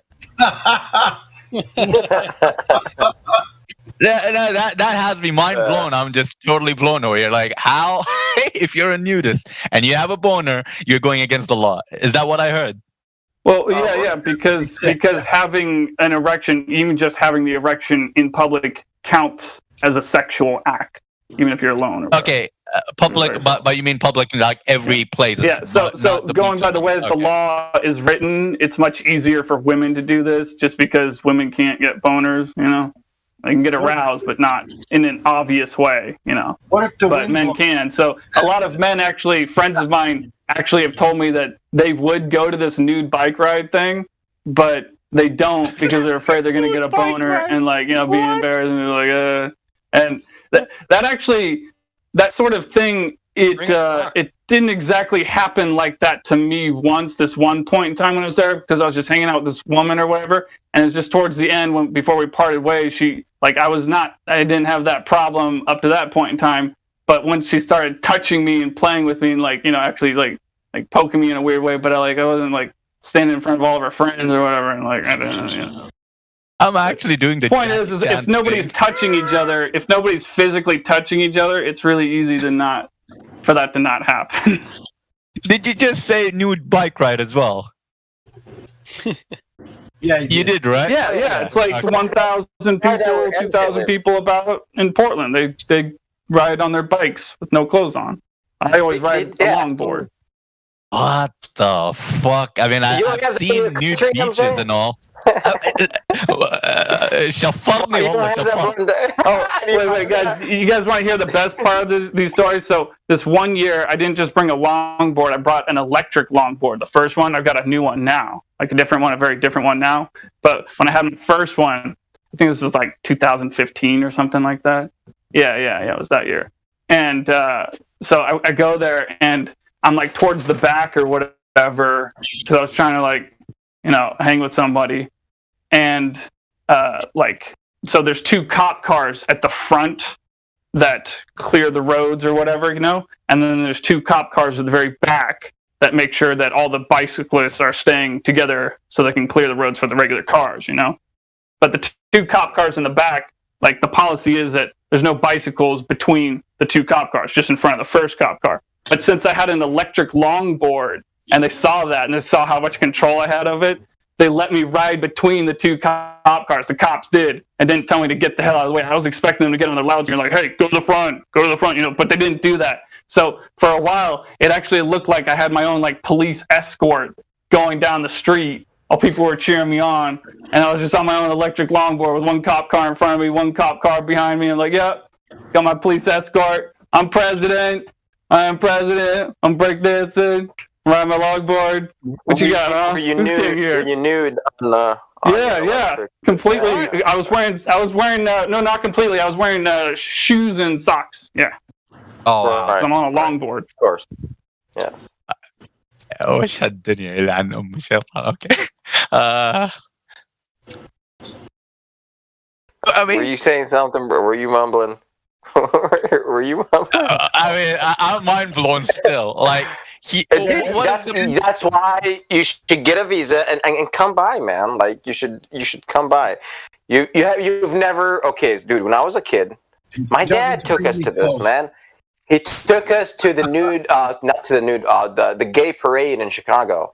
It was like mind blowing. Okay, like, that I understand, right? Because some people like, they want liberation. This is very interesting. But like, okay, like, you know what I mean? Like, you know, we're from the same like culture. You know, my dad came from the same place, but this is like mind blowing, right? Like how you're mind blown right now. I was like, oh, dude, swing by, check this out. I don't swing like that, first world problems, man, where people don't know what to complain about, and you know, you got to give them breathing room to, you know. 180 degree right at the start. Where I come from, yeah, people like, you got water, man? It's like, you know, I'm thirsty. It's like, yes, real problems. I'm at the moment stuck with something, right? So, what's the point of a nudist? Is it to have a breather, let your genitals breathe or something? What is it? So liberating or something? What? Yeah. You get an even suntan. That's a big part of it. I mean, more vitamin D. Oh wow! Healthy. And it's kind of hard to get sunlight here in Oregon. Okay. No. It's about saying something. It's about a statement, a silent statement. However, each one has a different variation of it in their own mind. You're being serious, right? Because I'm dead serious, because if you take the biblical story, Adam and Eve, after they ate from the tree, they started covering themselves up. They started tearing up leaves from the tree. So it's instinct to cover up a little bit. It's kind of instinct. You know you're not animal. So it's very interesting to see why people want to be like that, want to be 100%. I'm just the way I was born. You know, it's like, okay. So what is it that you're trying to say? I'm going to die naked. It's just interesting. Like, okay, it is very interesting to talk to them, because like, why are you actually doing this? You know, like, you know what I mean? Like inside their control panel, inside their mind, that's what I'm really interested in. Like deep psychoanalysis. It's like, dude, what is going on here? It's like, okay, you're nude, but why? Like, you know. Why? You know, there is kind of a middle ground, which I find fascinating, when people are nude, but they cover themselves with so much paint that you can't really see their naked body, you know? You ever see that? It's fascinating, really. Yeah, that is. It's like you see them naked and not naked at the same time, almost. Yeah. But hey, speaking of putting paint on it, I realized that I could like find some body paint and just write flat Earth or something on myself. And I was like, what do you guys, you got any ideas with that? Is there any funny ideas you have? Shit I can write on myself with body paint when I go to this thing? Talking about, like, if I go to it. Fucking flat Earth on your schlong? Oh, God. Right, sea level on that. That actually, yeah. I mean, see, it's liberating to have it all breathe, but if you get a hard on, it's against the law. That's man, I'm telling you, man, people got nothing to complain about. So they have to come up with, oh no. However, if you get an erection, it's illegal now. See, they have no fucking point. It's like, you have plenty of water, plenty of electricity, and plenty of food at your house. That's the problem. And you've never struggled, like a real fucking struggle. Like maybe you have, but now it's like you've gone somewhere else to argue about if you get an erection while nude, then it's illegal. It's like, really? You gotta understand, people don't necessarily like. I don't know why you're focused on that. Like most of the people that would have that problem that you're talking about, they don't show up, so it's not a problem. You get that? Well, like the ones that doesn't happen because those people are too shy to show up. Like no, hold on a second, guys. Let me tell you something. Let me explain something here. So I've gone to like a few of these on a few different years. You know, so I've lived in Portland my whole life, and it happens every year. And sometimes it even happens twice a year or something, I think. But But like, what I'm trying to say is 60% of the people that show up for this nude bike ride thing, like 60% of them are female, 40% of them are male. The reason why is because there's a good portion of males out there that realize, oh, I can't control myself, and they don't show up. So what I'm saying is that thing you're just describing, that doesn't happen. Yeah, I'm new to this word over here. What's different? I think is that what you're saying, MJ? I'm not sure. I don't know. Well, why is it problematic if you have a boner? And you could already because you got to get a room at that point. You got to get a room. That's why. But you could already see my cock. Like, let's say, okay, I mean, dude, it's just. Yeah, no, dude, I don't want to look at look, dude, I don't really have a problem with like seeing out of the corner of my eye like another guy's schlong, but it annoys me a whole lot more if it's an erect schlong. I don't want to look at that. You know what I'm saying? See the difference? Yeah, but no. Yes and no. Yeah. Of course, there's a difference. However, there's a pretty big difference. No. There's a big difference. Isn't that a you thing? Guys, if you're even in the same room with a dude with a hard on, you're gay. You know. All right, check. I'll subscribe to that. One of you is, that's for sure. I wasn't gonna go that direction, but I mean, this is probably a punt to Orion. But Orion, do you not get a hard on when you see a beautiful naked lady? I mean, the bike ride, whatever. Or do you like? No. I already explained that. I already told you with that story from 2015 that it's not. The only time that ever happens is when she starts starts physically touching me with her fingers, She was like poking me playfully, like she was putting her hands on me. Is what I'm saying? Like when a woman starts putting her hands on you, then obviously the automatic systems start turning on. You feel like that's what happened. That's why I was getting a boner in front of her friends while her friends were standing in front of me, but they could see that she was touching me, so they didn't really think much of me getting a boner because she's touching me. Like, I don't know what to say. Yeah. As long as you're not physically touching each other, it's pretty easy to avoid that.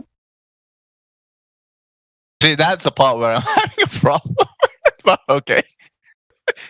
And I don't take much sugar either, but alright, I'll stop. Okay.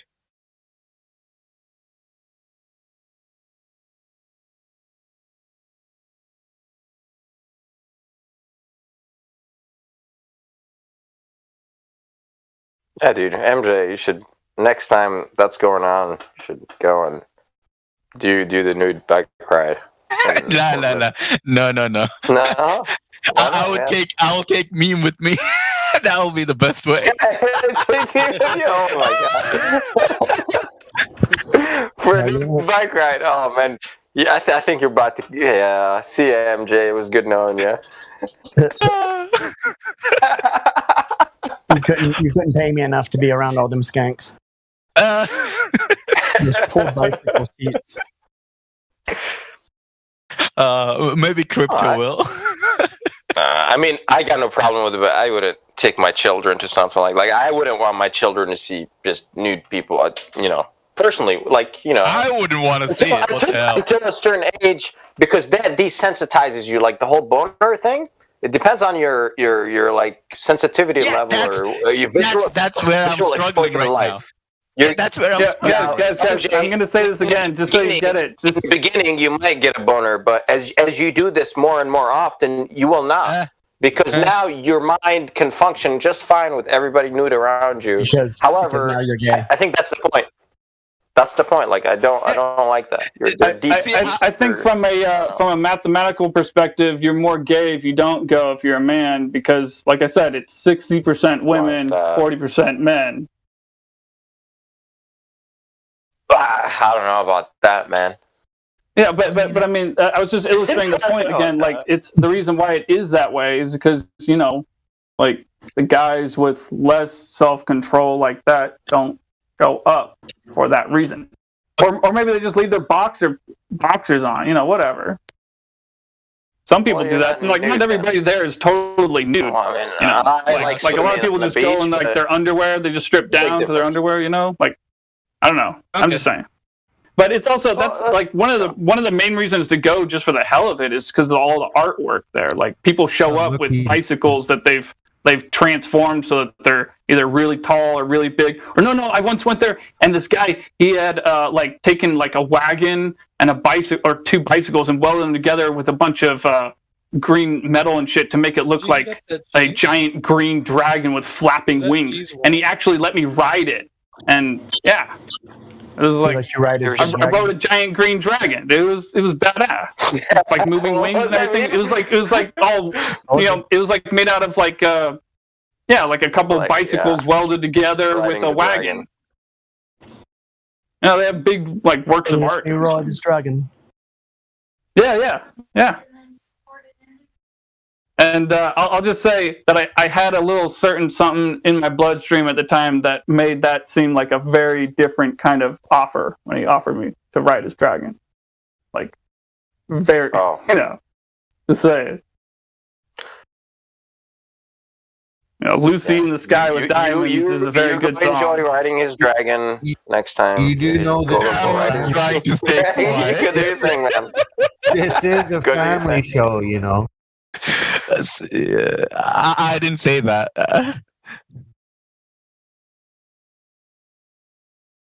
Yeah. What? Swing by, MJ. I'm telling you. Swing by. yeah. Check it out. No. What I'm doing is I'm equating that to drive-bys, right? But it's a swing by. Bike riders coming by and a swing by. Why don't you guys change the subject to how do tatas work on a spinning globe? Tatas. Just kidding. Yeah, or even along those lines, what should I, paint 24/7 Flat Earth Discord? The Earth is flat. Any ideas? There's got to be some joke I can put on myself.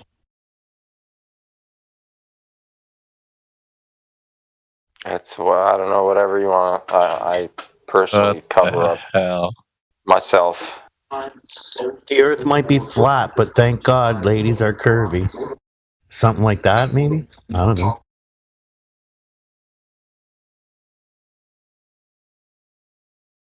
Yeah, the only curves I see are the ones around here.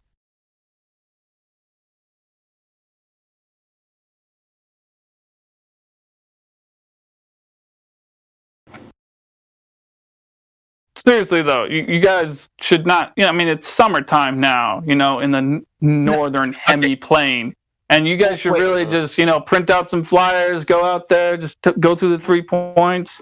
Get some sun. I got sunburn yesterday, so I'm trying to stick in the shade today.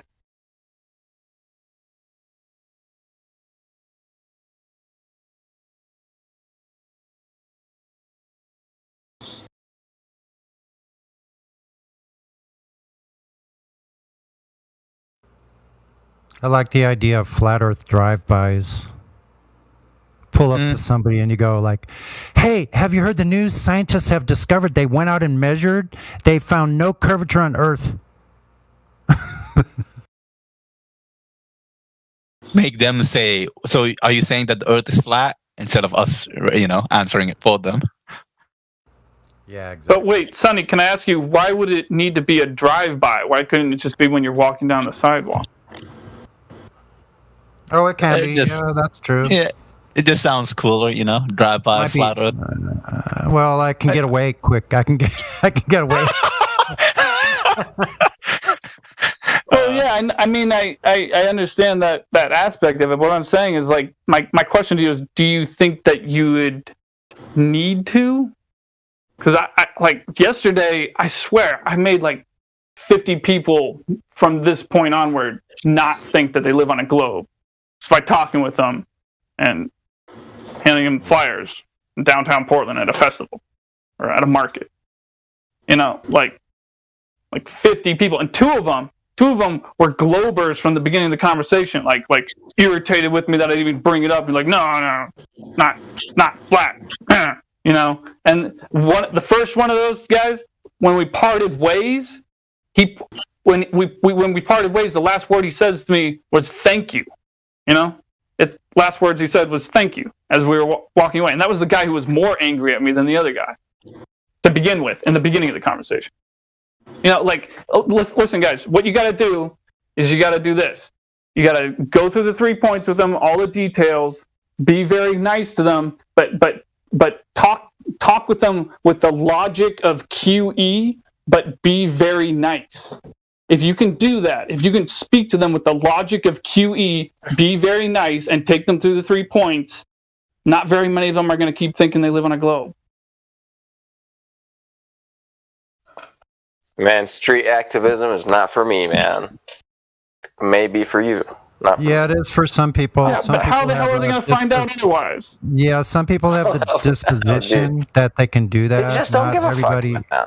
Not everybody has the disposition. Like, I know, like, I could do it. I've done it before, but my disposition, the way, it's not them. It's honestly, I can get upset, and I can be like, I could become emotionally, I don't know, I don't want to say unstable because it makes me sound unstable, but yeah, I can be emotionally unstable sometimes, where like I could start having an emotional reaction to the conversation. Like, it's not really about them. It's like, I don't want to, like, I'm not afraid of doing it. Like I said, I've done it before.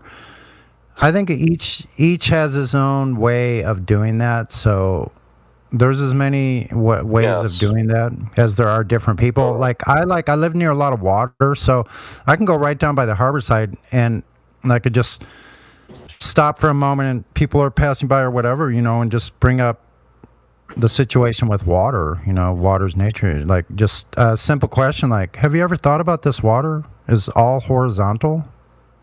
Or that large bodies of water? Have you ever seen a large body of water that has curved? I don't know. Just depends. Yeah, man. Yeah. Each one has their own ways, man. All good. I've done it. I'm actually pretty good at it, but I don't do it out of principle.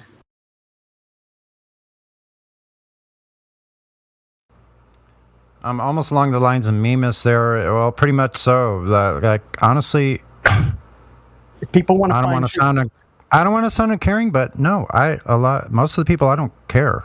Like, yeah, I could care less. Like, they're not gonna come to any kind of logical conclusion. I know I probably shouldn't make their minds up for them, but it's just kind of obvious. Like, I can get a sense of people before they open their mouth. Yeah, I already got a sense of. Also, too, why did you have to go find them? Why weren't they already looking for it? Yeah, that's true. That's kind of like my thing. Well, to be perfectly honest, if the impression I'm getting from a large number of people is that they are looking for the truth. They just don't know where to look. Like, I mean, when I found out, like, wait, hold on, guys. When I found out that the Earth was flat, I was campaigning against the New World Order, you know, door to door in 2016, trying to, you know, push Rand Paul or just get anybody but fucking Hillary, you know? And, like, you know, the point is I walked up to a guy in his front yard handing one of my flyers, you know, it's like, you know, don't use Google, and, you know, there's this New World Order thing going on. And he's like, you know, hey, it seems like you're trying to tell people that they've been lied to. Do you know the biggest lie of them all? And it's like, or no, he said, you know, if you want them to you know, accept the fact that they've been lied to, you got to point out the biggest lie of them all. You know what that is? And I'm like, no, what's that? It's like, the Earth is flat. Like, oh, like, all right, tell me about this flat Earth, you know? And he describes it over 45 minutes, and by the end of the 45 minutes, I didn't think I lived on a ball.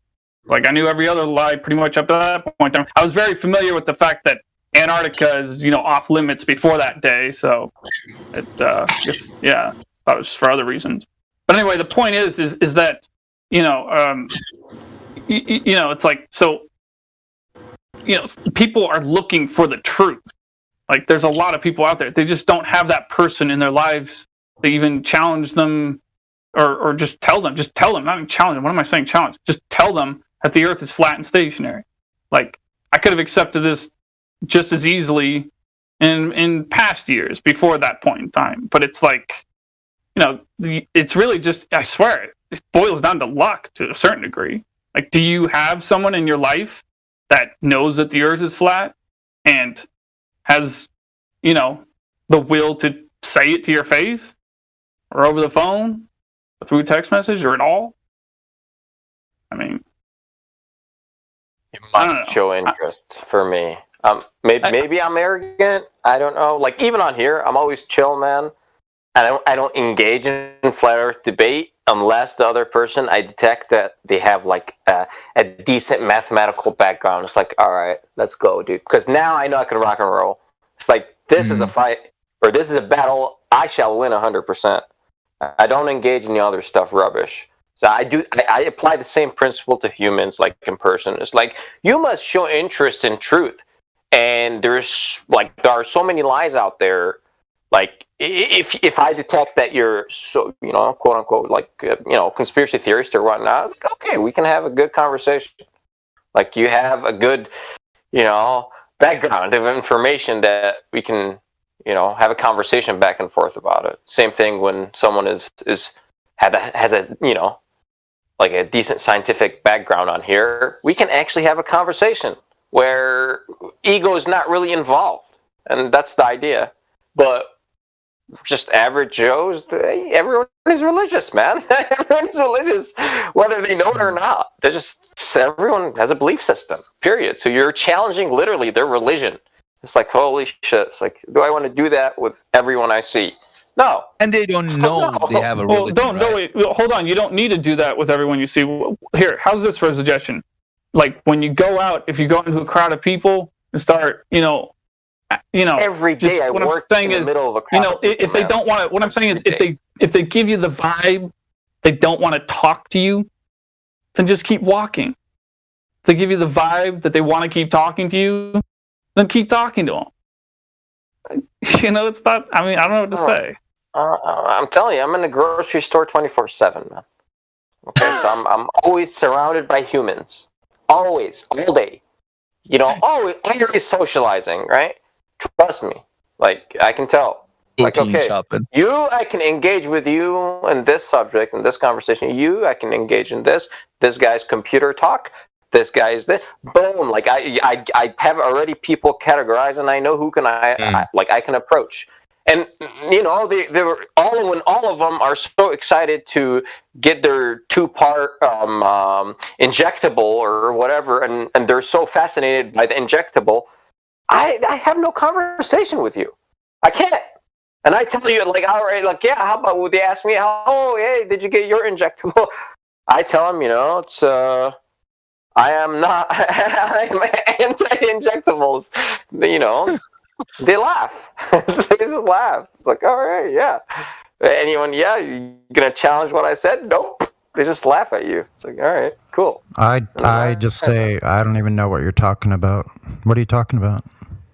That's exactly how I approach it. If anybody says anything, I'm like, don't know what you're talking about. Is that something you would need to watch the news to know about? Because I don't know anything about it. Well, I tell them that too. I don't watch TV. Everyone knows I don't watch TV for sure. It's like, oh yeah. So I tell them already, like, what? Celebrity? I don't know what the fuck that is, please. I don't watch TV.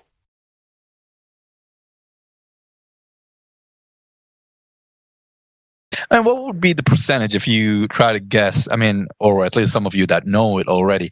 What's the percentage of people today watching TV? To me, it's blank, because once I'm home, it's just a computer a little bit, and that's it. Netflix, they Netflix a lot. Oh, Netflix, right? Netflix. Keep forgetting that. It's kind of, it's not the same, but it's equivalent. Maybe a little bit less. See, my last days of TVs were when you know, the dish, you turn on the channel, turn on the TV, and you go through your receiver, right? Those 500, 600 channels and whatnot. Those were my last days. Now it's a bit different, isn't it? Like 30 channels or something, Netflix and so on, sports, and yeah, I forgot about it.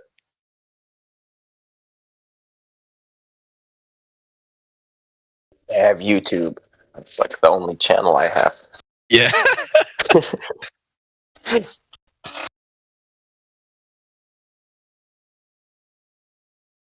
It's all welding and, you know, greasy shit, stuff like that. most of it. So, Orion, you see, do you know Witsit? Witsit gets it?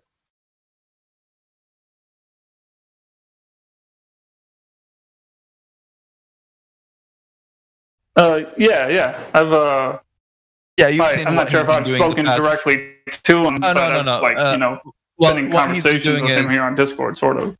What he's been doing is, standing right in front of the White House and talking about flat Earth, right? Engaging in conversations. Something very exactly what you're talking about. Beaches and multiple other places. He's been going from state to state and just, putting the camera down. He's got a crew talking to people about flat Earth. From every once in a while, you'll see someone that will come and question just to see, just out of curiosity. Like most of the people, they usually, they're just satisfied. I mean, most of the people today, poor or rich or middle class, it pretty much comes down to survival. No one's looking for the truth. Like the ones that are looking for the truth is definitely someone that something happened in their life. Now they're trying to figure out one by one, right? That's how I see it as. Well, I give Witsit lots of credit for what he's doing. Lots of credit. But, Amazing. I mean, I don't know. Like, I'll be perfectly honest. I watched that video of him in front of the White House. I don't know. I feel like there's got to be a different. Like, I think my strategy is more effective. Like, just talking to people, like going up to a group of people over here, and like just I don't know. Like what I'm saying is, I don't know. For some reason, speaking out generally to a crowd, I feel like people think you're crazy more often when they see you doing that. Maybe even they mentally, subconsciously associate you with religious nut jobs that do the same exact thing. Which, by the way, I have a video on my YouTube channel, 503, of me talking to a guy, a religious nut job, who's telling me I'm going to hell for no reason. And I'm telling him the earth is flat. And then he goes on his bullhorn thing. It's not a bullhorn, but like a loudspeaker, and says, "This guy's trying to just talk nonsense about the earth being flat and distract us. But the Bible says..." Blah, blah. Whenever you meet one of those street preachers, you could ask him what God he serves. And if he says he serves one, or that he serves one that is one God but is more than one, you can tell him he follows the Demiurge, which was the Talmudic influence about the 2nd century on the church. So he's not even a Christian.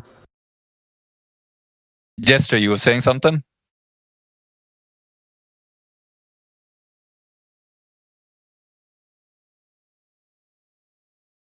Yeah, that guy was talking about not being crazy, and he sounded crazy.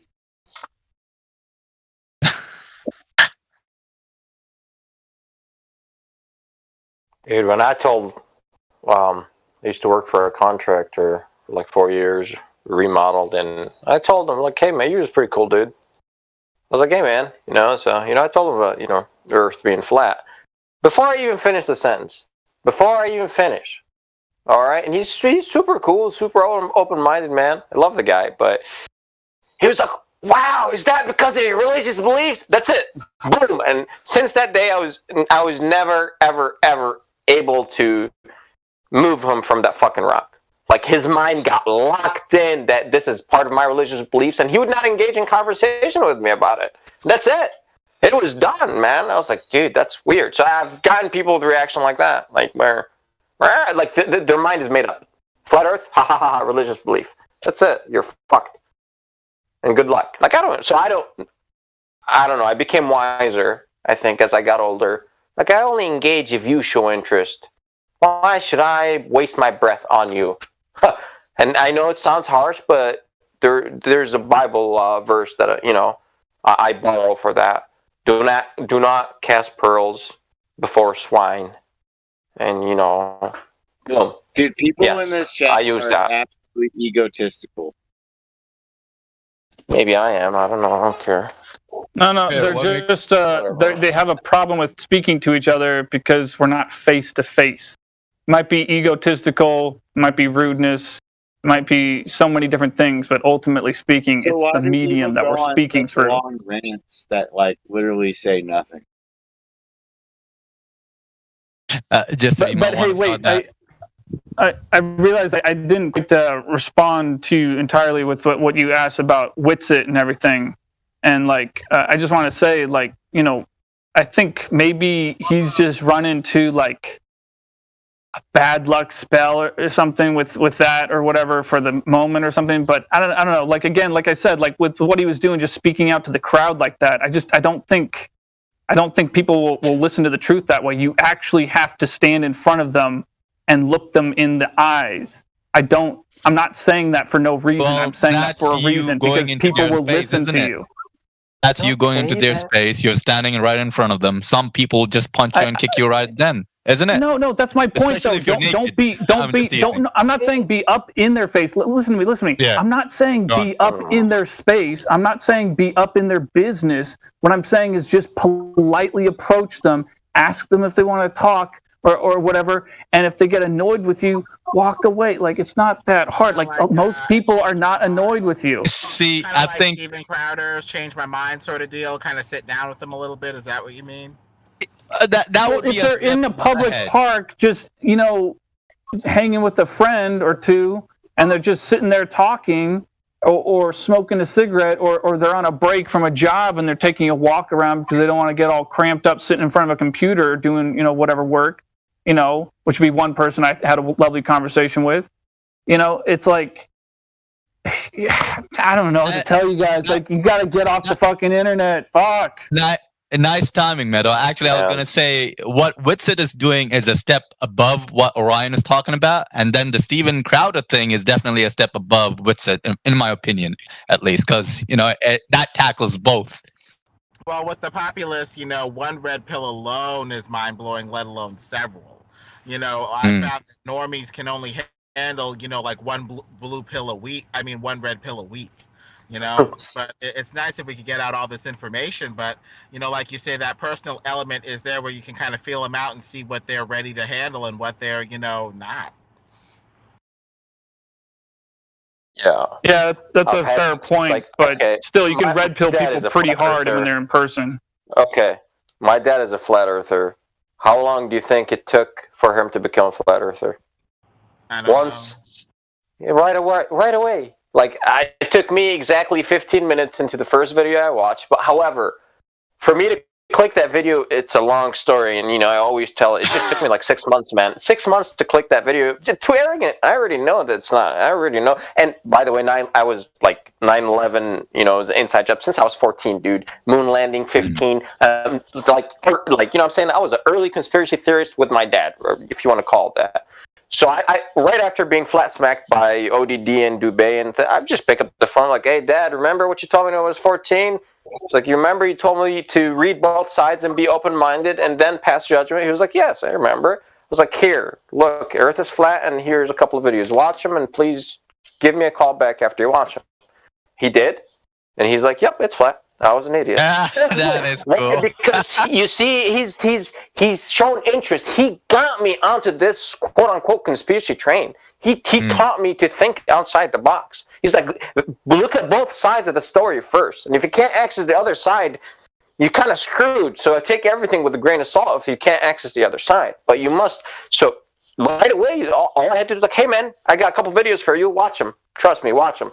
Okay, he watched it. Boom, that's it. So, like, you gotta have that, the person, right? You gotta know if the person is like open-minded, truth seeker, man. The truth shall find you. That's what I believe. It found me, and it found my dad, but like when you go up against somebody's religion, it's always abrasive, man.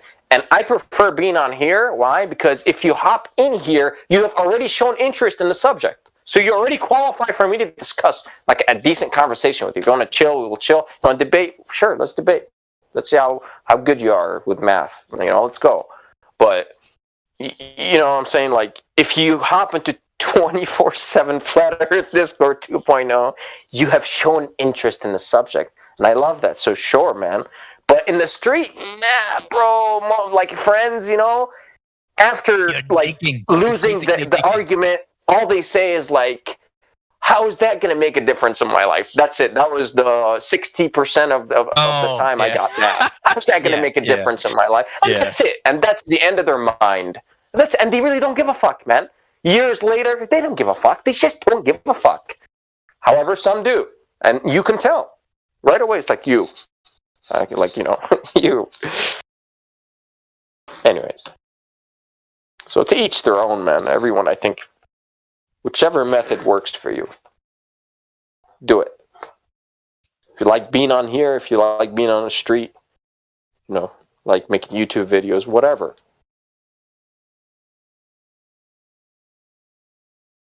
Yeah, I'm a neighbor.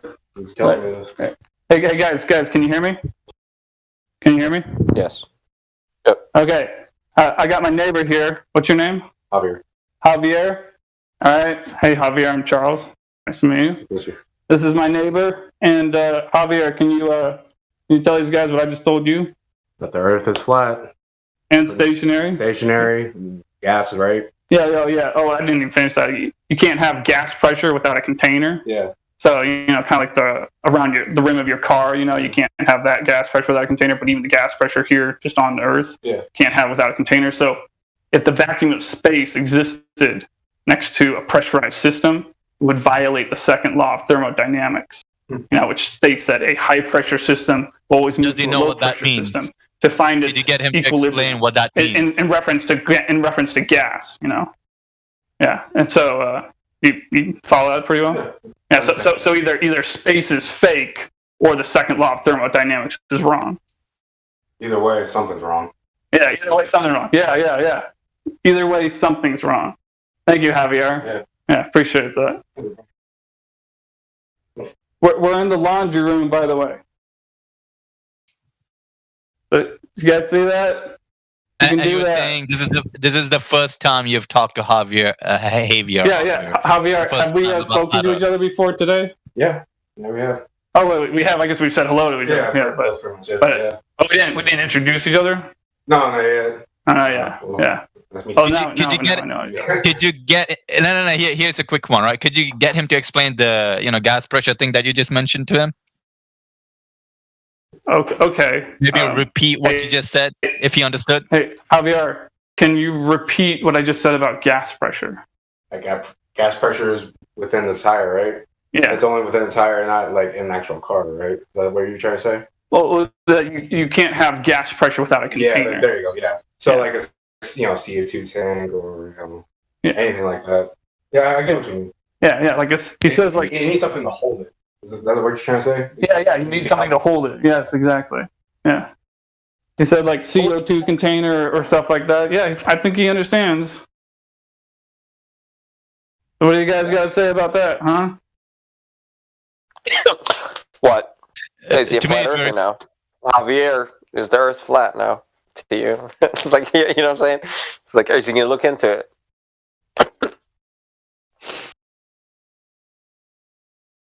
It's a personal journey, man. I'm asking him now, guys. Javier, are you gonna look into this? Like, do research about flat Earth to figure out for yourself for sure? Like, not taking my word for it, but I've seen articles all the time in there about flat and not flat, and I'm like, it's interesting. We don't know. You don't know the unknown, and there's a lot of things people don't like to tell us. Yeah, pretty much. Yeah, that's the way I see it. Interesting. Well, thank you. You have a cool neighbor that thinks it's interesting. Not everybody thinks this way. Well, I'm gonna go get one of those old pieces of paper I was handing out downtown. I'm gonna give it to Javier, and so he'll know about the Discord and whatever else I have on there. There, I'll be right back.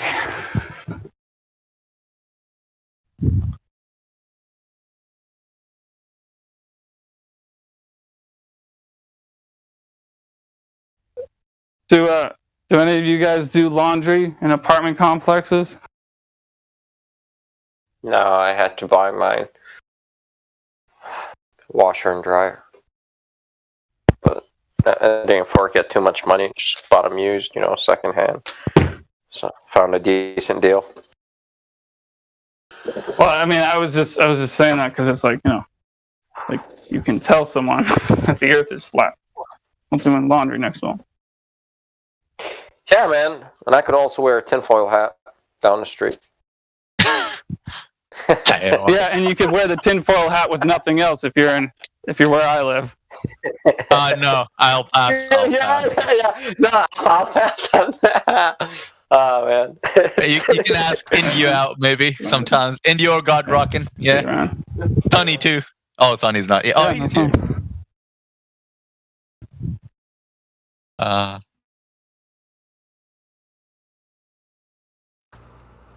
You could reach more nudist flat earthers that way for sure. Hell no.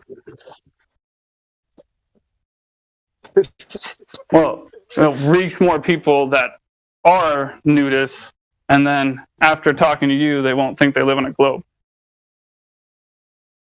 Well, MJ's curiosity into this nudist stuff is really got me his curiosity's over the top, so I'm wondering if people ought to get him. You know why? I'll tell you why. We ought to get him membership somewhere. Nah, I'm good. He's never seen that ever, like where he lives, right? I know. So I'm just okay. Okay. You're serious. I was like, you see, okay. Here's how I'm thinking, right? Not each and every one of them are gonna be good looking and fit. There's gonna be all sorts of things going on, and that to me is disgusting, right? I don't want to go in details. Never mind. I'll stop. Advertising.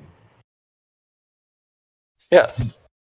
Advertising, yes. Well, the real nightmare of it all, MJ, could be they're all over 400 pounds. No offense, guys, but some of you sound like such nerds right now. The truth knows no weight nor attractiveness. Oh, you're right. That's what's that called? Prejudiced. Mm-hmm.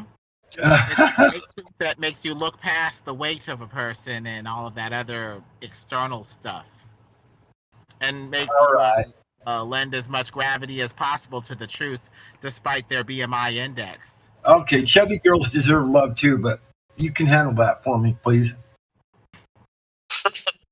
Everyone deserves love. That's right. And if you, okay, that's not true. I mean, listen. You ever been to Gem Panda server? The thing is, crypto. I'm just being facetious, for hell's sakes, guys. I was about to say, put the fork down, and Crypto hops in here because he would actually agree with me. Perfect timing, man. Perfect timing, bro. Yeah. If you right now, I have too much body fat. Do you know what I'm gonna do? I'm gonna put the fork down somewhere. Yeah, just put the fucking fork down. Stop eating so much. That's how I gained it. It's really simple. If I put the fork down, life is good. You know?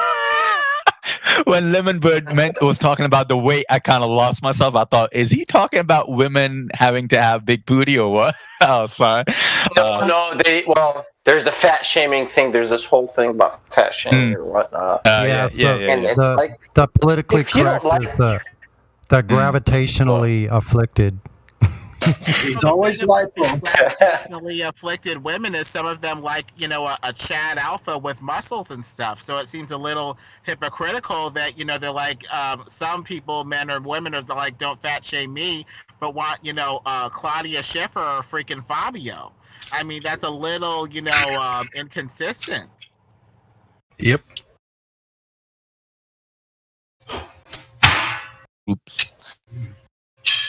Hey, guys, I just want to point out that if everyone in this server went out and talked to 50 people every Saturday in public about the Earth being flat, talk to them like QE, but maybe just a little bit nicer, and with the logic of QE, but a little bit nicer, and go through the 3 points with them, hand them a flyer that says 24/7 Flat Earth Discord 2.0.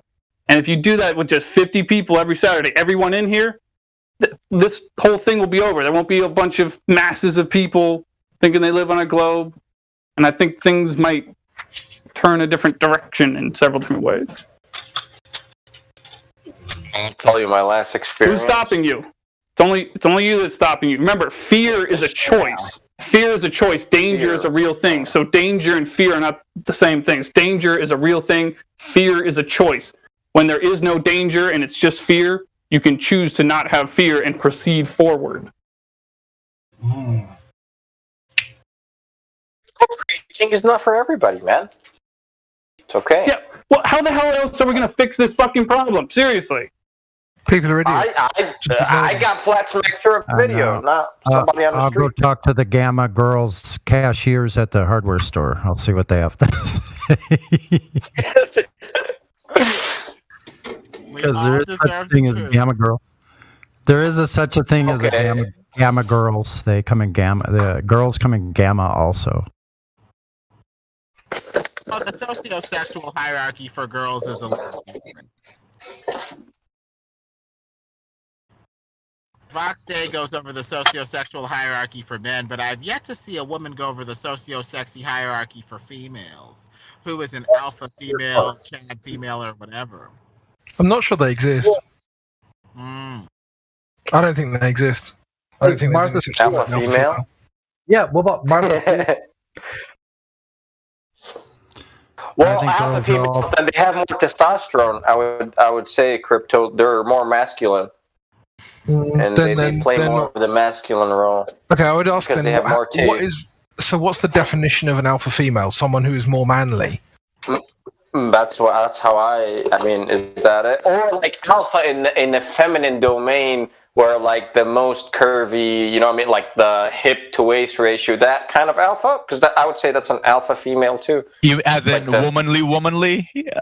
No, but extremely feminine looking. I think it's a lot easier to define an alpha male than it is to define an alpha female. Well, I think the status of men in the socio-sexy hierarchy is based off of acquisition to resources, and a Chad Alpha can get those resources. A woman would just attach herself to a Chad Alpha or whoever can get resources for them, so the status for females is a little different. Probably just more like Mean Girls or I Like You, or You're Not Invited to My Pool or something like that, but not for resource acquisition. Chad Alpha at the nudist bike rally. That would be a hanging Chad. Hanging. Yeah, what about those? You mean like a hung Chad? No, what about those gamer girls? A well-hung Chad. Girls, go find the closest hanging Chad you can locate. Oh God! And you were asking to change the subject earlier, you hypocrite. Yeah, this guy. Who's this guy? Just any hanging Chad. It's got to be the alpha hanging Chad. Brilliant.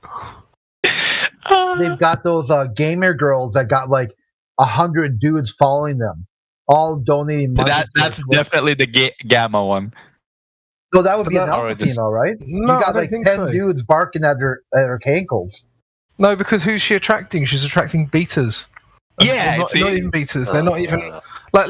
Just think about it. How pathetic do you have to be to give money to a woman you've never met? Just think about how pathetic that is. Yep. Wow. Silence. No, giving money to also is the same individual that hundreds and thousands of people are doing it, and you just want to put more money. Like you're the alpha Chad in their simp world that have given her the most money. What the fuck? Yeah, I mean, for men, it's resource acquisition so that you can get a female, but for females, it's just getting the Chad to get resources for them. And men aren't that selective. As long as you're fairly healthy and fertile, that's about it. It's not about resource acquisition or anything like that. It's just youth, fertility, and beauty mostly. So I think it's a little bit of a different hierarchy. I think they get judged later, though, based off of their status male, their family, maybe a little bit of career as well.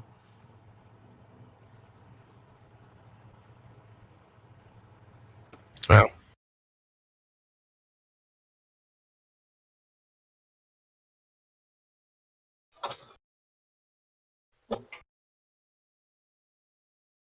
Yeah, what is it? Women marry, like in a dominance hierarchy, they marry across and up, but not down.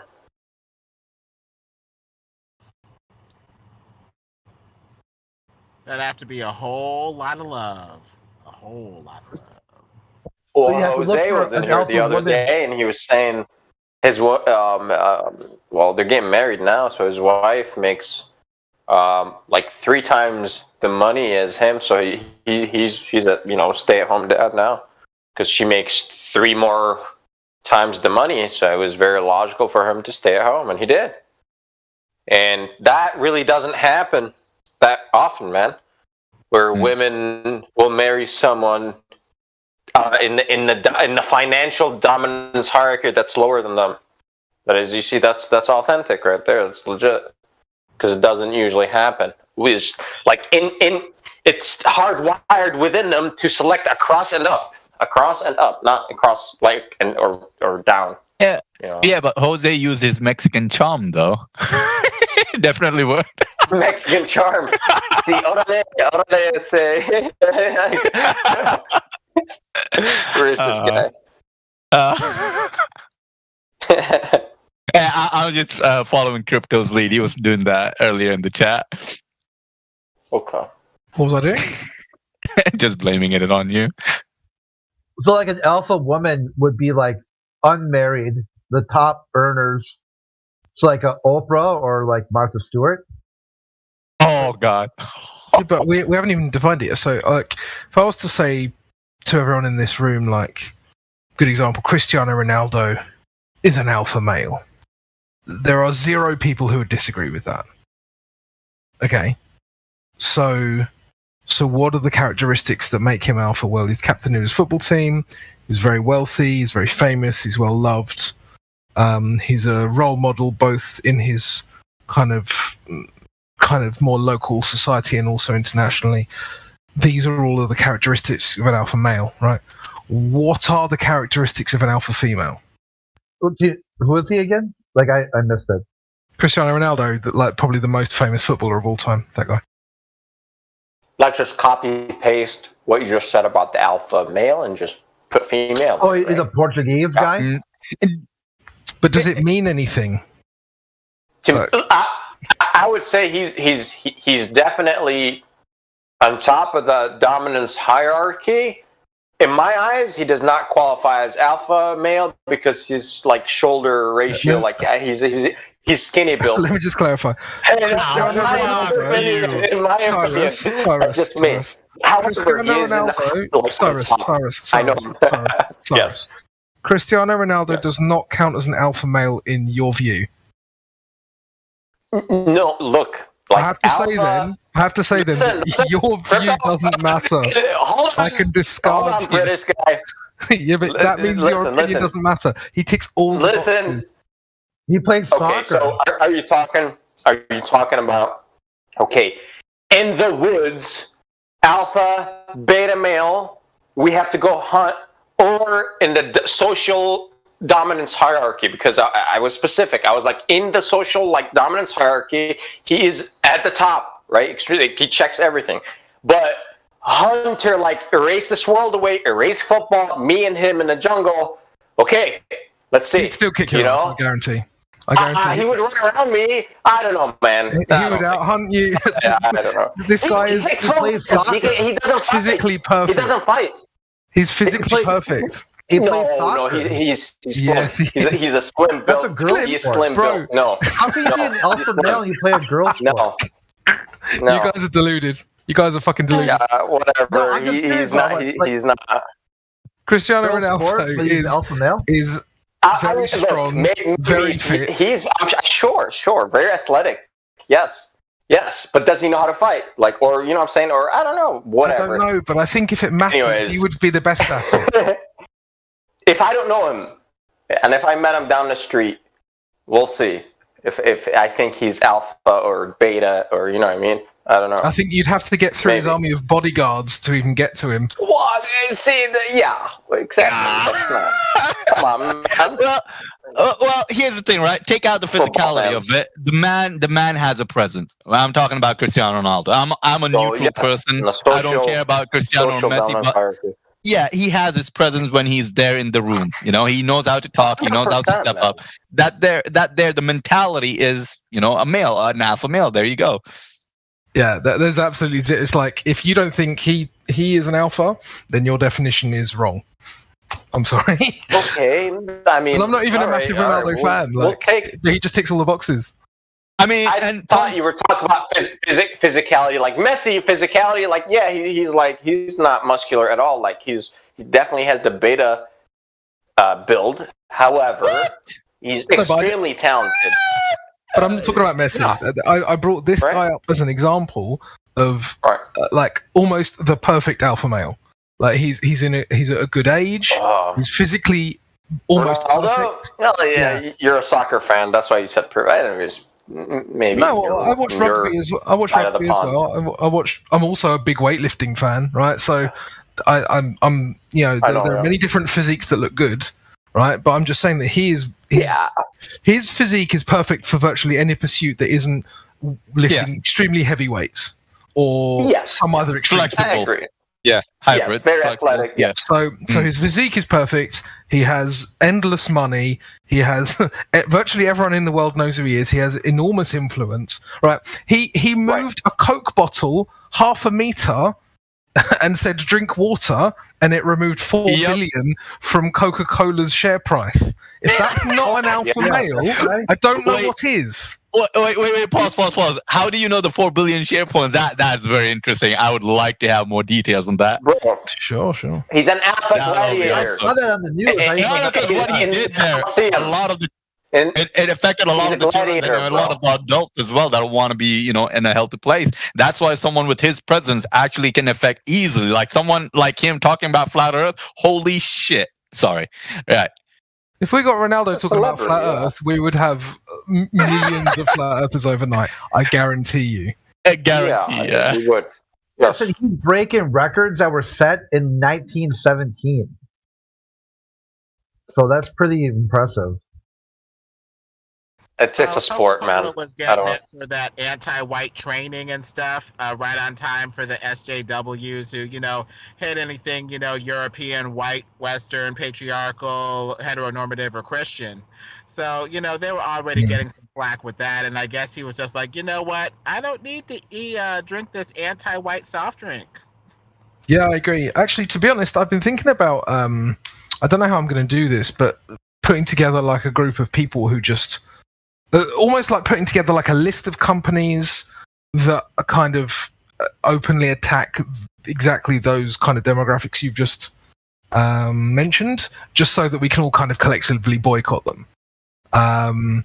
Or maybe I can't say boycott because maybe I'll get sued, but let's just say, for your information, these are the companies who say these things, and now it's your choice whether you buy from them. I think that might have a serious impact if it kind of gains steam. Yeah. This CRT, this critical race theory creeping into all sections of culture is just getting really kind of crazy. Really crazy. I'm torn because, I drink Coca-Cola and I like Coca-Cola. But I'm like, pretty soon I'm just not going to have any products anymore because they're all just doing weird, crazy stuff. Red Bull is delicious. But what you'll do though is you'll I agree with creation, but there is too much sugar in Coke. Although every now and then I'm giving it for free with one of my jobs. But anyway, that's another thing. But once you have a list of companies that's like, okay, so these guys are anti-white, these guys pushing the pride thing a bit too far, blah blah blah. Then you can say, okay, well I'm not going to do this, this, and this. So here are my options. And then once it's like 1,000 people, 10,000 people, 100,000 people, 1 million people. Suddenly you've actually, these people who are pushing these like very negative agendas will think twice because now they've got 1 million people who won't buy from them. See what I'm saying? Or 10 million people. Like once it really grows, then you've got real kind of financial impact on these ideologues. I think they're kind of protected from the consequences because they're getting significant financial backing in the back door. They're like, push this agenda or else here's some money from Soros or whatever. So I guess the question is, who are they ultimately accountable to? Their customers or their dark, shadowy buyers? Oh yeah, I see what you're saying, but at the end of the day, that money will run out if they have no customers. Right? So at the moment it's only being pushed because those products are popular and because they know that it's unlikely that people overnight are going to stop buying that stuff. But if you made it so that, let's just say Tesco, which is like, let's say Asda actually, because they're the English Walmart. Let's say Walmart releases an advert where they're just shitting on Christians, right? And you've got a group of 12 million people go, okay, well, we don't like it when you shit on Christians. They lose 12 million customers overnight. I think they'll think twice about it. Yeah. That's crypto for you. Well, the thing is, you've got to take action against these people because they'll just. The thing about these people is they don't give a fuck what we think. They will just do what they want, and if we don't do anything about it, it'll keep happening. You know, I hear people moaning about this stuff. No one's doing anything. We need to actually start fighting back in ways that matter. Your dollar is everything, I guess. NCRT, anti-white SJW nonsense. Right-wing people are scared to boycott. That's one of the issues. A lot of people who are kind of annoyed by these agendas aren't right-wing people. Like I say, when people talk about liberals and conservatives, progressives and conservatives, they always forget the other side, because conservatives are really in the middle and progressives are on the one side. They always forget the reactionaries. Yeah? Yep. We've got to start acting more like reactionaries if we want any change. Yeah, one of the biggest boycotts that kind of flopped was when, late 80s, early 90s, like Disney was going to give same-sex families that weren't married like spousal stuff or something. So they tried. Oh wow, I never heard of this. Yeah, well, at the time there was like the Reagan Revolution, the moral majority. So they were going to boycott Disney, but instead, like all the other people just started. I mean, Disney got a huge boost because of it. People actually did quite the opposite. They boycotted instead of boycotted. Well, Disney's full on with the agenda.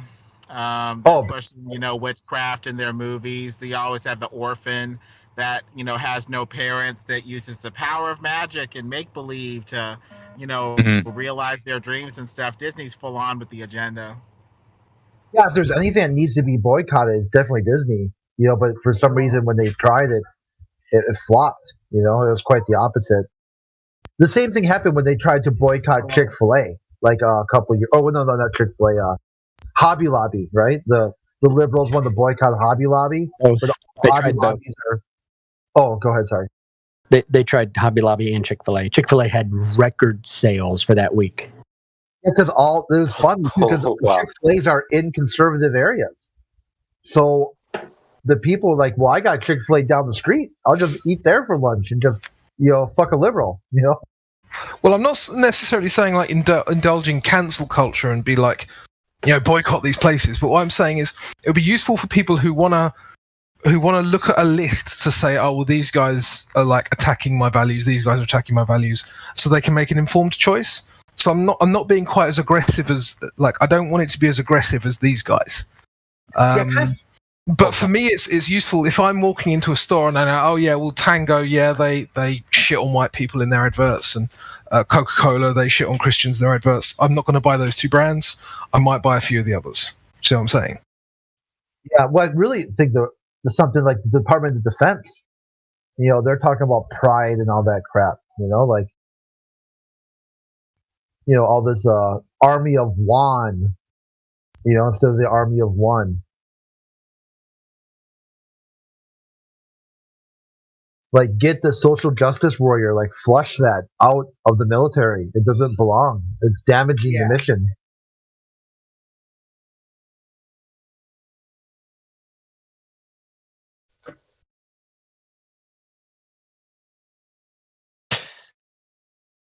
I mean, Crypto, you watched the video that Emerald Monkey posted, right? Libs don't know what a father is. I mean, to me, the answer is very simple. Just be straightforward, be mean to them, and give them reality check, right? But that's when, I don't know how America goes with the rules, or UK. But does it really matter? Like, do you really want to spend your time arguing with a liberal that a father has to be a man? Like, is that really a good use of your time? I mean, that burn, that will make them think throughout the day, or they will be annoyed about you for the next 1 week, maybe. I don't know. I think that these mental people burn. Yeah, but they're just fundamentally stupid. So I don't know why. Well, I don't know. The only liberals are really good talking to are like that Kennedy guy who's like anti-vax. like get government out of medicine.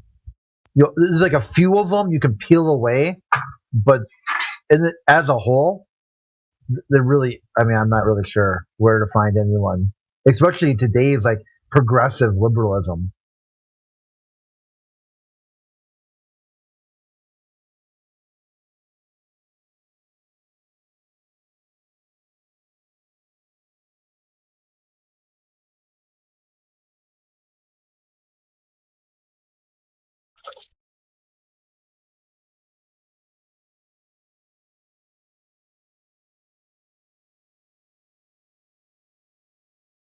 What's liberal about these liberals?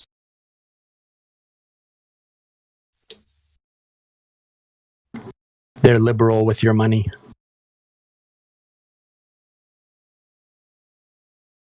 All right, that's a pretty good one. Now, keep in mind, liberal comes from libertine, which is generally was just sexual degeneracy.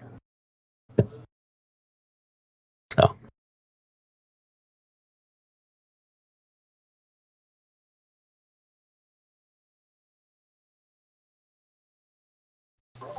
I'd say liberal with their morals. Yes. That's where you're incorrect. See, I'll give you an example of this. Technically, Second Amendment rights, the right to bear arms, that's a liberal virtue. So since most of these people that call themselves liberals don't support the Second Amendment, they are by definition not liberals. And if you support the Second Amendment, then that means that in that particular way, you are a liberal by definition. Yeah. Just like using. But isn't it the opposite? Go ahead. Sorry, just to respond on that. But isn't it nowadays mostly the Republicans that are bearing arms and the liberals are wanting to remove guns and impose stricter gun laws? Yeah, that's exactly my point. That's why I don't say the word liberal like that. I use it when I'm referring to other things or myself, because I'm a liberal, actually. But no, you should use the word leftist, because that's a leftist virtue. And those are leftists trying to do that. So you just got to replace the vocabulary with your common speaking with, just replace liberal with leftist. Because they eat with their left hand, and they also wipe their ass with their left hand, and they don't wash it.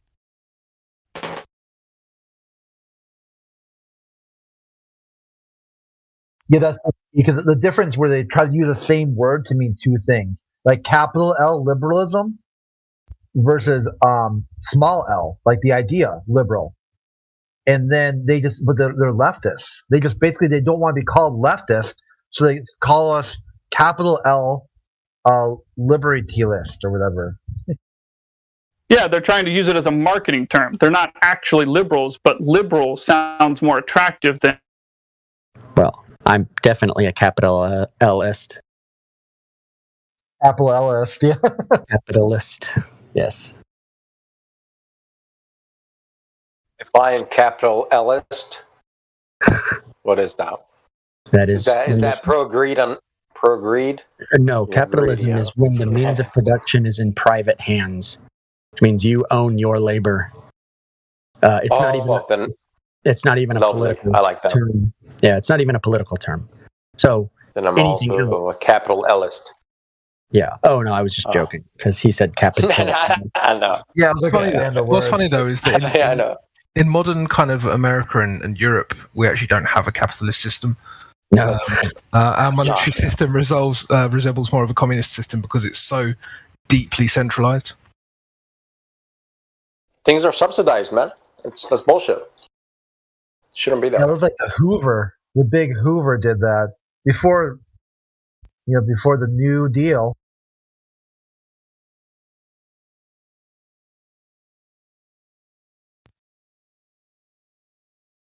Yeah, if you ever talk to a leftist and ask them what's capitalism, they'll go, well, to me, and you can just stop listening right there. I've legit heard kind of leftists of a few different stripes say that kind of like capitalism is, and then they just start talking about racism, sexism, and homophobia. It's like, that's got like nothing at all to do with the monetary system.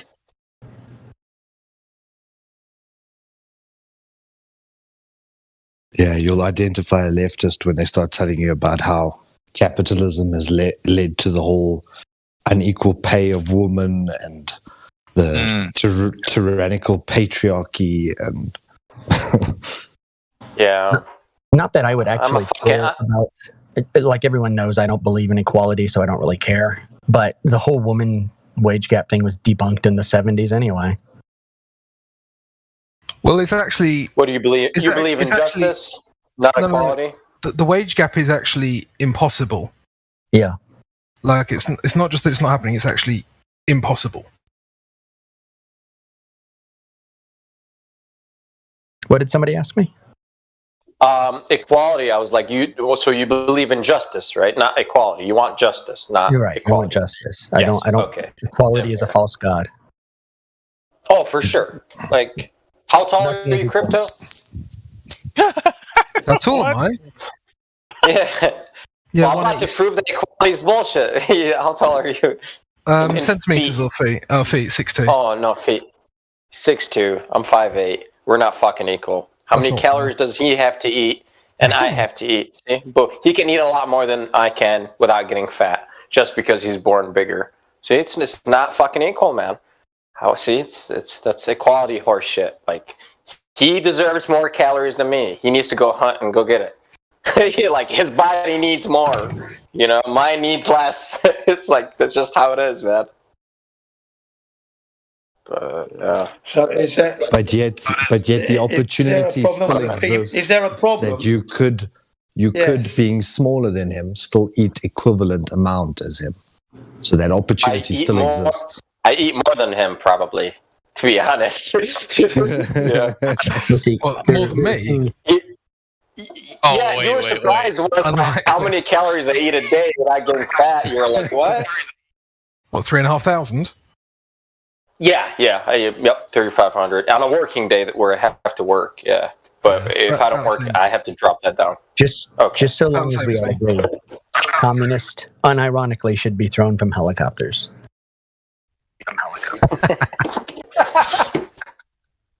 But Mimas, you were just saying that sentences that start with, well, according to me, and I think Crypto was going to give us something special. I was like, no. Go on, according to you. No, I wasn't going to say this thing. Has anyone got any problem with a woman getting the same pay as a man if he's a bus driver, for example? Is there a problem there? No. Why would there be? No.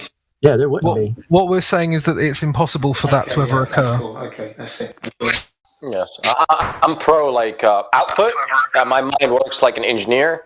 If I run a machine, I don't care the gender of the operator or whatever. As long as I get the same outcome, I shall pay for that. But if you produce less outcome, I shall adjust my payment accordingly.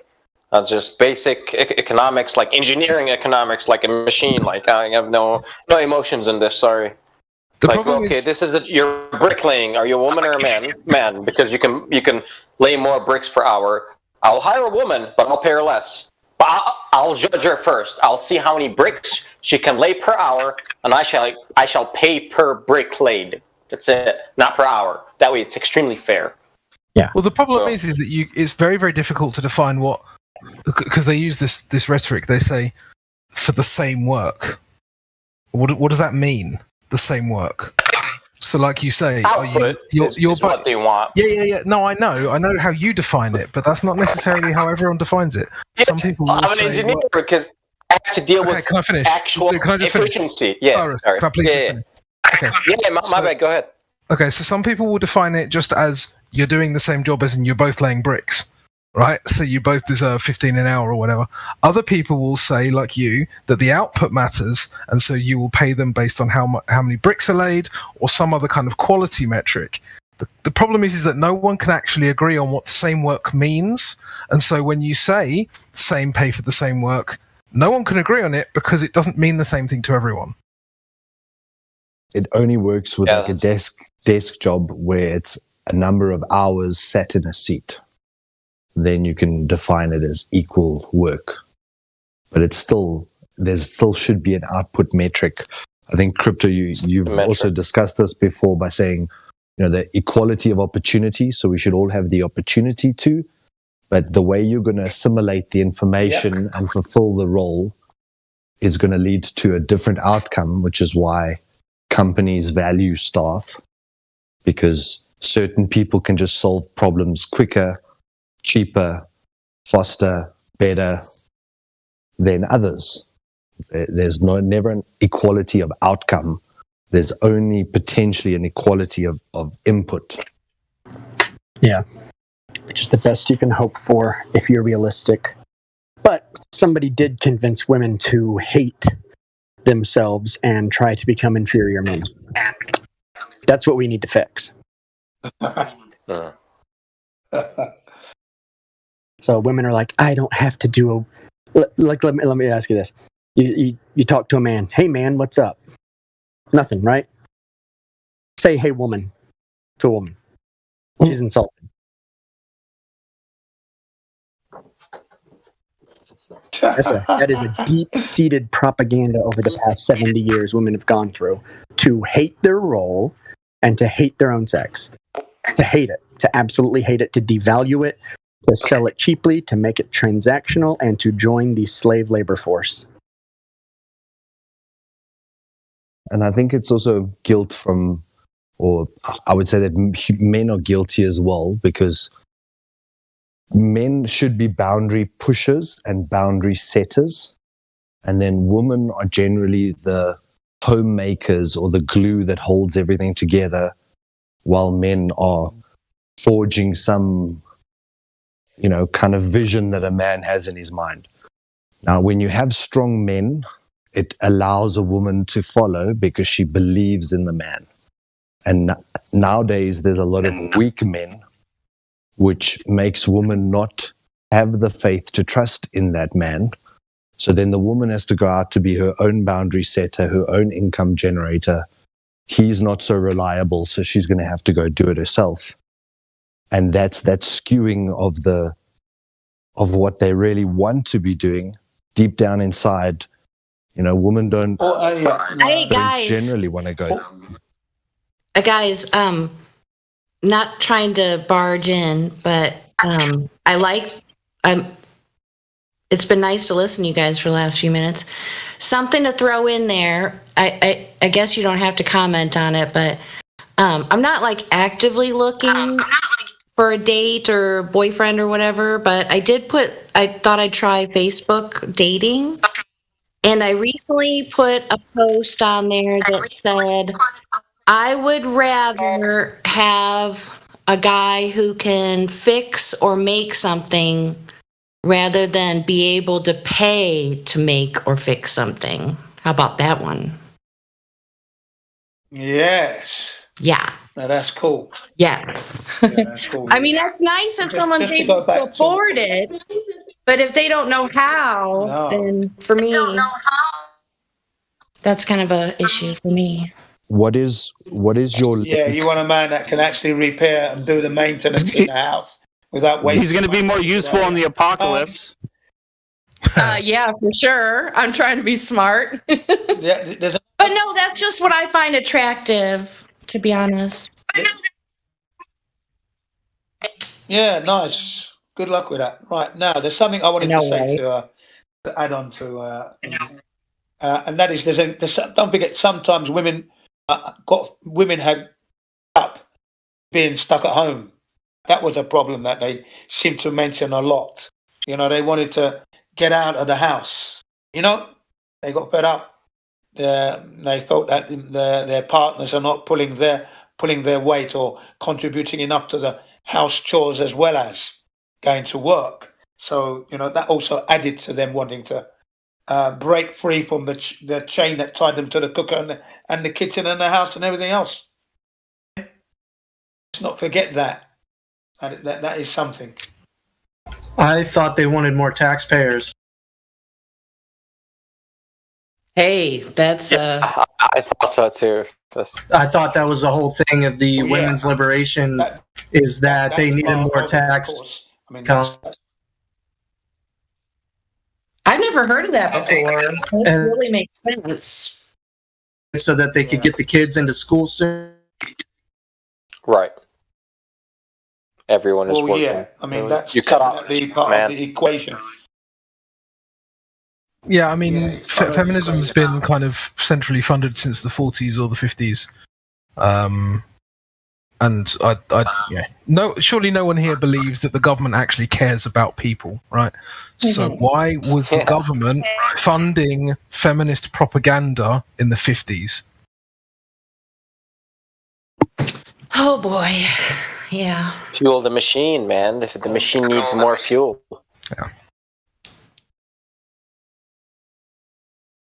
Money, yeah. The big thing that woke me up to feminism was when Madeleine Albright just straight up said, "What's the point of having a military if I can't use it?" And I'm like, how can you say that as a woman, that you're going to send thousands of men away from their families because you want to flex some, idea that you've got power? That's nothing. I once saw an Australian article complaining. It was complaining that there's a tragic problem with homeless people, and that's 1 in every 3 homeless persons is a woman. Well, damn, what about the other 2? There's no way that that's true anyway. I've seen, bear in mind I live in one of the biggest cities in the world, London, see homeless people all the time. I've seen maybe 2 homeless women ever, right? 1 in 3? No, more like 1 in 300. I'm not exaggerating. No, I absolutely believe you. But the ludicrousness of making the focal point of that article about 33%. Yeah, but that's not. It's not even close to true. Like, you know what I mean? But at least, if you're going to make that claim, at least base it on reality and then go from there. But it's not even real. Wait, hold on, crypto. I think I don't know. Like, you're in London, right? Yeah. Well, I mean, like, I've never been to London before, and I guess maybe things are a little different there. I'm not saying that what you observed wasn't, true or whatever, but I'm here in Portland, in the United States, and, kind of like in San Francisco, there's a lot of street people here. I distinguish street people from homeless people. I say homeless people are people down on their luck. Street people are there because of choice. But the point is, it's not 1 or 2 or 3 out of 100 that are female. It's more like 25%, maybe about 30%. Yeah, like good. I mean, yeah, at least 25%. Yeah. Okay, well, it's just not my experience. I distinctly, the thing is that female, like homeless people who are female, stick out in my mind extremely clearly because I never see them. Do you know what I mean? It's like, because they're so rare, it's like, oh wow. You know, it's like, it almost shocks me when I see them. But when I see a homeless dude, it's like, yeah, same old. I would say the same about Dubai as well. You guys got homeless people over there? What? Well, in London, yeah, of course. We do. You get homeless? I mean, no, like in Oman, like they kind of cleaned them up. I don't know if they cleaned them up or whatever. There was 0 in the southern region. 0 homelessness. Not a single homeless person. Yeah, this might come to a shock to you. Insane, like. This might come to a shock to you, but they fine homeless people about 100,000 or something. Does that make sense to you? Okay. Yes, it does actually. Yeah, I'm sure they can afford that from your government. Exactly. Exactly. This article I'm looking at, they kind of have to change the definition of homeless to get women in there. So primary homeless would be living on the street. Then they add secondary homeless, someone living in a shelter. And tertiary homeless would be someone living in a friend's house. So they have to add these secondary and tertiary homeless women just to get the number. Where does the car come in? Uh-huh. What about people living in your car? I guess. Yeah, are they houseless or homeless? It says homelessness. It's homeless. I think is like a mental construct, like where home is. Homelessness. Home. Yeah, homeless. And it's not the same as being homeless, I guarantee you. Yeah, it's not. That's why there's a legal distinction there, I bet. They have to change. That's what I'm saying. They have to add that word to get women to even be like what Crypto was saying, like more than 1 in 300. If your husband owns the house, you don't own the home. Right. You're homeless. You're homeless. Yeah. Exactly. Exactly, man. That's it. Down You're what? Secondary or? Yeah, But the also- primary would be primary. By Is it splitting primary the categories. homelessness? Oh, sorry. Go ahead. Sorry, by splitting those categories up as well, then instead of there being 1,000 cases per suburb, it's now only 300 of this type of homelessness and 300 of that type of homelessness. So it also makes the situation seem smaller by them fragmenting it. But if the main underlying definition was you do not have a place to reside in, then all of those would fall under the same category. Yeah. So if someone that's 18 runs away, like from their parents' house or whatever, and can't afford their own place, and they live at their friend's house, now they're homeless. It's like, really? It's like, damn. Yeah, if you look at the statistics for actual indigent homeless people who are have been living under a bridge for 3 years, okay, 95% of those are men. That's mostly men here, and almost all of them have mental illness or drug addiction problems. True homeless women, like Meme just described, they're very much at risk for physical harm on the For street. men. But these Well, homeless of men, course. yeah. Yes, absolutely. But I'm talking about being raped. I think the statistic is for every 1,000 women's shelters in the U.S., there's one men's shelter. Oh, yeah. It's ridiculous. I don't agree with that. I don't agree with that. So if a woman can find a shelter, she's still considered homeless statistically. But at the same time, women do have more options to find safe places to go than men. Which, I mean, I'm a pragmatist. I know women are weaker, and so there should be some priority with getting them. Right, with children. Yeah. But there are weak men. This is the thing, isn't it? There are weak men who need that too, and no one cares. But I think this is where a lot of this kind of, when people talk about patriarchy and what I call patriarchy rhetoric, is the idea that because Joe Biden is president, therefore there aren't men not like Joe Biden, right? But this is actually how people think. It is. They actually think, oh yeah, well, there are all these successful men. It's like, okay, yeah, there are lots of successful men, but all men aren't successful, right? Yeah. And so, what do you do about the rest? Well, what's interesting too is, like I was saying, that women are at more of a risk getting raped when they're homeless. It's a very strange statistic how many men get raped who are homeless. It's pretty high. It's there's a lot. not even data for it.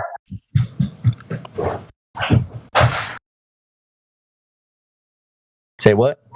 Like, there's not even data for that. Like, people don't even care to know. Meme, what was the last thing you said? I was out in the other room. Is that a lot of homeless men get raped? There are homeless gangs. Like, there's a whole. Or homeless children. Yeah. Yeah. But we're all under the same physical ceiling that's above us. So technically, none of us are ever homeless. We're exactly where we're meant to be.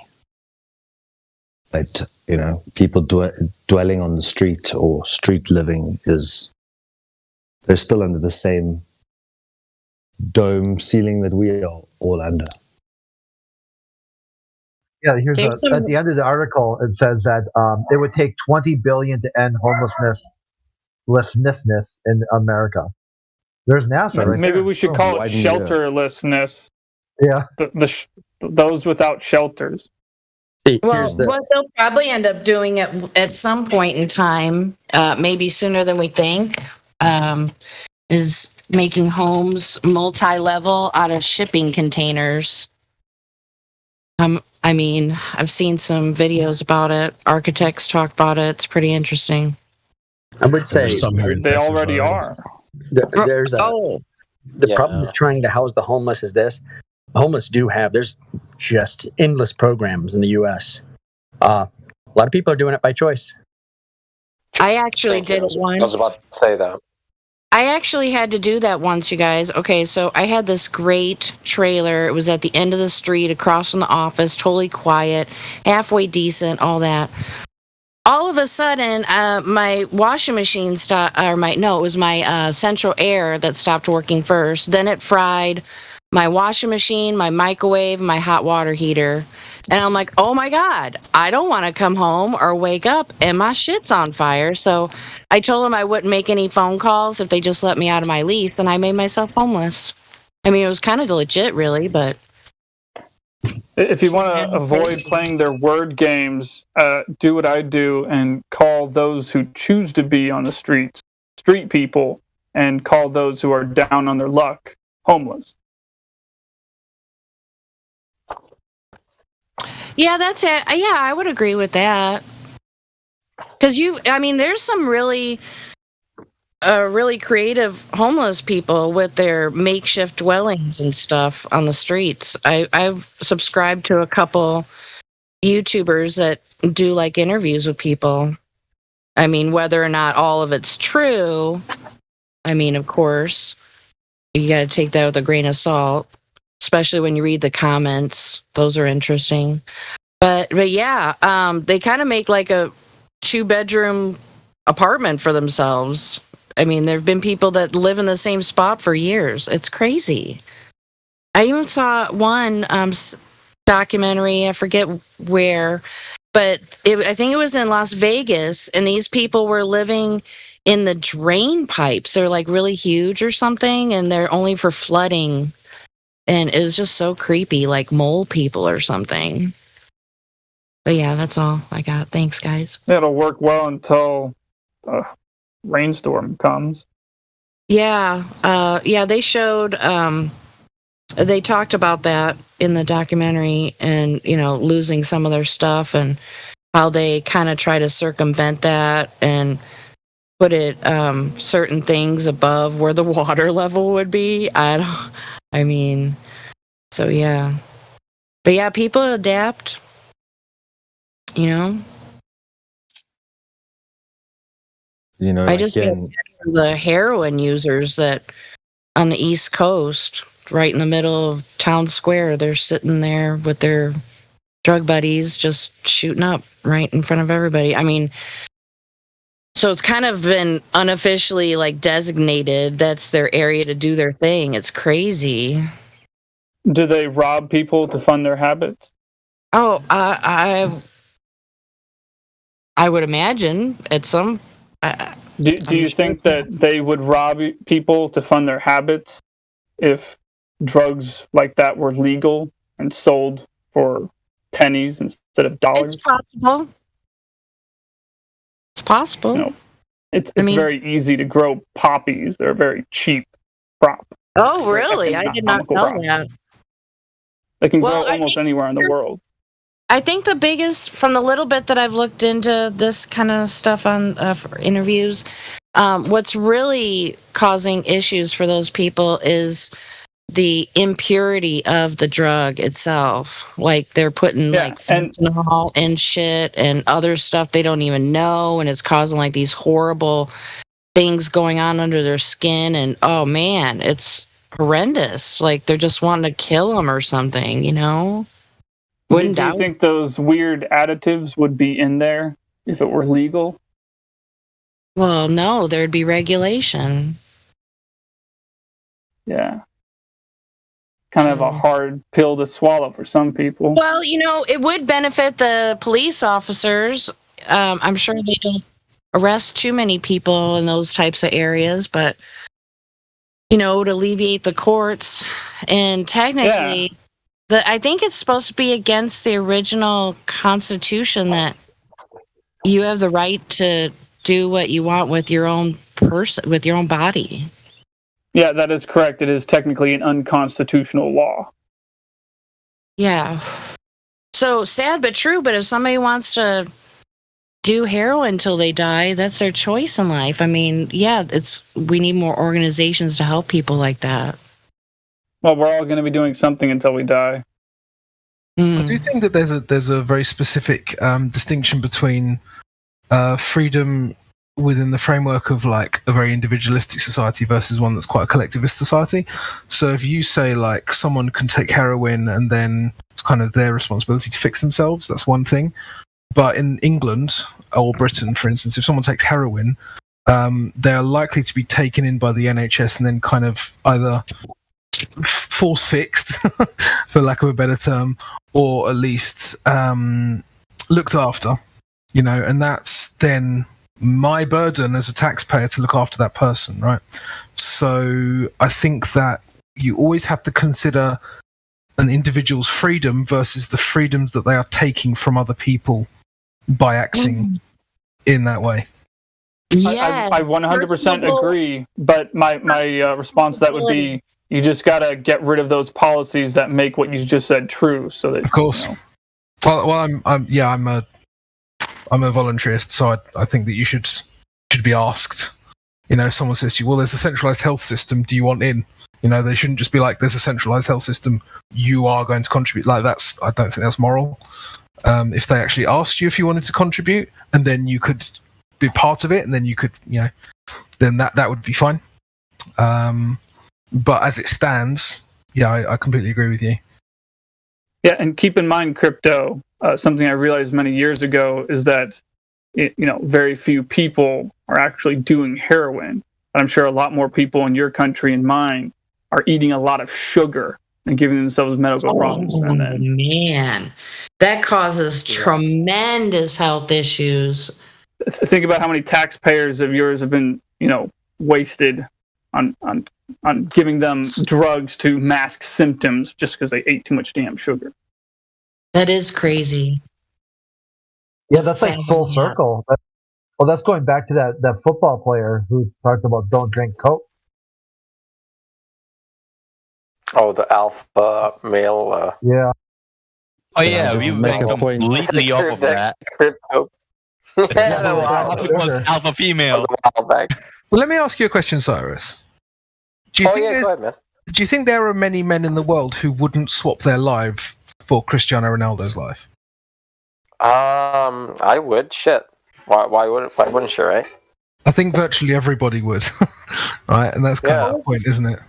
What was the question? How many men in the world would swap their life for Cristiano Ronaldo's life? Not necessarily become him, but have all of the stuff he has. Oh, I don't know who that is, but I would take it that he's filthy rich.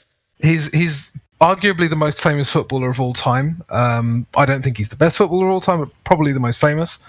It's about soccer. He's worth about extremely wealthy. Not soccer, it's football. It's the game where they take a ball and kick it with a foot. So it's football soccer. Anyway, soccer. So do you think he's soccer stands for Association Football, so it's football either way. But the point is that that was a clean sweep. Go on. Whatever. He's a red coat. Fine. No, but the point is that he's filthy rich. He's in virtually impeccable physical shape. He's the captain of his country. He's extremely well respected, very well known.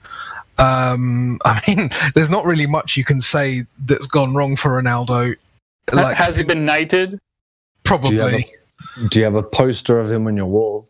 Probably, yeah. I'm actually not a massive, because there's this like Ronaldo Messi debate. I prefer Messi's way of playing, to be honest. Yeah. But I'm just looking at Ronaldo and just saying, like, he's tall, he's good looking, he's got all these fans, he's like wealthy, he's got a fantastic life, he's got children, he's got like a fantastic girlfriend. Like, everything about his life is virtually perfect. So it's like, is there any person who wouldn't want that life? Right? If it's actually I'll be the first one. Somebody should tell him that the Earth is flat. I wouldn't want to swap my mind, though. No, do I get to keep myself? Yes, but just take the money. That's it. Just give me those dollars, because in the dominance hierarchy, right? That pyramid, like the wealth is what's really up top. Wealth overtakes. If I didn't have to trade, does he still have his soul? Or my beliefs? Yes. Does he still have his soul, or did he have to give up something to achieve such stardom? It's like many of these famous artists and stuff who've said that they've sold their soul, and then everything unlocks and they become kings on this realm. I don't think it really works that way in some sports, because you can't really, like, when it comes to a band, there are literally millions of talented musicians, so you can kind of pick and choose. This one was willing to sell their soul, so we'll put them in this band. Oh, this one isn't. Okay, we'll discard them. When it comes to sport, it's like you can't really fake running the 100 meters in 10.3 seconds. You know what I mean? Like that's you can't really like that stuff can't be faked, in my opinion. No, they just take a lot of steroids. But they can be tempted. So, for example, they can say, at this next point, we need you to do X and Y, and then you're going to get this amount of money. And then at the next point, you get this amount of money if you're willing to compromise on X and Y and Z. And, sort of coach you into no doubt. Crypto. Yeah, no doubt there's that kind of influence on them, I would imagine. Crypto. So the only way to really answer your question would be to visit your question actually like 2 decades from now, after he has his loyal fans, and see what type of propaganda or whatever he gets involved in at that point. I mean, he could be heading up something as bad as what's going on now. You know what I'm saying? So at some point in time, more than likely, he's going to have to pay the price. He's going to have to compromise. Isn't that just how it works? Unless he's alpha, they'll surrender. I mean, I know you said he has to be talented. That's a given, right? But so it couldn't just been anybody. The dude does do a lot of charities, but then again, since you're rich, you got to do it anyway. Just keep names. So not the same thing that exactly what you got, the gentleman you're talking about, but look at what Disney does to their singer. Yeah, exactly. That type of thing. Maybe not as extreme, but I'm sure at some point they're going to have to exert some influence about something. Well, what I'll add in is, I was only a second division player, and it took me about 25 to 26 years to finally give a damn about what reality actually is. Till then, everything about my life was football, football, football.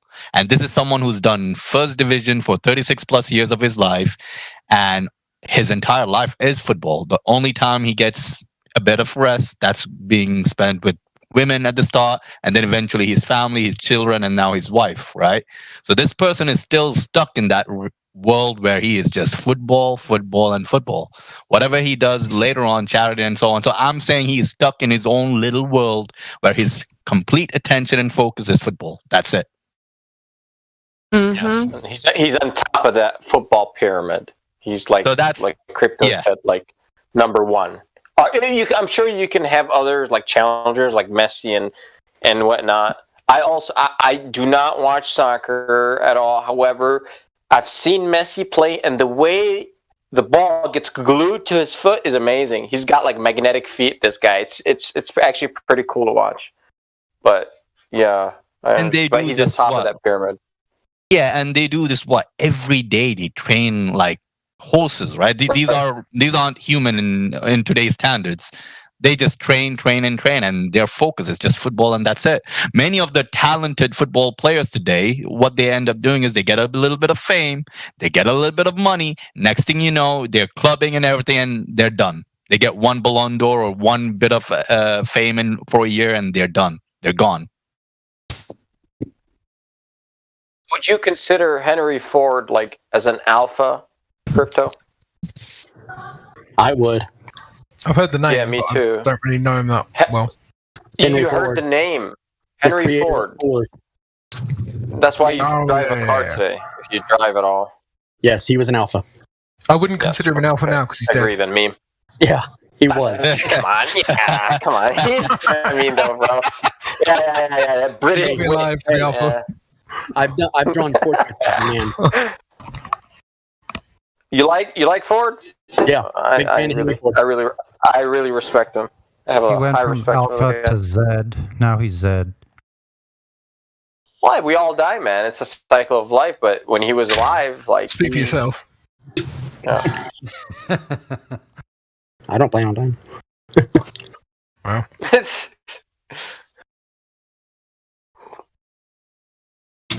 Bro, I'm just saying I ain't got 72 virgins waiting in heaven for me. Neither do I, man. No, so I failed to find that in the Quran, believe it or not. I've heard about like Genghis Khan. that. I couldn't find that, Crypto. Genghis fucking Khan, seriously. That would be like the ultimate alpha, right? Like with like half the world. Genghis Khan is why we're all related. Yeah. Wasn't Genghis Khan like the ultimate incel? Yeah, because like we're all related, or not all, but I mean like half the world's population has some Genghis Khan DNA in you. I know he has 14 million direct descendants. What if that guy is like actually Noah, and none of that happened? Like that Genghis Khan is like fabrication, and those genetics are like Noah.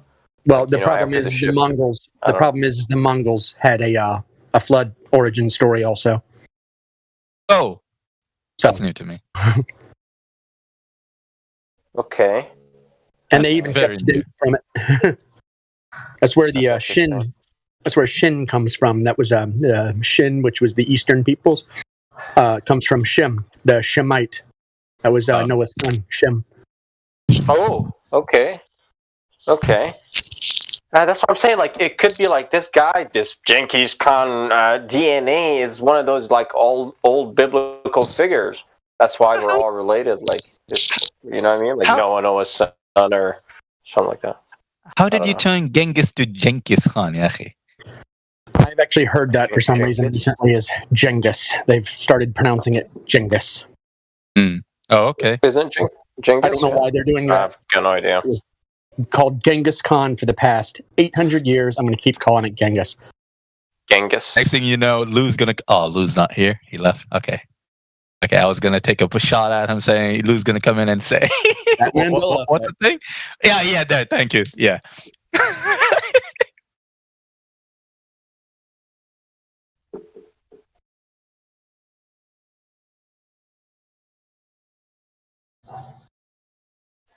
Genghis is the old and dusted. Genghis is the hot and new. Genghis. Well, Crypto, according to you, Elon Musk is like the most alpha male of the alphas then. Wait.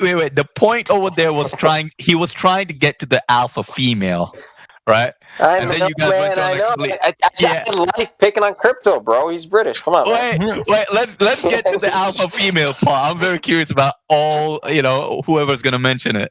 Look, MJ, don't get in the way of Cyrus's multiple straw men, okay? You're not. Yes. You have to allow him to say completely dumb shit that I never said, and then. Fucking literally, man.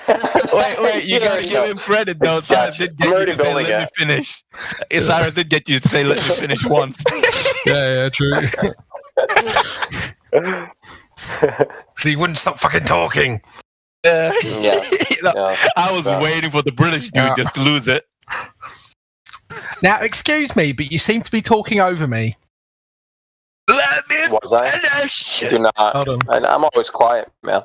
Who's this an impression of? Don't overtalk me! Huey.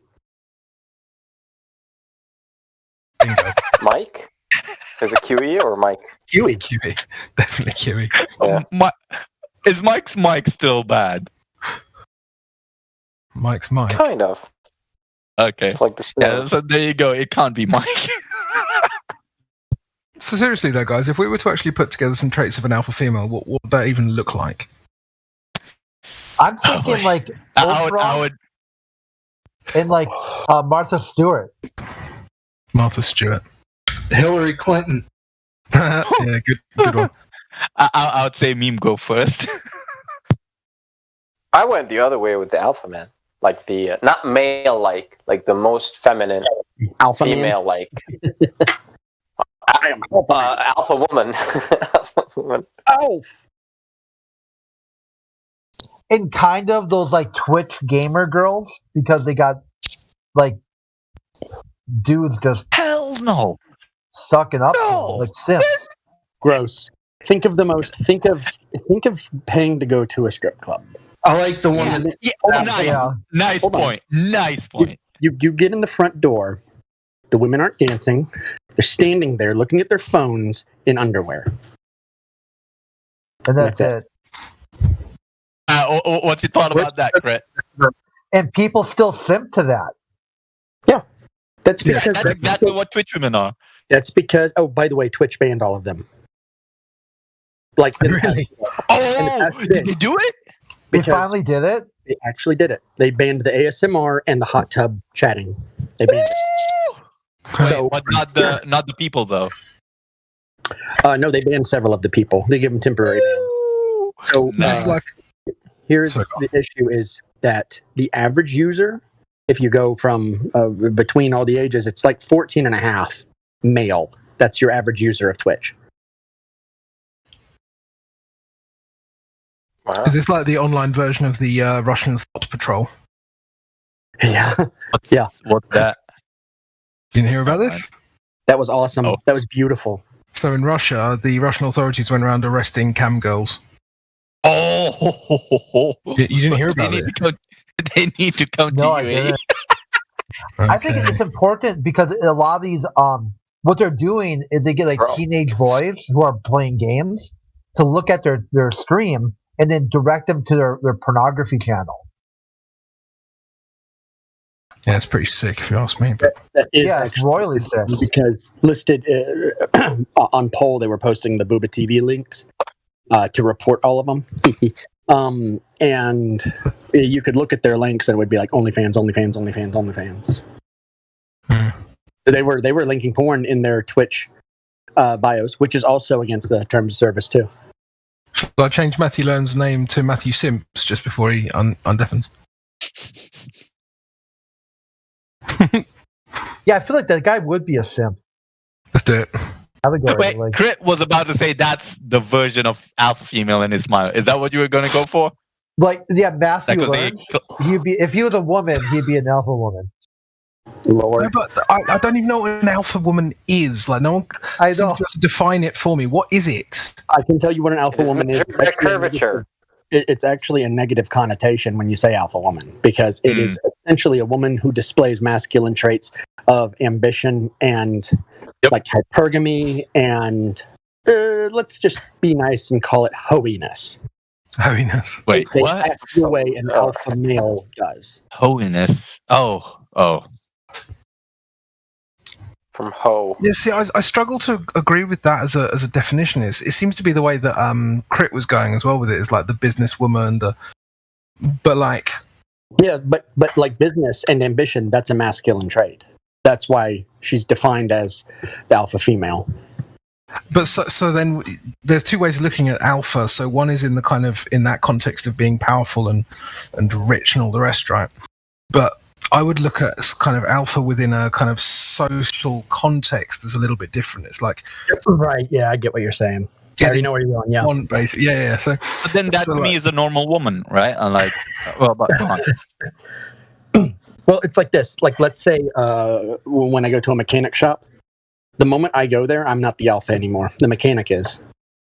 Yeah, that's true. I defer to his expertise. He's the guy in charge, and I'm not going to screw up his jive because he's the alpha. I'm the beta in that case. But if he came onto my job site, I'd instantly be the alpha. That's how it should work. So. Sure. So I guess what I'm saying is, like, let's compare two women. So you got Oprah Winfrey versus I'm trying to think of a really beautiful woman who's got like a really nice home life with loads of kids. Let's just call her Betty Breadmaker. Fuck's sake. So Oprah Winfrey versus Betty Breadmaker. Like, who's the alpha there? Because she's got loads of money, loads of influence, and all the rest. But this other woman, Betty, she has everything she wants. She has an easy life. She has beautiful children. She has a loving husband. You know what I mean? I would say Oprah is, because women aren't supposed to be alpha.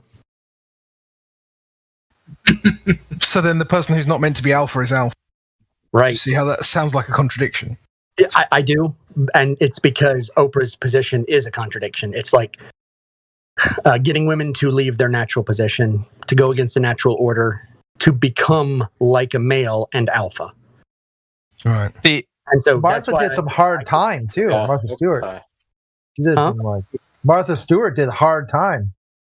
Hard Time, yeah, for nothing. She literally didn't break any laws. And she was on, was it Conan O'Brien or one of those late night shows where she just started taking like shots, and then they asked her, "Well, you can't drink alcohol." And you know, I don't give a fuck. I got to meet what's her name? The southern lady. Oh yeah. Oh crap. The cooking network, right? We built her house. Yeah. Dang it, I can't remember her name. Oh my God, she owns Ladyfingers here, or Lady and Sons. Paula Deen, yes, Paula Deen. Paula Deen, there it is. Yeah. That woman has got a filthy mouth. I will tell you what. I mean, That's what decades of hard booze does to you. No, they asked her. They said, "Did you say the N word?" She says, "Yeah, I say it all the time." That's chef culture. Go into a kitchen. Them chefs, man, they'll make a sailor blush. Yeah, I can confirm. I used to work at a rather big stadium in London when I was a bit younger, and as a food server when I was about 16. Yeah, like they drunk. Like they said something like, "Do you apologize?" She says, "No. If other people can say the word, I can say it too." Good for her. Which word? Oh, the N word. The unutterable. Which N word? I don't lots of words that start with N. I personally don't like to say it because it means necromancy. I can't say that. I'm sorry, it was negromancy. Is that why it's called black magic? Yes. It's memed out now because he said the N word. Well, I know Louis C.K. is a filthy Jew, but sorry, I just said that for impact. But he talks about this. He says like he's offended by it when people say the N word because now you're not saying it, but he has to say it in his head. So it's like it's not fair. White people, when they say the N word, just the N word, not the N word, but the N word, it's just them trying to say it. How does this word make you feel? I love that Don Lemon clip. You know what's really funny though about this whole kind of like everyone getting offended thing? It makes me want to offend people way more than I would normally. It's like I do it just to get a rise out of people now, whereas before I probably wouldn't bother. Yeah, I don't know what's wrong with me. I get that. I have the same thing. I have that itch. Like when I know someone is like offended and they shouldn't be. Right. Yeah. Like there are things to be like offended when about. men get on their periods, right? Yeah. Yeah. Like there are things to be offended about, like legitimately. But there are things that like words. And I'm like, now I want to see how far what it takes to make you insane. Yeah. I'm like the opposite of mental health.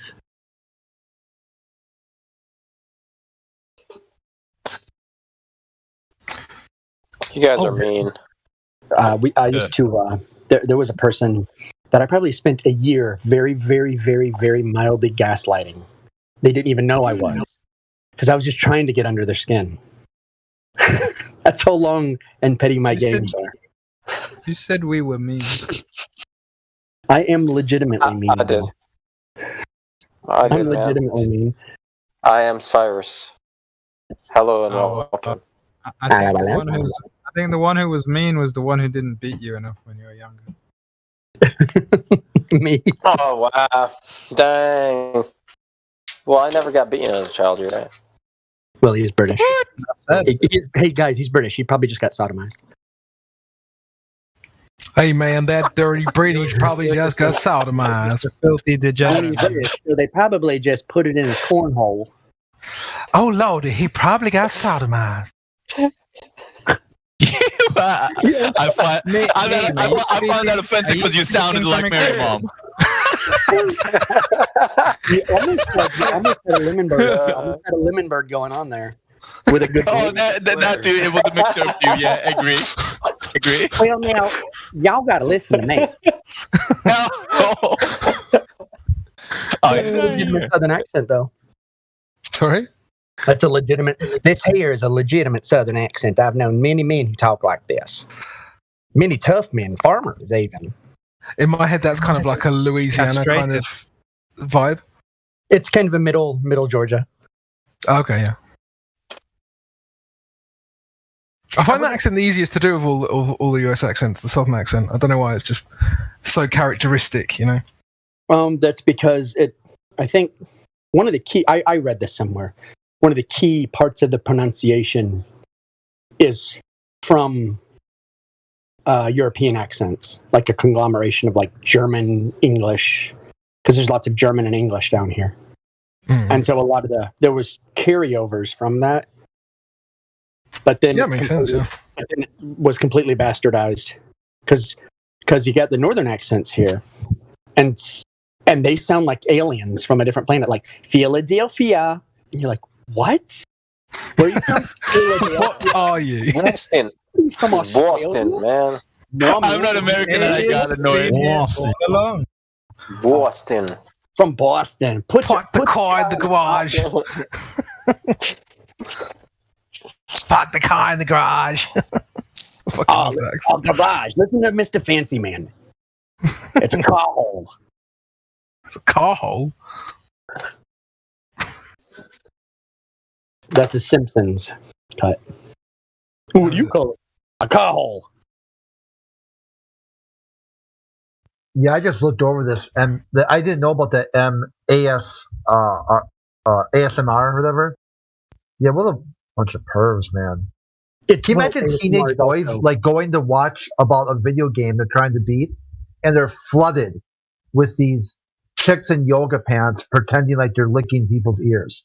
Yeah, okay. Yeah, I mean, but who hasn't grabbed a porn magazine when they were younger, though? I mean, I was in middle school. I would slap a woman silly if she licked me in my ear. I am not kidding you. That is just nasty.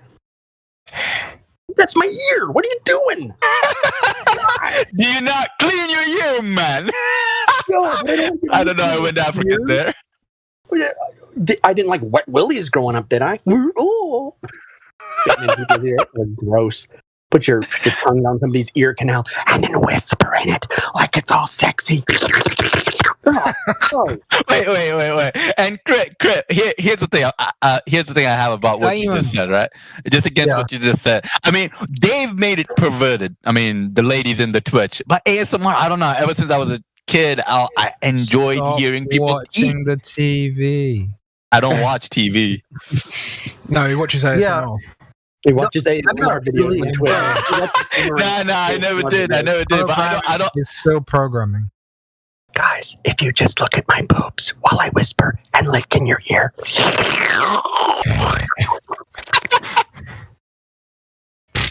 Now just listen to me.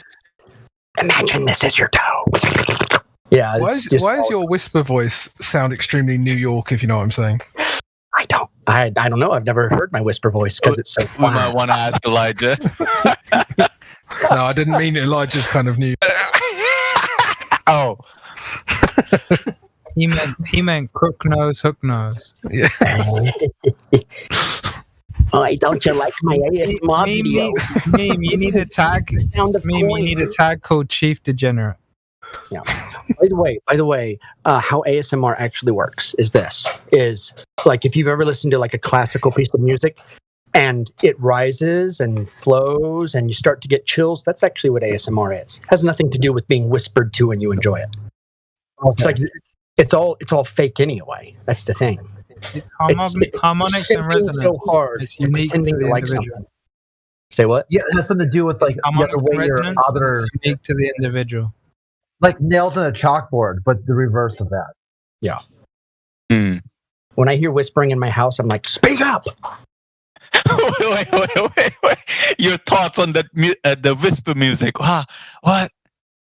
Let me whisper in your ear. Wow. Are you plotting? Why are you whispering? Are you conspiring? Whisper in your ear. Yeah, I do like that. I have goosebumps. Sweet. I should go get on Twitch and make $130,000 a month. Can I subscribe to your Patreon? Yeah. It would just be me and my big giant mustache licking a microphone with fake ears on it. Oh, just scrub your mustache on the microphone. That's it. So, which one of you degenerates instigated this conversation that we're now? I'm not sure. It was a group. It was another British guy. Yeah. It wasn't me. It was a British dude. Wanker. That wanker. Wow, you guys, American just blame it on the British, isn't it? No, it's a guy who thinks a queen is the alpha male. Always the British. Always, man. Always. Root of all evil. Root of all evil. Brits. So if there's an American man and a British man in the room, who's the alpha? Automatically, the American. They already lost. I've got 99 problems with a queen. One of them. Ask the question. I'll say the man that was scrambling to say, "Oh me, oh me, oh me," is probably not the alpha. Probably. I know. Crit failed. Probably. Critical hit.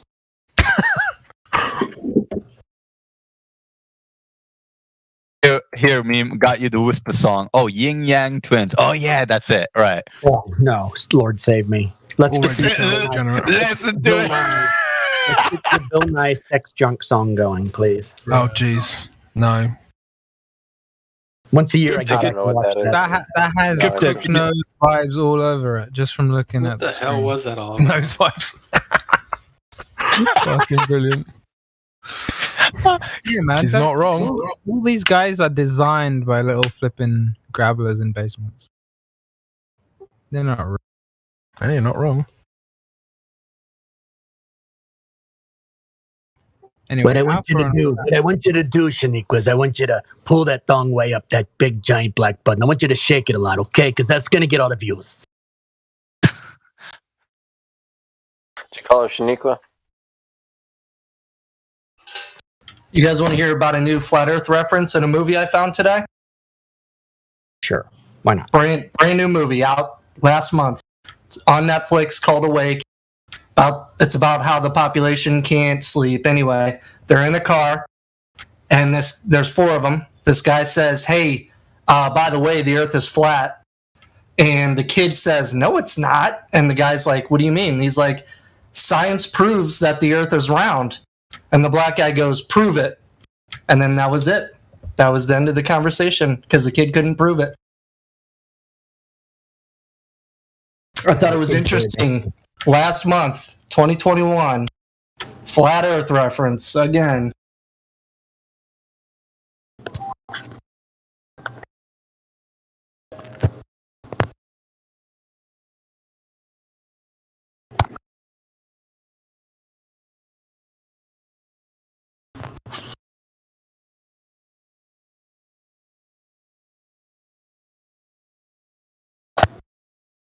I was gonna ask Crypto to play the whisper song and then remembered the live stream. Oh man, never mind. Then you also remember I have a hard line against degeneracy. That part I skipped.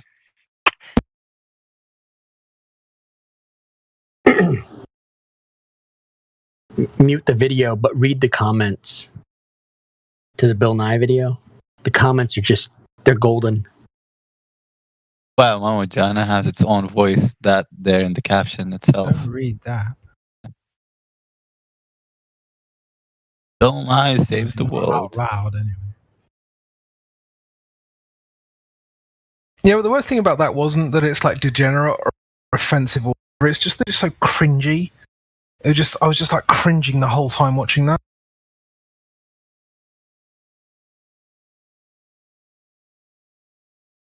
Yeah, why is it that it's so cringe? What was it? Man, I can never. Who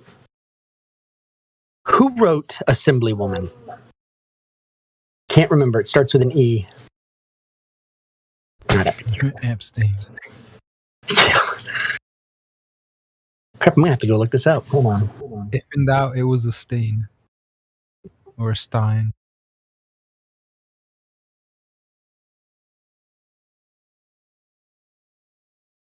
Sorry, you left out wits.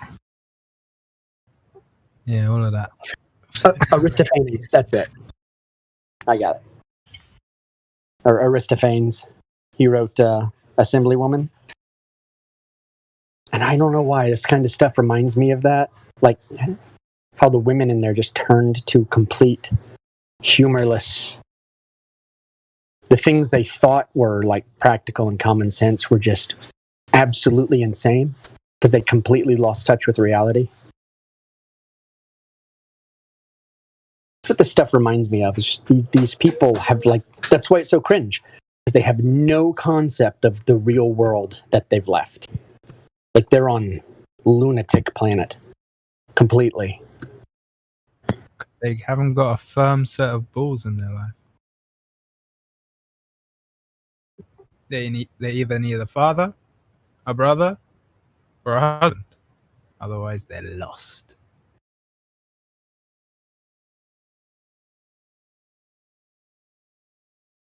I like how it just says Bill Nye, scientist. Really?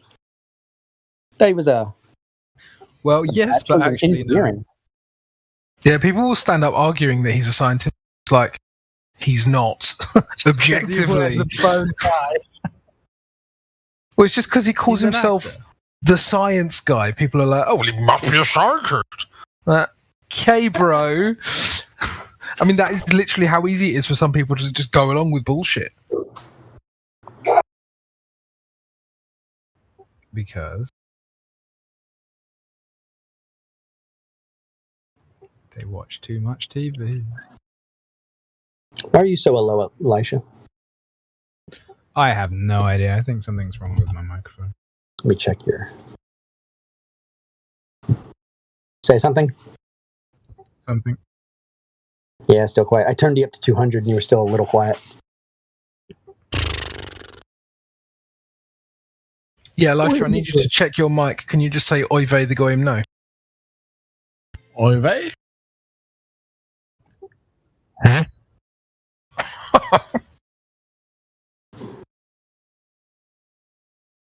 Oh, it's this blasted noise reduction thing.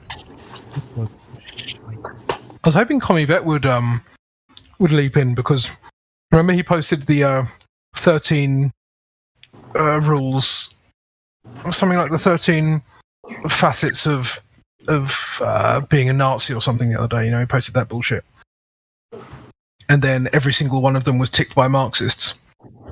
I was hoping for him to come back in so we could talk about that again. 1, 2, 3, 4. Is that better, meme? Yes, that's better. It's because Nazis every time they're straw man. The noise reduction keeps turning itself on.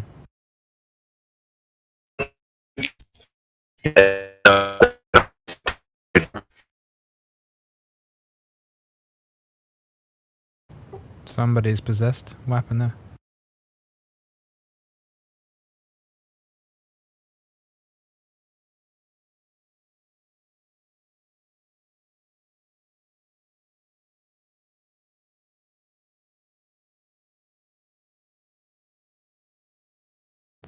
Mic check. Gotcha. Check.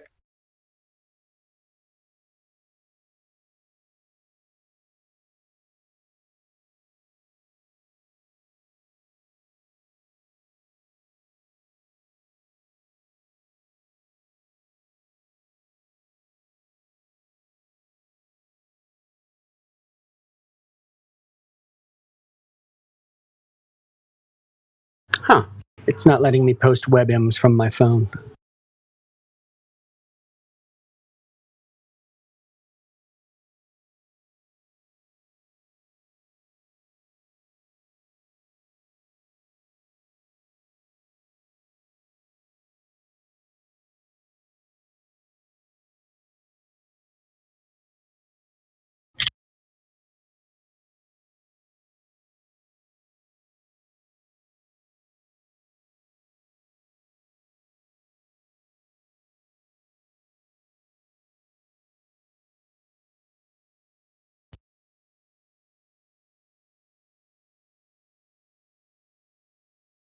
Bill Nye obviously does not know to hit it right.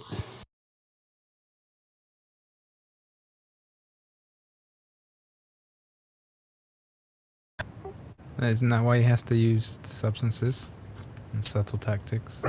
Yes.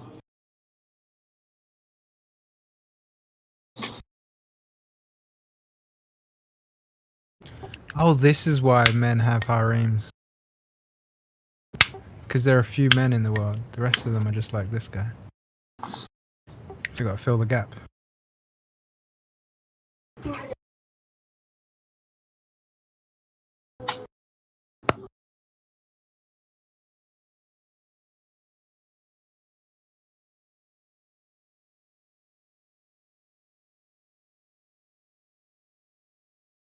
That's pretty funny.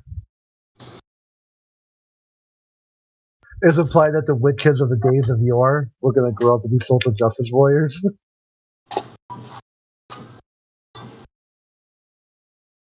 Well, it's just that back then we knew what to do with them. Yeah. Burn him alive. An actual roasting.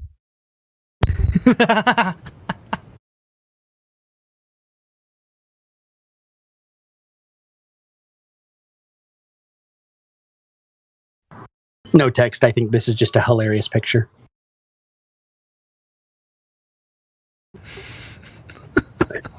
Billie Eilish now looks like Kevin Smith, a la 1999. Nothing new under the sun, eh?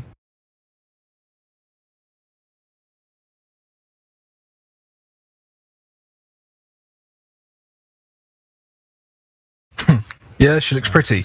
Pretty ugly. Pretty disgusting. Reminds me of that outfit Homer Simpson wore when he put on weight. What's that? Talking about that dude, Billy. Yeah, I remember that episode because he was like 1 pound under from getting like complete disability. So he like ate Bart's Play-Doh.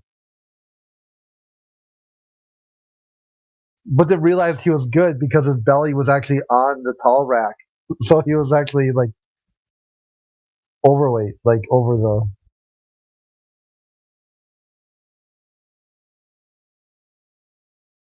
I just want to make sure that everyone in here is fighting women of all genders. Always. Women of all sexes and genders. More inclusive. Right, good. Just making sure. And persons who can birth.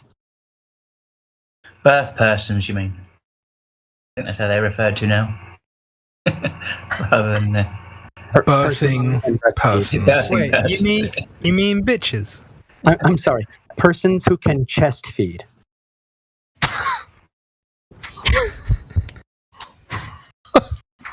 I thought of 3 jokes and all of them are far too rude, so I'm just not going to say them.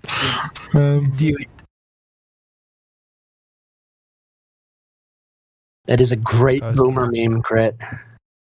You've made me feel 20 years younger. That's my role here.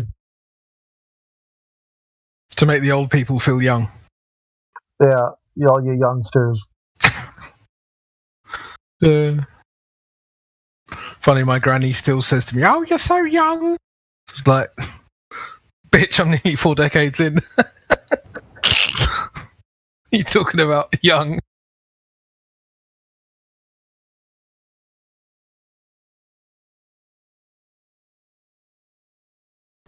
This is not the intro to a porno. This is the French president. Yeah, what's the context to that? Because it looks to me like there were a lot of very gay men. Is that like French Afro pride or something? Like, what's going on there? Like that, but boy, they were trading some intense close stares. It looked like a bathhouse or something. I mean, he is sweaty. So it is just for the experience. But look at that nose as well. Just look at the nose. I mean, we know he's not Italian because he's French, right? So Sarkozy. No, that's Macron. Macron. Oh, okay. Yeah, but the French are so sorry that they've been polluted. Was that the one before Sarkozy? No, he's the current president. Oh, okay. Oh, that's not good. There's a guy before him then that was like considered kind of like a man's man. No, I don't think any French people are considered manly. Oh, I mean in their area.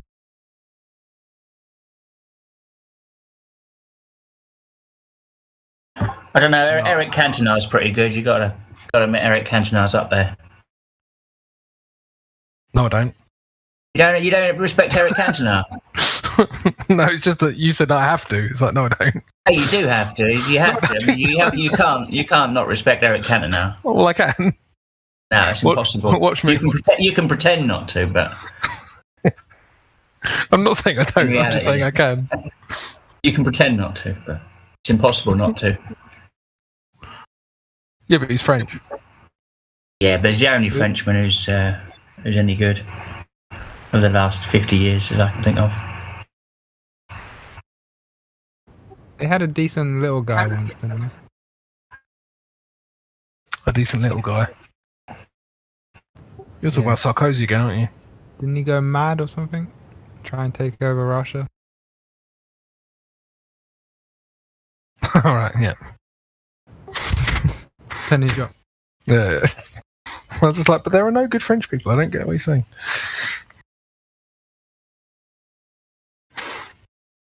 Obviously, I have to say that because I'm English. Bit of context.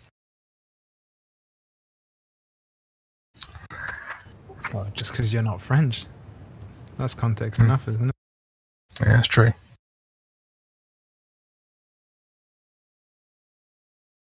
Love France, hate the French. Macron's a Jesuit. Explains a lot. What a surprise! Never saw it coming. Yeah, and he worked for the Rothschild Bank, I think. Let's have a look. That's what it just said. Oh yeah, well, I knew he was a banker. Investment banker at Rothschild. So he's just average guy. Just average guy. Nothing suspicious. Yeah, that was the campaign they tried to play. Like he was non-establishment. So wait a minute. He's a banker.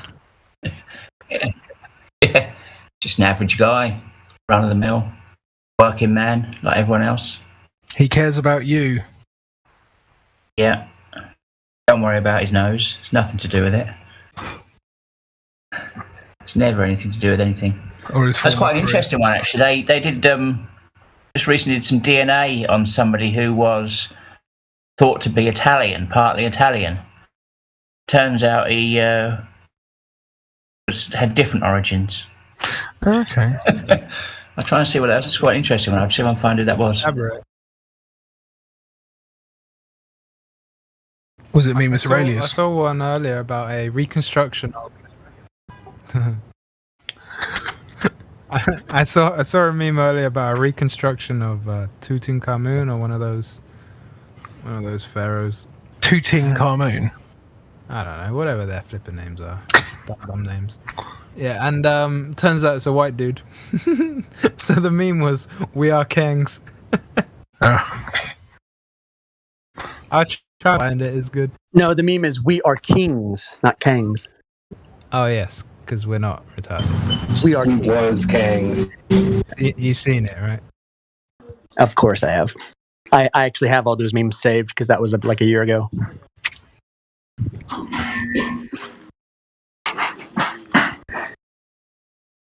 No, man, we was pyramids, yeah?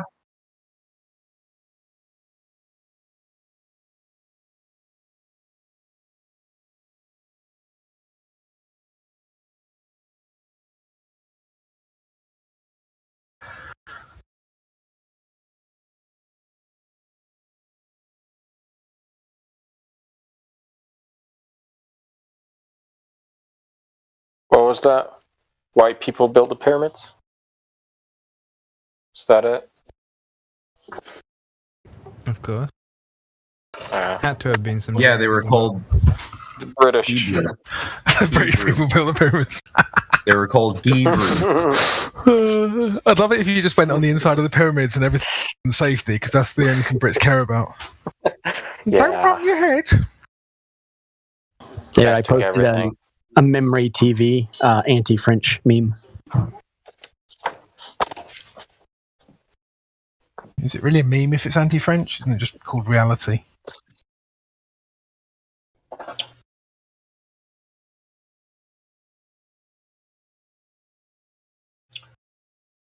I like the ending. I don't even want to read the rest. Take note of this and then go and study English.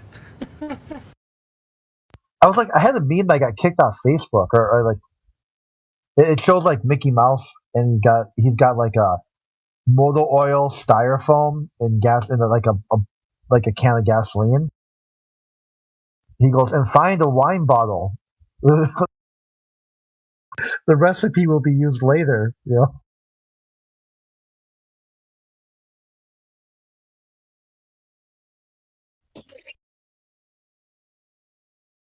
Crazy. I'm not sure where I saved it. Crazy flat earthers everywhere. Hey, this is what I'm thinking now. It's just a thought, okay? There's no marking, no artwork, or any kind of writing whatsoever